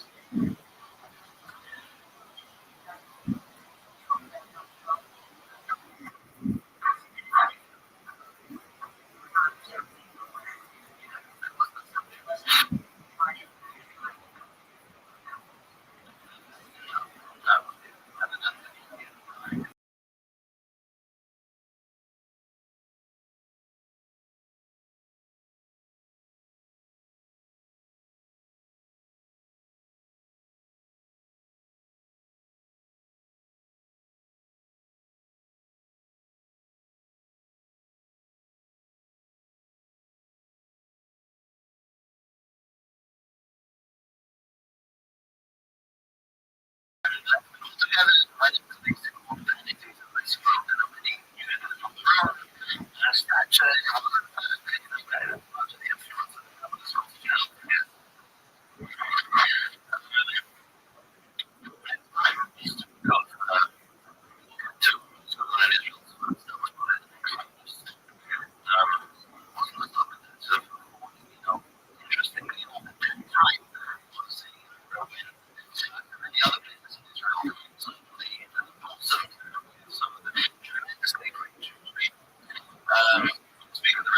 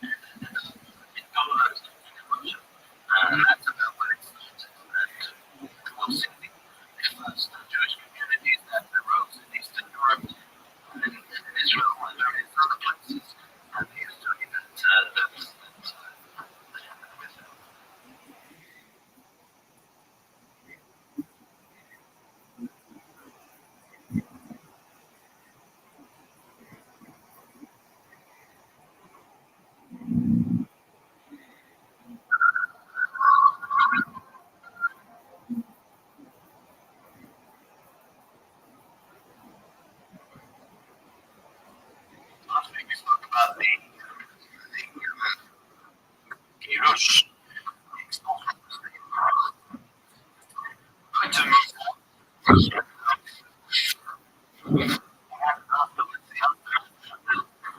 Jewish people sort of responded to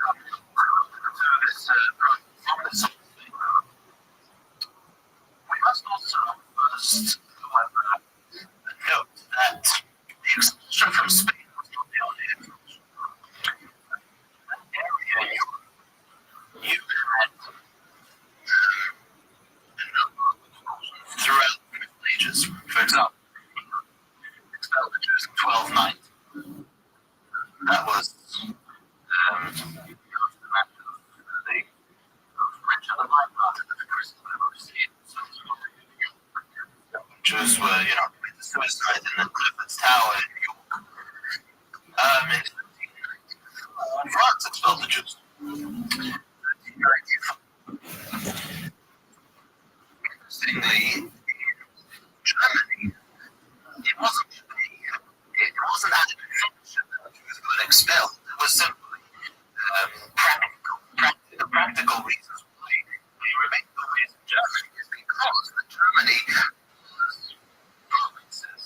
Germany wasn't an overall monarchy. They had every prince who expedited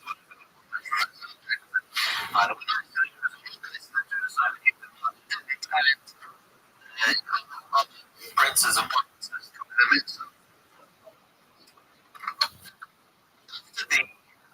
These expulsions happened chiefly with the expulsion from Spain. We're talking over 120 years. Looking at from a little over the Jews moved eastward. We have to map the Jews moved east. So this is when Jewish communities started to propagate and to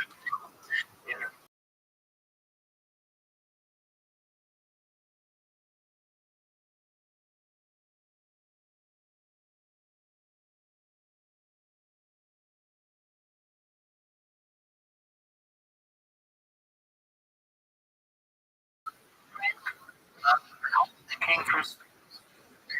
This started in the Hollands, yes. Actually, this was a very big Jewish community.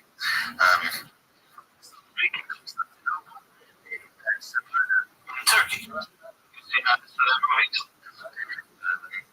some sort of different Tunis, Africa, Egypt, Cairo, Alexandria. The Jewish community in Syria. And two cities in Israel became very Jewish. City of Jerusalem and Sfas, which we're going to tonight.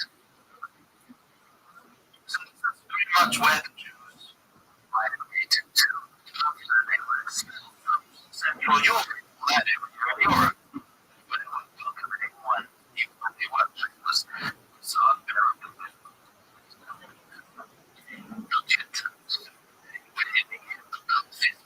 Next week, please don't. We're going to start talking about Eastern Europe because they look at the languages and what else. And still, I think the communities in that area were still quite small. The next 100 to 200 years, shall we say, after the expansion from Spain, the communities in Eastern Europe started to go big in this time as well. We'll talk about that. Interestingly enough, there were Americans, which known by as Andros. The word Andros means to be coerced. Andros, the idea was, so to speak, coerced by Hashem to go down Egypt. Hashem told him to go down the river. So I praise him. His blood, those who were coerced and those who were sent to so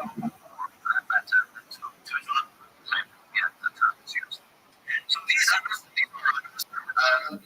some of them managed to during the long we mentioned it was a conference from Spain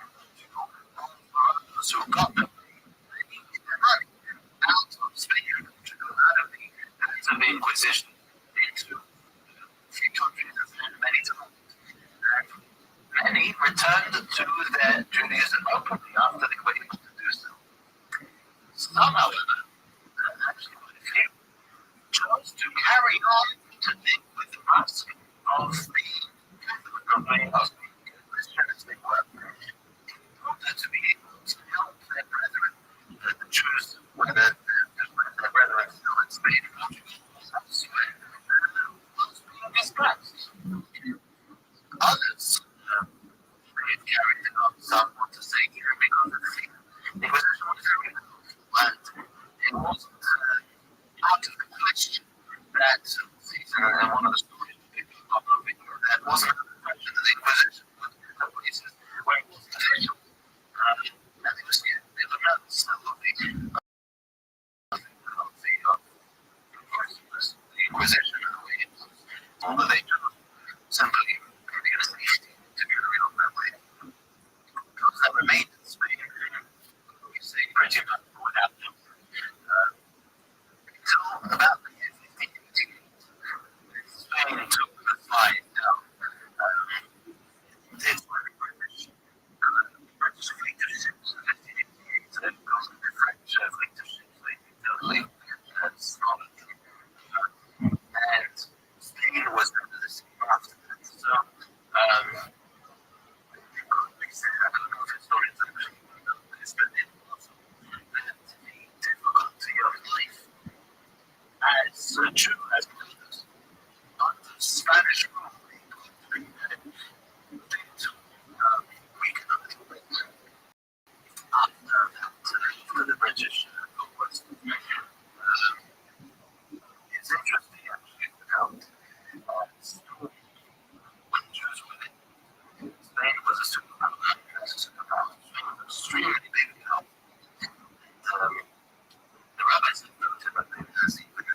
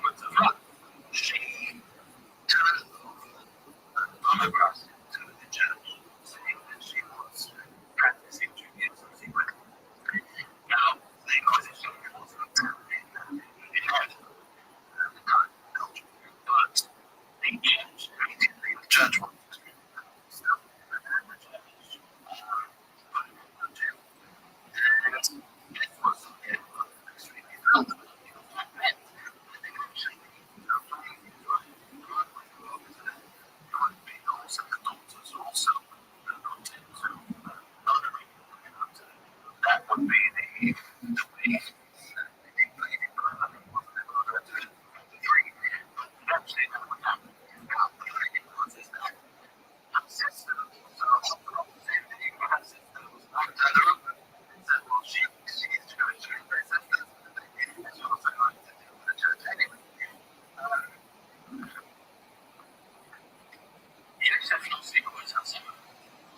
was a advisor to the crown prince of Sultan at that time. He was considered, he was the crown prince of Turkey. This Yusuf Nazi was an advisor, very powerful and very rich man. So the Sultan, who was renowned for the Ottoman Empire, there was a big deal. And he put pressure to the companies of Belgium, who were all Belgium at the time, actually that they should be able to move to the Ottoman Empire, in your way, so to say. Because there was a big lover. Yes, if Nazi, Nazi explained to him that this was a one-time deal where they want to get people of all these things in this country. He succeeded. Another interesting time when the Christian world still went.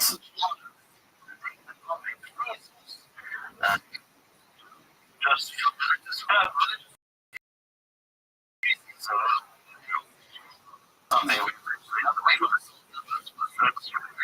with that means this and then so it was one sort of idea like that. Now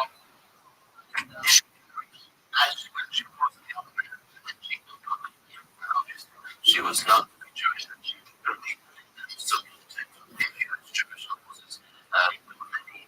Poems and stuff which were written about her, and one of them, she passed away, said, I forget who exactly said, Rabbi's daughters have according to the example,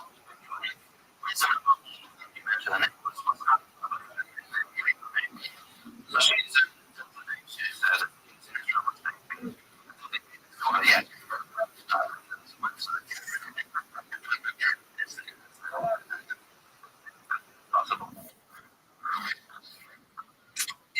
now this he was in Turkey. As he could be about the annals of power. Monarchy.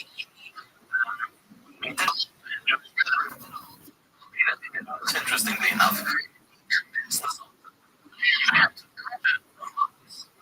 France kicked out all the Jews, and as he took everything they had.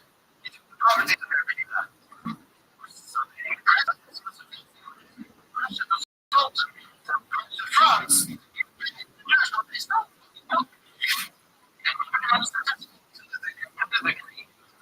When France everything that was owed, so to say, every ship that came to Turkey and to the Ottoman Empire, France immediately the cargo was confiscated for this every friendship. So this was seen as something good for the Jews. He also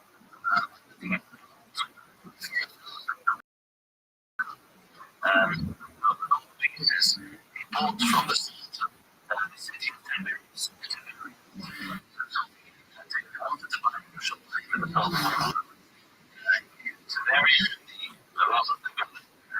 wanted to build it up. Should be able to live there, have that successful. Jews were hijacked by pirates, and he wanted to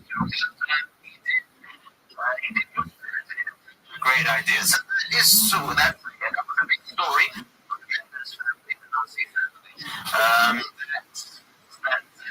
the biggest sort of picture of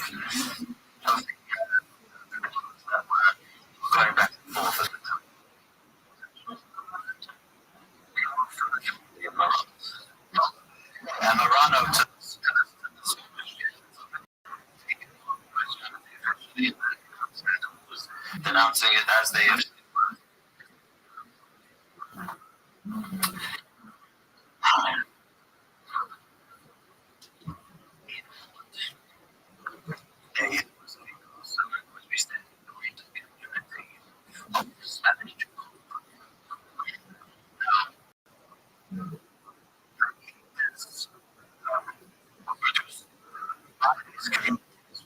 Great man, who was the rabbi of the pretty much the rabbi of the Jews and a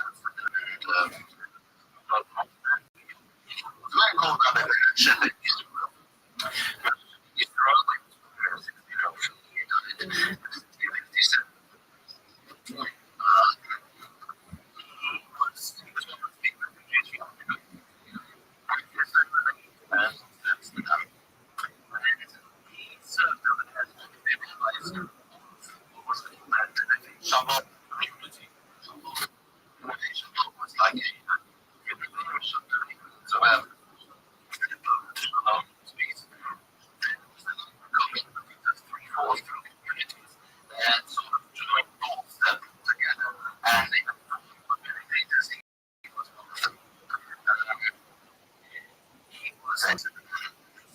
Very soon, this was a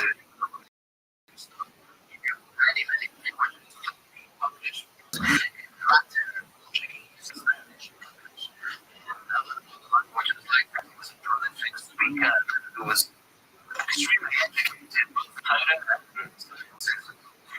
He actually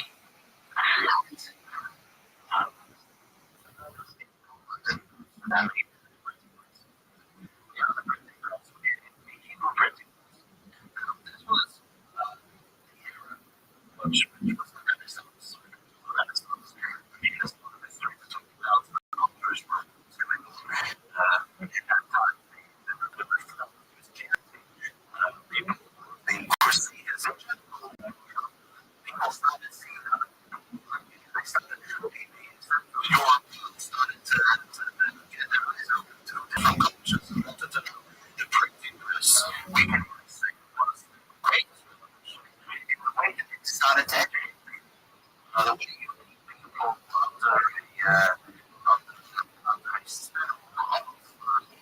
dictatorship. You take your education with the bit. So they don't know. When the printing press was invented, it started to become cheap and accessible.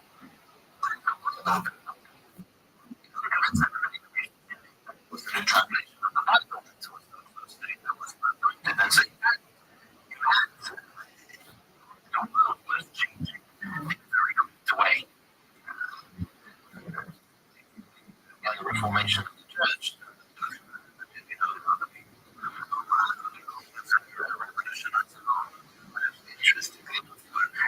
many of them started off as friends of the Jews, and then, like the original Christians, thought that they weren't getting it and turned around because this was going to be Christianity revolution is going to be broken. Now, the Jews were the welcome back. A lot of them in that time was also centered around the sheep, both in Jewish world and Christian and the wider world. The world was not Renaissance. We're looking at this new history and seeing phases.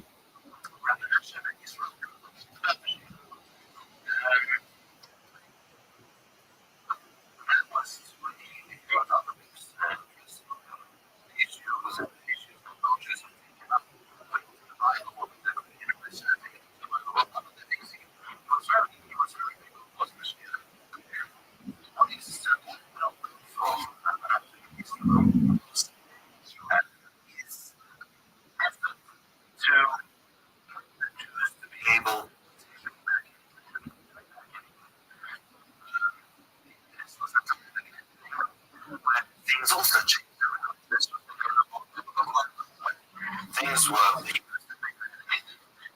original monarchy. He was in control.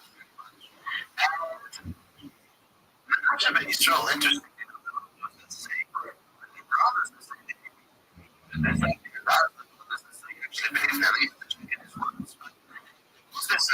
That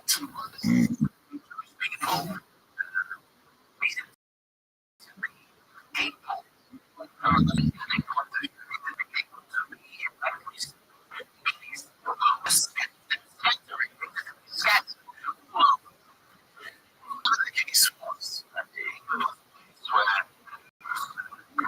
so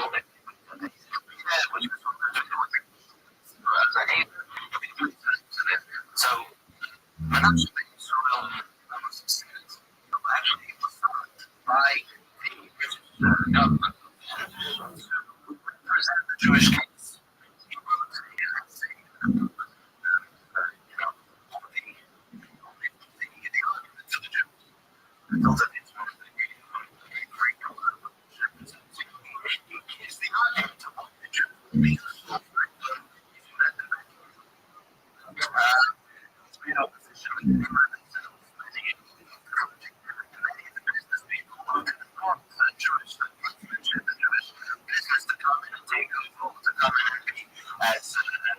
as a competition. Just so many what they want.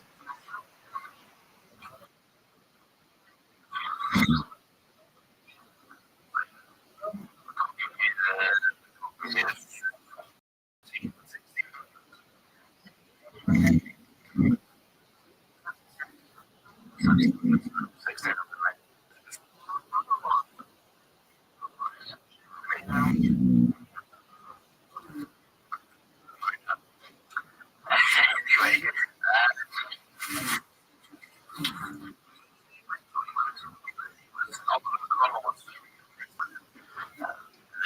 came to it.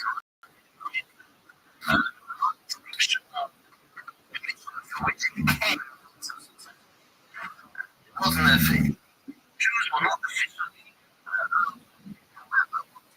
was originally in disguise. Still, the Jews were marching with as a parade. They tried to one by one allowed a steady flow of Jews one by one to come in. And they found themselves, the Jewish community, in London, building today, the best shop, the first shop was furniture, all of sporadic things. He spent 2 years, I believe, in England. His son, unfortunately, passed away. After that, he made it back to Amsterdam. He passed away that was his that's what he did,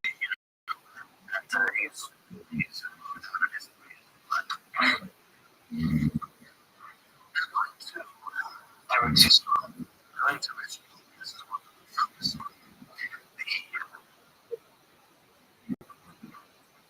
Before the Jews were expelled in Spain in 1518, just before the expulsion.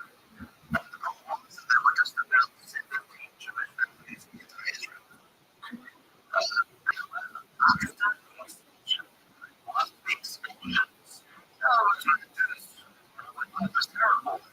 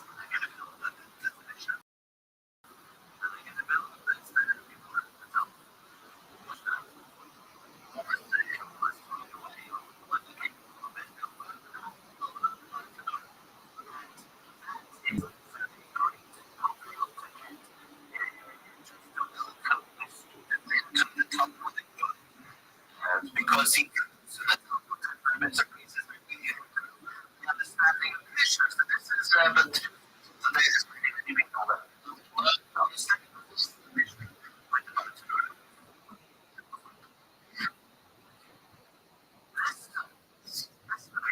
Carried on. By about 16, we will find its house.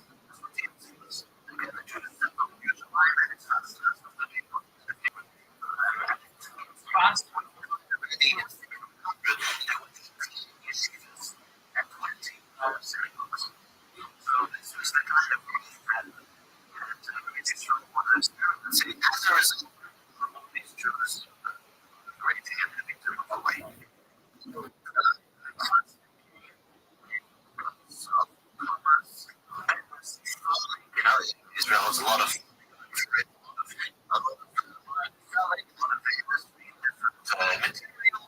coming from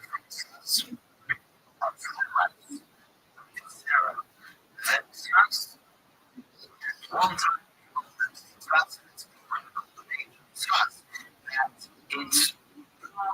it's something of the greatest justice to look those Jews who lived in that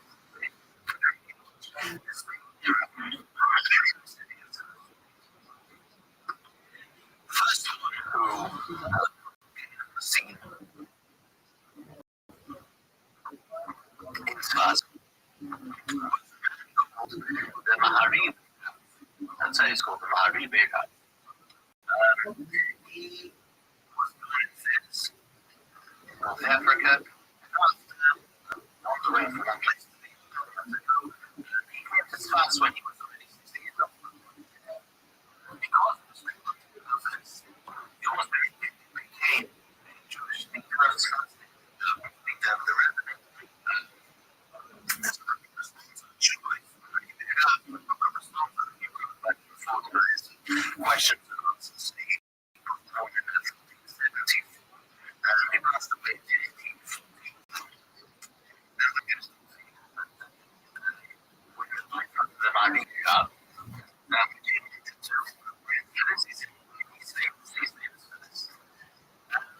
There is something called smicha. Literally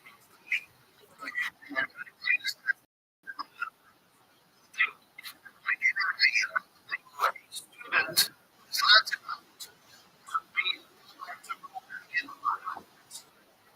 Now, this is today. Is we call that it's not being smicha. Today's smicha is somebody is here, Rabbi, stuff with you, gives you permission to rule.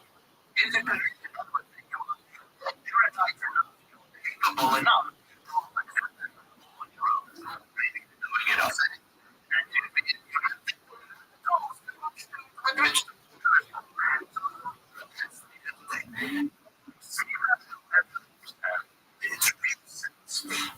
That you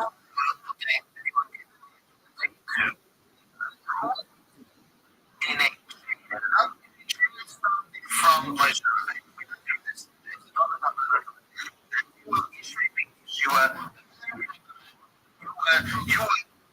you got teacher,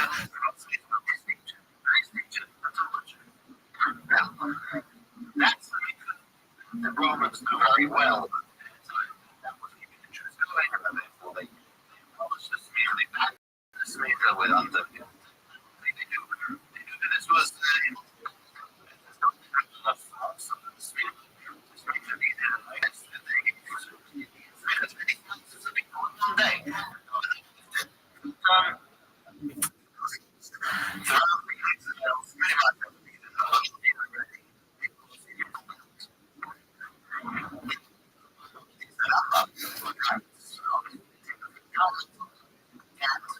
it's possible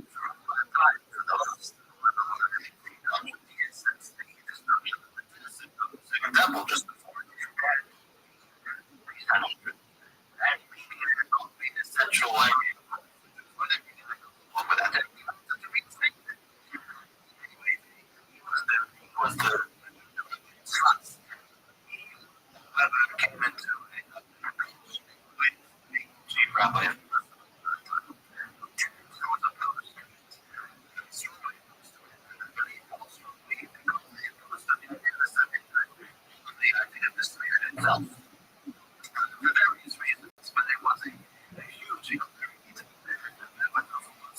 And the end of it didn't come into fruition. The situation of that scene that is interesting is that in his life. And in that as well, was the life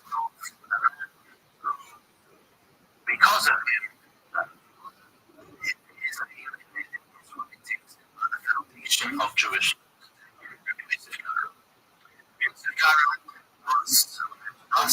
Was at the time of this manifest, and he eventually to his sons. He was young. So his 30s. And three extremely important books. The first one was the Basics. The Basics is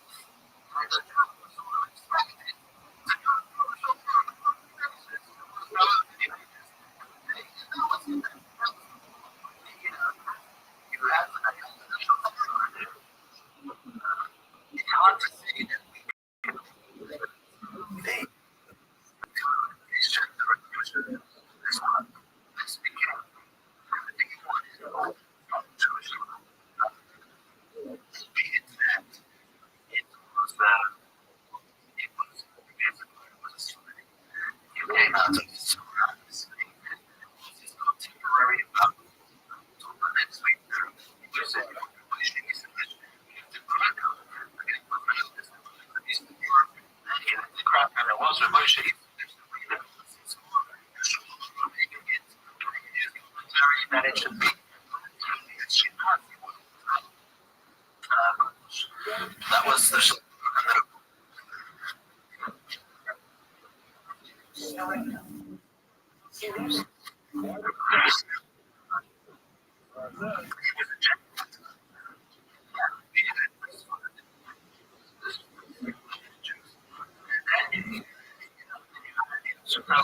they had the Ashkenaz, and Ashkenaz at the time, they Germany.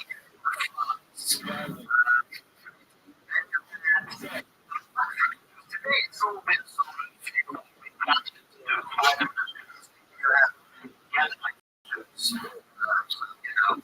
but had link with why it worked.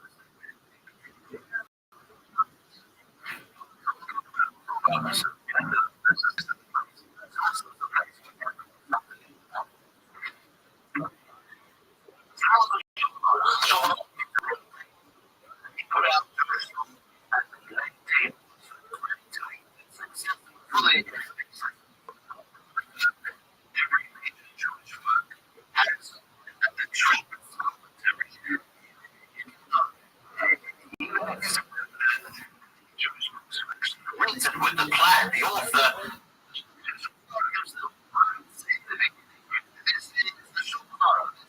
to be most 100 years. So these are the newer editions will be because the on the shoulder is extremely great.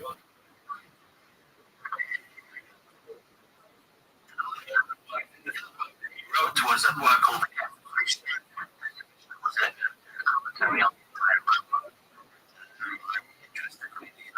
the exact music. He was right, I think he was 48 years old. Revolution is revolutionize the Jewish world.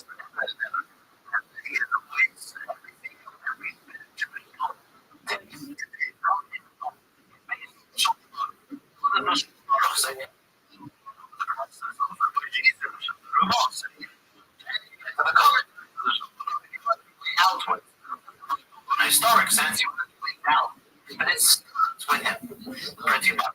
It starts with the shoulder.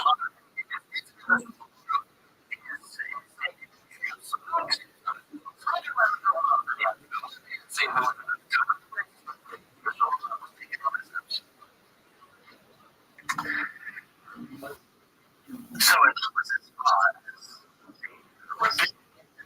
world, the music today's in the very same time, in the very same city.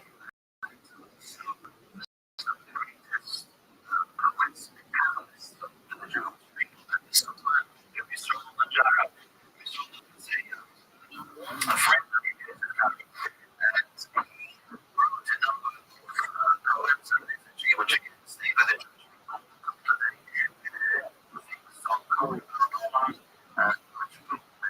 Friday night, which he composed.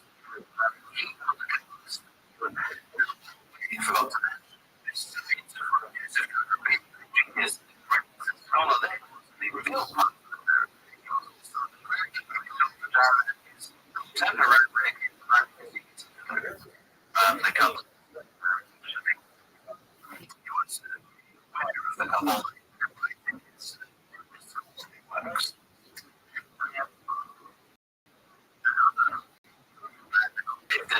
It's fun at the same time.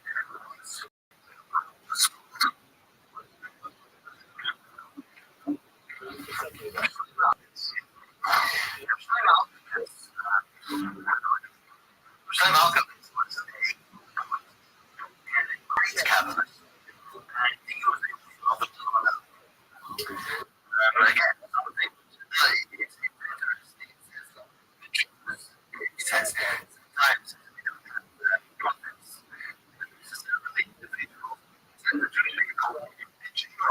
Jewish people have a capacity. It says, what things which were accepted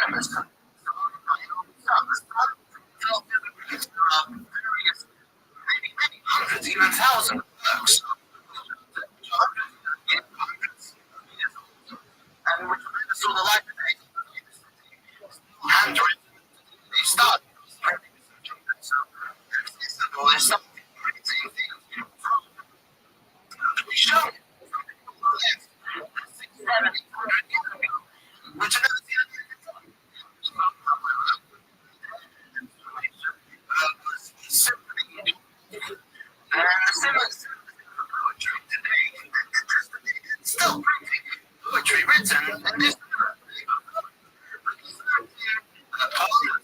The took off and were accepted by the entire Jewish people. And one of them was which community doesn't say and it's they just way. This sort of thing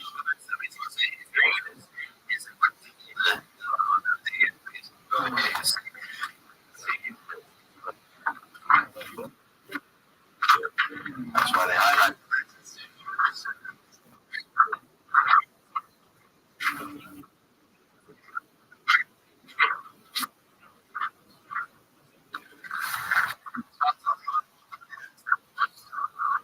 the letters.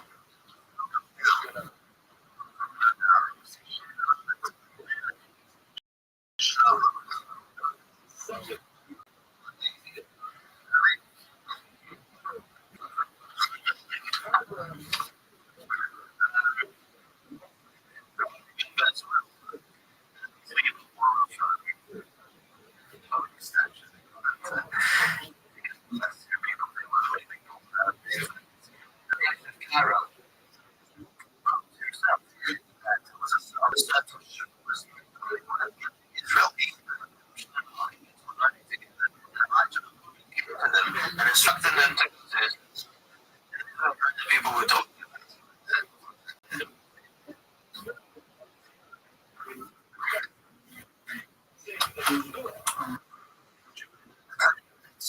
is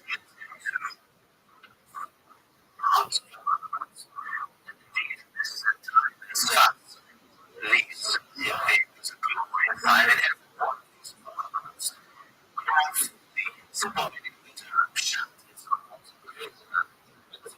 forth its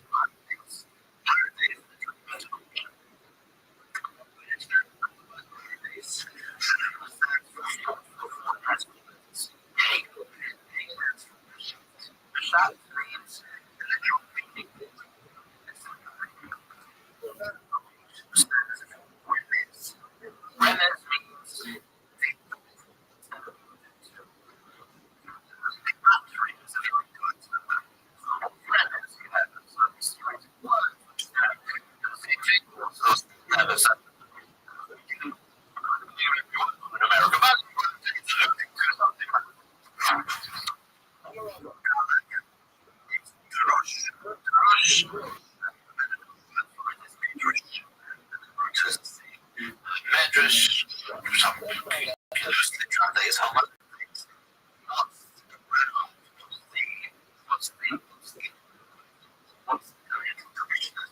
what's going on in the whole thing. Based on this that we take it further in the direction of the lessons that we learn. And some of it's so interpretation, some of it's the deeper part of it. So the fact in the long run of the career is going to be a current. The catalysts will have a few things the destiny, the secret. And the individual connect to the time once the master of Rothschild the fully part of the Russian of the explanation exposition of the got it. What the matter is it's called revolution option. The ocean, what is the ocean? He was the Russian.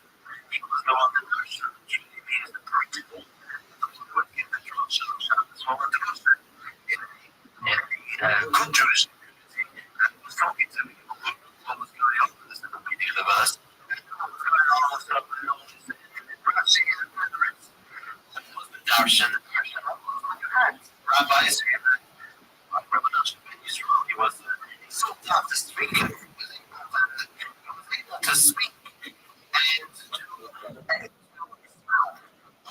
So, have the ocean, you pick it up as a set of constructive. He had had 50, 60 questions. And with all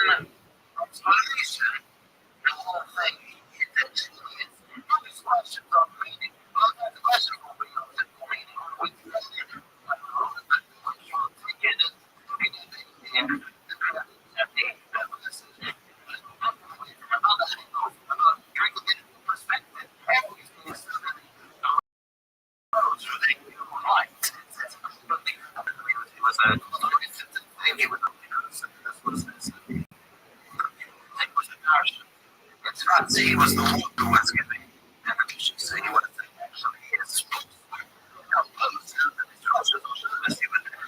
to talk about this thing, and then this was the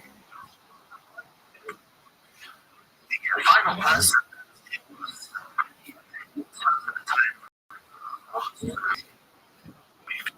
He was the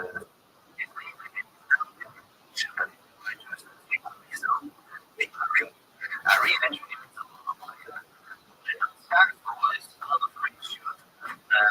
They know Rabbi. It's called Master. It's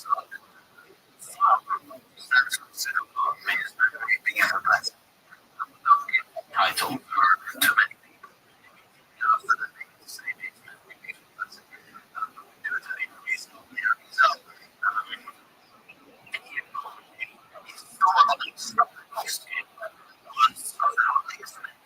so,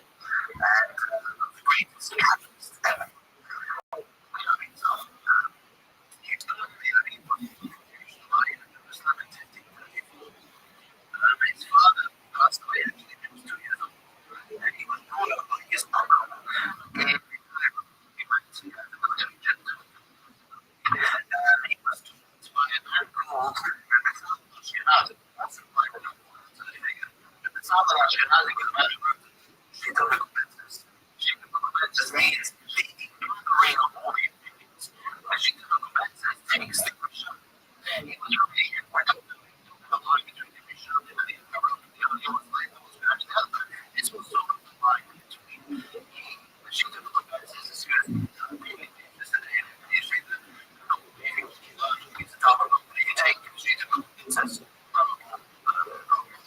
many tractates, and he was the one who completed the work. They showed the original and the because many of them we don't have today. And he quotes them, he says, well, the Rabbi, the cause, Rothschild.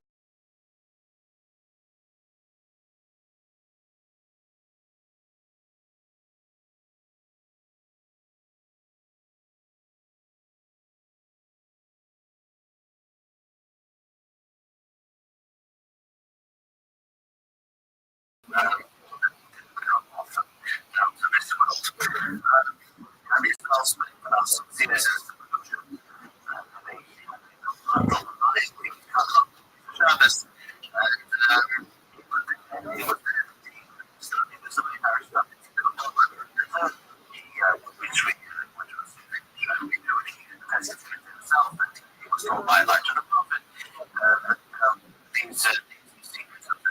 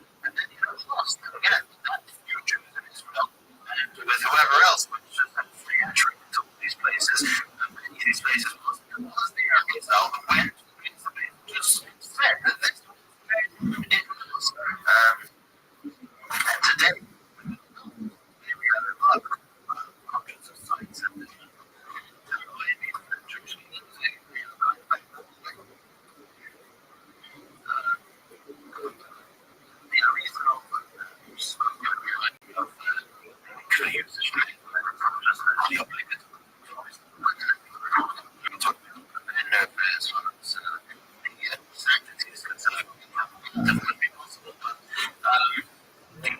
which was many of the persons who just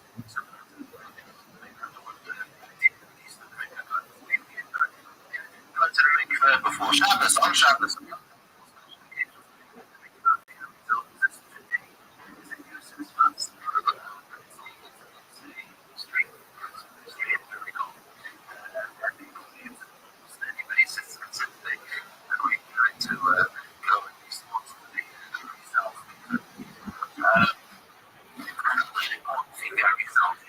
Besides teaching Kabbalah, disseminating Kabbalah, was the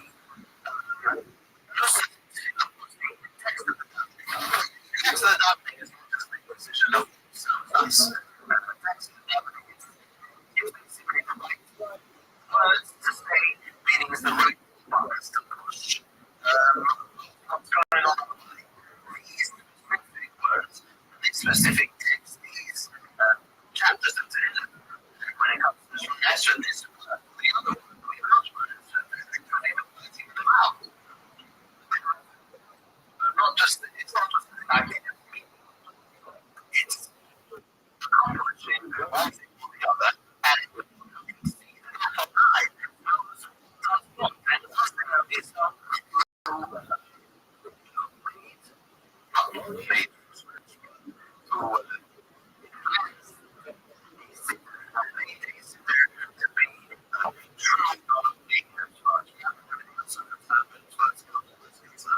everything should be what we have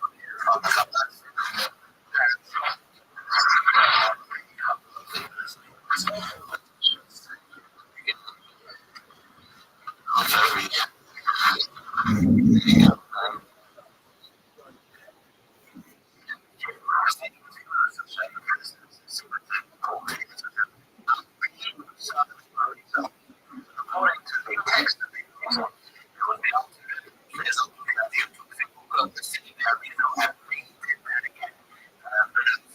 down the line.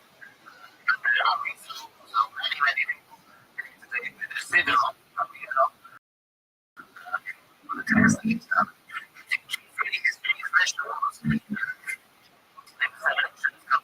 He coined the phrase that it's from the government to say something. It is a mitzvah to reveal this wisdom. That was it. So on the way for those yes,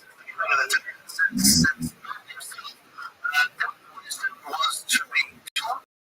Obviously, which was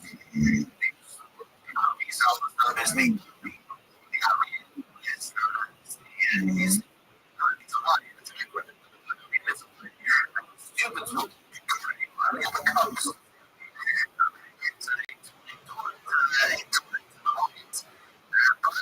but it was something which was ready, but he was able to submit to tell them this again.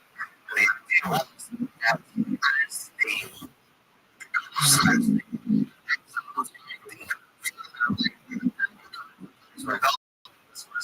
was apparent and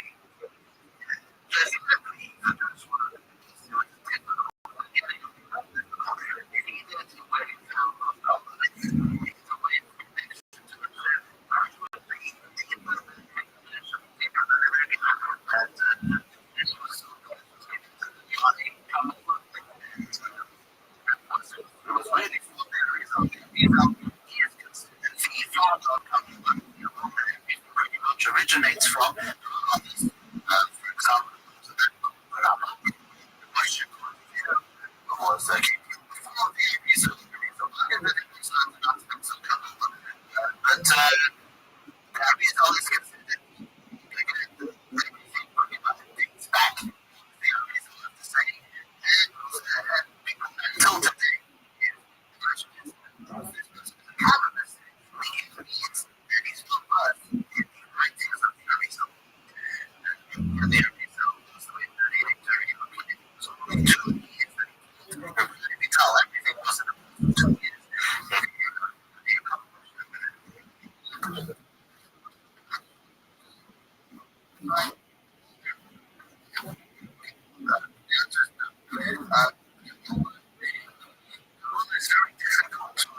to understand the reason is that the Yoga speaks.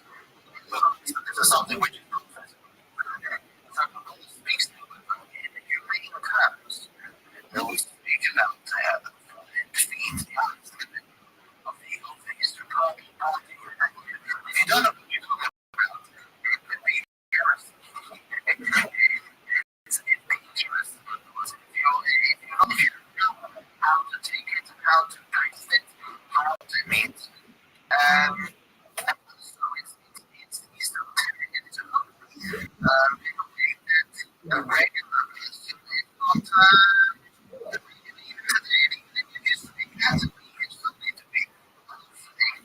on a statue.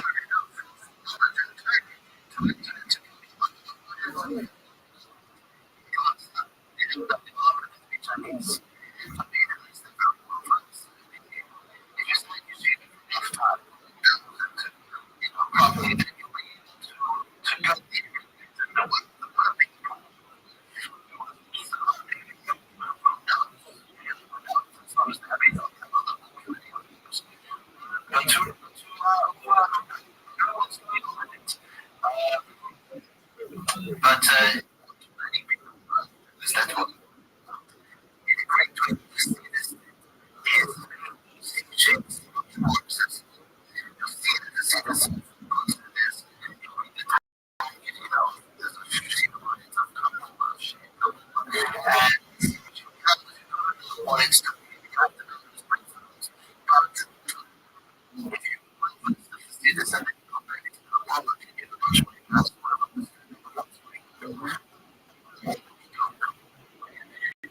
it's a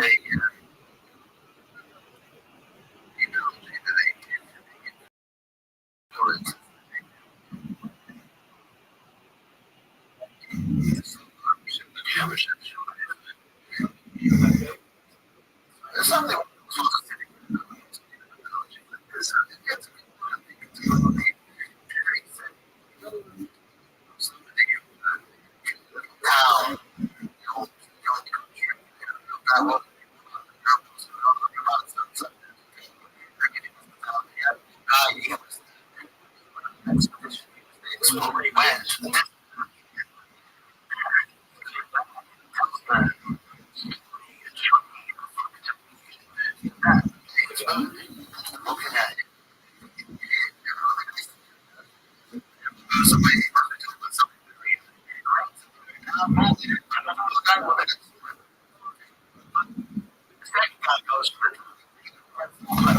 he goes to stage he brings them back.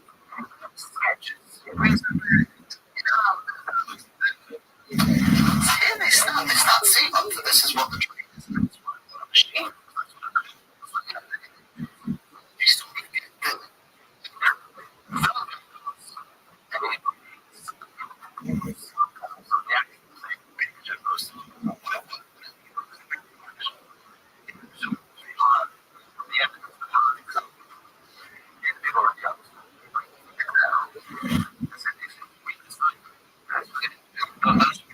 Is there a speed?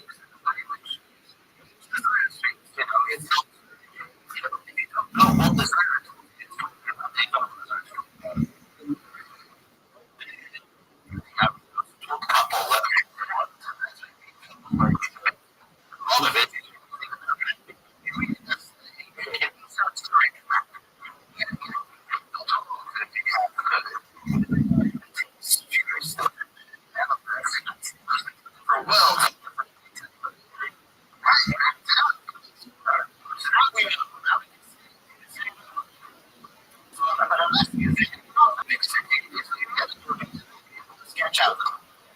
But if you break, see this thing in the right way, physical experience, the physical, the soul, to give an innate a lot of times, physical examples, analogies, one of the great achievements, other achievements, one of the great achievements of the things was to break down that esoteric knowledge in a fashion that would be readily understood, would be able to relate to, say, so the leaf on a certain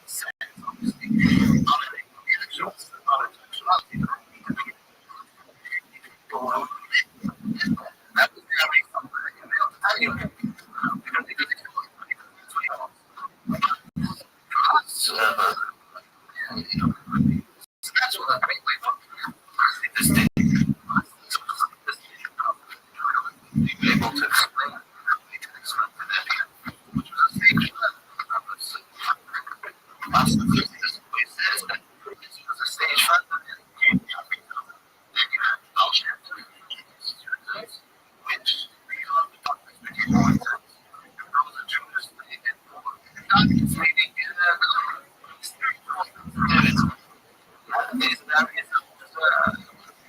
Such a time when they were great, when the Jews died, generations the sensitivity became like so needed an extra lift. That all would be counted into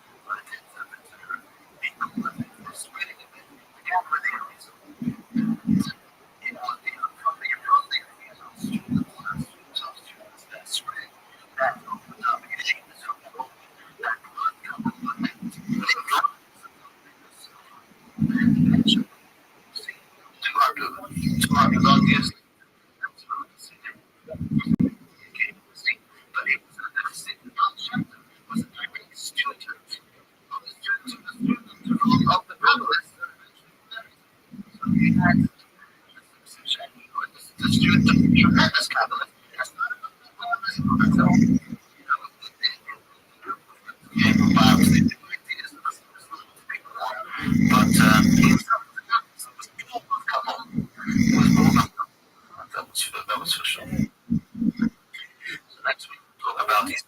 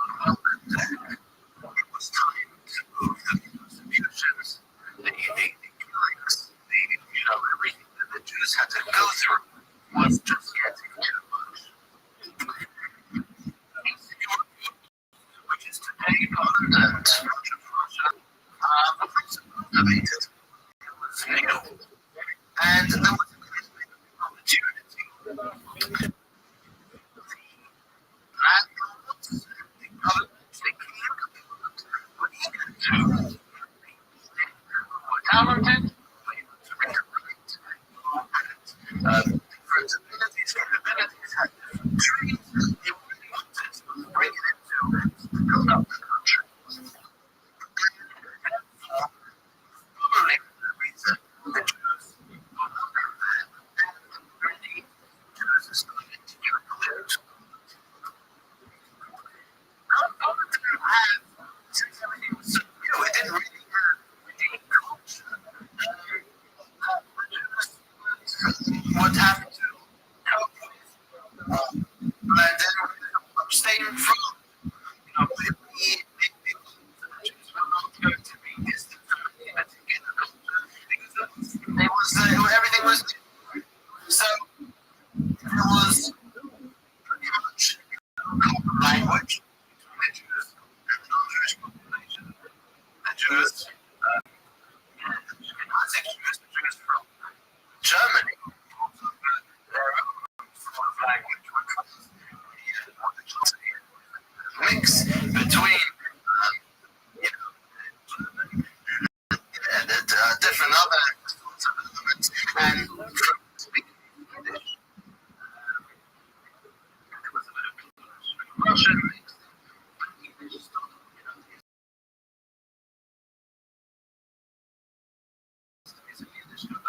this time of when the Jews started developing, the English became more developed and relevant.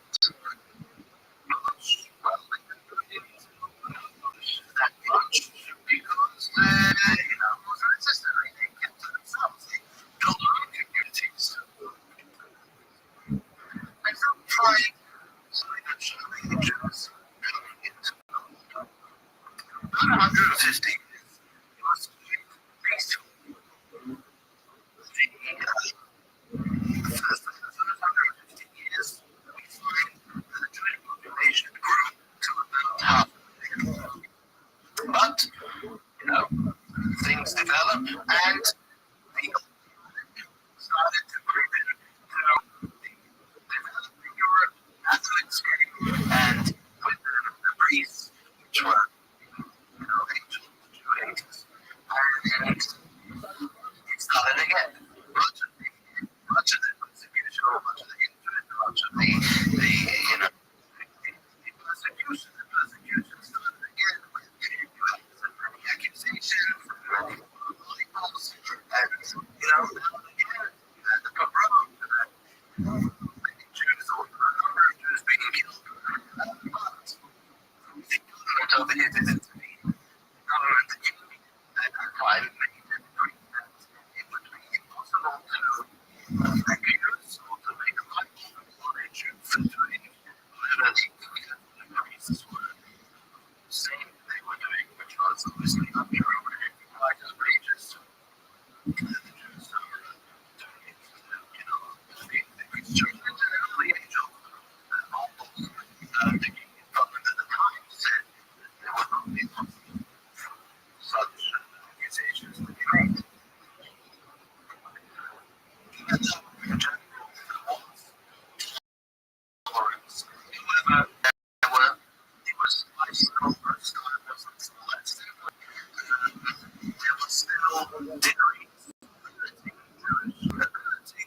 After all, you are Jews, you are Jews. Everywhere there was the impossibility of the Jews living in capital, being allowed to have a certain quota on the amount of houses they could build, and they could build in a certain number of laws that, it reinforced the relative Jewish ability.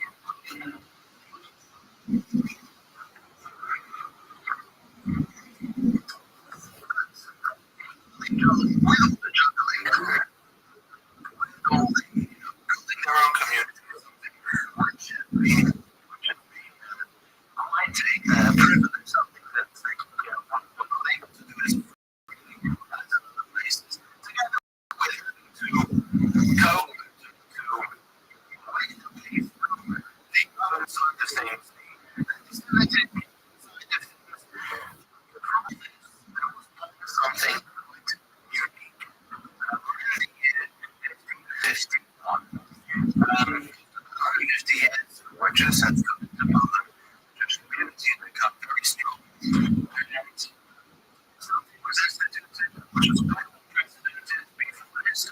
and it's not afterwards either.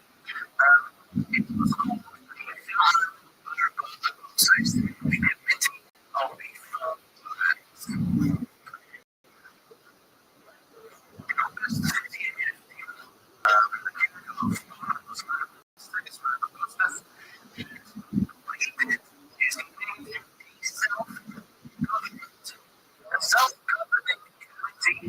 the self-governing this was called the committee of the there was the France was Pennsylvania, Russia, and so and also great opponent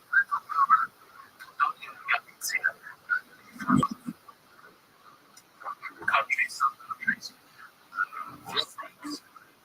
No, no, no. And they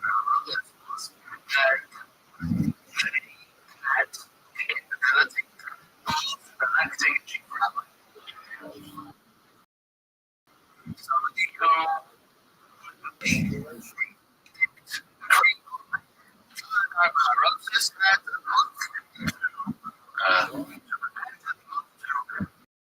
right? Or else the government isn't going to property to the government. So everyone sort of should be the government. So they because that makes them extra cash. People will mess around with it.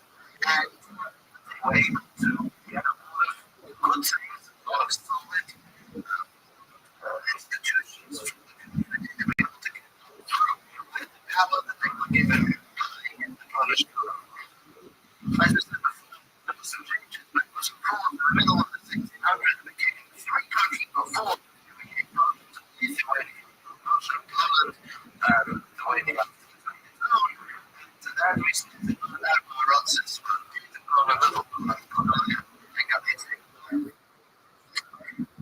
The bad Rothschilds would meet twice a year to decide on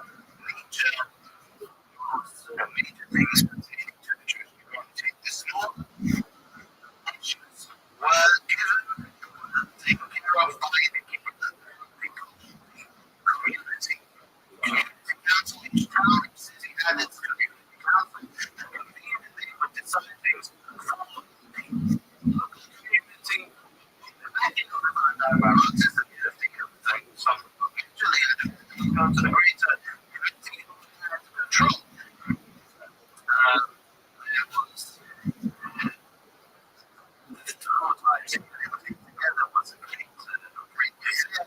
It was a lot of great leaders and great community activists who come together. And besides being a good things were decided, it was also a tremendously uplifting time when shared terror and so on and so forth. Part of the activities the community was to somebody who is going to see the good of the community behind Rabbi in the governmental hierarchy in the rich and powerful. For instance, as they say, behind those are the shapes. Basically, to assure through what's going on, they would keep it very close. Keep it one time.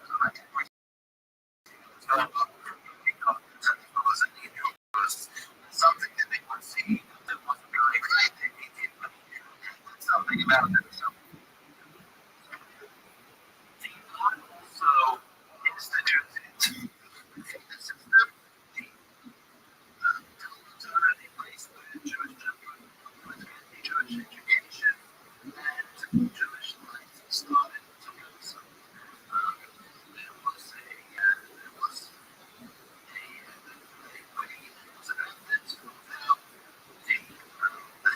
system would work. You could see parents were able to pay, and they were paid, they would get better service. They had a teacher, Rabbi, who was able to teach the children well.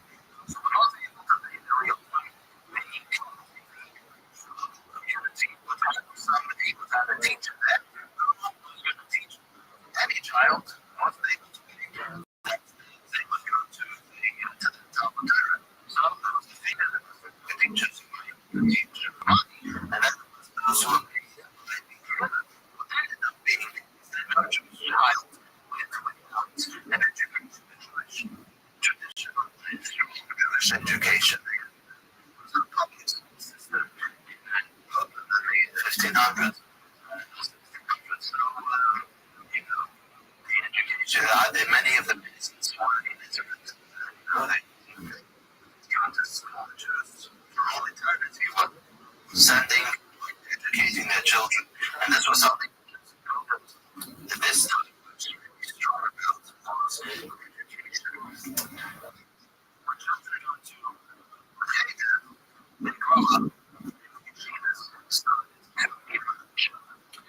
The great yeshiva that come up was the yeshiva in Luka, and then also started at yeshiva in and a place called Bris, and also in other places as well. Interesting system that was created to support the yeshivas was the system of tag.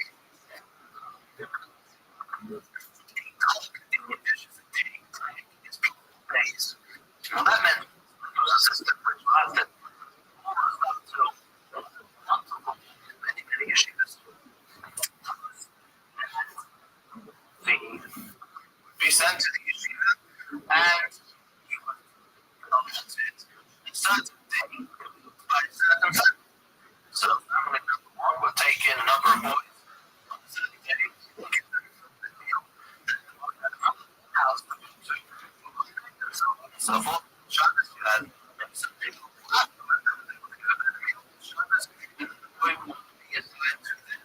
Similar ideas of sleeping, many of them had to sleep in quarters, each yeshiva had its own arranging things. Often there was the community provided certain places in yeshiva, so that's the way that the idea was. It was the community that got together to support the yeshiva. So it's a very beautiful thing, which was the value of that, the learning of the such yeshivas. Says that they would very non-existent at this time to yeshiva dormitory, which in-house providing for everything. At that time, it was all the color was the yeshivas.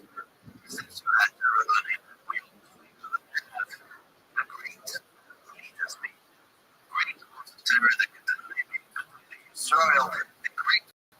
Israel, there were many at this time of written peace, and that we find a tremendous influx in terms of learning and teaching. Giants of terror that came around the time, and we will go through some of them. We mentioned before the revolution research. Research was born in 1530, but it's 1572. His father was the community leader, the partners, the community, and his name was Yisrael. And Rabbi already at a young age, was appointed to be chief rabbi of Krakow. This person just got it that way. And he was at a young age, he was appointed to that job. Is not Rothschild, she's known in the Jewish movement.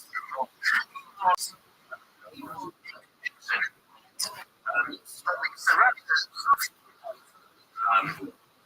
Writing backwards and forwards. With Rabbi Yosef Khan, with the author of the Shulchan Code of Jewish. I mentioned earlier that Rabbi Yosef Khan, the Code of Jewish, was written by was a Sephardi, was not in Spain. Was not a young boy, rather was exposed in Spain with the Spanish expulsion of he wrote the Code of Jerusalem. He was going to write, according to the Jesus, according to the covenant, Sephardic Jew. So it's the piece. Shulchan Aruch, the Code of Jerusalem, reached refugees, so he decided that if refugees of Europe set table, and they called it Shulchan Aruch, they set the table. Well, the Rothschild was going to provide the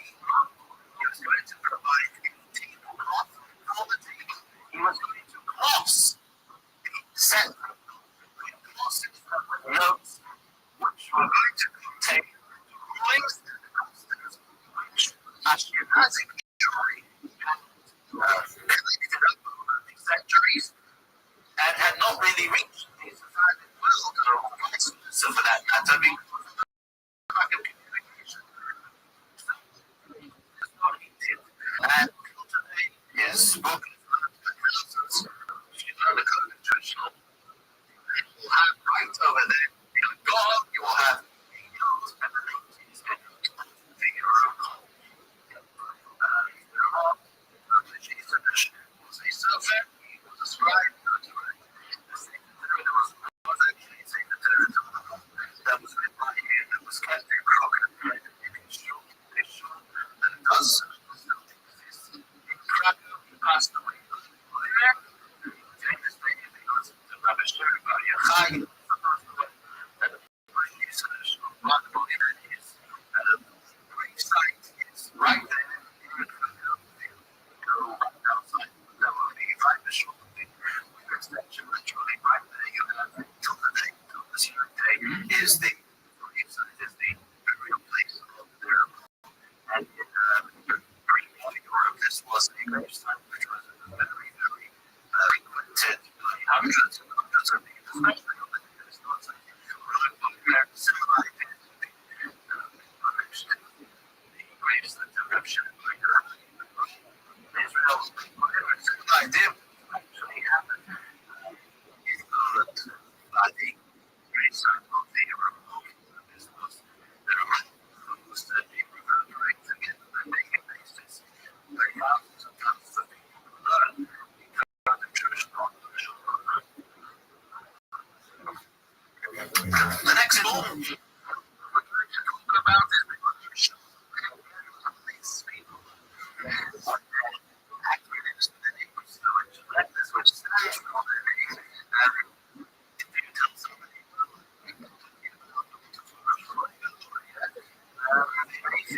they're talking about the Rothschild. This is a word just the Rothschild, Maria was 1510, he was the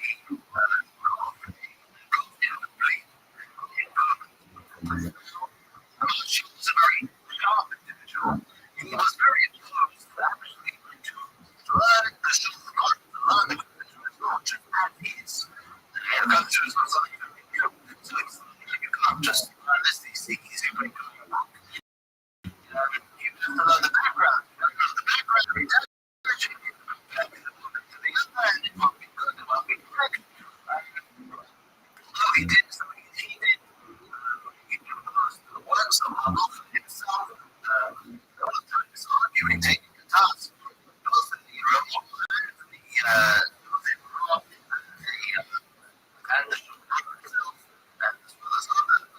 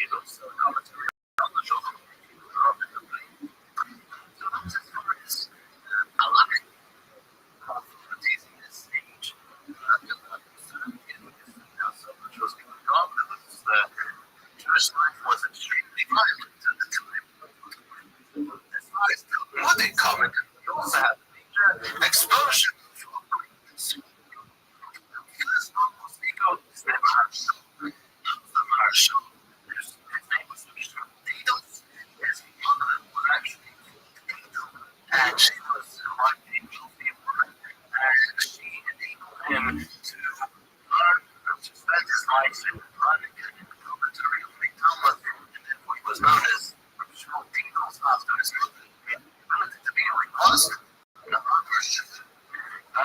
He wrote one of the most classic commentaries on the Talmud.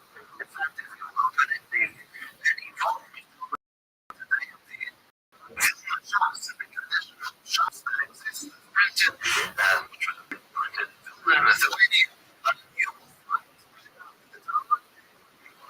The first commentaries, the first commentary on the Rothschild is the Rothschild, divided his commentary into two. The shape of Christ, not the law. Not Jewish law, where he explains the actual concept, and not with his actually just an explanation on the answer contradictions. There was Kedushay HaKodesh. Kedushay HaKodesh is a very fascinating show. He explains not the destruction of the law, but explains organic cut to the Talmud story and the stories parts of the Talmud where the Talmud starts explaining verses of the Tanakh and various, ethics and many different things. The Talmud is we mentioned the other time. It's a theme where everything is going on, and the agnostic elements of the Talmud sometimes be very cryptic. About explaining a very cut of these pieces in the Talmud. Maybe should think to let us know.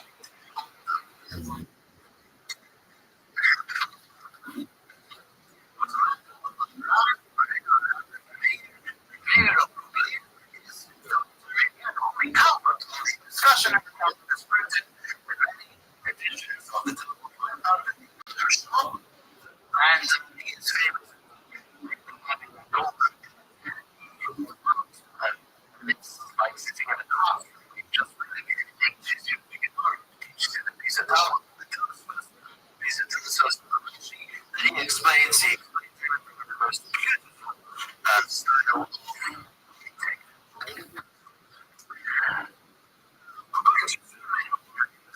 very famous Jewish community, which was the hundreds of towns, villages, and cities. But this one is very difficult to ignore. It was the crown of Eastern Europe for many, many years. The community of Prague. God was one of the oldest communities. Started around the 1100 before. It started and stopped. There was actually a man who was the first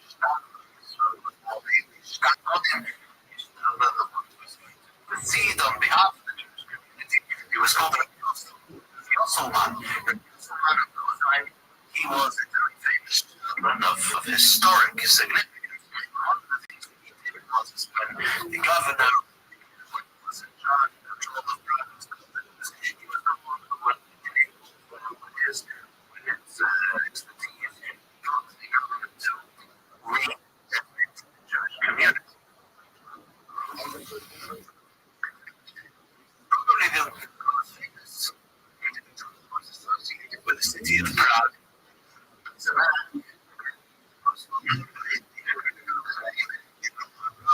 Prague. He was called Rabbi, and he was a man of tremendous greatness. Many, many books. He was the rabbi of Prague. Many, many books.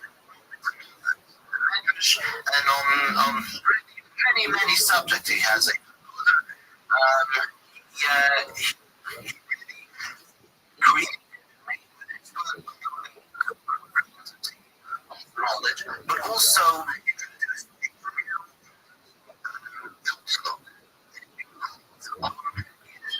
Jewish. One of the Hasidic he started. It's very fascinating to read the books of the Maharal. Just so many things from from a very, very beautiful and different way. Prague is surely still stands today, the oldest functioning library in Europe today, and it's still standing. He was very well versed in the sciences and philosophy. He was actually a student of the atomic guns, who was the greatest astronomer. And because of all his qualities, his leadership qualities, his thinking, his knowledge in all facets of knowledge, he was a great friend to King Rudolf II, who ruled Poland at the time. Obviously, did a lot of good things for the Jewish community. Morale in Jewish tradition as the Golem of Prague was because of his time. Unfortunately, the line was very much out of hand before who's Christian. It's a terrible one, which was obviously as untrue as could be, but was constantly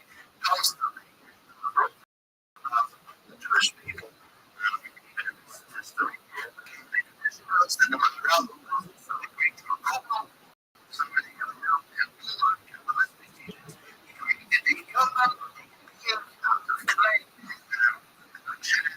which was sort of a cast the fear of the Jewish community of those who wanted to destroy it, to make people alive. And the guy was to make peace, to make it's a right, such a good bit.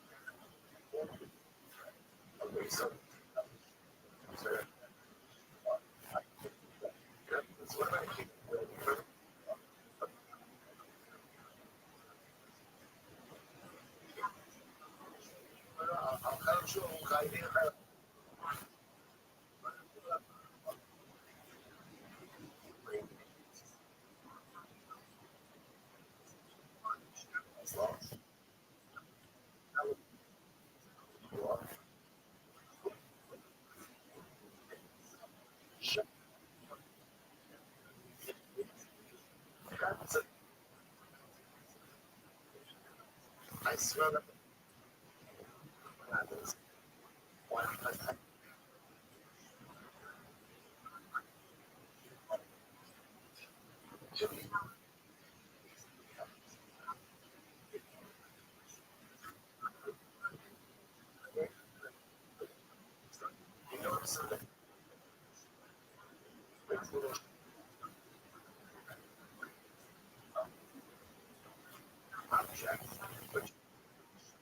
so perhaps he goes dollars.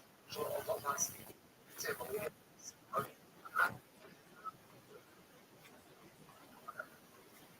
that's so common, right? It's about Dr. Ray.